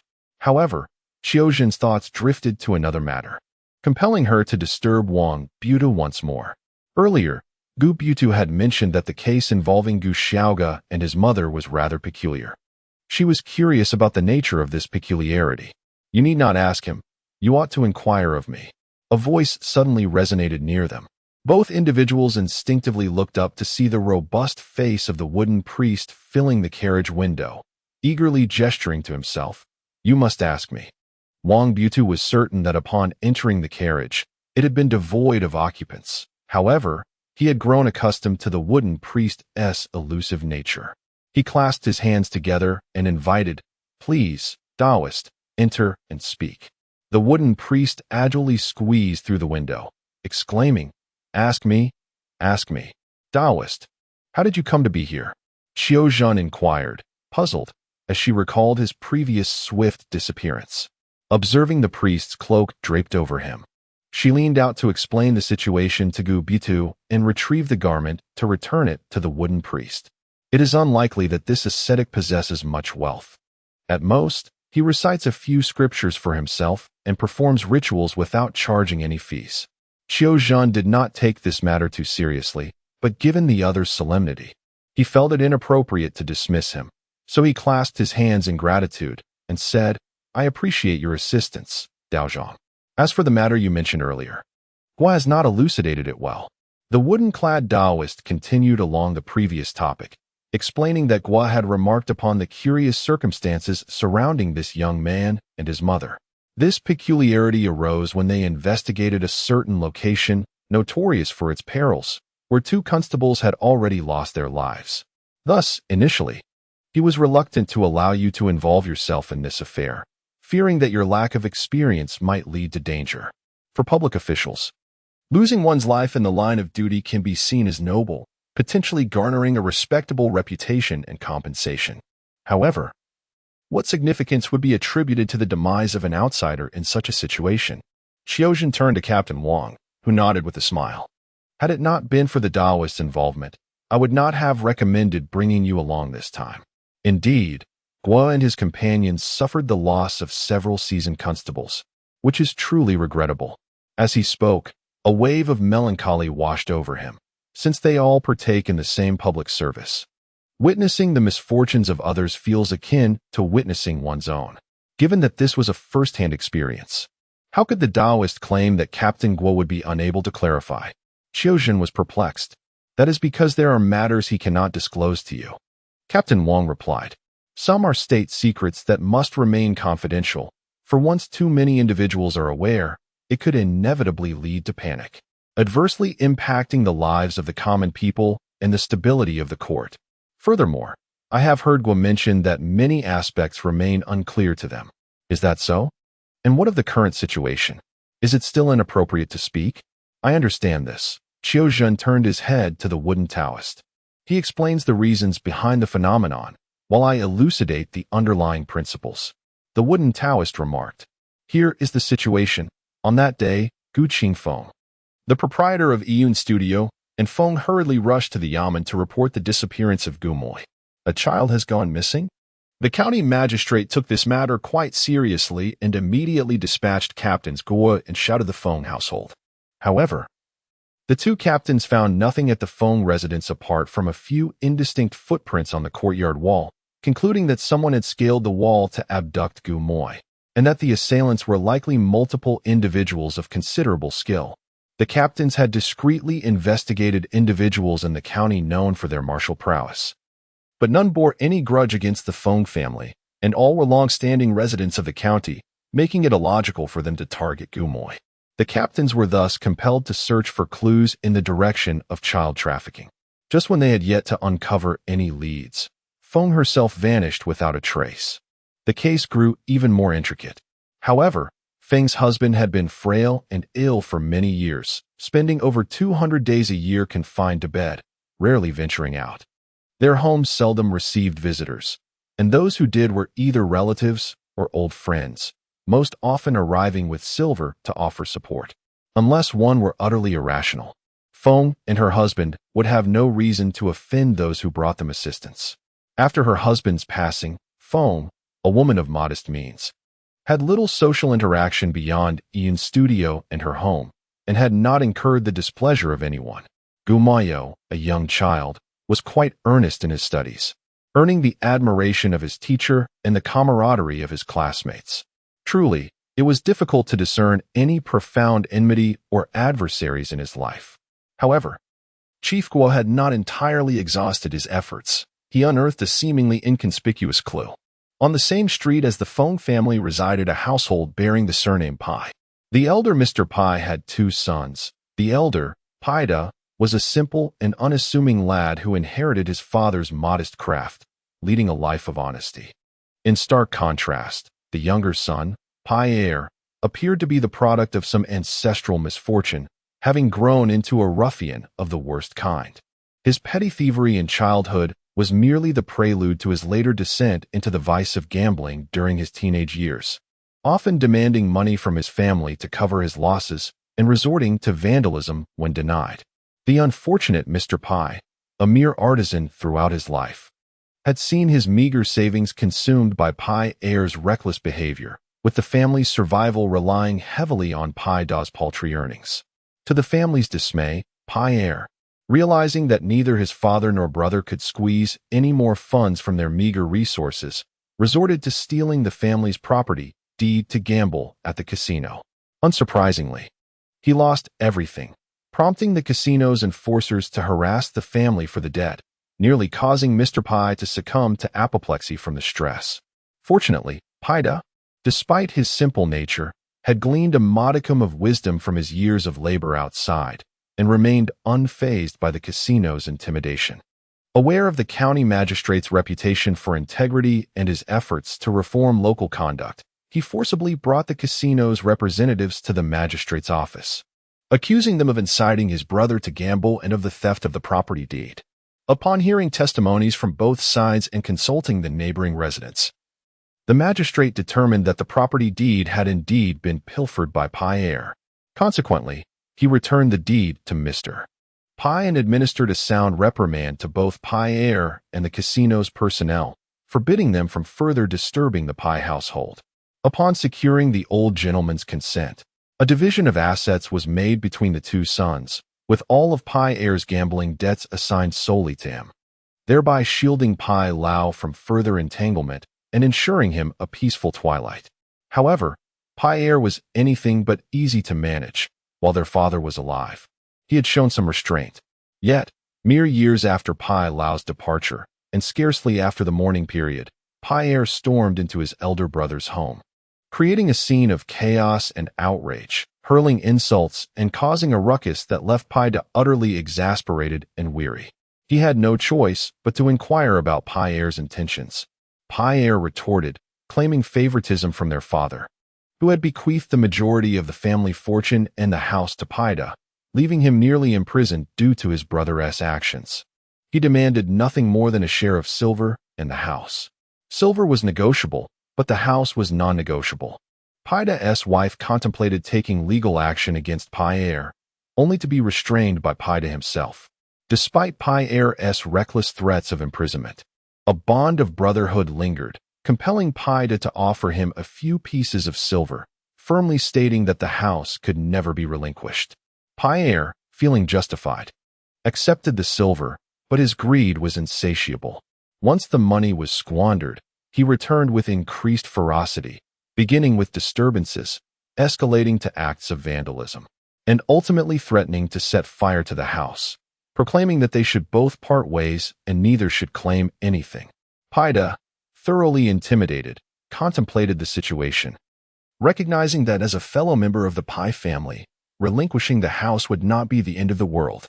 He possessed skills and could still earn a living.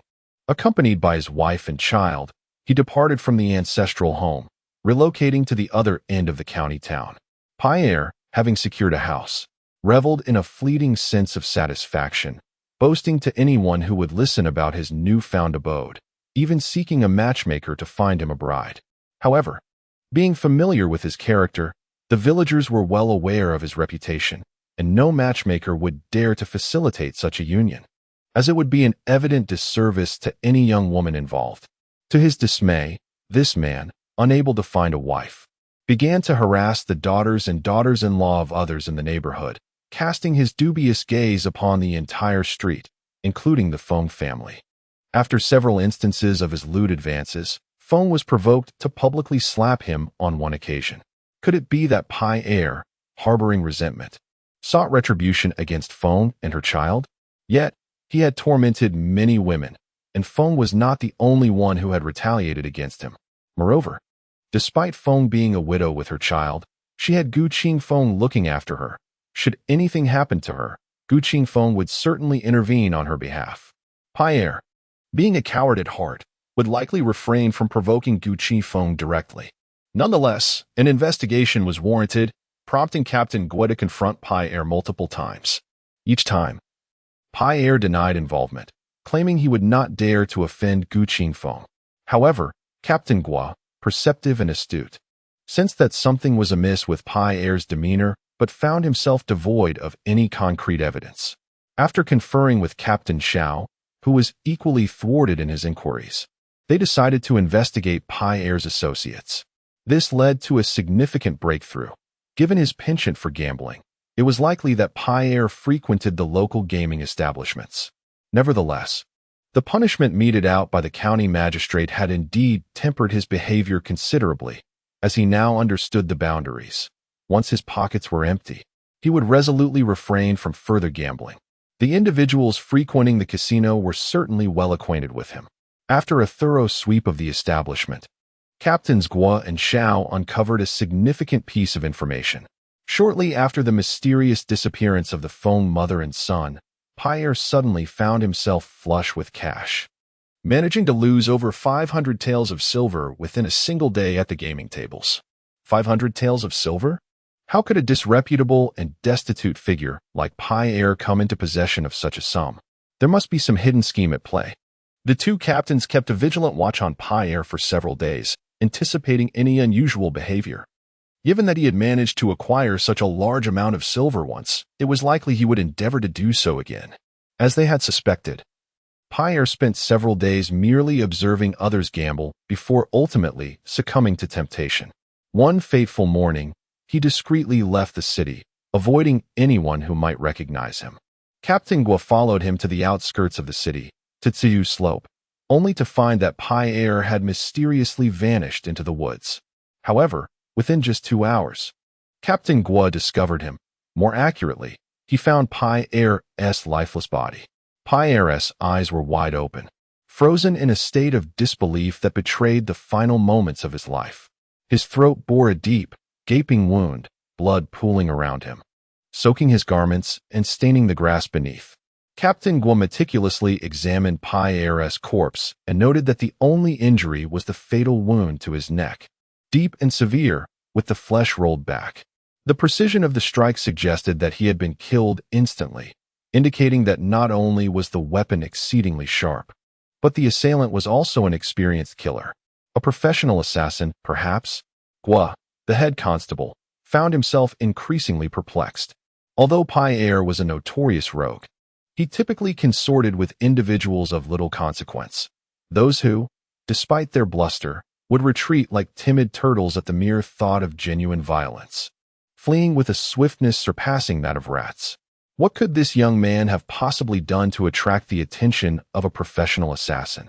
Initially, Gua had intended to discreetly investigate the source of heir's substantial wealth without alarming anyone, yet he had unwittingly stumbled upon a murder case. Consequently, Gua hastened to the roadside to apprehend a passerby, sending word to Constable Xiao, while he himself conducted a cursory search of the area, yielding minimal results. Constable Xiao, accompanied by other constables and a coroner, arrived with remarkable speed. After listening to Gua's account, he instructed the coroner to conduct a thorough examination of the corpse and dispatch 2 additional constables for assistance. Gua and Xiao, along with several other constables, resolved to scour the vicinity of Qizupo. This Qizupo was not far from the city, merely a distance of 5 or 6 li, yet its rugged terrain, strewn with sharp stones, rendered it unsuitable for cultivation. Consequently, it remained an uninhabited wasteland. However, such desolate places attracted a few genuine ascetics, and at some point, modest huts had been erected at the foot of Qizupo, where these seekers of enlightenment took up residence. Over the years, more ascetics congregated, eventually forming a small monastery known as Qingyu Temple. Qingyu Temple, flourishing for a time due to the presence of true practitioners, fell into disrepair during the chaotic upheaval of a century ago. Now, the structures had long since vanished, leaving only crumbling walls and remnants to mourn the grandeur of days gone by. The 2 constables searched diligently and arrived at the ruins of the empty green temple. Upon their arrival, they sensed something amiss. Amidst the dilapidated remnants, 2 well-structured halls had unexpectedly emerged. As they approached, they beheld solemn Buddhist statues, revealing yet another temple. When had this temple been constructed? Xiao and Gua exchanged glances. Esteemed benefactors, an elderly voice resonated from behind them. You honor us with your presence. Turning around, they saw 2 monks, one old and one young, standing by the entrance of the main hall. It was the venerable monk who had greeted them. When was this temple built? They inquired. Why has no one in the city mentioned it? The women who visit temples to burn incense on the 1st and 15th days of the month have never spoken of a temple here.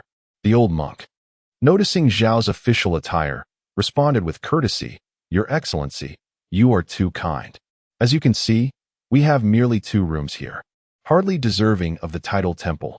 They were generously donated by kind-hearted patrons to provide shelter from the elements. I only have 1 disciple by my side. Our needs are modest, requiring little expenditure. These 2 rooms are more than sufficient, and we do not dare to expand or construct further, lest we draw more visitors. The benevolence of our patrons may be directed elsewhere. All temples share the same source, and our humble abode is no different. Thus, it is quite normal for few to have heard of us. The old monk's demeanor was one of kindness, his speech refined, and even in his gestures, one could discern the elegance befitting a man of the cloth. However, the young monk bore a coarse appearance, his demeanor unrefined, making it difficult to fathom how the 2 could be master and disciple.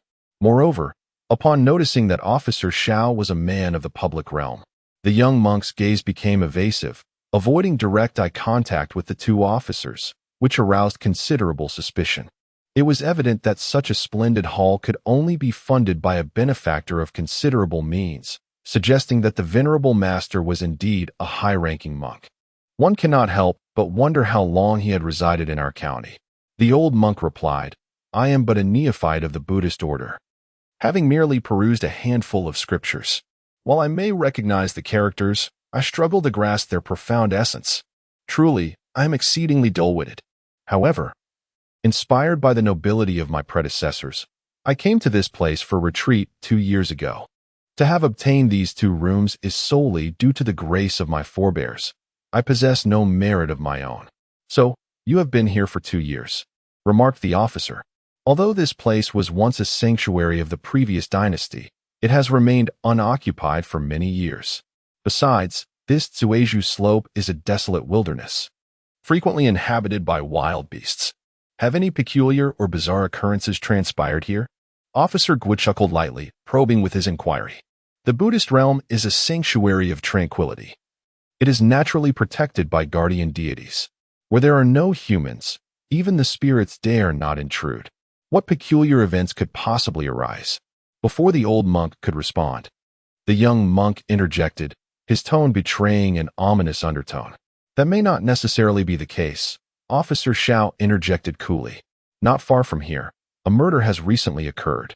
Deciding to forego subtlety, he addressed the matter directly. What?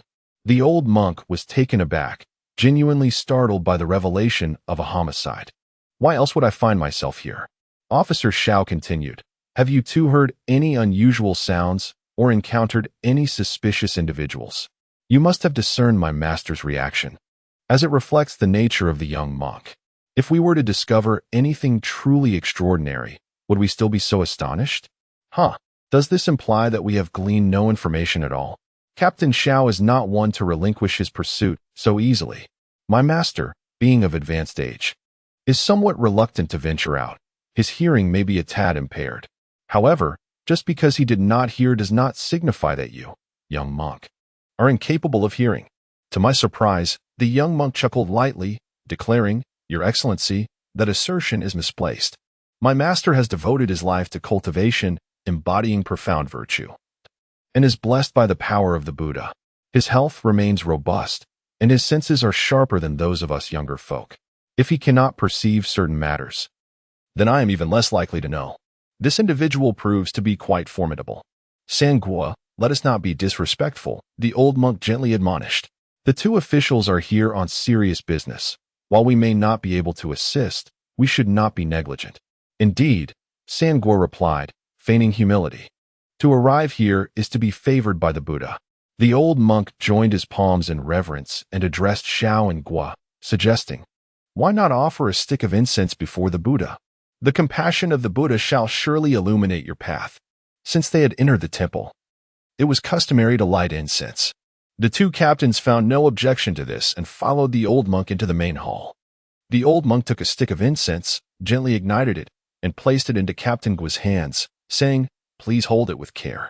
Guo felt a small object nestled in his palm and quickly responded, Thank you, master, as he earnestly offered the incense.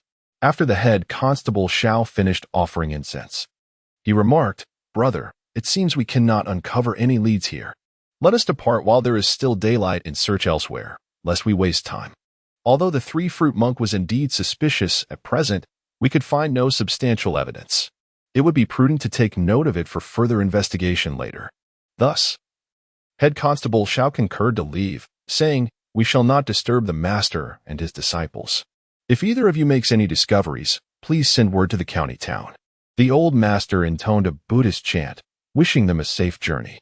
Once they had moved a fair distance from the two houses, Constable Guo suddenly halted Head Constable Xiao, saying, Wait a moment. He then produced a neatly folded note from his sleeve. What is this? Head Constable Xiao inquired, puzzled. Where did it come from? It was given to me by the old monk, Guo replied. He unfolded the note, revealing a drawing of a grand hall, within which sat a statue of a Buddha. On the lotus seat beneath it, a red mark indicated a cross. Beside it were a series of neatly inscribed characters proclaiming, This place is a den of thieves. May the capable eliminate it. The 7 men had found no one within the 2 rooms, yet they heard voices coming from behind the main hall. You, disciples of the demon Pasan, don the robes of my Buddhist faith while committing acts of violence and heinous deeds, tarnishing the reputation of our teachings. How can I allow you to act with such impunity? A chilling scream pierced the air. This is bad.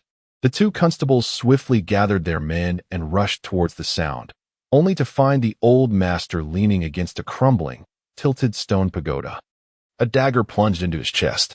Upon checking for signs of life, they found he had already drawn his last breath. A shadowy figure was seen fleeing into the distance. After him, Constable Guo commanded, signaling for an urgent pursuit. The figure moved with astonishing speed, unmistakably a person of remarkable martial prowess. Yet, that silhouette was recognized by Captain Gua. It was indeed San Gua. Evidently, San Gua was aware of Captain Gua's pursuit and dashed swiftly into the woods. The undergrowth was thick and overgrown, with bushes densely clustered, leaving scarcely any room to maneuver. Once inside, San Gua barely touched the ground, gliding effortlessly along the branches. Damn it! Captain Gua cursed inwardly, realizing he was up against a master of lightness. While he could still manage to run within the forest, the two constables trailing behind were hindered at every step by the entangling vines and brambles, rendering their progress nearly impossible. How could he continue the chase? Damn it! As he watched San Gua's figure recede further into the distance, Captain Gua felt a surge of desperation, helpless in his pursuit. At that moment, misfortune compounded as a masked figure appeared before him, causing San Gua's silhouette to vanish entirely among the trees. Step aside. Captain Gua, irritated, barked fiercely, commanding the figure not to obstruct his path. The stranger remained silent, lunging directly at Captain Gua. Damn it! Captain Gua grunted, struggling to regain his footing. The assailant? The initial culprit had long since fled. One constable remarked, "We pursued the one who attacked you for a few paces, but we lost track. That scoundrel is quite cunning and had accomplices." Captain Gua massaged his temples, the ache in his head persisting. "I was careless and fell into a trap. It appears we must devise a more strategic approach." Officer Xiao placed a reassuring hand on Captain Gua's shoulder, remarking, "Such unexpected circumstances are not your fault, brother." Sigh. Captain Gua crouched down, gazing at the tightly shut eyes of the old master, and could not help but sigh. "Brother, you say this world is already tainted. Can it be that even the grim reaper of the underworld only observes the hours, indifferent to virtue and vice? The demise of heir can only be deemed as deserved, a death unworthy of lament. Yet, why must a person like the old master also fall victim to such treachery, meeting an untimely end in the wilderness?" Captain Xiao, though troubled, maintained a broader perspective. It seemed that the old master had endured in this place for 2 years, waiting for the moment to confront these vile brigands. Now, having entrusted his fate to us, he has found peace in his passing, surely destined to ascend to the paradise of bliss and meet the Buddha. We must not be negligent. We should muster our spirits and capture these evildoers, lest we fail to fulfill his last wish. Reflecting on Captain Zhao's words brought some solace to Captain Gua, who then stood up and inquired, "What shall we plan next?" "Both captains, come quickly."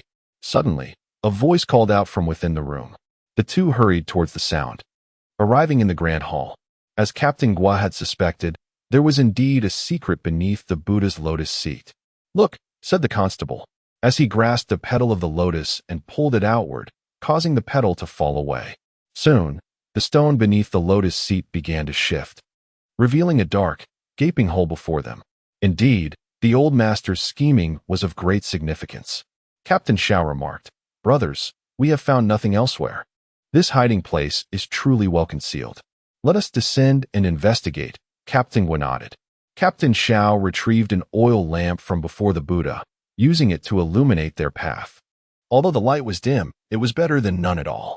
Gua, the head constable, casually signaled 3 constables to follow him, instructing the others to guard the cave entrance as a precaution. Inside the cave lay a narrow staircase, meticulously constructed by human hands, allowing passage for only one person at a time.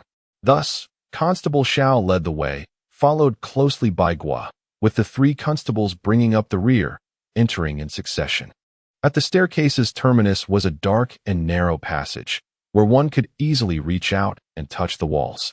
The oil lamp flickered in the darkness, illuminating only a small, indistinct area.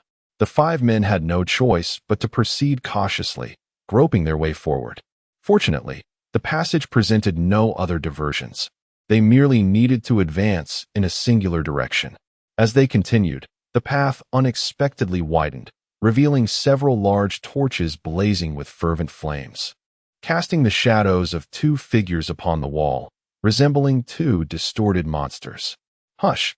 Upon spotting someone, Constable Xiao swiftly raised a hand to halt the advance of the others, extinguishing the oil lamp in one breath. and the group quietly concealed themselves in the shadows. Fool! Fool! One shadow berated another. What possessed you to kill that old monk? What if the officials come to investigate? We could have covered it up. Now you've drawn their attention. I wonder how you plan to clean up this mess. Are you still not going to deal with heir? Responded another shadow, whose voice was familiar. It was Sangua. You can kill him, but I cannot? Ha ha. The first shadow sneered. Heir has always been unreliable. His demise is merely a matter of time. He could have lived a few more days. But that fool attracted the constable's attention. However, I assure you, I left no trace. You can simply deceive them there, guaranteeing the constables will find nothing. You speak so lightly. The figure retorted, as if you weren't the one who attracted the constables in the first place. It was your actions that stirred the old monk's mind, prompting him to commit those foolish deeds, compelling me to intervene. What are you implying? Countered another voice. It's clearly your fault for not maintaining your disguise, allowing the old monk to uncover your clandestine dealings. And now you dare blame me? Humph, retorted the first voice, seemingly more incensed. Why should I endure a life of bland vegetables and watery porridge? Why shouldn't I indulge in some secret pleasures? I was there to observe the old monk, not to become his disciple. Regardless, you have jeopardized our master's plans, and I shall report this truthfully, the shadowy figure stated, a chilling undertone in its voice. Bah! The other voice scoffed, unfazed. As if you're the only one with a voice. Let me tell you, it would be a greater disaster if I hadn't eliminated the old monk today. Do you truly believe that old bald donkey was content to be a mere puppet and didn't do anything else? If the master investigates, you won't escape blame for your negligence either. What do you mean by that? The shadowy figure inquired. Regarding the incident when that woman surnamed Lin trespassed here and took away the core of the formation, I've always found it suspicious. Just a few days prior, a wandering monk stayed here for a night, and soon after, that woman came knocking. We've been operating so discreetly, concealing our tracks for 2 years without a trace, let alone word spreading through the martial world. How did that woman know about this? Surely, our master didn't inform her? So, you suspect the old monk was involved? The shadowy figure questioned.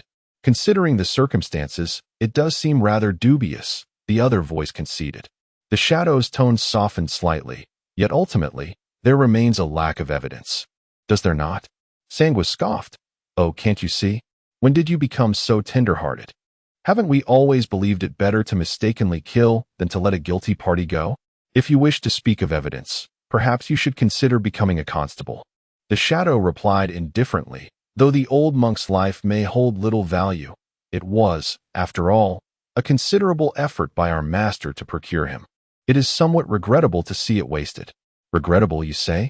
He is merely a troublesome individual, Sangua retorted bitterly.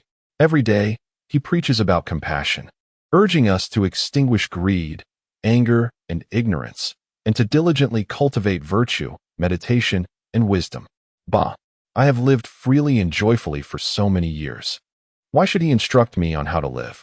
He claims to embody all these virtues, yet I have not seen him achieve enlightenment. Humph! Is it not merely an occasional dalliance with a woman or seizing a few coins for pocket change? And yet he dares to adopt the mantle of a master and threaten me with his precepts? I merely drew my blade to enlighten him, and at last, he quieted down. When those 2 individuals arrived today, it was clear that dismissing them should have sufficed. Yet he insisted they enter the hall to light incense, speaking of how the Buddha would provide guidance. Do you think I am so naive? Surely, he intended to inform those 2 constables that he would assist them, arranging a clandestine meeting. Tell me, can I allow them to meet again? Did the old monk truly say such things? I heard it with my own ears. Could it be false? After all these years navigating this world, if I lacked this level of caution, I would have long since fallen victim to those who feast at the emperor's table. Your survival is due to your dark heart and ruthless hand, leaving no survivors. The shadow's tone dripped with disdain. The one known as Black Knife refrained from engaging in verbal disputes with Sangua, for this matter needed to be reported to the master. It was uncertain what the group of constables could uncover. Perhaps they would merely ascertain that heir was dead.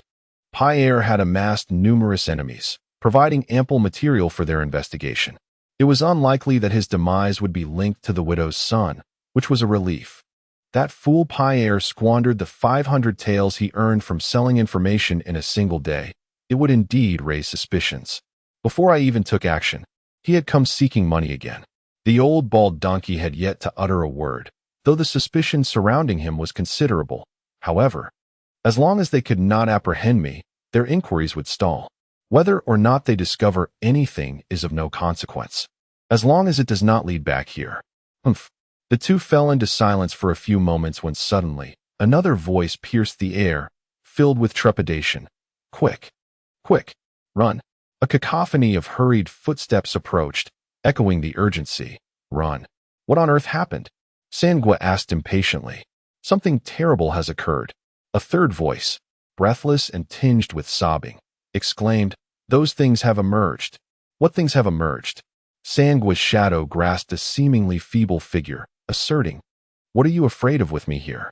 Is there anything in this world that I cannot handle? The great mage is dead. The frail shadow began to ramble incoherently.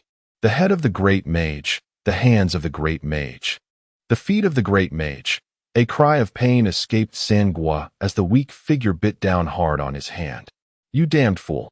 With a vigorous flick, the shadow vanished, leaving only the sound of a thud as something collided with an object and fell to the ground. Damn it, that bite truly hurts. Sangua shook his hand. Hearing his words, it seemed the Grand Mage was in trouble, perhaps a grave situation indeed. Let us investigate, said Hadao calmly. Let us go then. Yet, neither of them moved, their silhouettes still illuminated by the flickering flames. However, four small black figures suddenly emerged around them, diminutive, squat, with hands and feet, resembling children. What in the world are these creatures? Sangua exclaimed. What are they? Hee. The little shadows chimed in unison, their voices delightfully childlike. What do you intend to do?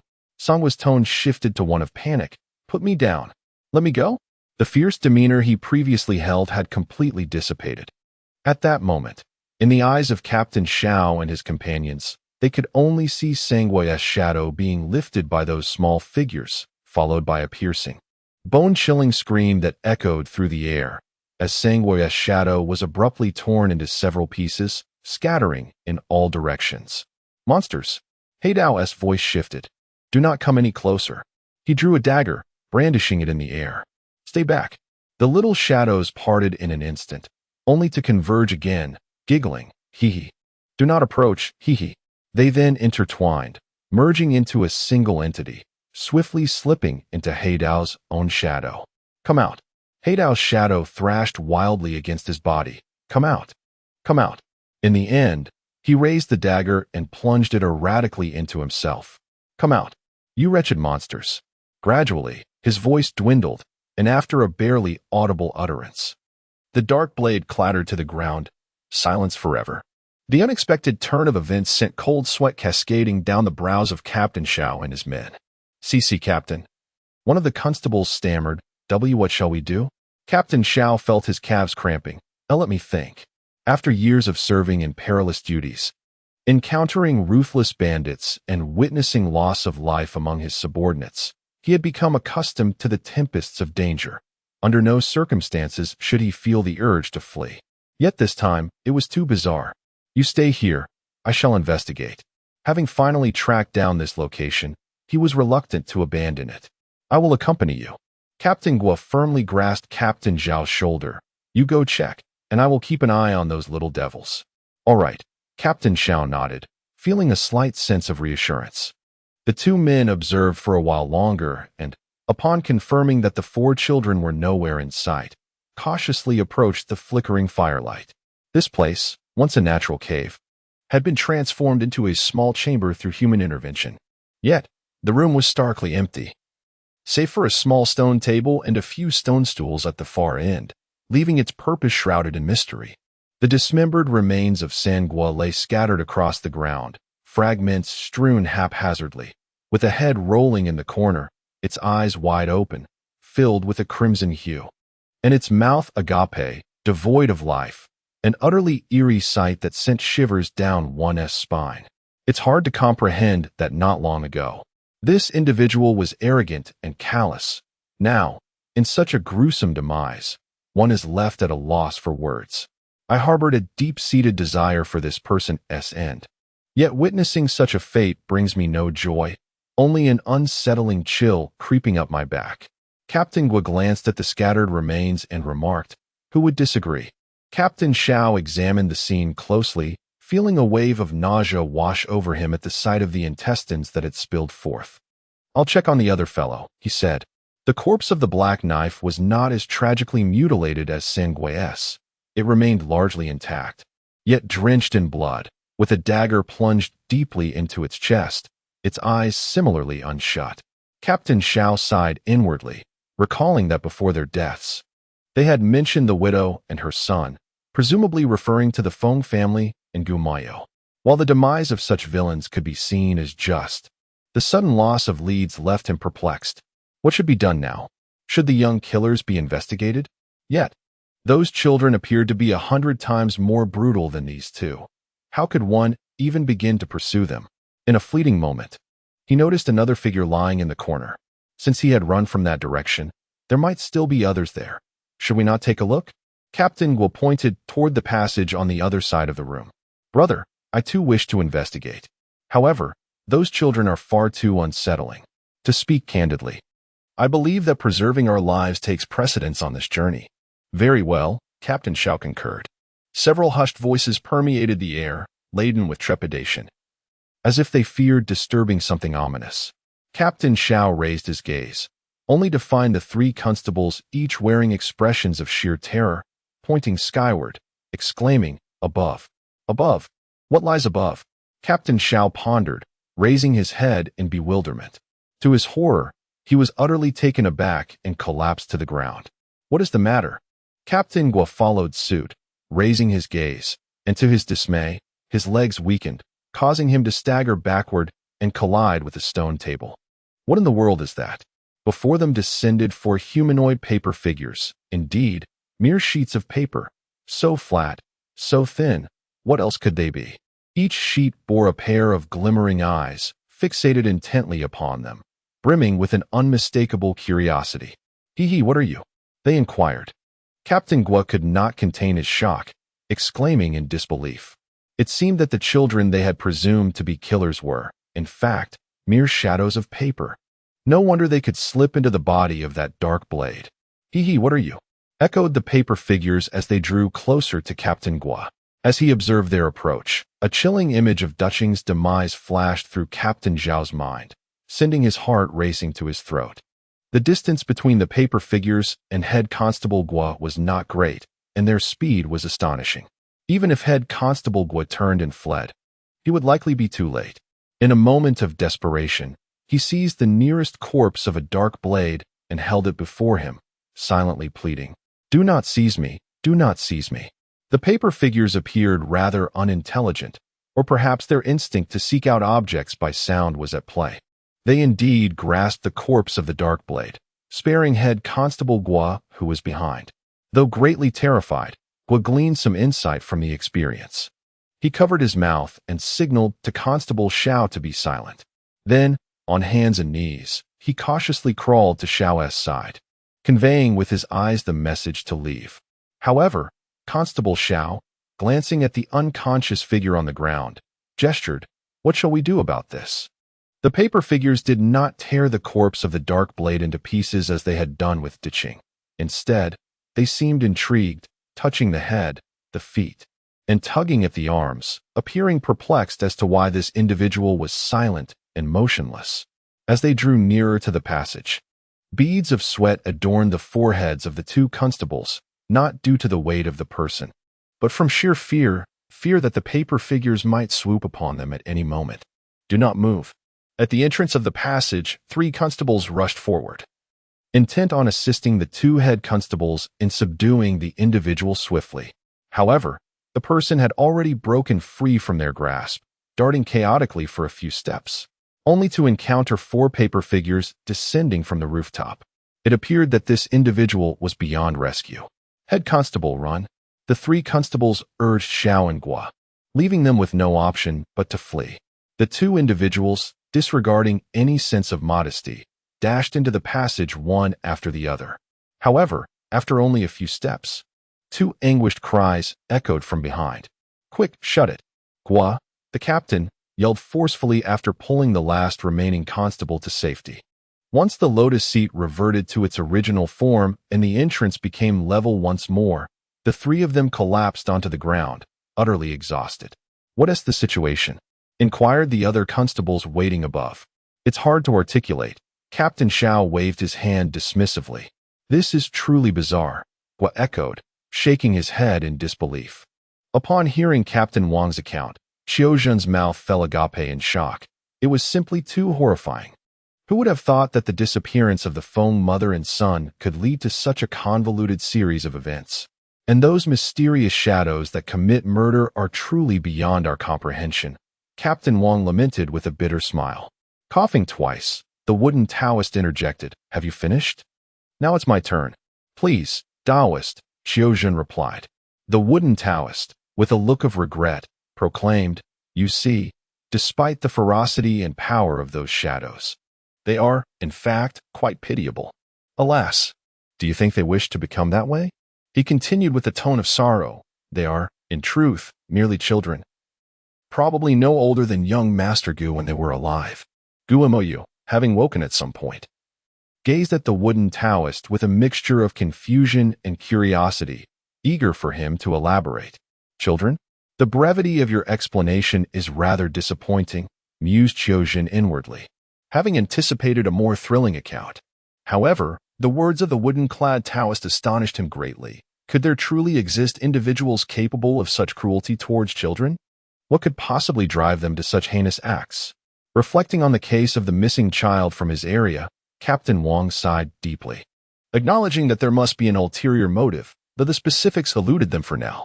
It seems that the fairy must have been aware of the malice of those individuals, prompting her to rescue you.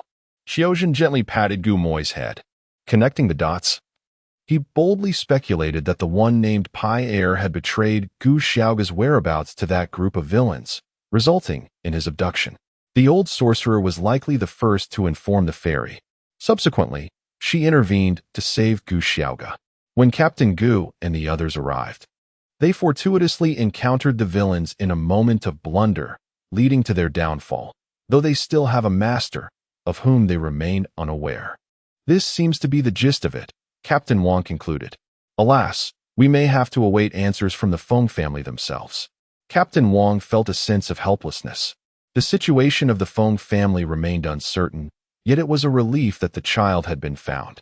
Perhaps upon reuniting with her son, she would regain her spirits. What has happened to my mother? Gu Moi, no longer immersed in the excitement by the shadow pool, confronted the matter of his mother with a newfound calm. What has transpired? Gu Moyo furrowed his brow tightly, gritting his teeth in silence, leaving no one able to discern the thoughts swirling within his mind. I feel rather fatigued and shall rest in the county for a few days before accompanying you to Qingyu town. Huh. Captain Wang paused momentarily, taken aback. This child is indeed extraordinary. Just a short while ago, he was so eager to spread his wings and fly back to his mother at Qingyu Pool. Yet now he requires several days of rest after merely stepping outside. Such a swift change of heart. Well then, since we have located him, there is no cause for concern about his departure. Let him rest. Xiaojun conferred with Captain Wang and decided to remain. Firstly, it would facilitate communication with Captain Gu. And secondly, they could keep a watchful eye on Gu Mayo, ensuring he would not stray before meeting the Feng family in Qingyu. Strangely enough, the wooden Taoist did not flee this time. Instead, he boldly requested the finest guest room for his stay. The following day passed without incident. Gu Mayo remained indoors, indulging in a deep slumber throughout the day. After freshening up, the boy revealed himself to be a remarkably handsome youth, with delicate features that were quite charming. Yet, his countenance bore a rare heaviness, as if burdened by unspoken concerns. It seems that during the past 6 months at Qingyu Pool, Gu Mayo has hardly experienced a peaceful night's sleep. Xiaojun and Captain Wang chose not to disturb him, allowing him the respite he so needed. However, no one anticipated that as daylight waned and the crescent moon hung low over the willow branches, Gu Mayo would gently pull open his door.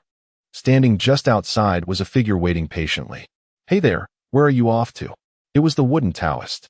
Gu Moyo remained silent, striding purposefully across the courtyard towards the back door, carefully avoiding the night watchman along his path.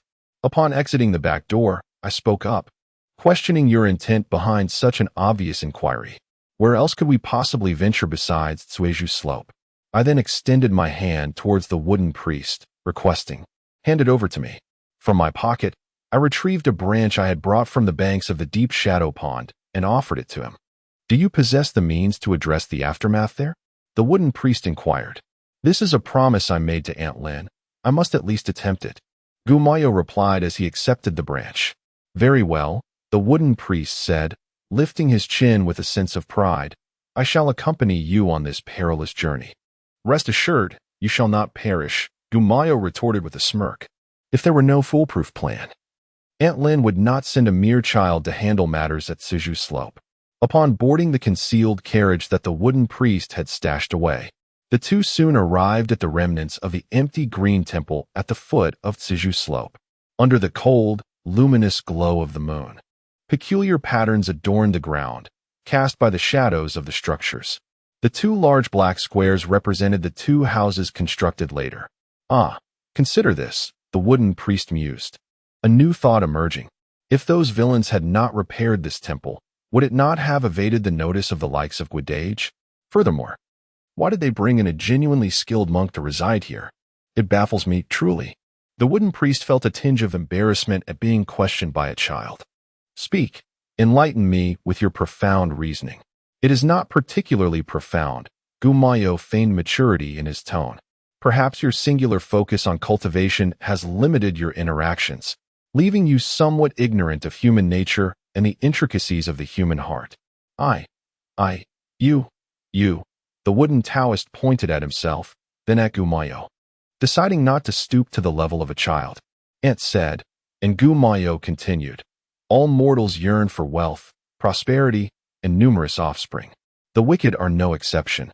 They commit malevolent acts while simultaneously desiring benevolent outcomes. They inflict harm upon others, yet hope for their own safety. Though this contradiction exists, it reflects the authenticity of human nature. Take, for instance, that master of despicable deeds. He is fully aware that harming children contravenes the celestial order and leads to dire consequences, yet he still yearns for a favorable result. Thus, he builds temples and invites venerable masters, hoping to atone for his sins through these virtuous actions. In essence, it is greed. How can this be possible? The wooden Taoist exclaimed, "Do they think the heavens are fools? If it were so easy to deceive, why would I toil so diligently? Reflecting on my own pursuit of the Tao, I have devoted my life to maintaining precepts, never daring to transgress even a single step. I shun wealth, eschew fame, and regard the allure of women as a ferocious tiger, avoiding it with utmost urgency. If virtuous deeds could indeed counteract malevolent actions, I would have ascended to immortality long ago. Humph. The beings of Yinfu are inherently obstinate and difficult to transform. The principle is universally understood. Being an immortal is preferable to being mortal, yet when it comes to actual practice, it becomes a formidable challenge. Wealth, power, beauty, none can be easily forsaken. Greed proves insurmountable. Indeed. The wooden Taoist could not help but lament the difficulty of cultivation for the common people. Wait, hold on a moment, young man. I must inquire, how old are you? Why do you speak with the tone of an elderly sage who has spent a lifetime in cultivation? Gu Mayo cast a sidelong glance at the wooden Taoist. Knowing that my insight surpasses yours, so there is no need for you to envy me. The wooden Taoist silently recited the classic of purity often spoken of by the Supreme Old Lord, a peculiar smile gracing his face, devoid of envy. After all, he was a true practitioner, possessing profound insights. How could he stoop to engage in triviality with a mere child? Calm. Although Gu Mayo had escaped from this place, he had entered in a state of unconsciousness and emerged only partially aware. Thus he remained oblivious to the entrance. He was compelled to follow the wooden Taoist through the passage beneath the lotus seat. The passage had not changed much since the time when Captain Gua and his companions traversed it. The wooden Taoist and Gu Moyo each held a small lantern, proceeding one after the other. "May I inquire, young sir, what do you intend to do with the souls of the unfortunate children here?" Gu Moyo, despite his youth, was generous in his response to the wooden Taoist's query. Auntie once explained that this object was originally a horn from a divine dragon. Over time, a tree sprouted at the site of the dragon's horn, and somehow, the horn became ensnared within the trunk. Day after day, year after year, the roots fed on the dragon's blood seeping underground, while the branches and leaves absorbed the lingering Yin energy from the pond's edge. Gradually, the horn took on a wooden essence, merging with the tree. Thus the horn became the tree, and the tree became the horn. This object holds a captivating allure for spirits, allowing them to remain unharmed while simultaneously binding them within, nourished by the dragon's blood's ethereal energy. Indeed, Gu Moyo nodded in agreement. His aunt had once racked her brain to find a way to assist children akin to himself until, while foraging for food in the shadowy pool, she discovered that very tree, which sparked her ingenious solution. Yet the fungi upon the tree are infused with the essence of dragon's blood. Consuming them will stave off hunger for an extended period. To survive in this place, we must refrain from harvesting the tree, allowing it to flourish instead. The wooden Taoist stroked his chin thoughtfully, remarking, "My young friend, you possess quite a wealth of knowledge. It appears that Aunt Lin has imparted much wisdom to this lad." "My aunt can be regarded as half a master to me," Gu Moyo replied. "She has advised that while she may protect me for a time, she cannot safeguard me for eternity, hence I must learn diligently. Once I emerge from the shadow pool, I shall no longer fear those malevolent individuals." As the two conversed, they soon arrived at the dwelling. Absent were the torches that once illuminated the space. Under the feeble light of the lantern, the room appeared quite dim, laden with a damp, musty air. At their feet lay several scattered heaps of white bones, human remains. "Alas!" the wooden Taoist lamented, placing the lantern down and bowing before the bones. "Infinite celestial venerable." Gu Moyo surmised that among these bones rested the remains of the two captains who had failed to escape, and he respectfully offered a bow as well. "On that day, my inadequate skills prevented me from leading you all to safety, which I deeply regret." The wooden Taoist earnestly addressed the bones. "With the aid of young Gu, I shall ensure that you return home this night, selecting a sacred ground for your eternal rest, so that you need no longer wander as forsaken souls."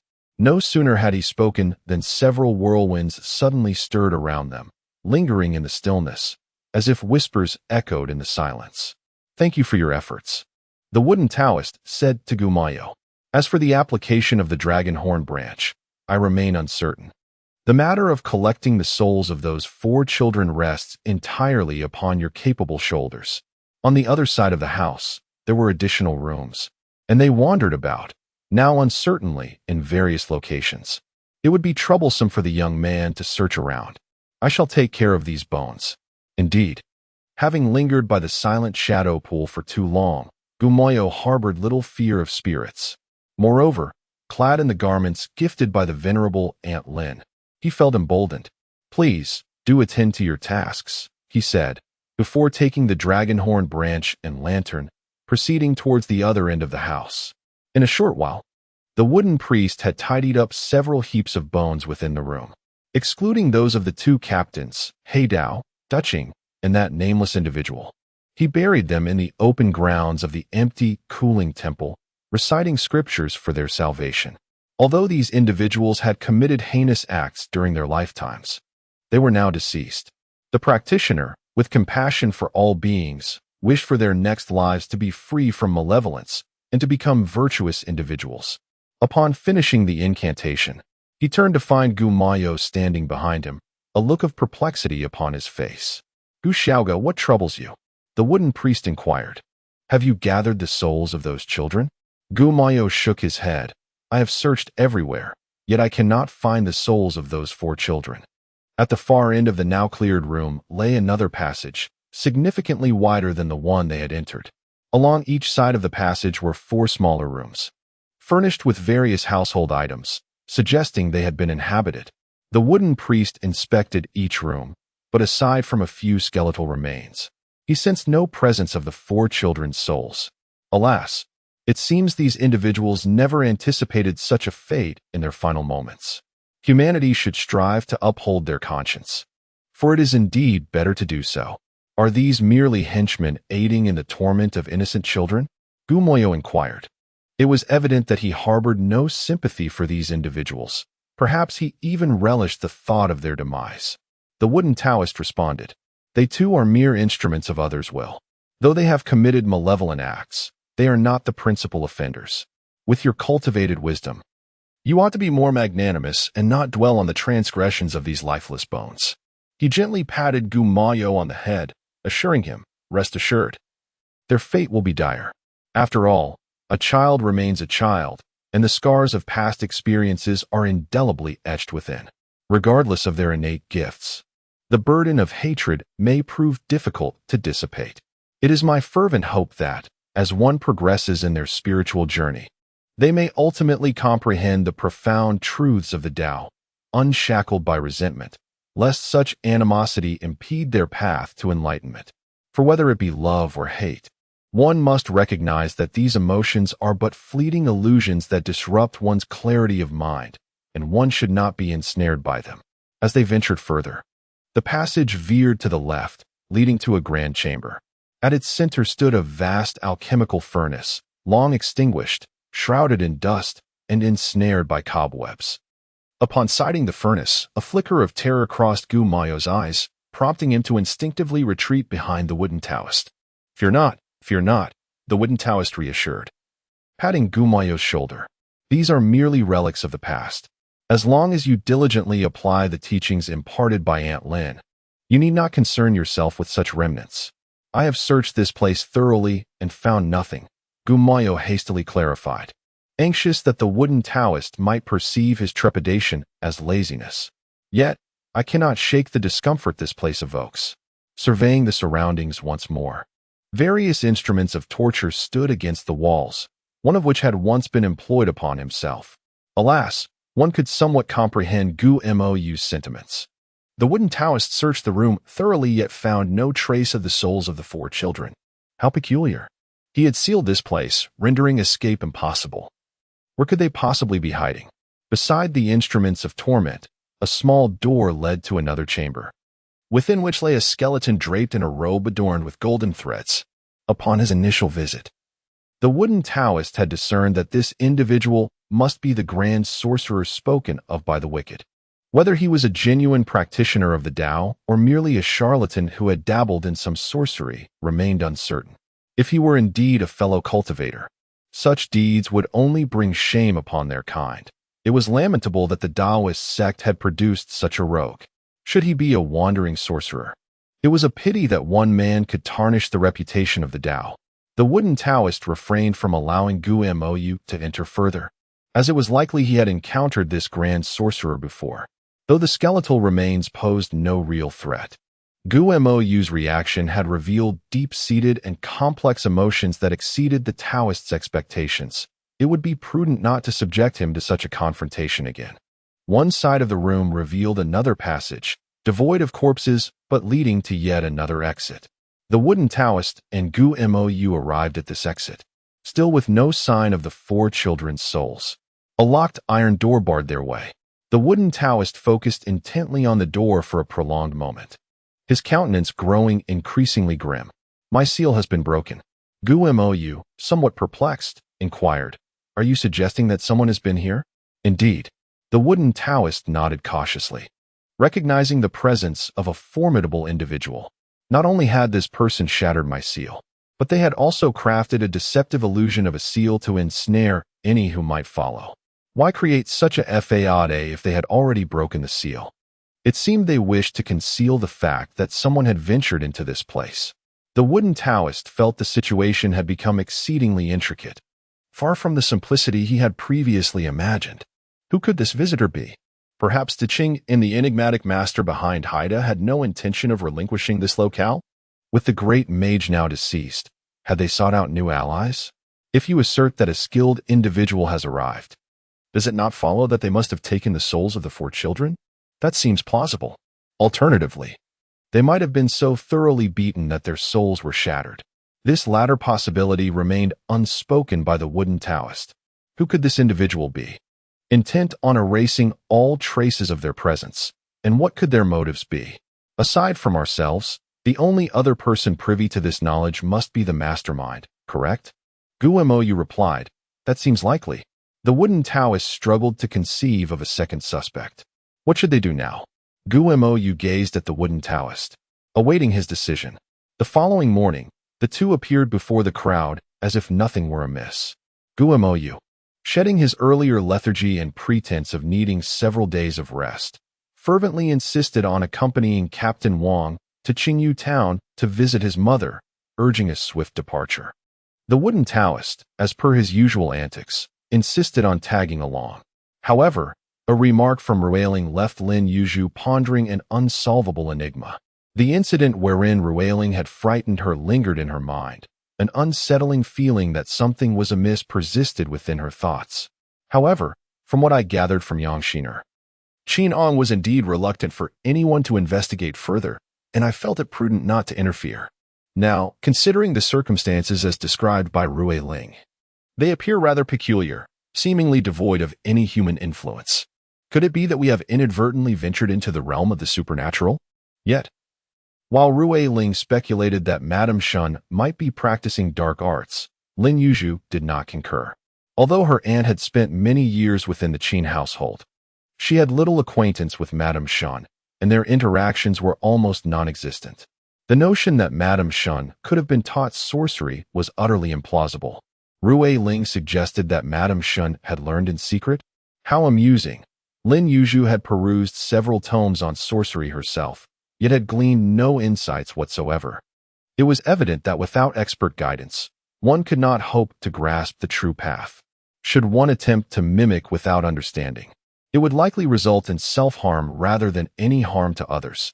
Thus, it was improbable that Madame Shun was involved. However, if it were not Madame Shun, nor the deceased Qin Ang, nor any other members of the Qin family, and not even Ruiling herself, then who could it be? Was there perhaps an unseen undercurrent within the Qin residence? But why would this hidden force target her?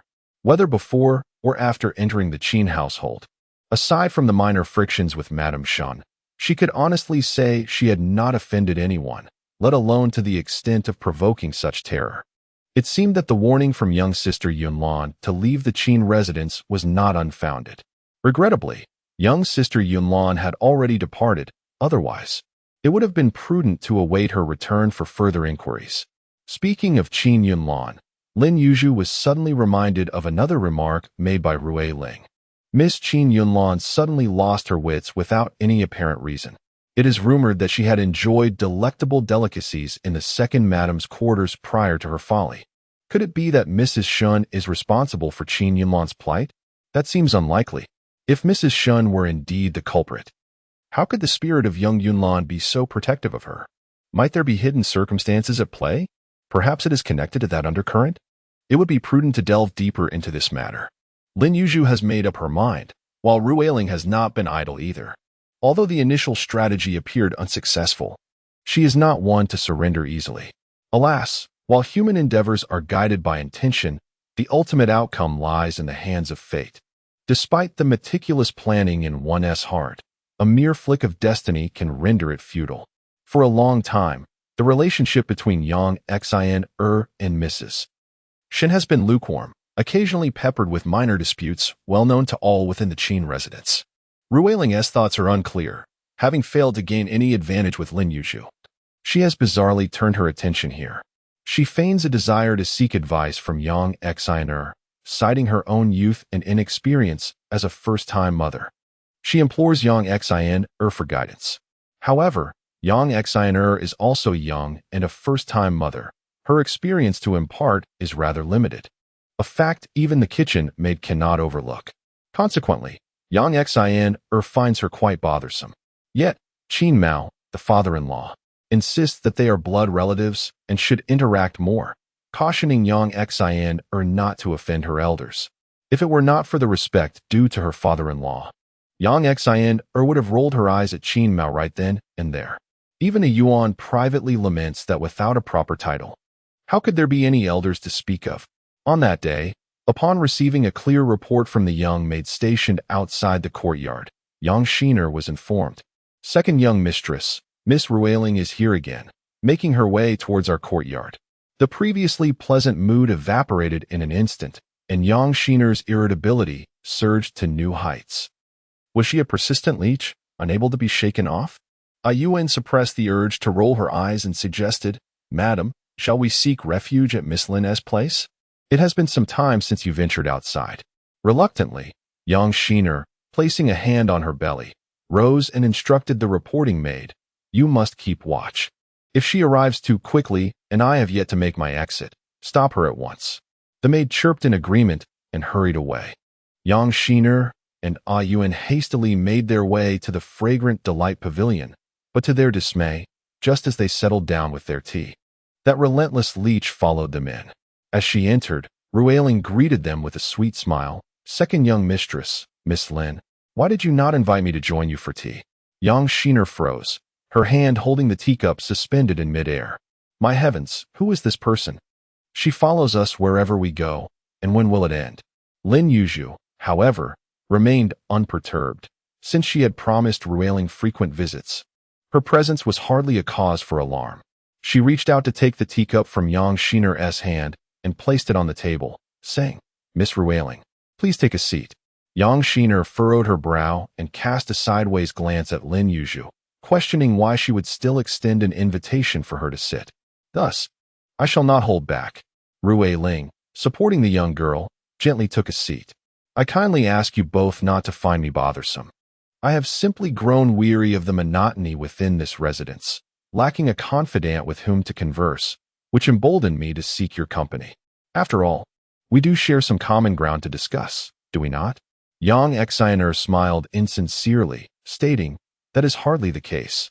There lies a generation gap between us. Should you wish to impart wisdom, I would not dare to dissent, and I humbly request your guidance." Ruiling's complexion fluctuated between red and pale. "You jest. Dear second young mistress, I am unworthy of such praise, and I certainly cannot presume to lecture. Yet, as one who is soon to embrace motherhood, I must tread carefully and seek your counsel. I too am expecting my first child, devoid of any experience," she continued. Yang Xiner appeared genuinely upset, seemingly intent on preventing Ruiling from saving face. "In truth, the most knowledgeable in matters of childbirth in this household is my mother-in-law. We are of close kin. There is no need for formality. It is prudent for you to visit her more often. That is the matter at hand. If you linger here, you may miss out on invaluable wisdom." Ruiling, feeling cornered and unable to continue, cast a glance towards Lin Yuzhu, hoping for her assistance in alleviating the situation. "I am aware of that," Lin Yuzhu interjected, sensing Yang Xiner's renewed enthusiasm as she looked disapprovingly at Ruiling. "Do you recall your last visit to deliver gifts to Shui Town?" "Indeed," Ruiling responded. "When it comes to conducting rituals, is there ever an unsuitable time? Why must it be at this moment?" She interjected once more. Yang Xiner still did not cast a proper glance at her. "What do you understand? The Dharma Assembly, held only once every 3 years, features eminent individuals who are not commonly seen. Is it a venerable monk of great renown?" Lin Yuzhu's curiosity was piqued. "It is Master Yuan Shiyi," Yang Xiner replied with an air of mystery. "It is said that this monk possesses not only profound virtue but also immeasurable spiritual power. There have been numerous extraordinary occurrences associated with her. She has always led a reclusive life, seldom engaging with the outside world. And only due to her deep friendship with Master Qin Shui of Jingyi Temple is she invited every 3 years to preside over a Dharma assembly at Shui Town. Such a remarkable figure must be met." Ruiling clapped her hands in delight, asking for blessings for the child in her womb, believing it to be far superior to any other invocation. "Ha ha. With so much going on at home, you are only concerned about your own pregnancy," Yang Xiner scoffed. "If one were to invite a monk for blessings, you would surely be the last in line." Initially, she intended to say that Ruiling should not have a share in this, but upon reflection, she too was with child, and a mother's concern for her offspring was hardly misguided. She tactfully altered her words. Ruiling lowered her head, acknowledging her misstep. Naturally, the well-being of the entire Qin family should take precedence. Since this is a great sage, everything hinges on fate. Ultimately, it will depend on how the connections unfold. Lin Yuzhu also wished to meet such a person.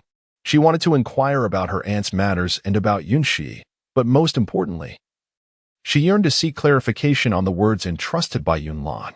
Perhaps this master Yuan Ci could illuminate the path for someone like her, who was shrouded in confusion.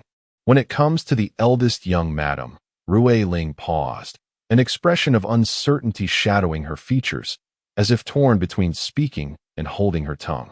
Recently, I had overheard some gossip regarding her. In truth, the gossip did not directly concern the eldest young madam herself, but rather, it pertained to her visage. What about my sister-in-law's face?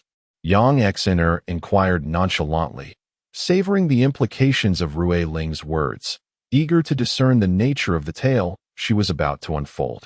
This was a matter I ought not to broach, yet the gossip was so detailed and vivid, touching upon the relationship between the eldest young master and the eldest young madam, that I dared to mention it. Lin Yuzhu was about to suggest that if one had nothing to say, one should remain silent, but Yang Xiner, quicker on the uptake, interjected, "You've already spoken what you shouldn't have, so you might as well continue. If you don't finish, it might not be good for the fetus." The word bad lingered in the air, elongated and heavy. Perhaps accustomed to such scenarios, Rui Ling's expression remained largely unchanged, revealing a demeanor of remarkable calmness. They say that the current eldest young madam bears a striking resemblance to the previous one, with a resemblance nearing 90%. Lin Yuzhu was momentarily taken aback upon hearing this. The previous eldest young madam? Indeed, as Rui Ling observed Lin Yuzhu's reaction, a sense of secret delight welled up within her, prompting her to speak. However, before she could finish, Yang Xiner interrupted, "You mean the former sister-in-law, right? That's no secret. Everyone in the family knows this. I thought you had unearthed some precious tidbit, but it turns out to be this. Such idle chatter is merely the pastime of those ignorant women and maids, so why do you choose to partake in it?" Lin Yuzhu suddenly realized. Are they referring to the young lady of the Chu family from Shiyun Pavilion? Naturally, it is Sister Yunling. Yang Xiner remarked, although I have never met her. I am aware of her beauty. Sister Yunling is exceptionally lovely, and her bond with my elder brother, forged in childhood, is unparalleled. However, misfortune struck as Sister Yunling passed away prematurely, resulting in a tragic fate. It is said that when my brother received the news, he nearly lost his sanity. For 3 long years, he drowned his sorrows in alcohol, rarely emerging from his stupor. Fortunately, fate smiled upon him, and he encountered his current sister-in-law. Indeed, she bears a striking resemblance to Sister Yunling, which is why my brother chose to marry her. Yet, his wife approaches the matter with remarkable composure, never shying away from it. Thus, everyone holds her in high esteem and refrains from mentioning it, save for those with ulterior motives. As she spoke, she cast a cold sidelong glance at Rui Ling. So, it appears everyone is in the know. Rui Ling blinked innocently, appearing quite naive, having entered the household later. I was indeed unaware of this. Upon hearing this, I felt a pang of anxiety. Truly, it was my loose tongue. Indeed, it was your loose tongue. Came a voice from the doorway, clear and melodious, yet laced with a hint of iciness. Tao Zhenzhen, accompanied by several maids, had appeared at the entrance unbeknownst to them. Sister Zhenzhen, sister-in-law, Lin Yuzhu and Yang Xin promptly stood to greet her. Young madam, Rui Ling also rose, though her demeanor instantly turned timid, clearly harboring a degree of trepidation towards Tao Zhenzhen. Xin, do not move. Tao Zhenzhen spoke as she pulled Lin Yuzhu's hand into the house. Miss Rui Ling was quite spirited, always seeking out lively gatherings. I wished to say a few words to Rui Ling, but given that Tao Zhenzhen likely overheard the earlier conversation, I found myself at a loss for words. After all, it was merely idle chatter among the servants, devoid of significance. However, as one who is with child, it is imperative to prioritize the well-being of the unborn, nurturing tranquility and serenity. A clear mind fosters a peaceful environment for the fetus. Indulging in trivial talk and distractions can stir one's emotions, potentially affecting the child's development. Henceforth, I kindly urge Miss Rue Ling to prioritize her peace and quiet, treating the stability of her pregnancy as paramount, avoiding unnecessary concerns. Tao Zhenzhen's tone lacked overt anger, yet it carried a weight of seriousness. Indeed, Rue Ling's voice noticeably softened. Understood, esteemed elder sister-in-law, she replied. Jin Kuei then turned to relay the message. Rue Ling's complexion paled, and she dared not speak further. Her maidservant appeared even more pallid. With a forced smile, Rue Ling acknowledged her fatigue, stating, "I shall not disturb you any longer." With that, she supported her maid and exited. Once she had moved beyond earshot, likely past the courtyard gate, Yang Xiner clapped her hands and exclaimed, "Truly, our sister-in-law is formidable. At last, we may enjoy some peace." This was akin to seizing the serpent by its throat, striking at its vital point. Lin Yuzhu chuckled. "Are you two jesting at my expense?" Tao Zhenzhen, too, relished this rare moment of levity. But is sister-in-law truly vexed by such trifles? It hardly aligns with your character. Lin Yuzhu pondered inwardly, fearing that tranquility may be elusive. Did Zhenzhen come for a specific matter? Indeed, there is a matter I wish to discuss with my sister. What is it? Tao Zhenzhen fell silent for a moment before speaking. It concerns the Xiao family. The Xiao family? Which Xiao family? Lin Yuzhu's mind was filled with questions. Yang Xiner tugged at Lin Yuzhu's sleeve and whispered, "Which other Xiao family could it be?" "The one I mentioned to you. The one that Uncle Qin intends to discuss a marriage with." Lin Yuzhu quickly grasped the situation. "What is happening with them?" "It is as follows," Tao Zhenzhen began. "As soon as I entered, Qin Shaojun said, 'Please take a seat. I have something to discuss with you.' I complied and asked, 'What is it?' With a grave expression, Qin Shaojun slowly revealed, 'The other day, my uncle encountered the steward of the Xiao family and, in a moment of camaraderie, invited him for drinks. Little did he know, the steward, having indulged a bit too much, divulged some news to my uncle.'" "What news?" A sense of foreboding washed over Tao Zhenzhen. "After my father's passing, the head of the Xiao family has expressed disdain for our family, deeming us lacking in individuals capable of handling significant matters. He believes our future prospects are bleak. Should a marriage alliance occur, it may ultimately tarnish their reputation, leading him to reconsider the agreement made with my father, thus opting not to wed a daughter of the Lin family. I've heard he is secretly seeking another matchmaker to find a lady from another family." Sighing, she lamented, "Indeed, this is not good news. Human relationships are as fragile as paper, and it is no surprise that the head of the Xiao family harbors such thoughts. However, it is Lin Yuzhu who will bear the brunt of this. I never expected my father to misjudge the situation this time. What is your plan? If the Xiao family is unwilling, then it would be futile for us to insist. The ones who will suffer will be the ladies of the Lin family. Moreover, even if our family faces impoverishment in the future, with my capabilities, it would not be a daunting task to nurture an additional individual and prepare a dowry. There is no need to shamelessly cling to them. I intend to compose a letter to preemptively dissolve the agreement before their family does. Henceforth, the Lin family's daughter shall not trouble the Xiao family. My husband holds a commendable intention." Tao Zhenzhen wholeheartedly agrees with Qin Shaojun's perspective. However, this matter undeniably pertains to the lifelong happiness of Miss Yuzhu, so it is prudent to consult her first. Thus, Tao Zhenzhen made her way to Xiangqiu Shaozhu. Upon hearing the circumstances, Yang Xiner let out a cold laugh. The Xiao family is hardly free from societal norms. Their avarice is aptly encapsulated in the phrase self-serving. To Lin Yuzhu, the Xiao family is merely a term, an exceedingly unfamiliar one at that. I appreciate my elder brother's meticulous consideration on my behalf, so let us proceed as he suggests. Your understanding brings me comfort, Tao Zhenzhen smiled. In truth, this matter is not as grave as it seems. It is merely a verbal agreement between our uncles and the Xiao family patriarch. There exists no formal engagement document, nor has any betrothal gift been exchanged. Few are privy to the details.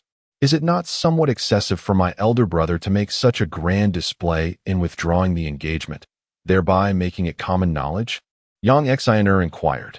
From the very beginning, There was never an intention for Lin Yuzhu to marry into the Shao family, making this turn of events quite fortuitous. Exiner, you must understand, Tao Zhenzhen explained. Although it is merely a verbal accord between two elders, it was made in the presence of several prominent and affluent merchants. Should the Shao family seek another bride, while they may not voice their thoughts openly, they will privately assume that the engagement was rescinded for a reason, most likely attributing it to some flaw within Miss Yuzhu, leading the Shao family to disdain her.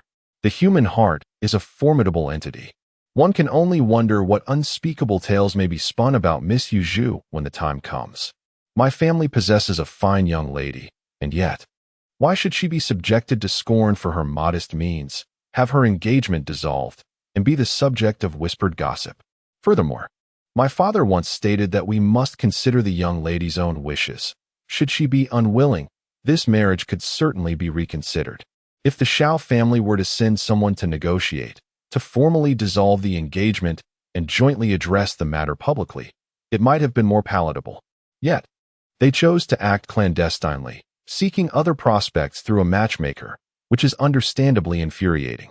So it is, I admit my oversight. Yang Xiner nodded in agreement. It is only natural that, having remained at home, one would be oblivious to the treachery lurking beyond. The affairs of the Shao family do not concern Lin Yuzhu. Rather, she finds the matters of Jieshui town far more intriguing. Earlier, I heard Sister Xiner mention a certain religious gathering in Jieshui town. Is it true that Sister Zhenzhen intends to attend? Indeed, Master Yun Shiyi graces us with his presence only once every 3 years. Such an opportunity is rare. I must seek him out to inquire about the troubling matters at home and how they might be resolved. Tao Zhenzhen glanced at Yang Xiner and then at Lin Yuzhu, indicating that there was yet another matter to discuss with them. Moreover, I plan to invite all the women of the household to join. All the women? Yang Xiner expressed surprise. Are you truly suggesting all the women? Despite her generally optimistic demeanor, she is well aware of the gravity of the situation. Tao Zhenzhen has always managed the affairs of the Qin family with great diligence, focusing primarily on Qin Shaojun, yet she has never acted with selfish intent towards others. The current state of the household is indeed quite challenging. If my sister-in-law insists, I shall certainly attend. Very well. Nodded with satisfaction and then said to Lin Yuzhu, Sister, you should also make the trip. It is a hardship for you to go to the town to gather news and to venture into that ominous place. Please ask Master Yun Shiyi to cleanse you of any negative energies. Very well, Lin Yuzhu replied, having also wished to go. Suddenly, Yang Xiner remembered someone and asked, Sister-in-law, is that Rui Ling going as well? If I heard correctly, you mentioned all the ladies. Noticing the slight reluctance on Yang Xiner's face, Tao Zhenzhen smiled and replied, Of course she is going. Have you thought about it? Such a splendid opportunity, and if we do not bring her along, would our second uncle let us off easily? Are you not concerned about being summoned daily for lectures alongside Xiaocheng? Recalling Qin Mao's face, which always spoke of kinship and the importance of closeness, Yang Xiner pouted in reluctant agreement. Fine, if we must, then let her come. But I refuse to share the same carriage with her. How could that be? I am not foolish, Tao Zhenzhen said with a sly smile. To take good care of Miss Rui Ling, I plan to have her travel with Aunt. I have already consulted with her, and she has agreed. Sister-in-law, I truly feel fortunate not to be your adversary, Yang Xiner remarked with a sigh.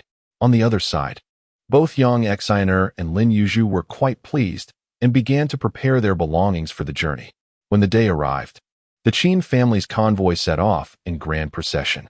As it was a trip for the ladies, the steward, Qin Shaojun, was obliged to accompany and ensure their safety. However, since Madame Shun was also present, Qin Shaocheng joined the expedition as well. The Qin family's villa in Jieshui town suddenly became lively. The old Jin couple was bustling about, not having a moment's rest since the arrival of the caravan. They toiled through the night, barely managing to arrange everything.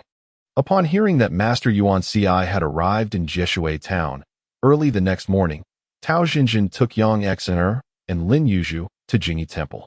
Although the Qin family resided far away in Qingyu town and were not particularly devout Buddhists, They generously contributed to temples and monasteries due to their connection with the immortal lady. They had been quite charitable in Qingyu Temple, making them a notable benefactor. Consequently, when the three ladies from the Qin family arrived, the host quickly invited them into the inner hall and promptly reported to Master Qin Shui, the abbot. Amitabha. Master Qin Shui said with a beaming smile, joining his palms in greeting. I have the honor of meeting the three benefactors. Greetings, Master. The three ladies returned the salutation. You have graced our temple early this morning. It must be for an important matter? It is nothing of great significance, Tao Zhenzhen replied. I merely heard that Master Yun Shiyi is residing at your esteemed temple and wish to pay her a visit before the Dharma assembly begins. So it was a visit for Brother Yuan, a trivial matter indeed. Please, follow me, Master Qin Shui said, ready to lead the way. Tao Zhenzhen turned to young Xianer. This is Yuju's first visit to Qingyu Temple. Please accompany her to explore while I meet Master Yun Shiyi. Are we not going together? Young Xianer asked, a bit puzzled. They had come all this way, and now only her sister-in-law was to go alone? There are some matters I wish to inquire of the master first. You are with child, and it is not wise to be too exposed to the supernatural, Tao Zhenzhen replied. Tao Zhenzhen stifled a light laugh, though her smile quickly faded. Please, lead the way, master. Please, esteemed one. Master Qin Shui, accompanied by Tao Zhenzhen, traversed through courtyards and gardens until they arrived before a Zen chamber adorned with a magnolia at its entrance. He raised his hand and knocked on the door. Is Brother Yuan within? Esteemed one, please. Master Qin Shui joined his palms together. It would be inappropriate for me to intrude. I shall take my leave. Please, go ahead. The abbot replied. After Master Qin Shui departed, Tao Zhenzhen instructed the maid accompanying her to remain outside, and she gently pushed open the door. Master Yuan? Inside. An elderly nun dressed in simple robes greeted her with a kind smile. Madam Qin, it has been a while. May you be well, Master, Tao Zhenzhen replied, bending her knees in a gesture of respect. I must trouble you once more. The Buddha's compassion is boundless. After 49 years of preaching, it is all for the liberation of sentient beings from the sea of suffering. As we bear this legacy, it is our duty to cultivate merit for all, and thus it is nothing to be overly concerned about. In the presence of a sage, there is no need for circumlocution. Tao Zhenzhen spoke directly. I trust you are aware of the events that have transpired in the Qin household. As the current mistress, I find myself exceedingly weary. I humbly seek your guidance today. How might this ghost be banished? Lowering her head, she sat in silence for a long while before continuing slowly. However, Master Yuan, my heart cannot find peace. Day and night, I am restless, as if I am being scorched atop a pile of kindling set ablaze. Indeed, Master Yuan replied. Your approach of treating symptoms without understanding the root cause leads to a sense of chaos and confusion. You must calm your mind and reflect deeply, untangling the sequence of events. Is it a human or a ghost? With your wisdom, you should have discerned some aspects by now. However, I find it difficult to calm my mind. Tao Zhenzhen sighed helplessly. Alas, Master Yuanzi gently shook his head and said, Zhenzhen, you must understand that worry and fear arise from attachment and become solidified through obsession. If you continue to revolve within this circle, what can others do to help you? Tao Zhenzhen was taken aback, as if she had grasped a profound truth, yet she quickly suppressed it, for some things were what she feared most and dared not confront. She would rather bury them forever. Master, Zhenzhen, have you never considered that some matters are inherently flawed from the very beginning? Master Yuanzi's eyes sparkled with insight, as if he had long seen through the mundane emotions of the world. Tao Zhenzhen, being an intelligent person, naturally understood the implications of Master Yuanzi's words. Yet she remained confident in her ability to manage everything. Indeed, she would contemplate the Master's advice in due course. However, her visit today was motivated by another matter for which she sought the Master's assistance. Please do not hesitate to share, she began. Firstly, I wish to ask the Master to help keep my heart here in Jishui town, away from the Qingyu Qin residence. Why is that? Well, your arrangement is indeed commendable. Since it concerns saving a life, a little pretense is permissible, Master Yuanzi acquiesced. Secondly, regarding Rui Ling, Tao Zhenzhen paused, carefully organizing her thoughts in her mind. My second uncle has recently taken a woman who is now with child, and her status is quite peculiar. I wish to ask the master to investigate whether the events surrounding the concubine of the Qin residents from 50 years ago might repeat themselves. The venerable Master Yuan Shiyi chuckled mockingly at the elder Qin, stating, I may not be able to assist you in this matter. It would be wiser for you to observe the unfolding events and let them take their course. Ultimately, the outcome remains uncertain to me as well. Why? Tao Zhenzhen inquired, a hint of anxiety in her voice.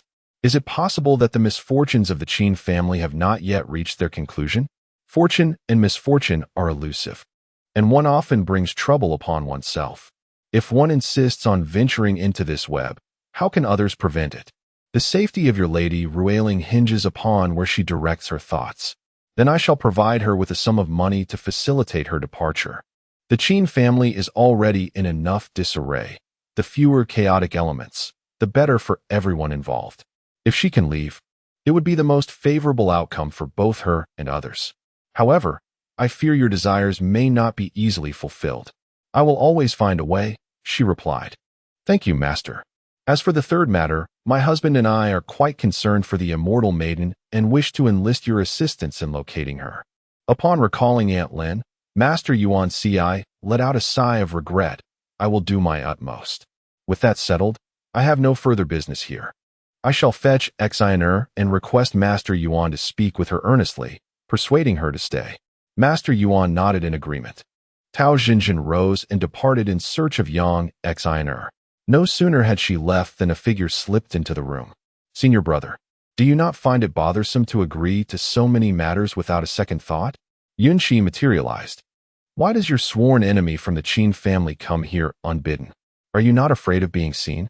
Your words imply that I am a heartless villain, devoid of respect for the charming demeanor of others. Yun Shiyi retorted, pouting in displeasure. Master Yuan Shiyi scoffed. Your charming demeanor is akin to snatching off someone's head with a mere flick of the wrist, transforming the esteemed Qin patriarch into a headless corpse. Brother, Yun Shiyi felt utterly innocent. I am merely fulfilling a trust, serving a loyal cause. I have no choice. I cannot breach my word. Yet, you have thrust a dagger into the heart of Zhenzhen's husband. Such hatred, once kindled, will inevitably ensnare those around him. The source of his animosity may not even originate from me.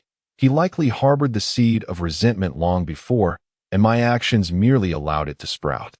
You may sever branches, but without uprooting the tree, you cannot eradicate the enmity. Are you attempting to evade responsibility? Master Yuan Shiyi inquired leisurely. Very well, very well. Yun Shiyi replied, waving his hand in irritation. I shall arrange a time to face the young master of the Qin family and willingly meet my demise, allowing him to exact his vengeance for the murder of his father. Such an act on your part would indeed be commendable, Master Yuan Shiyi remarked, a sense of satisfaction evident in his tone. What I fail to comprehend is why these mortals cling so fervently to life and death. Everyone born shall inevitably perish. It is merely a matter of timing. What is there to avenge? If one were to offer him a bowl of Meng Pei soup to be reborn, would he even remember who his father was in this life? Before he could finish his thought, he felt a piercing gaze directed at him, prompting him to promptly close his mouth. Let us consider that I have said nothing. If everyone were to adopt your perspective, relinquishing their attachment to this world, how would the beings of Yin-Fu-Ti remain so resilient and unyielding? Why would the Buddha preach for 49 years? What purpose do we serve in this realm? Do you believe that everyone is akin to you, an immortal little demon, capable of witnessing the vicissitudes of the world? Surely, with a heart as reflective as a mirror, one can perceive all things as mere shadows, traversing the realm of existence at will, unburdened by lingering memories? Even Master Yuan Shiyi occasionally finds his head aching. Indeed, after all these years of life, how is it that he has not cultivated a greater sense of compassion? Humph. Yun Shiyi's lips curled even higher, as his senior brother once again referred to him as the immortal little demon. Ever since becoming pregnant, Yang Shiner has had no opportunity to visit the temple on the 1st and 15th days of the lunar month, dutifully remaining at home for several months. Now, upon arriving at the Qingyu temple, she felt as if she were a bird released from its cage, brimming with excitement. Grabbing Lin Yuzhu's hand, she wandered around the temple, joyfully pointing here and there, chattering incessantly. Lin Yuzhu, dragged along, passed through the Hall of Heavenly Kings, observed the bell tower and drum tower, worshipped at the Mahavira Hall, lit incense in the Guanyin Hall, sought health in the Medicine Master Hall, counted the Arhats in the Arhut Hall, and even circled the Pagoda Grove. By the time they arrived at the final hall of the Qingyu temple, the Hall of the Underworld, fatigue had truly set in. She could only plead, "Sister Shiner, shall we rest for a moment? I simply cannot continue." Who would have thought that a pregnant woman could possess such vigor? It seems I have not ventured out for too long, and a bit of excitement has overwhelmed me. In truth, Yang Shiner's legs were also weary, but her spirit remained buoyant. The Hall of the Underworld is dedicated to the Lord of the Underworld, also known as Ksitigarbha Bodhisattva. Within, apart from the Bodhisattva, are the memorial tablets of various good men and women, honoring their deceased family members. Although her uncle's tablet is not present, her sister-in-law has sent someone to place a tablet for little Yunlan, in the hope that the daily recitations of the monks may guide her swiftly to the Pure Land. The two sisters expressed their earnest wishes. "Dear sister, could you bear with me a little longer? Let us enter and offer incense for our dear Yulan before we rest. Shall we?" Of course, that is an agreeable request. With sincerity, they lit the incense and each quietly recited their prayers before exiting the hall. Since Yulan's spirit tablet is enshrined here, why has the second madam not come today? Lin Yuzhu inquired. "I am not entirely certain," Yang Shiner replied. "Sister-in-law only summoned you and me. I am unaware of how mother has arranged things. Perhaps she wishes to keep an eye on Ruailing. Indeed, her presence could be troublesome. Yet, to exclude her seemed somewhat unjustifiable. If she comes, so be it. It merely adds one more person to the gathering," Lin Yuzhu remarked skeptically, doubting that Ruailing could incite discord in this town without Qin Mao's support. After all, she carries the blood of the Qin family, and seeking peace is only natural. Is that so? Yang Shiner pondered. When Yulan was born, I had not yet married into the family. There are many matters of which I remain unaware. The one who knows best must be Mama Zhou, who witnessed Yulan's birth. Just then, Tao Zhenzhen approached them. "You too have wandered far. It was difficult for me to find you. How was your outing? Did you find it satisfactory?" Yang Shiner asked. "Has sister-in-law concluded her conversation with Master Yuanxi? Did he say anything of note?" "Sister-in-law, how dare you mention that person's name?" Yang Shiner turned her head, scanning the surroundings, confirming that apart from the three attendants closely following her, there was no one else present. "Aren't you afraid this will leak out? This isn't home, and besides, are you really going to play riddles in front of Master Yuan?" Tao Zhenzhen replied, "You need not worry. Master Yuan has certain matters he wishes to discuss with you personally." "Me?" Yang Shiner expressed doubt. "I am not familiar with Master Yuan. A person of great wisdom has her own reasons. You will understand once you go." "Very well. Yuzhu, accompany me." Yang Shiner firmly grasped Lin Yuzhu's hand. Once seated opposite Master Yuanxi, Yang Shiner continued to clutch Lin Yuzhu's hand tightly, her heart fluttering with unease, uncertain of what the seemingly benevolent old monk might wish to convey. "There is no need for concern, second young mistress. There is nothing particularly alarming to discuss." Observing Yang Shiner's anxious demeanor, beads of sweat forming on her brow, Master Yuanxi offered a smile as warm as the gentle winter sun, instilling a sense of comfort.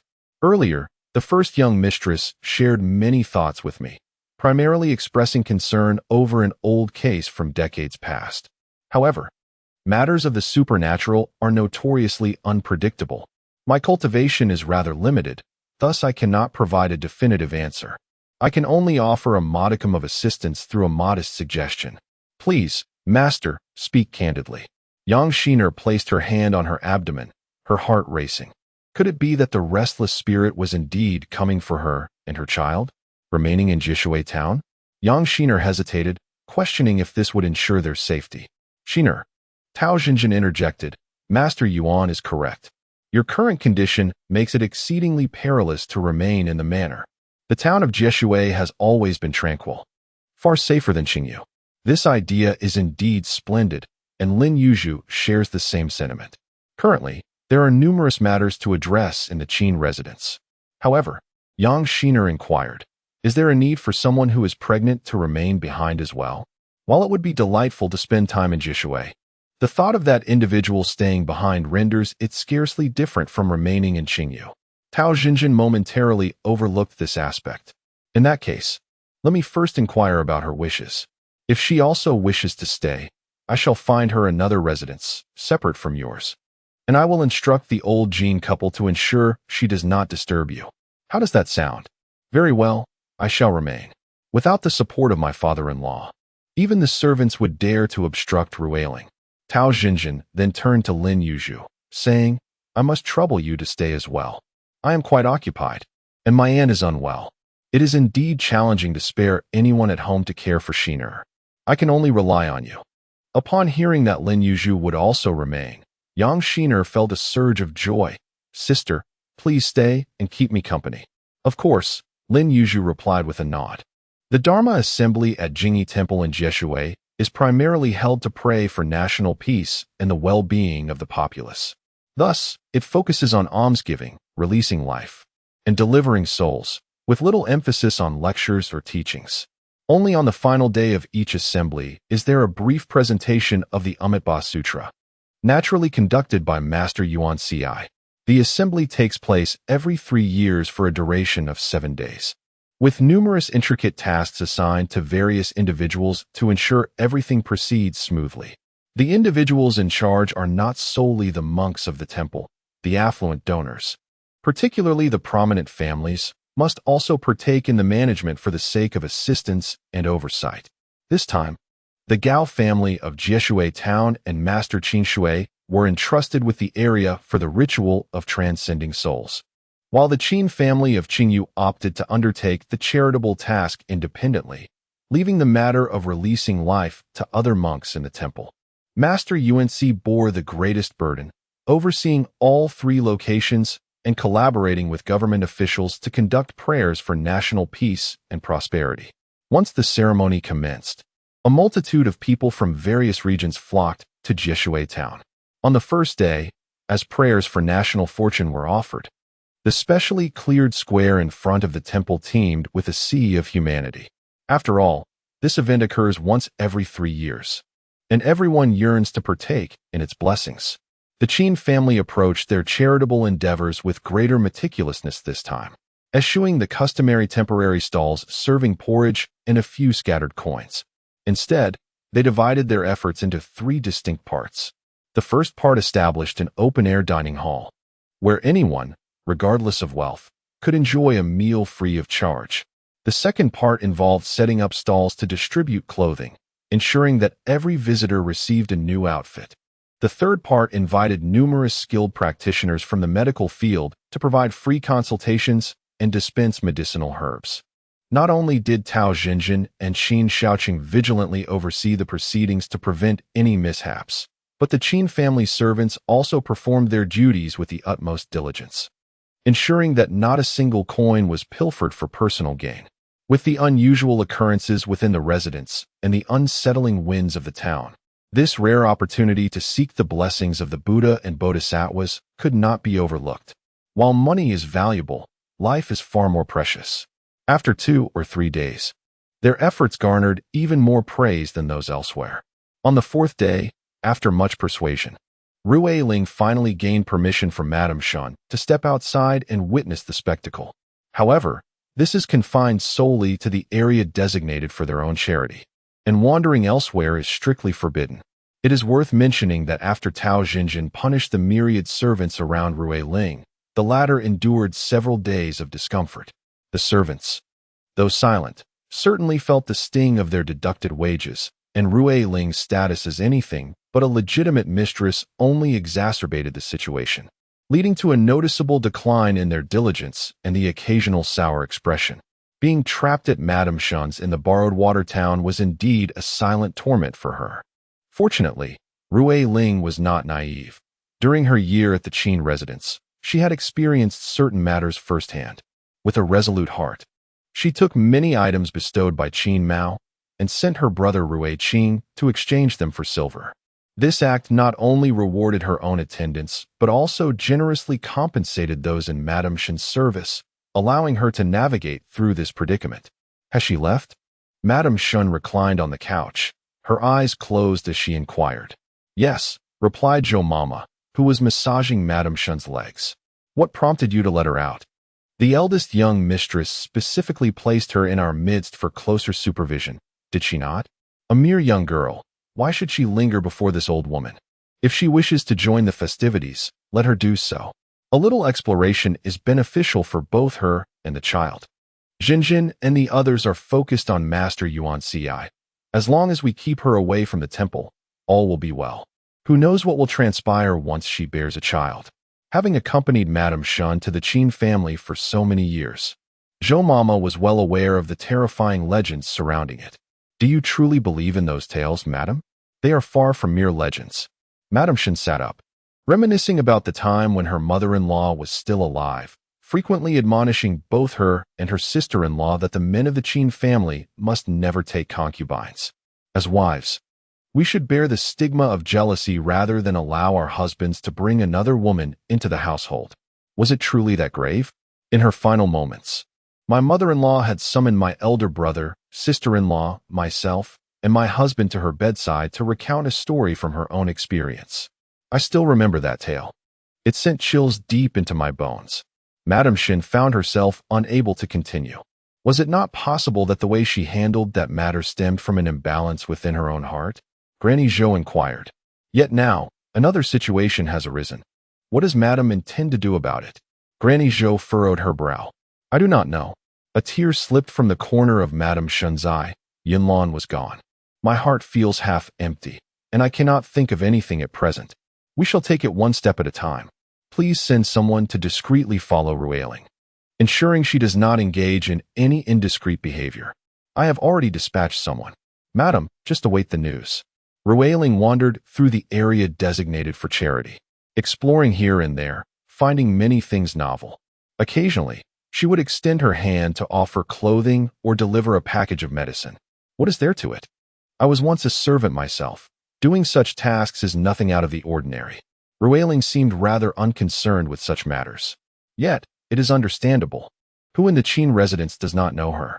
To entirely dismiss the past only serves to provide fodder for gossip, becoming mere fodder for light-hearted banter.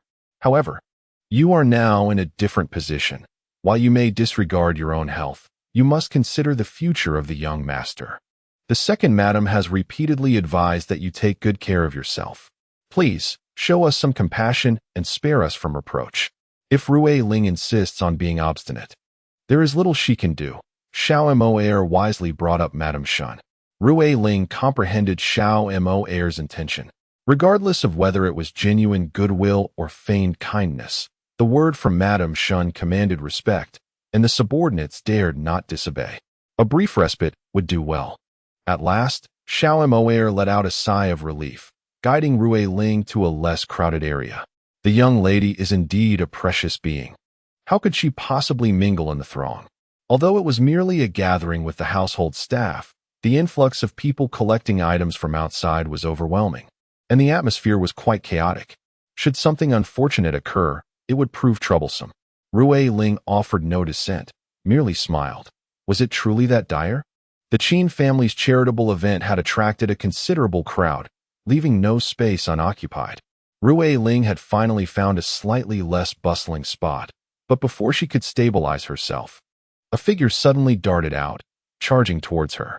Had it not been for Xiao Mo heir's quick reflexes, pulling Rui Ling aside, she would have undoubtedly been knocked to the ground. The intruder was a middle-aged woman, clad in coarse fabric, her head wrapped in a simple cloth, appearing exceedingly ordinary. Yet remnants of grace lingered in her features, suggesting she must have been quite attractive in her youth. The woman seemed acutely aware of her blunder, lowering her gaze and casting timid glances at Rui Ling, opening her mouth, but ultimately uttering not a single word. Rui Ling couldn't help but smirk inwardly, Clearly, she was a woman of humble origins, unaccustomed to the world. Nevertheless, she wore a gentle smile, conveying reassurance. I am unharmed. There is no need for you to be afraid. With that, she assisted Xiao Mo and prepared to depart. Excuse me. As Ru Ling was on the verge of departing, the middle-aged woman finally spoke up, inquiring about her connection to the Qin family. Upon hearing this question, an inexplicable anger surged within Ru Ling, and her expression darkened instantly.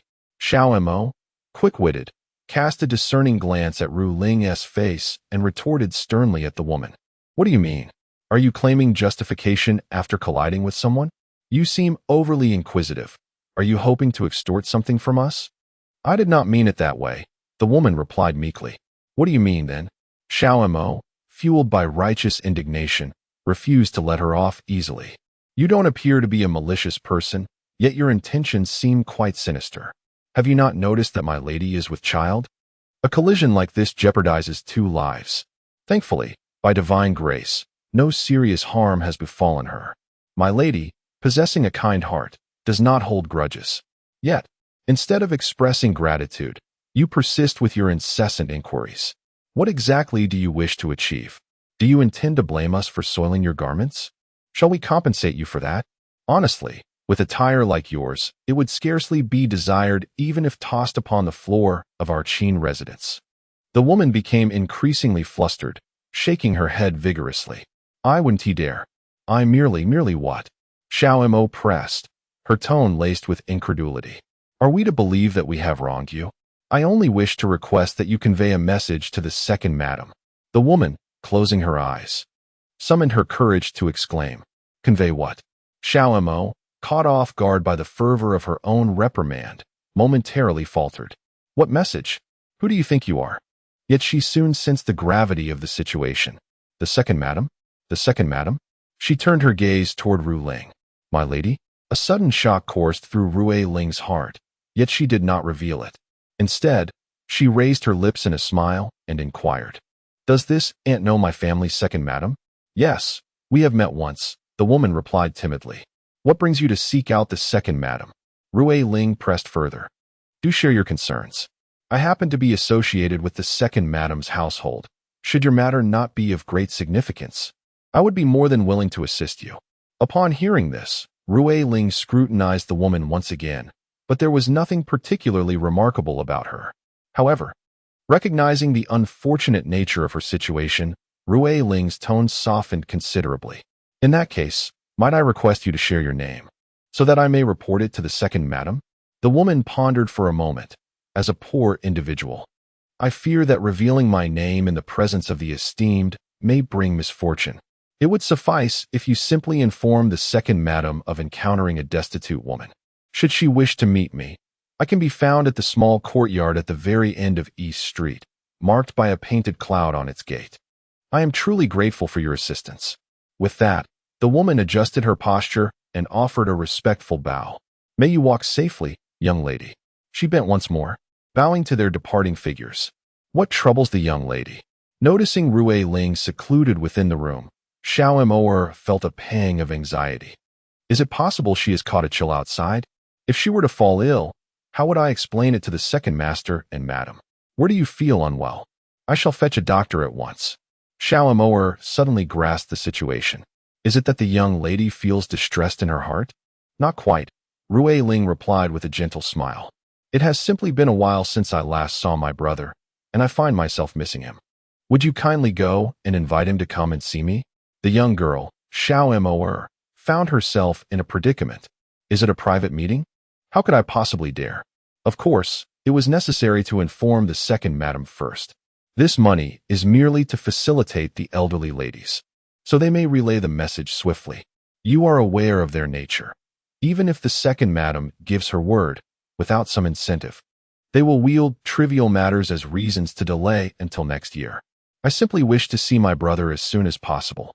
I understand. Rest assured, miss. Brother Ru will certainly come to see you tomorrow. Xiao Mo took the money and exited. Ru Ling narrowed her eyes, contemplating the earlier woman, thinking it best to see her brother before making further plans. Sister, have you been well these past few days? You have truly endured much. I have procured some tonic from outside. You must have Xiao prepare it for you." She placed a large paper bundle on the table. Rui Ling gestured for Xiao to tidy up, adding, "Take some to the kitchen and watch them prepare it. Ensure nothing is pilfered." "Yes." Xiao cradled the paper bundle and descended. Once Xiao had departed, Rui Qing spoke. "Sister, you summoned me in haste. Is there something amiss?" "It is not a grave matter, but I felt it necessary to inform brother." Rui Ling replied, "Yesterday, while I was out, I encountered a peculiar individual." "A peculiar individual?" Rui Qing inquired. "It was a destitute woman, dressed in an utterly unremarkable manner. Yet, she insisted on seeing the second madam." "Oh." Rui Qing's interest piqued. "A beggar wishes to see the second madam? Is that truly possible?"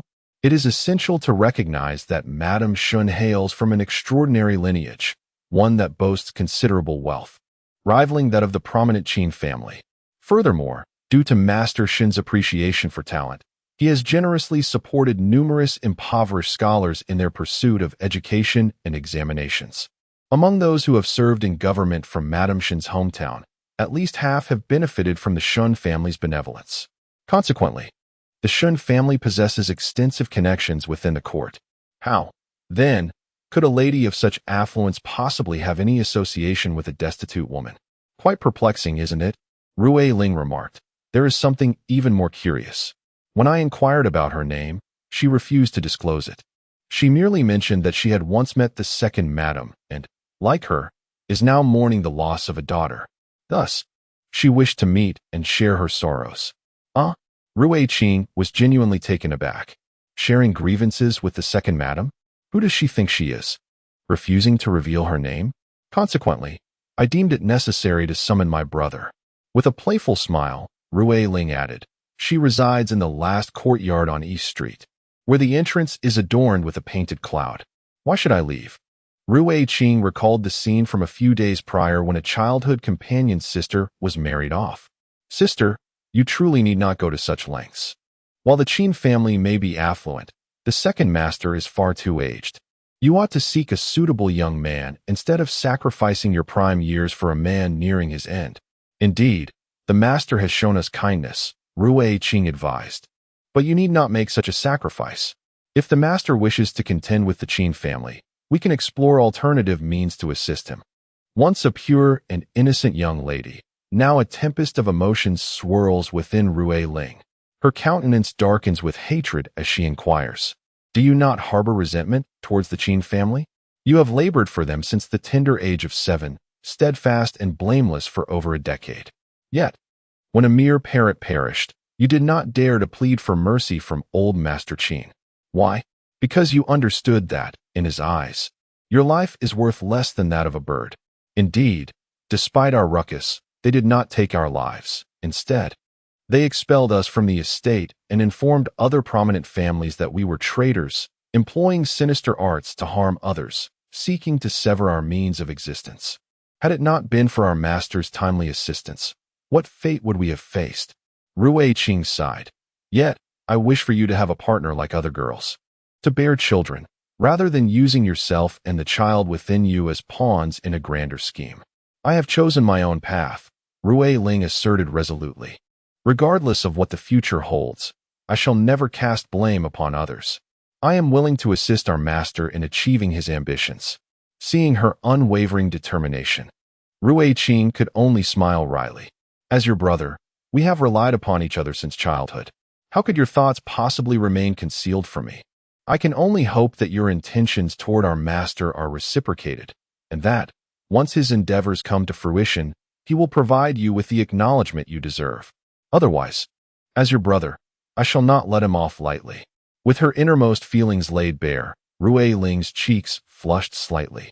"Brother, what are you saying? I am unworthy of our master." Rui Qing rose to her feet and, reminiscent of her childhood, playfully flicked her sister's forehead, asserting, "Whether you deserve it or not, I shall be the judge." With that, she turned and exited, declaring it was time to attend to more pressing matters. As her brother departed, Rui Ling furrowed her brow slightly, her heart sinking into a somber mood. Yet, after a brief moment, She managed to compose herself. This was not the time for such thoughts. She stood up and made her way alone to Madame Chin's quarters. "Zhou Mama," Ruiling called out as she peered into the room. Hearing her voice, Zhou Mama emerged. "Ah, it's Miss Ruiling. What brings you here? Is the second madam in?" Ruiling responded with a gentle smile. "I seem to have been rather forgetful lately. Someone entrusted me with a message for the second madam yesterday, and it completely slipped my mind until just now." Zhou Mama ushered Ruiling inside, remarking, "Pregnant women often experience such forgetfulness. The madam is in the room. You may enter." Madame Shun reclined on a couch, her complexion pale and her demeanor weary. "Ruiling has arrived," she said, raising her hand slightly. "Please sit." Ruiling expressed her gratitude and cautiously settled onto a small round stool by the door. Just a few days prior, Madame Shun had appeared quite spirited. What could have caused her countenance to be so diminished today? My old acquaintance? Madame Shun knitted her brows. Who might that be? Could it be that she was reminded of her lost daughter? The mention of Qin Yunlan seemed to drain the color from her face even further. Who is this person? She inquired of Zhou Mama. Can you think of any ladies we know who have also recently suffered the loss of a child? Madame Zhou pondered for a moment, realizing that none of the familiar ladies were burdened with such sorrowful matters. Who could it be? Lady Shun rubbed her forehead with her left hand, questioning the woman's appearance. Her attire did not seem to belong to a wealthy family. Ruiling continued. Her garments are those of an ordinary merchant's household, and she wore no adornments. She possesses slender, phoenix-like eyes, a prominent nose, and lips that are neither thick nor thin. Perhaps it is the loss of her child that has rendered her expression rather melancholic. Yet, I can't shake the feeling that while she appears ordinary now, she must have once been considered a beauty. Those eyes, upon closer inspection, still hold something special. Is that so? Lady Shen replied. She left such a profound impression on you. Since I have also encountered her, I ought to recall her vividly as well. However, I find myself unable to remember. What else did she say? She mentioned that if you wished to see her, you could find her. She lives at. Ruiling began to rub her temples. Where does she live? Oh dear, my memory fails me. She recited a lengthy address that I once memorized. Yet now it eludes me. What shall we do? Madame Zhou smiled, attempting to ease the situation. It is only natural for a woman with child to have her vitality drawn into the growing life within her, leaving her own body susceptible to various ailments. Forgetfulness is quite normal. You, too, have experienced this. There is nothing to be done. Indeed, Madame Shen remarked, a woman's pregnancy is a significant event in her life. You should primarily focus on nurturing your child and set aside other matters. It is merely an old acquaintance wishing to see me. It is not of great importance. When you remember, do inform me, but even if you do not recall, it is of no consequence. Furthermore, Madame Shun addressed Granny Zhou, saying, hearing Ruiling's words, it seems she is also a pitiful soul. Once we ascertain her whereabouts, please take a small sum of silver and some items to extend my condolences on my behalf. As you can see, my spirit is hardly fit for company. Certainly, Granny Zhou replied. Knowing it was inappropriate for her to linger, Ruiling said, I apologize for troubling you, Madam, and for causing you any additional worry. I shall not intrude upon your rest any longer. Very well, Madame Shen responded. You may go. Little Amour, her eyes sparkling with curiosity, inquired, shall I send a servant to find Granny Zhou at once? Ruiling replied, the madam has indicated it is not an urgent matter, so allow Granny Zhou to attend to it at her convenience. You know she is the most capable person by the madam's side, and she has numerous tasks at hand. If you rush to her with what seems a pressing matter, it may hinder her work.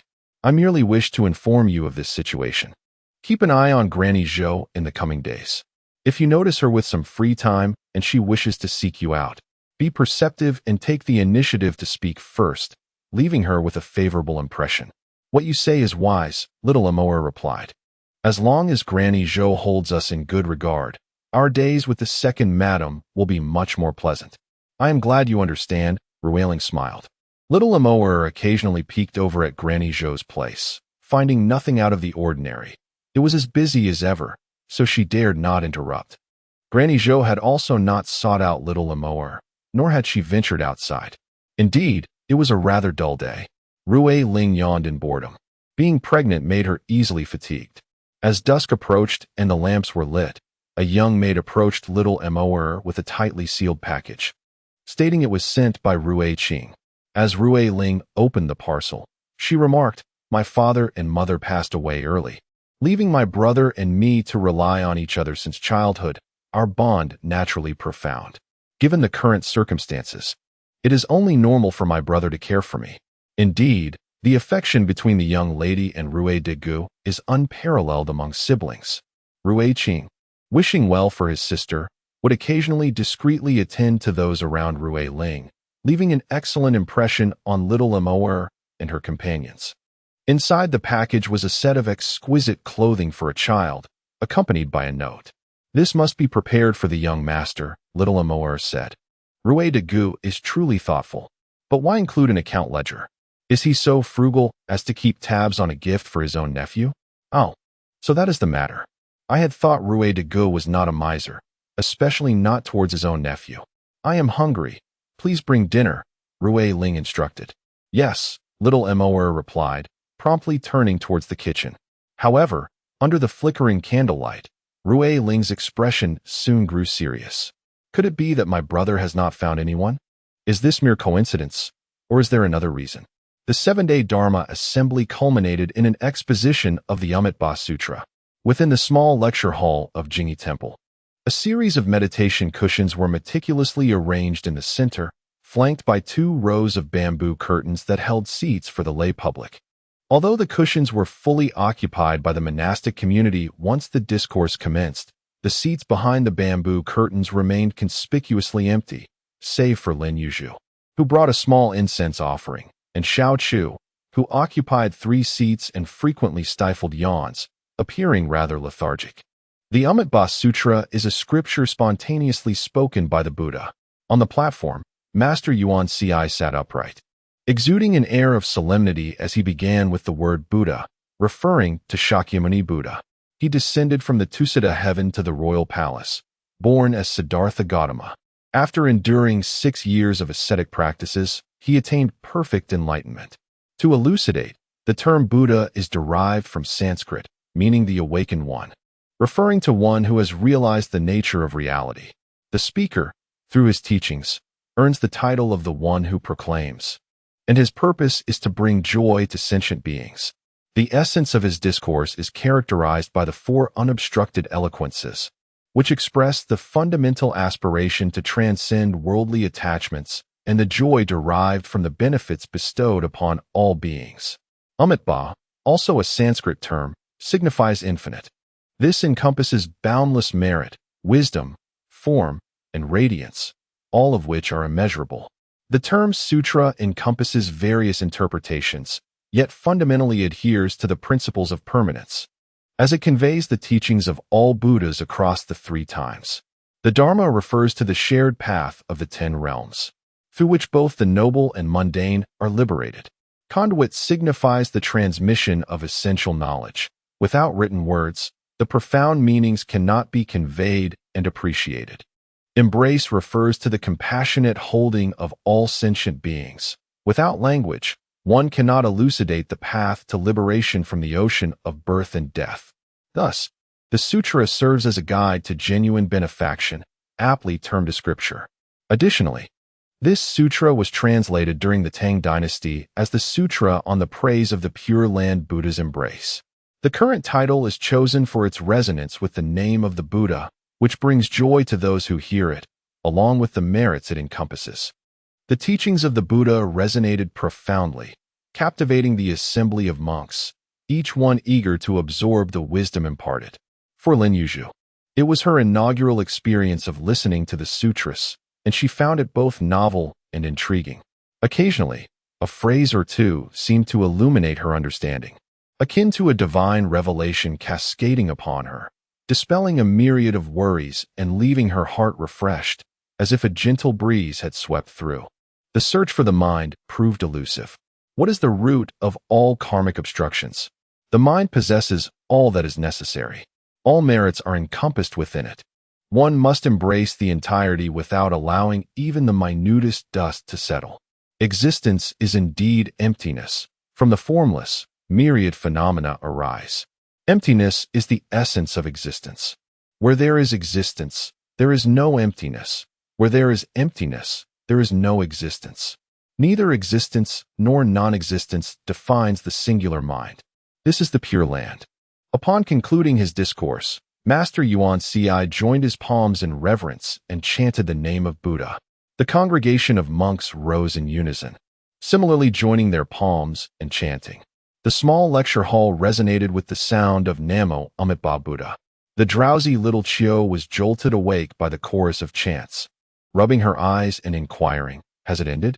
Followed by a grand yawn that seemed to stretch infinitely. Indeed, it had concluded. Though she harbored little interest and struggled to comprehend, Xiaoxiang fared far better, remaining alert throughout. "Shall we seek out Master Yuan?" Xiaoxiang asked Lin Yuzhu. Leaving the young lady alone to venture to the Qingyu temple was likely to inquire about the celestial maiden, wasn't it? Lin Yuzhu shook her head, opting not to go just yet. After all, she intended to settle in Jwater town for the time being and would visit later when the opportunity arose. There was indeed a query she wished to pose, yet she suddenly felt it might be wiser not to inquire. Her emotions oscillated inexplicably, leaving her puzzled. Consequently, the trio quietly retreated after paying their respects. "Senior brother," whispered Yun Shiyi, transformed into a young monk and standing beside Master Yun Shiyi. "It appears that little girl has no intention of seeking you out anymore." Upon entering the room, with no one around, Yun Shiyi instantly returned to his original form. "What use is it to recite this sutra? Aside from the temple residents and that little fool, there is hardly anyone else present. They were quite generous with their donations.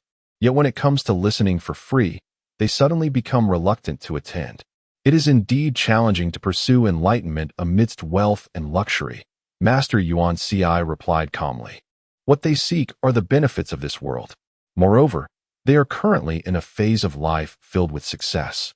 Expecting them to renounce all desires and pursue the Western paradise is naturally unappealing." "Is that so?" Yun Shiyi mused, his eyes twinkling with mischief. "I have a method that will ensure the next lecture will be packed. Would you care to hear it, senior brother? What clever scheme could you possibly devise?" Master Yun Shiyi chuckled. "Do share your thoughts. Next time, don't lecture on the Amitabha Sutra. Instead, speak on the Sutra of the God of Wealth. I assure you, they will all come." Indeed, Master Yun Shiyi's face involuntarily twitched, his smile faltering as he took a deep breath. "You still need to consider how you plan to face the young master of the Qin family, have you?" "Hee," Yun Shiyi said, proudly raising his chin. "I have my own ingenious plans. Senior brother need not worry." With a resigned sigh, Master Yun Shiyi remarked, "Let us hope for the best." It is said that in the town of Jishui, there lived an old woman named Granny Kai. After the untimely demise of her husband, and with no offspring to call her own, the elderly woman, Granny Kai, found solace in the possession of 2 vacant properties. One of these was perpetually leased, providing her with a modest income sufficient to sustain her livelihood. One morning, a visitor unexpectedly arrived at her doorstep. This young gentleman appeared unfamiliar, likely not a resident of the town. Adorned in scholarly attire, he seemed to be an educated individual. However, it was not the season for major examinations, suggesting he was perhaps a student traveling for academic pursuits. Was it possible he was drawn to the picturesque scenery of Jishui town and wished to extend his stay? Accompanying him was a young attendant who produced a silver ingot and placed it upon the table. The young gentleman expressed his admiration for the tranquil environment of Jishui town and his desire to focus on his studies here. He had heard that Granny Kai had a fine house available for rent and had come to inquire about it. Indeed, she did have a property for lease, but the lawn garden had already been rented out, with a year's rent paid in advance, and it would be unreasonable to evict the current tenants. Misunderstanding the situation, Granny Kai was reassured by the scholar's quick smile. "I am not one to act without consideration. I am not seeking to rent the lawn garden, but rather another dwelling, the willow garden." "The willow garden?" Granny Kai furrowed her brow deeply. "My dear young sir, it is not that I am unwilling to lease it to you, It is simply that the willow garden has fallen into disrepair over the years, rendering it quite uninhabitable. There are several other families in town offering rental properties. I suggest you explore those options. The young attendant then produced another silver ingot and placed it on the table, imploring Granny Kai to extend her assistance. We have examined this courtyard. Although the grass has grown rather tall, the structures remain steadfast. With a bit of tidying up, it would be entirely suitable for habitation. Indeed, the scholar remarked, I seek a tranquil place to pursue my studies, and this willow garden is perfectly fitting, offering a shield against the disturbances of outsiders. Upon glancing at the two gleaming silver ingots on the table, Granny Kai's resolve remained unshaken. Young master, it would be best for you to seek elsewhere, for the willow garden cannot be leased to you. Is Granny truly unwilling to rent it to me? The scholar inquired. Absolutely not, Granny Kai replied with unwavering conviction. Then I cannot be blamed for what transpires next. A peculiar smile crept onto the scholar's lips as he suggested, I kindly request that you accompany me to the magistrate's office. Upon hearing the mention of the magistrate's office, Granny Kai became somewhat flustered. As the saying goes, one who is alive should avoid the halls of the officials, and one who is dead should steer clear of hell. As a woman, such matters are her greatest fear. What is your intention, young master? What law has this old woman transgressed to warrant a visit to the magistrate? The scholar smirked coldly. From my investigations, I have learned that the willow garden has not always been unoccupied. 3 years ago, a murder occurred, after which it was rented to another party. However, for reasons unknown, it suddenly became vacant, and that tenant has since vanished without a trace. Following that, Granny has refused to rent the willow garden again. In my view, there is certainly something amiss here. It may even involve other homicides. What has transpired, and what connection does it hold with you, Granny? While others may adopt a not-my-concern attitude, I cannot abide by the existence of unaddressed grievances beneath this vast sky. Therefore, it is imperative that we seek clarity at the magistrate's office. Upon hearing the words murder case, Granny Kai's face turned pale and her legs weakened, causing her to collapse onto the bench. The young master's remarks were evidently slanderous towards a virtuous individual. The matter would soon be clarified at the yamen. The scholar retorted coldly. Observing Granny Kai's expression of sheer terror, the young attendant hurriedly interjected, Young master, let us speak civilly. The elderly lady is advanced in years. Should she faint, the fault would be ours. He then addressed Granny Kai, Do not twist the truth, dear lady. While my master's claims may lack evidence, should this escalate to the yamen, it would not bode well for you. Rumors can spread, and what is non-existent could easily be misconstrued as fact. We are mere outsiders and could depart without consequence, yet you have long resided in this town. Do you truly wish to spend the latter half of your life engulfed in suspicion? The weight of public opinion was not lost on Granny Kai, who had lived for many years, and she pondered, What is it that you truly desire? The attendant slid 2 silver ingots across the table towards her, stating, For rent. Granny Kai did not even glance at the coins, wrestling with her thoughts before slowly replying, Young master, that Lu garden is uninhabitable. Why is that? Despite the bribe and intimidation, Granny Kai maintained her stance. The scholar, now genuinely intrigued, inquired, My good lady, as a scholar of Confucian teachings, I wonder whether to believe your words or not. That Lu garden is haunted. Otherwise, why would such a fine property remain unrented and unprofitable? Oh, the scholar's voice trailed off, uncertain of his belief. The tale was lengthy, as the young master had mentioned. Indeed, 3 years prior, that garden had been leased to a family. The haunting began only after their departure, and indeed, I witnessed their exit with my own eyes. Little did I know that thereafter, peculiar occurrences would plague the garden, with one incident nearly driving a young cowherd to madness. Thus, I could no longer bring myself to rent out that garden. It may not seem overly serious, the scholar remarked, for children can be frightened by myriad things. My young master and I are not so timid. Granny Kai fell silent, her gaze downcast. The scholar, however, insisted, Regardless, I am determined to rent this willow garden. The old woman need not say more. Will you rent the house or not? Upon hearing that the willow garden was available for rent, The scholar's face lit up with joy, his tone softening instantly. "Granny, please, I shall come tomorrow." "The silver must be accepted," she replied. With a bow, he departed, accompanied by the young scholar. Granny Kai paid no heed to the silver on the table. Instead, she turned and entered the inner room, retrieving incense, candles, and paper money, placing them into a small bamboo basket which she balanced on her arm. After locking the door, she glanced around to ensure no one was watching, then tiptoed toward the willow garden. Pushing open the creaking door of the garden, Granny Kai followed a familiar path straight to the back courtyard, where a grand willow tree stood, its branches lush and verdant, gracefully cascading down with filaments.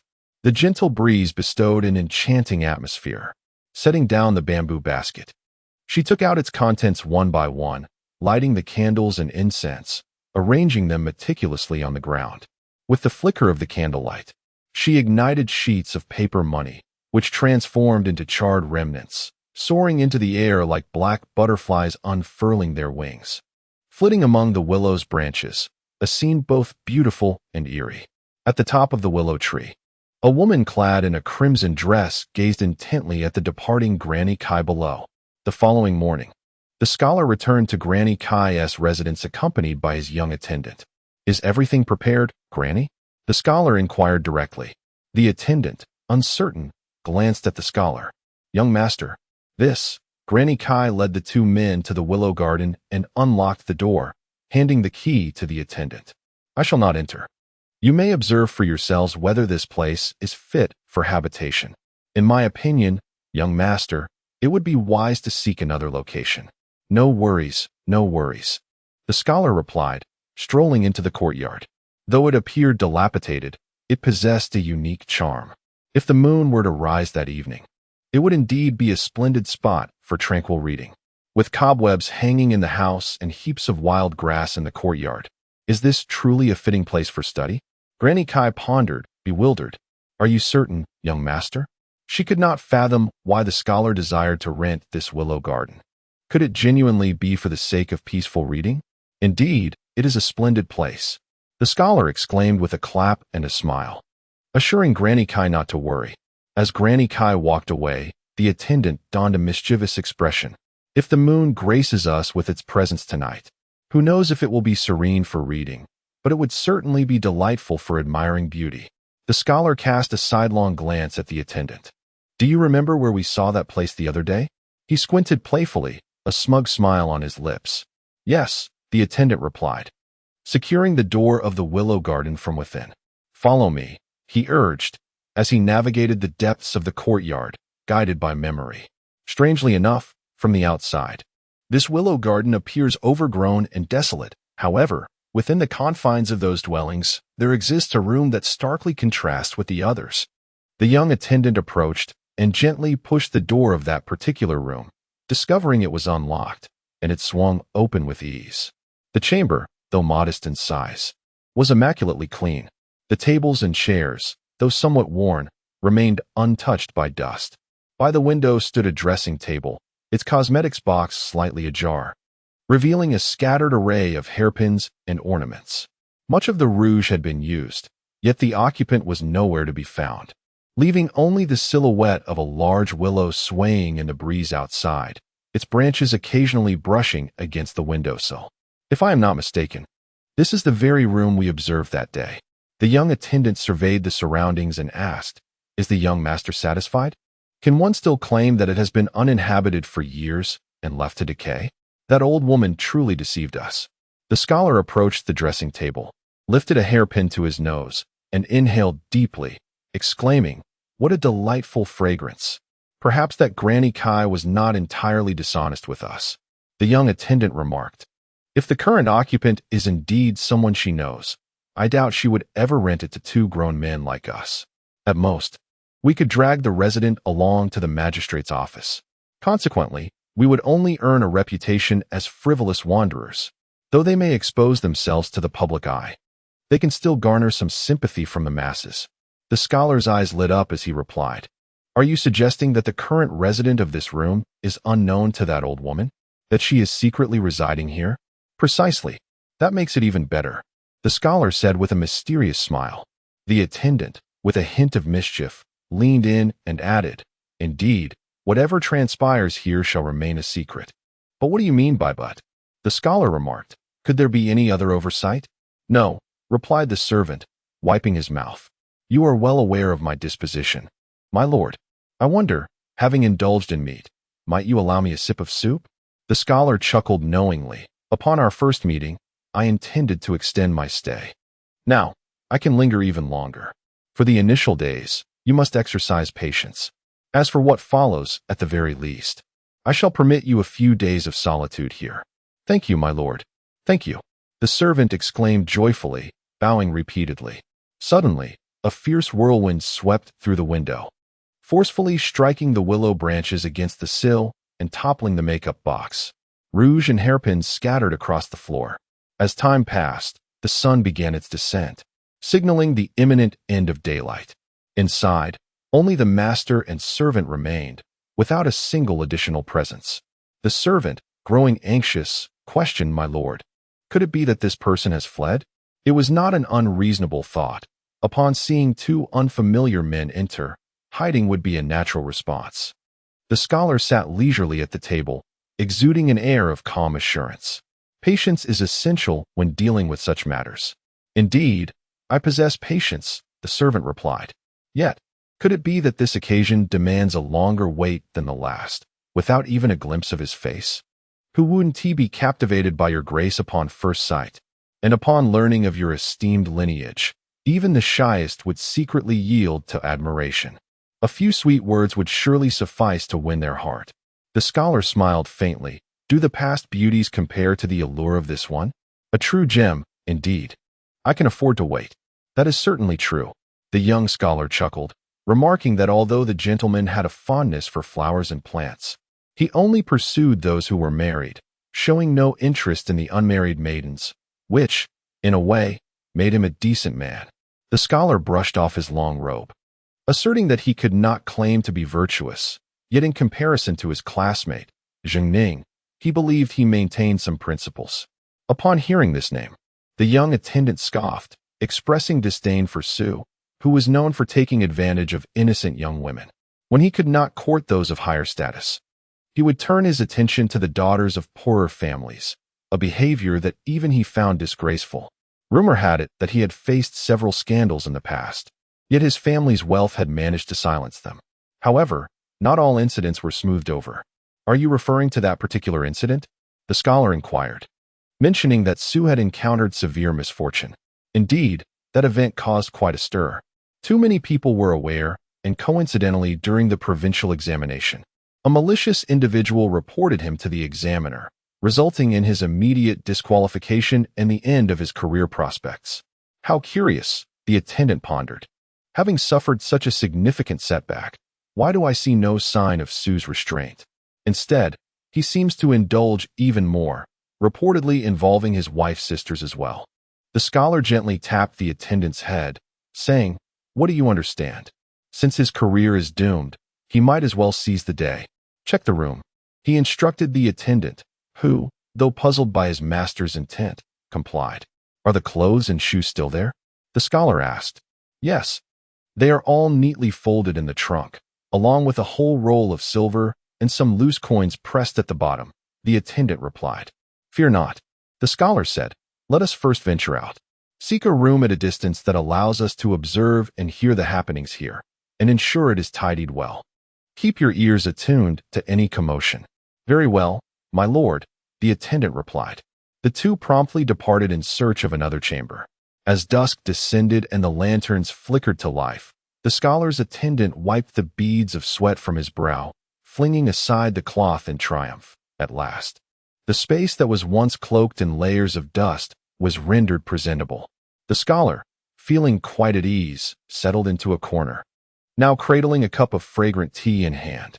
"Stay vigilant. Do not let your eyes wander," he instructed the attendant outside. "Alas," the attendant replied, drawing himself behind the column, his gaze fixed intently on the doorway of the previous room. Before long, a petite figure appeared, darting cautiously in front of the door, glancing about as if fearful of being discovered. Once assured of solitude, She pushed the door open and slipped inside with haste.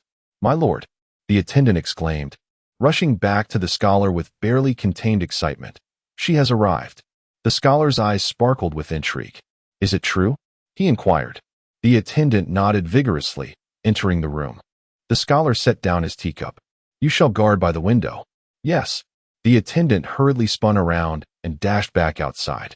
The scholar rose, adjusted his garments, and stepped out of the room, approaching the previous chamber.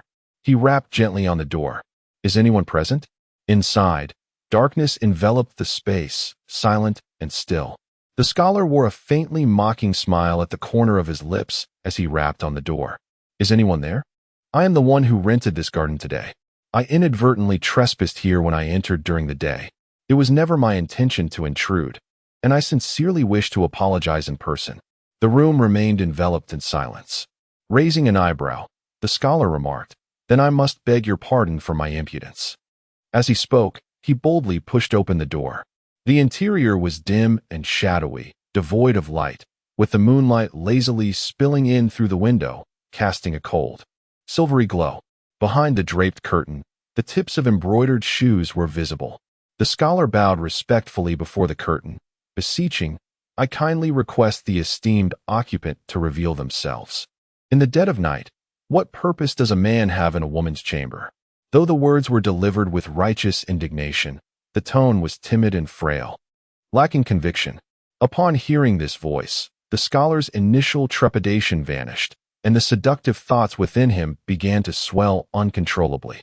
Since it was already late and the night was tranquil, he decided to step forward, slipping behind the curtain, seizing the woman's wrist and dragging her onto the bed with a forceful grip. One hand covered her mouth while the other began to tear at her garments. The sudden turn of events left the woman dazed. By the time she regained her senses, she found herself pinned to the bed. It appeared she was as timid and frightened as her voice suggested, and after a few futile struggles, she succumbed to his will, allowing the scholar to have his way. Afterward, the woman curled up in the corner of the bed, weeping, "You vile scoundrel, you have sullied my innocence. How can I face the world again? I must surely die." Yet, the beauty he had just claimed was far from exhausted. How could he allow her to perish so soon? The scholar donned a visage of chagrin, imploring the young lady to quell her anger and granting him the chance to express his heartfelt sentiments. A few days prior, while traversing this vicinity with a young attendant, he had observed her playing with a child at the rear gate, and in that moment, he found himself utterly captivated by her charm, yearning for an everlasting bond between them. This evening, overwhelmed by a surge of emotion, he had succumbed to a grave error. Yet, his heart belonged solely to her, and he vowed not to betray her. The lady lifted her exquisite countenance, illuminated by the moonlight, and scrutinized the scholar from head to toe. Although his conduct was less than proper, he possessed refined features, and as a scholar, he bore a certain elegance that set him apart from common tradesmen. Should his words be sincere, perhaps he could be a worthy companion. Tearfully, she inquired, "Are your words truly genuine?" Yet, she furrowed her brow, adding, "But I have a child." Initially, he had resembled the scholar, charming her with sweet nothings, promising to take her as his bride.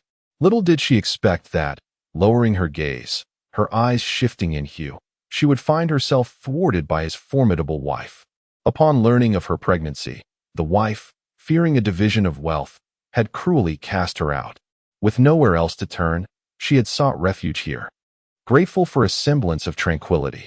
Yet, unexpectedly, he had intruded upon her solitude.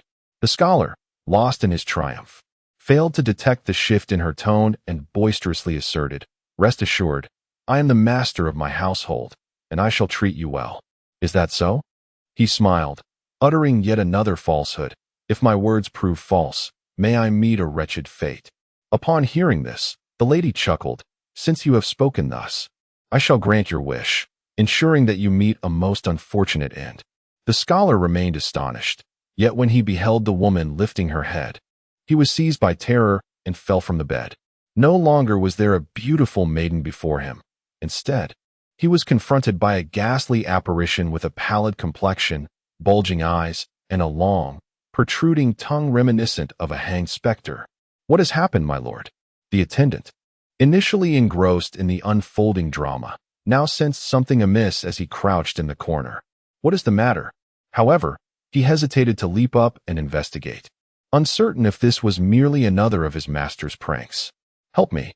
The scholar, disregarding his disheveled attire, hastened to the dressing table, climbed atop it, and leaped out through the window. The ghostly figure remained seated by the bed, languorously combing her long hair, seemingly disinterested in pursuit. What transpired, my lord? The attendant inquired, helping the scholar to his feet. A ghost. A ghost. The scholar's former charm had evaporated, leaving only sheer terror etched upon his countenance, his body trembling uncontrollably. A ghost? The attendant gasped in astonishment. Where? Where? Regardless of the veracity of the claim, in such a place and at this hour. To hear such words was enough to instill fear. Inside the room, the scholar swallowed hard. Do not linger. We must flee at once. He would gladly endure a night on the streets, exposed to the elements, just to escape this cursed garden. What is there to pack? We must leave immediately. The scholar possessed no courage to tarry. We must take the silver, surely. The attendant dared not utter another word. Supporting the scholar as they navigated by the moonlight towards the entrance, guided by memory. As they wandered back and forth, the delicate branches of the willow tree perpetually drifted around them, as if the entire tree were clinging to their backs, shadowing them unceasingly. The scene was so terrifying that it transcended mere fear. The two of them clung tightly to each other and collapsed onto the ground, their legs yielding beneath them like prey ensnared in a trap. A profound despair enveloped them, leaving them uncertain of when they might vanish from this world. Atop the tree, the woman in the red dress regained her enchanting demeanor, observing the two beneath with keen interest, her thoughts unknown. Was she contemplating their demise? The fragmented petals danced in the air, conjuring a graceful silhouette. Yun Shiyi cast a glance at the two, whom she perceived as already lifeless, and inquired, "Why is it you again?" The woman in red appeared somewhat impatient. What was this individual truly after? Well, Yun Shiyi smirked with a hint of mischief. From what I gathered from Granny Kai's words, this isn't your first time engaging in such matters, is it? I must admit, I've always considered my methods of killing rather simplistic. Thus, I thought I might observe your technique and learn from you. The straightforward approach of taking a life has long been criticized by my senior brother for its brutality. What? The woman in red looked utterly incredulous. Your line of thinking is quite peculiar. Yun Shiyi adopted a similarly disbelieving expression. You are a specter who has taken many lives, surely. You have encountered your fair share of dramatic encounters. It is surprising to hear you express such astonishment at my words. It undermines your stature as a vengeful spirit clad in red. What? The woman in red appeared quite bewildered, having indeed been ensnared by Yun Shiyi's words. Clearing her throat, she said, I apologize. I was merely the daughter of a farmer in my past life, scarcely literate and unaccustomed to such encounters. I must have made a fool of myself. Not at all, not at all, Yun Shiyi replied with a carefree demeanor. One may be born with shortcomings, yet one can always compensate through learning. Having been a ghost for so long, you must have acquired a wealth of knowledge. Indeed, the woman in red agreed. You are aware that ghosts possess 5 transcendent abilities, correct? Yes, yes, Yun Shiyi responded like an eager student, counting on his fingers, heart communication, fate connection, heavenly sight, heavenly hearing, and divine mobility. However, you seem to lack the ability of complete mastery. Moreover, the extent of these abilities varies greatly depending on one's cultivation, she added. Yun Shiyi's thoughts swiftly wandered to another topic. Do you only kill scholars? So, you are a specialized assassin then? The woman in red shook her head. I only take the lives that must be taken. There is nothing particularly specialized about it. Oh, Yun Shiyi pondered for a moment. I see. You have some inner turmoil. Would you be willing to share? Though her tone was warm, an insatiable curiosity lingered in the air, palpable and undeniable. Not convenient.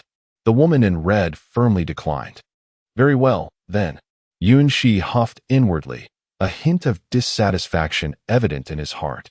His gaze wandered casually, only to discover something extraordinary. Look down there, he said, pointing toward the large willow tree. The woman in red followed the direction of Yun Shiyi's finger, her eyes widening in astonishment as she exclaimed, "Naughty! What are you doing?" Beneath the tree, two figures trembled in an embrace, and beside them stood a diminutive child.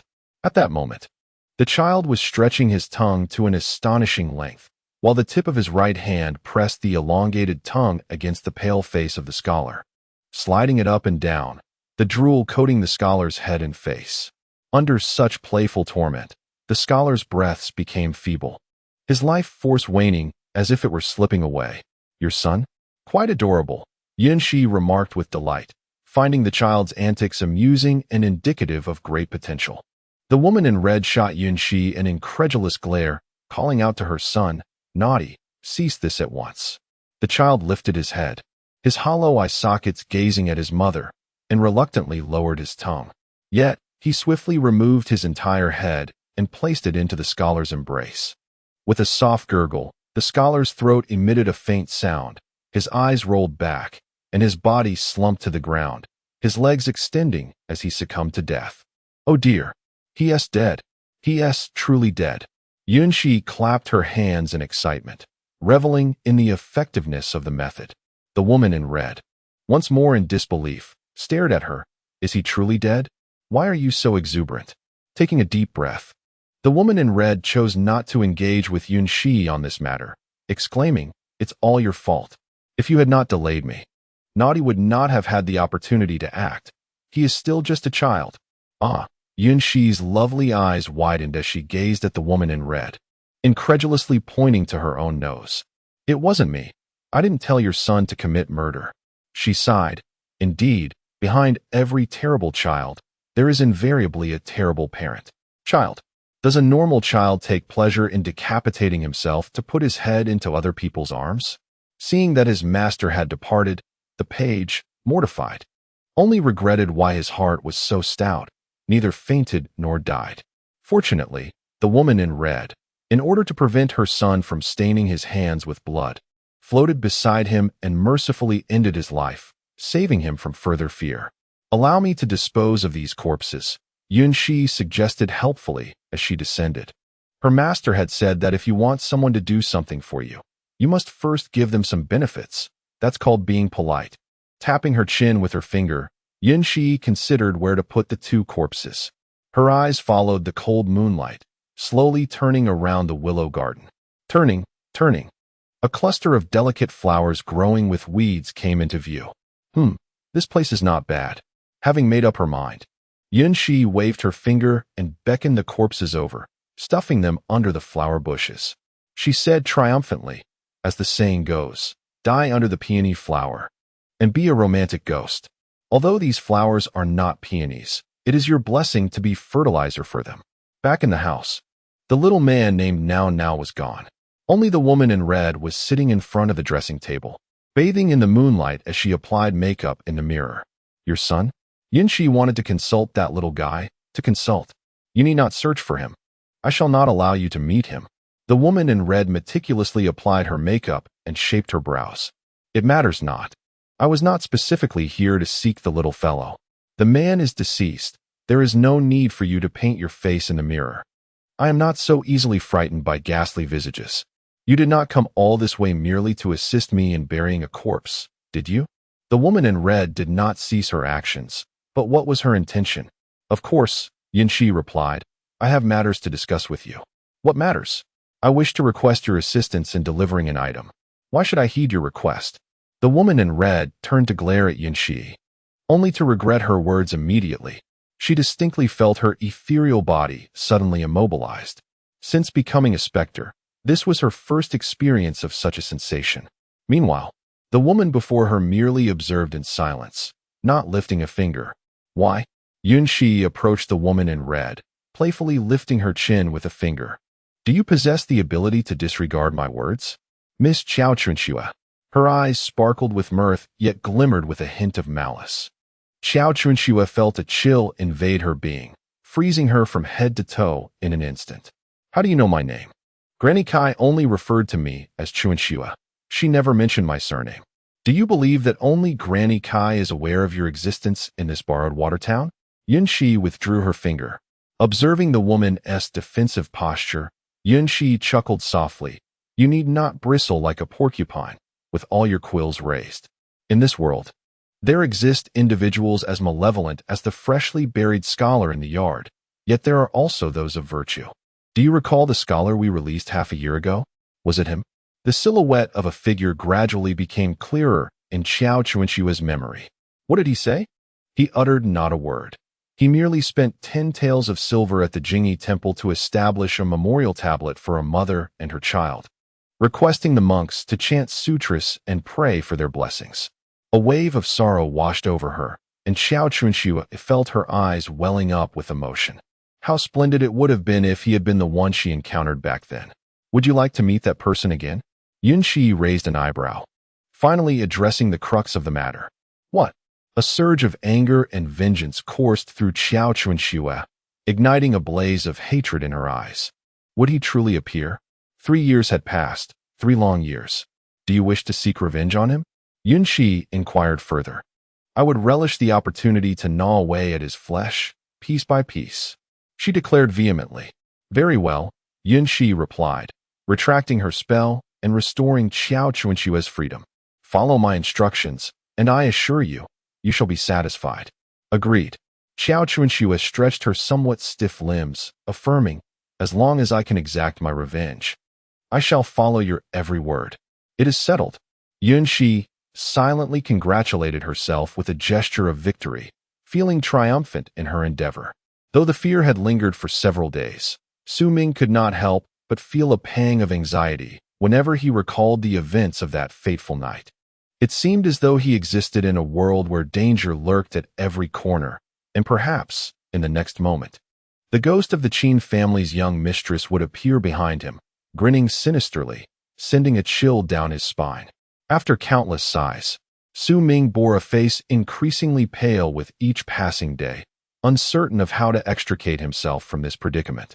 Perhaps it would be better to end it all swiftly, for enduring this slow torment was truly unbearable.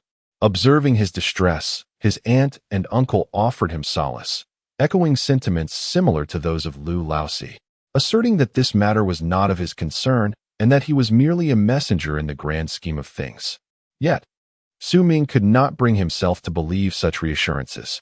He had already confined himself within an invisible circle. No matter how much others attempted to pull him out, it would be in vain. On this particular day, someone sought out Su Ming at his aunt's residence, inviting him to join in an excursion. Mingdi, I have sought you out. Come, come. I have heard that the festivities at Jishui town have been quite lively these days, and I thought we might go and see for ourselves. The visitor was named Su Jingning, a distant cousin of Su Ming. They had played together as children, but their paths had diverged due to differing circumstances, leading to a gradual estrangement.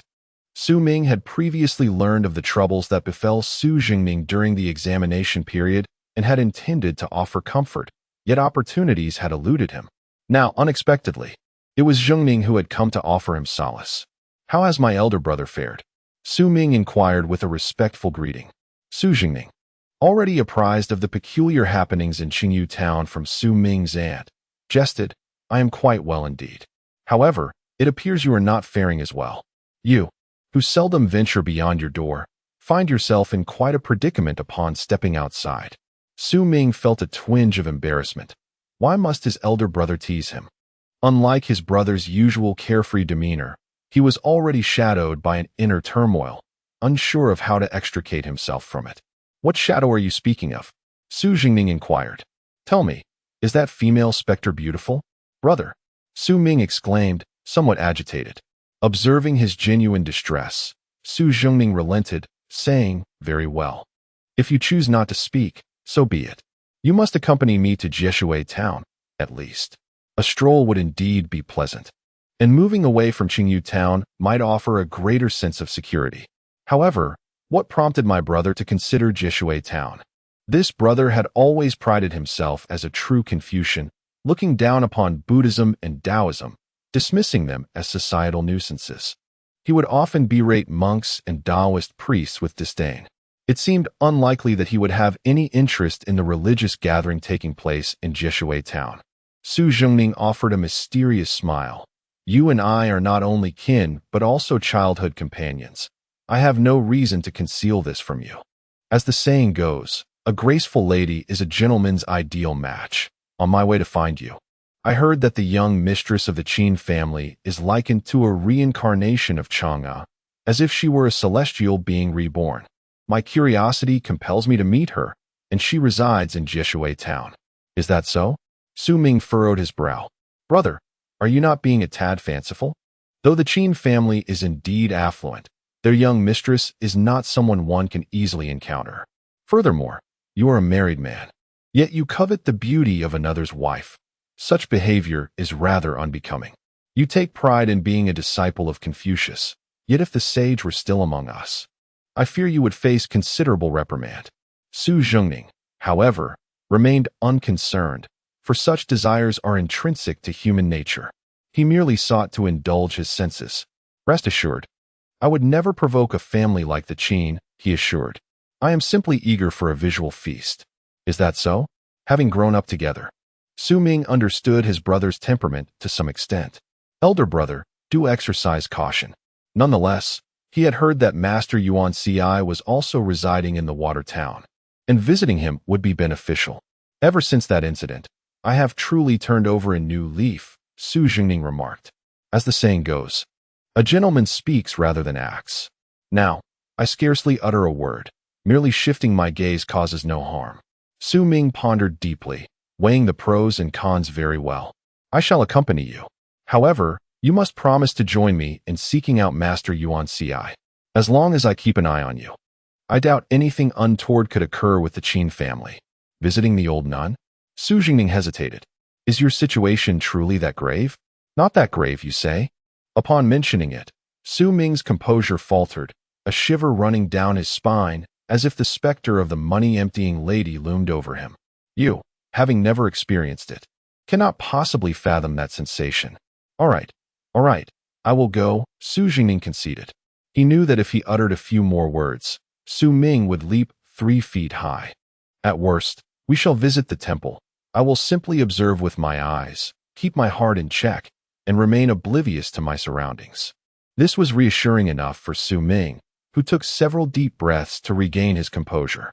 Let us choose a propitious day for our departure. What do you mean by choose? Tomorrow is indeed a good day, Su Zhengning declared, setting the time for their journey. The following day, the two embarked on their journey to Borrowing Water Town, one with the intent of reveling in the picturesque scenery and admiring the beauty around, while the other sought to dispel malevolent spirits by paying homage to a monk. However, they arrived a moment too late. By the time they reached Borrowing Water Town, the religious ceremony had concluded, and the Qin family's offerings had been dismantled, leaving no chance for Tao Zhenzhen to make an appearance. Su Zhengning let out a heavy sigh, lamenting his tardiness that cost him a fleeting encounter with the enchanting maiden. In contrast, Su Ming felt an inexplicable relief wash over him, thankful that he would not have to trouble the Qin family after all. Yet, since they had already arrived, and despite the outcome deviating from their expectations, Su Zhengning had no intention of departing immediately. After all, the scenery of Borrowing Water Town was quite delightful, and exploring it promised its own pleasures. Su Ming's attempt to seek an audience with Master Yuanzi at Jingyi Temple proved less fruitful than anticipated. The throngs of visitors vying for the monk's attention were overwhelming, and not everyone could gain an audience. With no choice but to leave his name behind, he hoped for a serendipitous meeting in the future. For the time being, neither of them was inclined to leave the town. Su Ming need not bear a furrowed brow, for Buddhism teaches the principle of fate. If one is destined to receive guidance, it will come, and if not, it is simply the will of heaven. Dwelling on such matters only invites unnecessary distress. Su Zhengning, pulling Su Ming along to the town's most prominent restaurant, ordered a selection of specialty dishes and a pot of fine wine. Has my distant brother truly undergone a transformation? Now he speaks of fate as the Buddhists do, no longer labeling others as parasites of the world? You cannot fathom my feelings, as you have not encountered the specter yourself, hence your ease. Su Zhengning, after finishing his cup, poured himself another and filled Su Ming's glass to the brim, remarking, In the end, are you not simply afraid of ghosts? However, despite the passage of time, you remain in good health, free from ailments or injuries. It is merely your own inability to let go that troubles you, causing you to frighten yourself. In my opinion, it would be best for you to forget that incident entirely. If you continue to dwell on it, worrying today and fearing tomorrow, how will you navigate the remainder of your life? You have yet to marry, I presume? No children either? Are you not concerned about providing an explanation to your uncle and aunt? This is precisely how it should be. Look at me. Despite not encountering any fair maidens, I remain undaunted. Life's landscapes are diverse. If one avenue proves unfruitful, another awaits discovery. Su Ming drained his cup and remarked, "Brother, your magnanimity is beyond my reach. Do not speak foolishly under the influence of drink," Su Jingning admonished. "This specter is hardly a pleasant matter, and there is no need to involve another in such misfortune. Perhaps the alcohol has clouded my mind, but your words have incited my ire," he exclaimed, striking the table.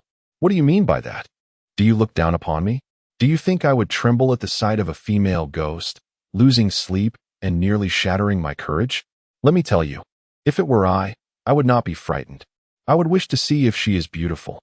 If not, I would seize her by the hair and give her a good thrashing." Clearly, the alcohol had emboldened him. Su Ming chose not to press the matter further, as the hour was late and fatigue from their journey was evident. "Let us retire for the night.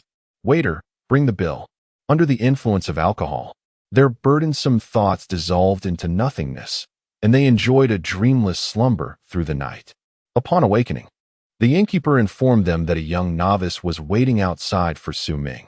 Most likely, news had arrived from Jingyi Temple.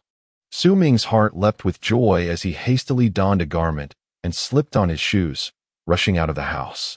"Greetings, benefactor," said the young monk. "Master Yun Shiyi requests your presence at the temple."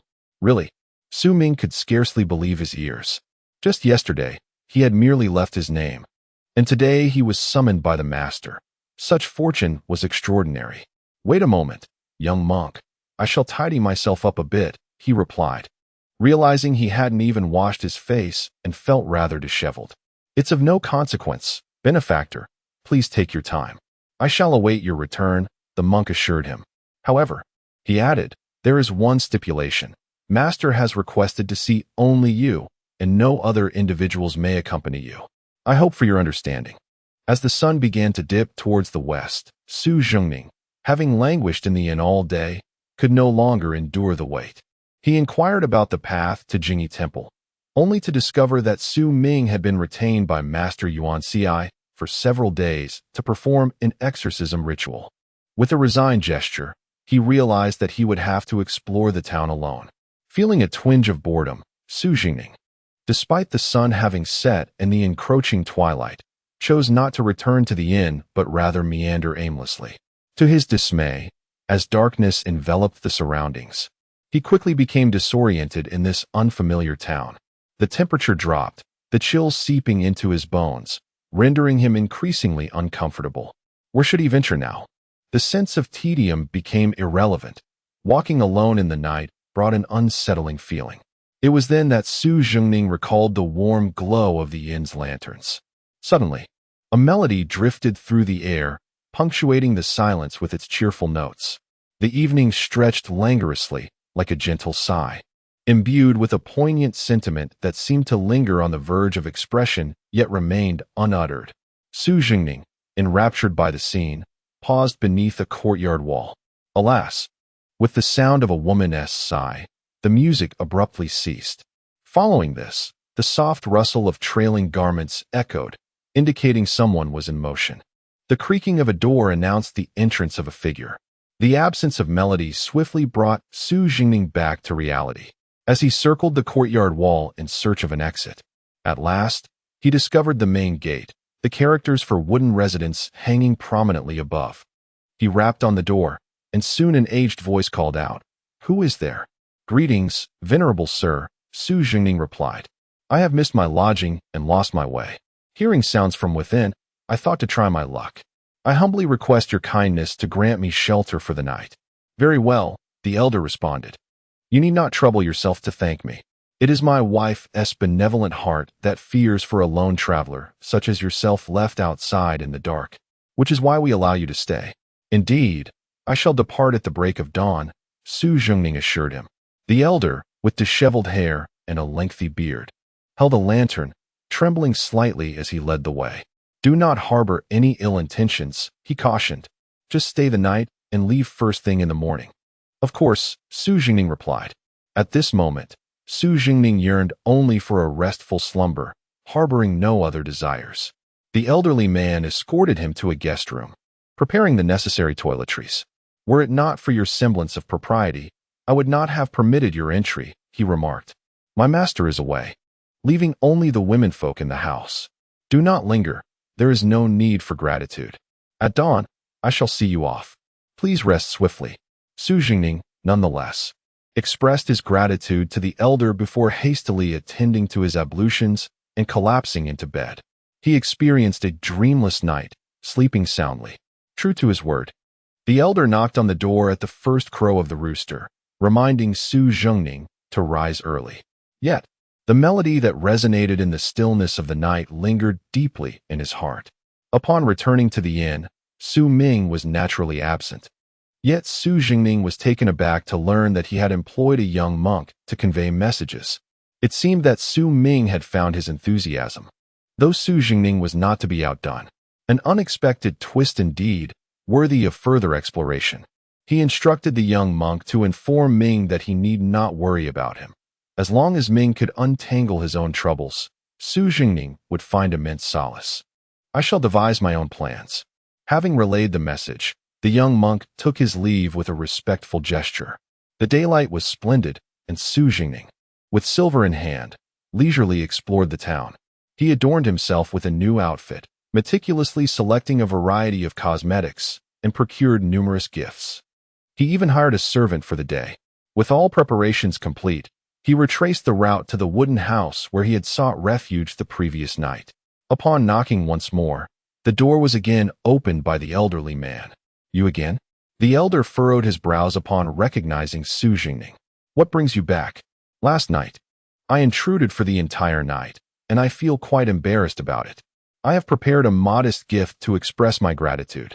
I kindly ask you to relay this message to the elder. Su Zhengning quickly forced a smile and explained. Glancing at the servant behind Su Zhengning, who was carrying a pile of items, the elder replied, Please wait here. He then closed the door once more. This family. The newly hired servant looked up at the plaque and remarked, Isn't this the family that just moved in? What do you mean by just moved in? Su Zhengning inquired. Sir, you may not be aware, but this family arrived in the town merely half a year before you did. They do not interact much with the surrounding neighbors. However, if one were to seek their assistance, they would be willing to help. It is said that the head of this household is a remarkably capable individual, able to delve into the underworld for matters of inquiry. The townsfolk harbor a certain fear of him. Even the local ruffians dare not provoke his family. Anyone associated with them is treated with utmost respect, not daring to utter more than necessary. Is he truly that formidable? Su Zhengning's curiosity was piqued. I have also heard. The door creaked open. Come in, the elder beckoned. Su Zhengning straightened his attire and followed the elder into the residence. Yesterday, shrouded in darkness and fatigue, Su Zhengning had not paid attention to his surroundings. Today, in the light of day, he finally had the opportunity to observe the house thoroughly. The residence appeared neither entirely new nor old. The beams and steps bore the marks of time. Yet the owner seemed to have made only slight efforts to conceal the signs of age, showing no intent to entirely erase the traces of the past. For instance, the stone steps are missing a corner, yet no repairs have been made. However, the beams are adorned with recently painted decorations, and the columns have been freshly lacquered, while the weeds on the roof tiles are left to grow unchecked. The owner of this residence possesses quite the peculiar mindset. Aside from these details, the house does not exhibit much uniqueness and is not markedly different from other residences in the town. The elderly man guided his two attendants into the main hall, which was devoid of the opulence typical of affluent households, characterized instead by an extreme simplicity. In the center hung a landscape painting, with no couplets flanking it. At that moment, seated upon a chair beneath the painting was a kindly old lady. Upon seeing Su Jingning enter, she gently invited, "Please, take a seat." Su Jingning, the younger generation, acknowledged the old lady with a bow, expressing his gratitude for her hospitality the previous night, which spared him from sleeping on the streets. He had brought a modest gift today and hoped she would graciously accept it. The old lady nodded, inviting Su Jingning to sit and instructing the elderly man to receive the gift and take Su's servant to enjoy some tea. "It is but a small gesture, young sir. You are too courteous." The absence of couplets alongside the landscape painting struck Su Jingning as odd, coupled with the servant's earlier remarks. He couldn't help but steal a few extra glances. Although the old lady was focused on her tea, it seemed as though she had eyes on Su Jingning. Observing him keenly, "There is no need for surprise, young sir. This is merely a quirk of my husband. He insists that the place depicted in the painting holds great significance for him, thus he wishes to see it daily. Yet, he laments his inability to articulate his feelings about it adequately, and, rather than resort to cliché phrases, he simply chose to forego the couplets." Su Jingning felt somewhat embarrassed as his innermost thoughts were laid bare. "No matter. My husband is inherently reclusive, seldom mingling with others, and possesses a rather inflated sense of self-importance. He prides himself on being unconventional, often engaging in outrageous behavior that leaves him in a state of confusion, much to the amusement of the distinguished. I dare not say otherwise." Su Jingning remarked, "I have heard that the old gentleman is a man of extraordinary stature, and his actions are undoubtedly beyond the comprehension of us mundane beings." "What extraordinary man?" The old lady chuckled. "He is merely an old fool. It was my own blindness that led me to choose him. At his age, he should engage in more respectable pursuits, yet he spends his days dabbling in dubious matters, attracting unwelcome attention. Is it any surprise he has been driven to this small town? Just look at this place. It is hardly fit for receiving guests. If it weren't for the sincere intentions of the young master, I would feel embarrassed to entertain visitors." "Dear madam, you speak too humbly," Su Jingning replied, taken aback by her politeness. "The old gentleman possesses a noble spirit, unsuited to the mundane world. He must be the target of envy and malice, and those who seek to harm him are truly unfortunate. As the saying goes, a household that accumulates virtue will surely enjoy lasting blessings. There is no need for you to worry excessively." "Alas," the old lady sighed. "Thank you for your kind words, young master. I do hope your words ring true.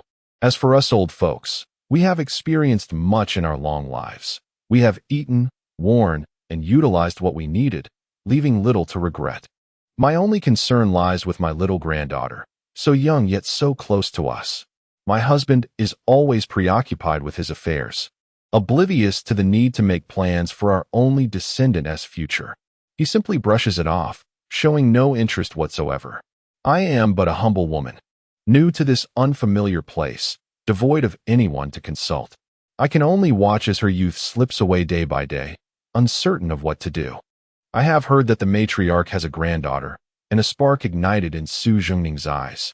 "Could she be the one who played melodies in the dead of night?"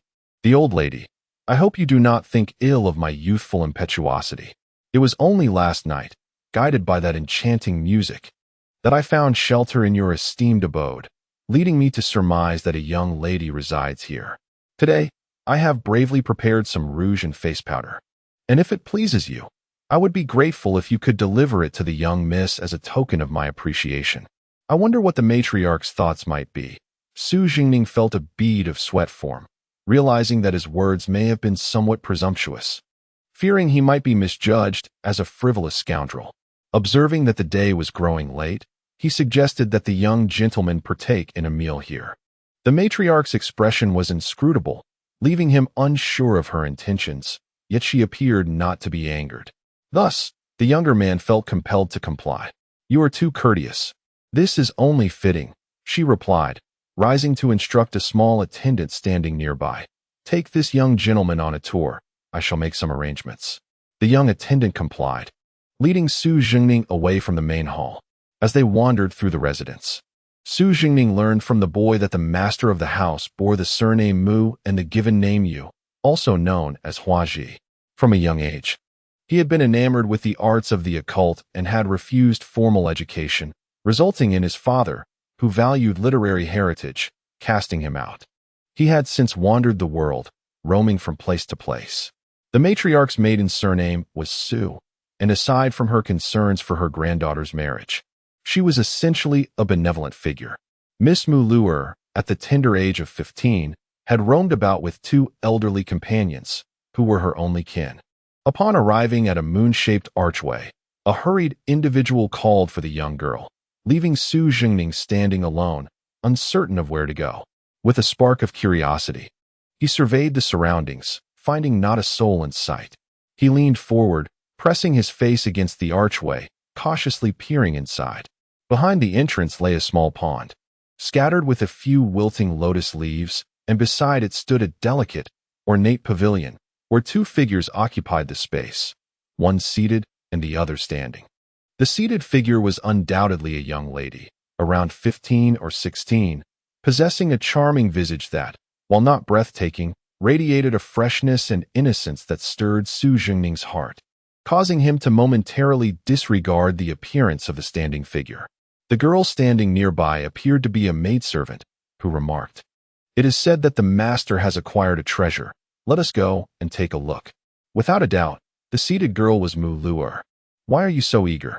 Grandfather has many treasures. This one may not be particularly special," she replied.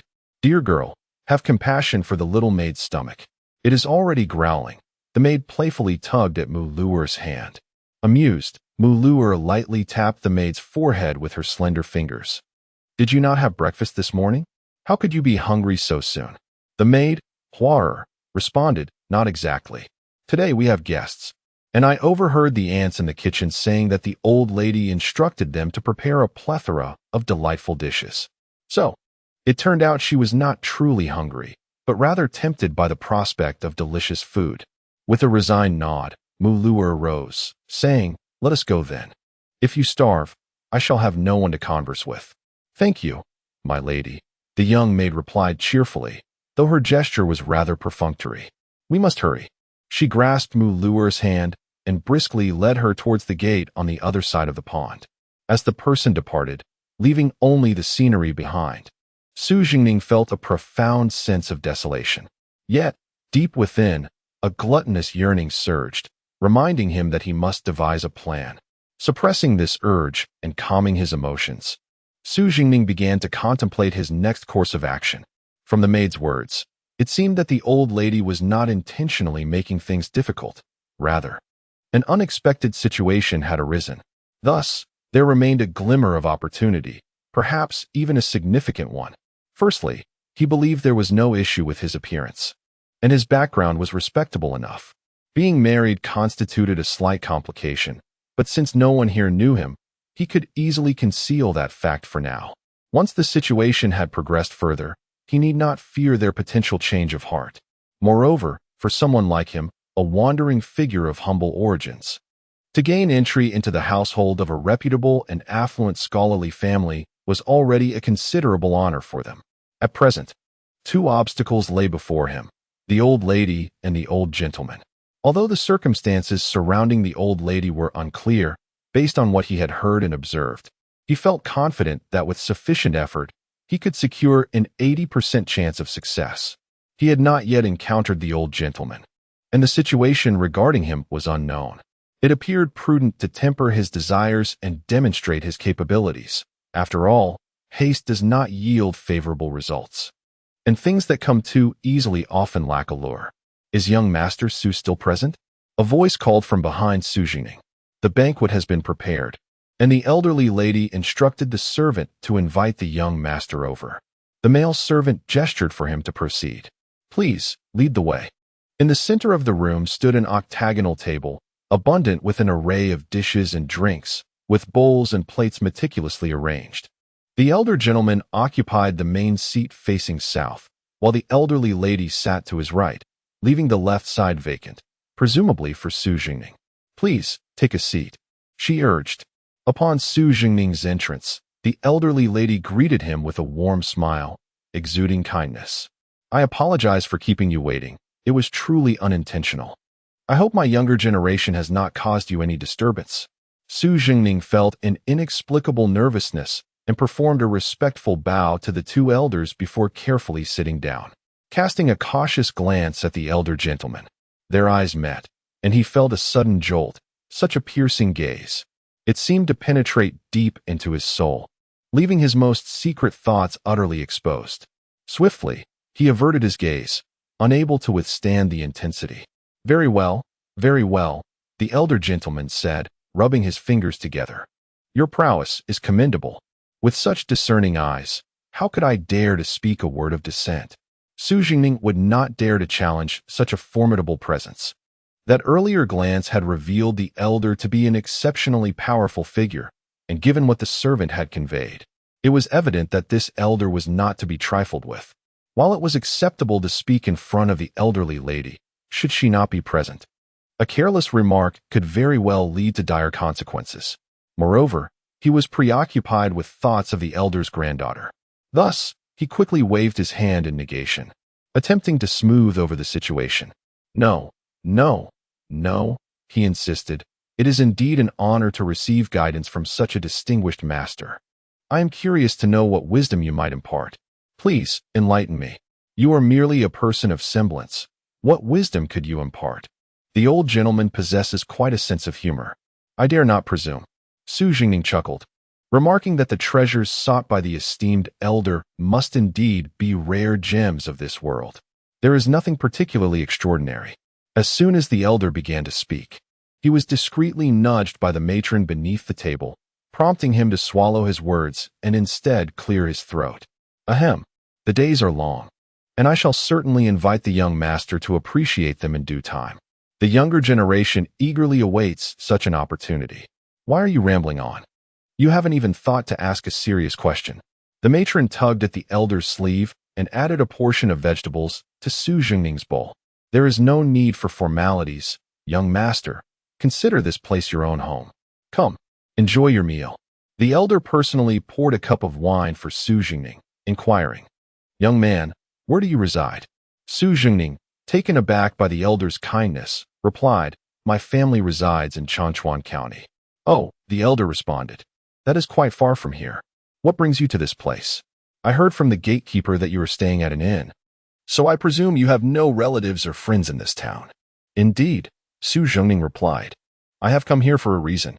A distant cousin of mine has recently encountered some unfortunate circumstances, leaving him in a state of melancholy that he finds difficult to dispel. My mother fears for his health and has tasked me with taking him out for a change of scenery. I learned that a Dharma assembly is being held in town, presided over by Master Yun Shiyi, a man of great wisdom. I thought the profound teachings of Buddhism might provide solace for his troubled heart. I had a feeling that young Master Su is indeed a kind-hearted soul. The elderly lady cast a triumphant glance at the old gentleman, pondering whether her younger relative was faring well now. Thank you for your concern, dear matriarch. He is currently at the Jingyi Temple, reportedly enlightened by the guidance of a master, his heart unburdened and now captivated by the sutras, fervently pursuing a higher realm of existence. Herein lies the crux. With a mischievous grin, it was evident that the old lady had taken a liking to him. As he recalled the delicate flower adorned with dewdrops at the pavilion by the pond, Su Jingning felt a stirring in his heart, much to the amusement of the old man. His mother had once consulted a fortune-teller in his youth, who had advised against early marriage, allowing him to remain unattached until this year when the ban was finally lifted. Thus, he remained solitary, having spun this tale countless times with ease. Really? The old lady's delight was palpable, her smile almost splitting her face. However, the old gentleman remained rather unresponsive, his expression neutral, betraying neither joy nor sorrow, merely indifference. But what did it matter? It was evident that the old lady's word held sway in the household. Once she was appeased, the union would be nearly assured. After all, once he became the son-in-law of the old man, would he still need to fear any harm from him?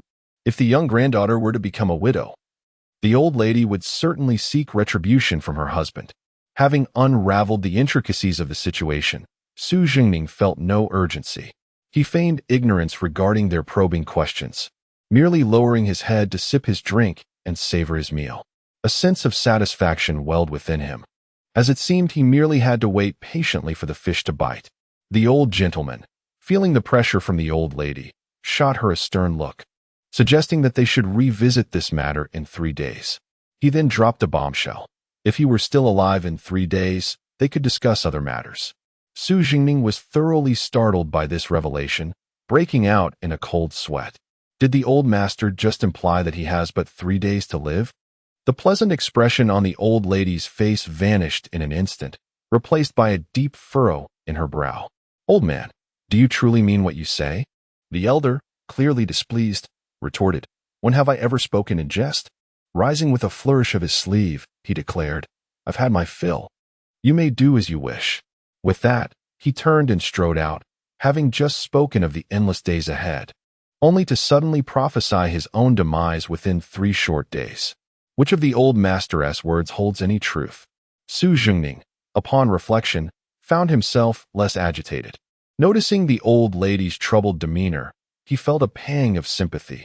After all, this elderly woman had always treated him with kindness. "Madam," he began, intending to offer some words of comfort, but she raised a hand to silence him. Addressing Su Jingming, the old lady inquired, "May I ask, are the words you spoke earlier entirely genuine?" "Absolutely true," Su Jingming affirmed with conviction. "Very well then," she continued. "You are aware of my old master's remarkable abilities. I must caution you, his words have never been erroneous. Thus, your life may indeed be in peril. What shall I do?" With the old lady's solemn statement, the reassurance Su Jingming had felt moments before evaporated. "There is no need for fear," she assured him, determination etched on her face. Given the old man's pronouncement, "I shall not concern myself with appearances any longer. You are also aware that I have a granddaughter who awaits her fate. She is my sole concern. If you do not find it distasteful, I would be willing to betroth her to you. What say you?" Su Jingming was undoubtedly eager for this opportunity. Yet he understood the importance of maintaining appearances. The esteemed matriarch's kindness is something I cannot refuse, he thought. However, the recent prediction by the wood elder that he would not survive beyond 3 days weighed heavily on his mind. If it were true, would it not jeopardize the maiden's future? He implored the matriarch to consider this carefully. "My life is of little consequence, but the maiden's future is paramount. If I were to bring misfortune upon her, I would find no peace even in the depths of the underworld." His heartfelt plea seemed to resonate with the elderly lady, as tears welled in her eyes. What a considerate child, she mused, feeling reassured in her judgment. Wiping her tears with a handkerchief, she said, "You need not fear. I have my reasons. You may rest assured and accept this marriage proposal." Su Jingming continued to feign hesitation, prompting the matriarch to urge him to think it over. "There is no need for that," she asserted with unwavering certainty. "If you agree to this union, I shall ensure your safety. That is more like it," she added with a smile. "Go to the inn, gather your belongings, and move into our home. Even if I have to twist the old man's ear, I will make sure he averts your misfortune." "Thank you, esteemed matriarch," Su Jingming exclaimed as he knelt in gratitude. While packing, a thought struck him. Despite the matriarch's word, he was still a guest and would need the old man's assistance for his survival. It seemed inappropriate to arrive empty-handed. Thus, he turned to a servant and inquired, "Are you aware of the preferences of the 2 elders of the Mu family?" The servant, having gleaned some insights from the household, chuckled lightly. "Are you planning to bring gifts for the elders?" "Unfortunately, I am not privy to their tastes, and the old master can indeed be a rather difficult person to please. What shall we do?" Su Jingming felt a twinge of concern. The servant stroked his chin and suggested, "If the young master agrees, I could prepare gifts modeled after those for the elderly in other households." "Very well," Su Jingming replied, striking his palm with determination. "Let us proceed with this plan. To catch a big fish, one must invest a bit more." The servant took his leave to fulfill the task. Though the inn was situated along a bustling street, its rear courtyard remained remarkably tranquil. A small stream meandered along the dividing wall, its crystal-clear waters revealing lush aquatic plants beneath. Occasionally, one could spot a tiny fish leaping gracefully from the water. A towering camphor tree, wide enough for 3 men to encircle, spread its branches like a protective canopy, shading half of a rustic path. The fragrant breeze wafted through the air, invigorating the senses. Despite the distance, Su Jingning's heart raced the moment he caught sight of a figure. He quickly rose to his feet, scrutinizing the movements of the two individuals below with utmost care. The person seemed to pose a few questions to the young waiter, whose responses were unclear, but he gestured towards the window of Su Jingning's room. This revelation sent Su Jingning's heart leaping into his throat, prompting him to stealthily retreat behind the wall to avoid detection. The servant had prepared all the gifts, presenting them to Su Jingning for his inspection. It seems the young master has acquaintances in this town. You should have mentioned it earlier. I could have negotiated better prices while purchasing supplies. Acquaintances? None that I know of, Su Jingning mused, troubled by the implications of the servant's words. Could news of the Mu family's affairs have leaked, prompting someone to seek connections? Granny Kai was certainly not one to cultivate such relationships. The servant shook his head with a smile. She has been buried halfway in the ground, and neither the Mu family seeks her nor does she have any dealings with them. Who do you speak of? The 3 characters echoed above Su Jingning's head, subtly hinting at a tempestuous storm brewing. Old Lady Kai, replied the servant, the one who makes a living by renting out Lan Yuan and Lu Yuan. Lu Yuan? Even though a storm of emotions raged within Su Jingning, he maintained his composure, concealing his surprise. It is she, then. Years ago, when I visited the town, I sought to rent a room from her, but she was unwilling to accommodate me. Perhaps now she hopes to earn some rent, since the house is vacant. When do you intend to rent from Old Lady Kai, sir? Which property do you plan to lease? A year prior, Su Jingning pondered. Lu Yuan.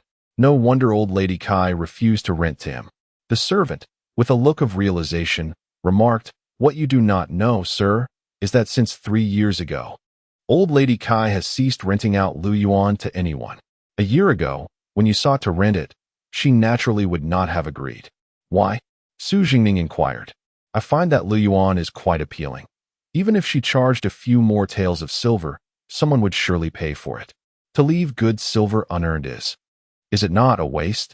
Upon hearing this, the servant suddenly appeared enigmatic, leaning closer to Su Jingning and whispering, Who says Old Lady Kai does not wish to earn silver? The truth is, she cannot. Ever since the incident that occurred in that courtyard 3 years ago, it has been haunted. If it were to be rented out, would it not spell disaster for someone? Old Lady Kai is quite conscientious, after all. Haunted. Su Jingning turned his face, filled with confusion, to gaze at the servant's enlarged visage before him. Really? How did this happen? The servant chuckled awkwardly. Well, I cannot say, for I have never been to Lu Yuan. Nevertheless, it is commonly spoken of. Places where crimes have occurred often bear such tales, do they not? If you wish to know more, perhaps you could inquire with the innkeeper? He has witnessed it. Ah, so someone has indeed seen it? Then go fetch the innkeeper. Su Jingning commanded. The servant appeared eager for a story and swiftly retrieved the innkeeper. Upon hearing that he was to recount his experiences in Lu Yuan, the innkeeper immediately perked up, clutching Su Jingning's generous tip, and began narrating with great enthusiasm, his words flowing with fervor, akin to a storyteller, save for the lack of a wooden block for emphasis. After listening to the innkeeper's tale, Su Jingning felt a semblance of calm wash over him. He initially suspected that it was some mischievous spirit at play, but it turned out otherwise. According to the innkeeper, he had once drunkenly stumbled into Lu Yuan one night, and in a daze, slept for most of the night, only to awaken to a frigid gust of wind. Upon opening his eyes, he recognized the surroundings as Lu Yuan. However, the effects of the alcohol still lingered, and he felt little fear. As he reclined, attempting to return to slumber, his head inadvertently encountered something solid. Oh dear, he exclaimed, as the object emitted a sound. Memories of ghostly legends flashed through his mind, and the effects of the alcohol vanished in an instant. Clutching his head, he cried out, I have elderly relatives above and young ones below. Aside from enjoying a drink now and then, I have committed no wrongdoing. I beseech you, benevolent ghost, spare me. What did you say? A gentle female voice floated above him. A female ghost. Oh, gracious spirit, I implore you to forgive me. Brother Xiao'er, what are you saying? The voice of the ghostly lady pleaded, "Have mercy on me, I beg you." The girl's voice merely echoed Brother Shao'er's words. Under the moonlight, a pair of sparkling, beautiful eyes resembled the crescent moon above, and sweet dimples danced at the corners of her mouth. "Brother Shao'er, have you brought me some treats?" Her fair hands unfolded before him. Wiping the cold sweat from his brow, Brother Shao'er exhaled deeply, gently stroking the girl's head. "Rongrong, dear, I haven't brought anything today. I promise to bring you some delicious food tomorrow, all right?" The girl, named Rongrong, was the daughter of the troop leader who performed in the town every year. A severe illness in her childhood had left her mind somewhat impaired. Now at 17, she remained blissfully naive. Her father worried incessantly, but there was little he could do. Fearing that others might take advantage of her, he kept her close at hand. What could have led her to wander here at such an hour? No. Rongrong took 2 steps back. Hasn't he come to tell me his story yet? I want to leave. Who is he? Was she lured here by someone? A man? A woman? Who is he? He is a good older brother, just like you, just like me. To bring her to this haunted place in the dead of night, and still be considered good? Ridiculous. What shameless scoundrel would prey upon a girl with such a delicate mind? Would he truly come? Rongrong nodded emphatically. All right. Brother Shao'er rolled up his sleeves and searched the ground for a sturdy branch to use as a staff. Regardless of your origins, once you arrive, do not blame me for my unyielding approach. I shall not relent until you bear the marks of my discipline. And should I not succeed in imparting a lesson, I will reverse my name in protest. How dare you? If you truly have affection for the young lady, why not approach her family with honorable intentions? Instead, you resort to clandestine abductions under the cover of night, clearly seeking to exploit her innocence without assuming any responsibility. With this girl's naivety, she may find herself in a predicament, unable to discern the identity of her child's father. Such actions are utterly despicable. This evening, I shall administer a sound thrashing as a lesson imparted on behalf of your parents. The thought of my own younger sister, who succumbed to an illness in her youth, ignites a fierce indignation within me. Indeed, Miss Rongrong speaks the truth. You are a truly good person. Suddenly, a voice emerged from behind. My heavens! I nearly fell to the ground in surprise at this unexpected utterance. Who is it? I inquired. Big brother, Rongrong exclaimed, her smile growing even brighter upon seeing the newcomer. A tall figure clad in white, with a fair and handsome visage, stood before me. Greetings, my friend. Is this the individual who regales Rongrong with tales? His appearance does not suggest malevolence, yet one can hardly expect a villain to bear the mark of their wickedness upon their brow. The mere fact that he summoned Rongrong here at such an hour is enough to cast suspicion. What are your intentions? I swiftly positioned myself to shield Rongrong behind me, brandishing a branch towards the gentleman in white. You may appear amiable, yet your intentions are vile. I warn you. Should you choose to leave peacefully today, it will suffice. However, should you resist, I shall first deliver a blow, and then drag you to the authorities to accuse you of seducing a virtuous maiden. The man in white smiled faintly and remarked, My dear brother, you are truly a person of integrity. The young innkeeper appeared somewhat perplexed, pondering why this individual's reaction diverged from his expectations. Rest assured, I harbor no ill intentions towards Miss Rongrong. I merely wish to assist her. Assist her? What could a young lady possibly need from a grown man, especially in the dead of night? Who would believe your intentions are pure? Indeed, my actions may easily lead to misunderstandings, but I assure you, it is out of necessity. The man in white lowered his head with a gentle sigh, explaining that he had been unable to meet during the day, thus compelling him to arrange a meeting with Miss Rongrong at night. What could a living man possibly conceal during daylight hours? You are not a ghost. The innkeeper remained skeptical. Cough, cough. The man in white cleared his throat, feeling somewhat embarrassed. While I am not a specter, I am also not entirely human. The innkeeper rubbed his eyes and scrutinized the man from head to toe, finding him undeniably human. Then pray tell, what manner of being are you? I still find it hard to believe. This man speaks quite fancifully. After a moment's hesitation, the man finally declared, I am, in fact, a fox spirit. What? The innkeeper gasped in disbelief, his mouth agape as he managed to utter, "A fox spirit? A male one?" His servant interrupted, nudging him in the arm. "You are not deceiving me, are you? In stories, aren't fox spirits always depicted as beautiful women? If I weren't afraid for my life, I would actually wish for a fox spirit to seek me out. I do not deceive you. I am indeed a male fox spirit. Is that so? And you believe him just like that?" The servant remained unconvinced. "What if the one you have let go is indeed a lecherous fiend? Would that not endanger Miss Rome?" The townsfolk are quite familiar with the theatrical troupe. The young innkeeper cast an indignant glare at the servant, thinking, "Am I truly so foolish? It was he who convinced me of such. With a myriad of travelers passing through the inn, I have encountered a diverse array of individuals and consider myself somewhat discerning in matters of character." Perhaps that fox revealed some genuine magic to the young innkeeper. Su Jingning pondered and realized this was indeed the case. "Indeed, the young master is astute," remarked the innkeeper. "Then what of the one who arrived later? Is he truly just a fox spirit?" Both the servant and Su Jingning inquired simultaneously. "You did not always claim this. You once asserted there was indeed a female ghost." The servant called to mind the innkeeper's previous assertions. "Which of your claims holds truth?" "I had my reasons for saying so," the innkeeper replied. "It was to protect that male fox spirit and Miss Rome. By claiming it was haunted, no one would disturb them, nor would anyone uncover their affair." "And what of your current statement?" The servant was perplexed. "Furthermore, are you truly at ease allowing Miss Rome to remain in the company of a male fox spirit? Do you place such trust in the character of fox spirits? Is it real or mere pretense?" The servant was astounded. "It is indeed true," the innkeeper asserted. "If you do not believe me, inquire with the troupe's master. He is in the process of disbanding the troupe. Once he resolves matters here, the fox immortal will come to fetch him. This father and daughter have endured hardship for the better part of their lives.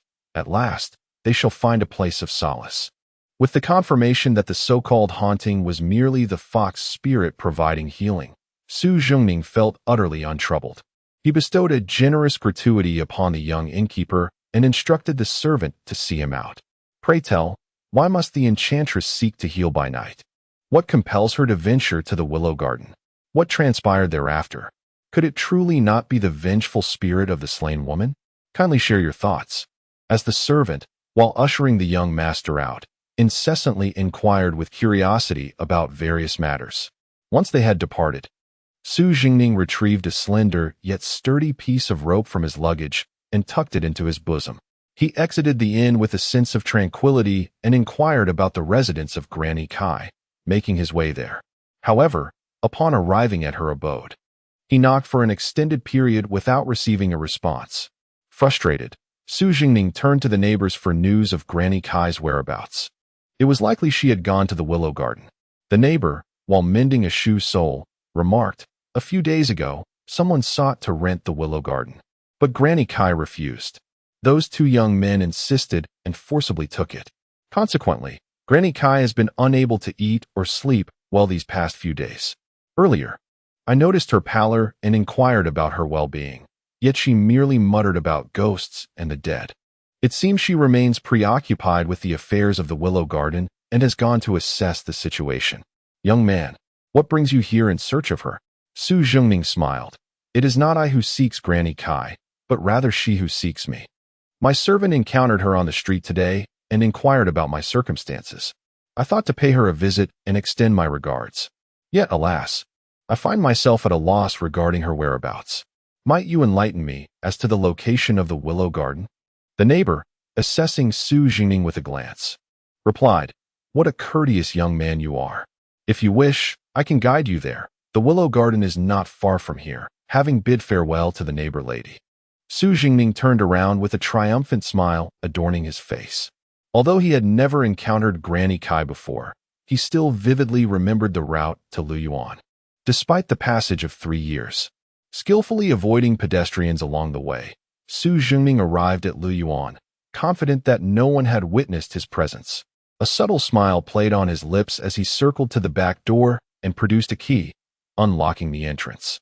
Remarkably, this key, and used for 3 years, showed no signs of rust, suggesting it had been frequently handled and caressed by someone. Curiously, Su Jingning himself could not fathom why he had chosen to retain this key, the sole tangible link to his connection with Lu Yuan. Perhaps it served as a memento of that slender thread of bloodline. Inside Lu Yuan, the overgrown grass reached high, obscuring Su Jingning's view and concealing his silhouette. Xiao, taking advantage of the weeds as cover, he approached Granny Kai from behind. What was she babbling about? Wasn't he the haunting here attributed to that vixen? Su Jingning retrieved a length of rope from his pocket, wrapping it around his hand.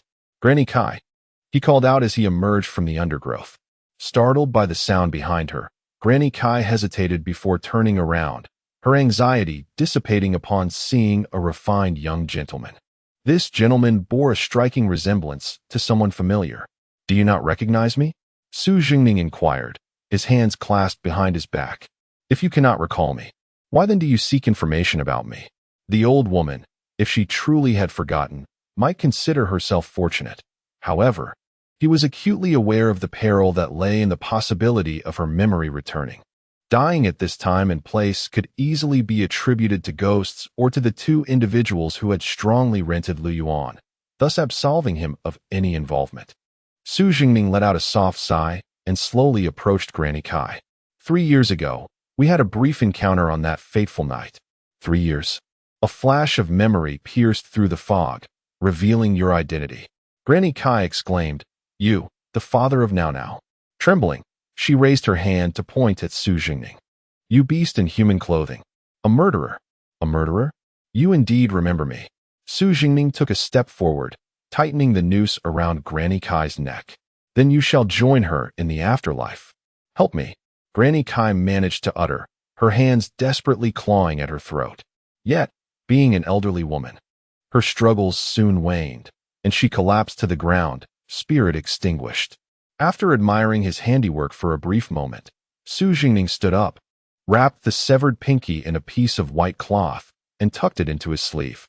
A refreshing sensation surged within him, filling his entire being with comfort and joy, and he left with a smile. Little did he know that at that moment, a ghastly mask obscured his face, devoid of any human warmth. Once Su Jingning closed the door behind him, tranquility returned to the courtyard, save for the addition of a lifeless body on the ground. The swirling petals once again coalesced, and Yun Shiyi stood coldly beside the corpse. Casting a glance at the old willow tree, he remarked, "Your choice in husbands is truly commendable." Suddenly, the branches of the willow went into a frenzy, thrashing wildly and striking everything in sight, resulting in countless broken limbs and fallen leaves throughout the courtyard. Disregarding the tumultuous movements of the great willow, Yun Shiyi gently flicked her fingers, and the lifeless body of Granny Kai vanished instantaneously from the ground. In its place, a meticulously crafted little straw man appeared in her hand, adorned with a strand of silvery hair taken from the true Granny Kai herself. Gazing at the straw figure, and then towards the direction in which Su Jingning had departed, a profound chill emanated from Yun Shiyi. The malevolence of this individual surpassed her wildest imagination. Originally, she had merely intended to subject him to the constraints of the law, as his time had not yet come. Yet, it now appeared that death was the only resolution. Upon hearing Yun Shiyi's words, the great willow ceased its agitation, lowering its branches and swaying gently in a contented manner, clearly in a better mood. That night, whether due to the day's events having overly stimulated his mind, Su Jingning lay in bed for a considerable time without the slightest inclination to sleep. He turned over and sat up, lingering in silence as the ghastly visage of Granny Kai intermittently flashed before his eyes. He placed a bracelet and a small finger upon the table, allowing them to bask in the ethereal moonlight, which cast a hazy glow upon them. Observing these objects, Su Jingning pursed his lips, feeling not fear, but rather an overwhelming sense of pride, an exhilarating satisfaction derived from the power to manipulate the life and death of others.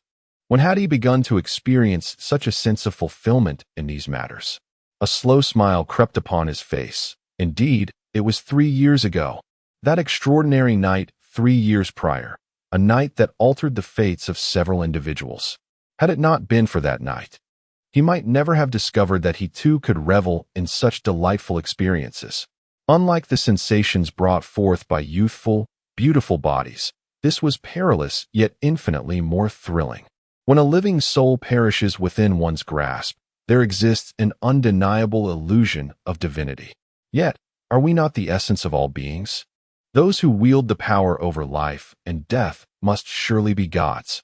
In the fleeting moments of those chosen by oneself, one becomes a deity capable of determining their fate. 5 years ago, Su Jingming brimmed with youthful exuberance, poised for the provincial examination, filled with ambition and intent on securing the top honor. However, as the saying goes, a towering tree attracts the wind. Exceptional talent inevitably incites envy. It was an envious wretch who, at the critical juncture of the examination, revealed Su's involvement with Qiao Chuanxue, the daughter of a tenant from the Qiao family. To the chief examiner. The chief examiner, a scholar of Confucian orthodoxy, was known for his integrity and had exceedingly high expectations for the moral character of his students. He harbored a profound disdain for those who transgressed the teachings of the sages. Consequently, upon learning of this affair, he imposed a severe punishment, not only revoking Su's examination eligibility for that year, but also drafting a memorial to the court, asserting that Su's moral integrity was compromised, lacking accountability, and incapable of self-cultivation. How could he govern a nation? He even recommended to the court that Su should never be employed. The court had always held the chief examiner's words in high regard, and once the memorial was submitted, it received swift approval.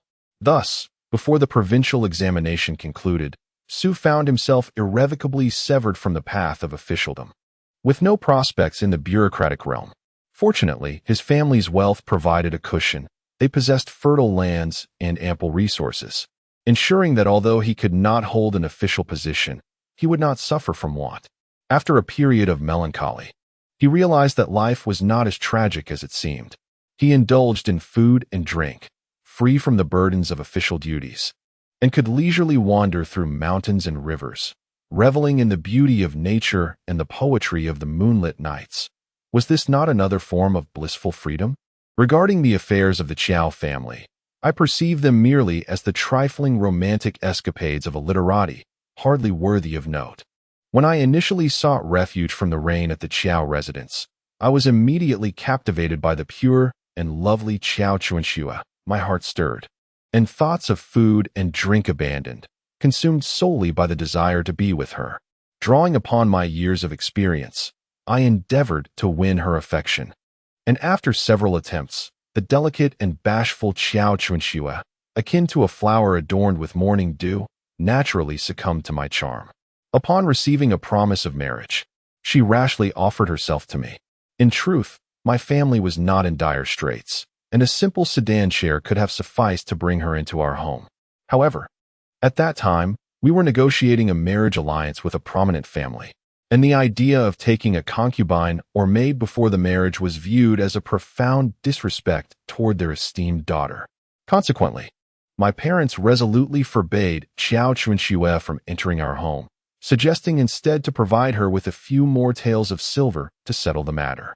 As the novelty wore off, my interest in Qiao Chuanxue waned, and her persistent entreaties began to vex me. I resolved to distance myself from her for a while. Little did I know what thoughts occupied Qiao Chuanxue's mind. Several months later, she returned bearing a small infant, boldly asserting that I should acknowledge the child, claiming it necessary to provide a path for its future.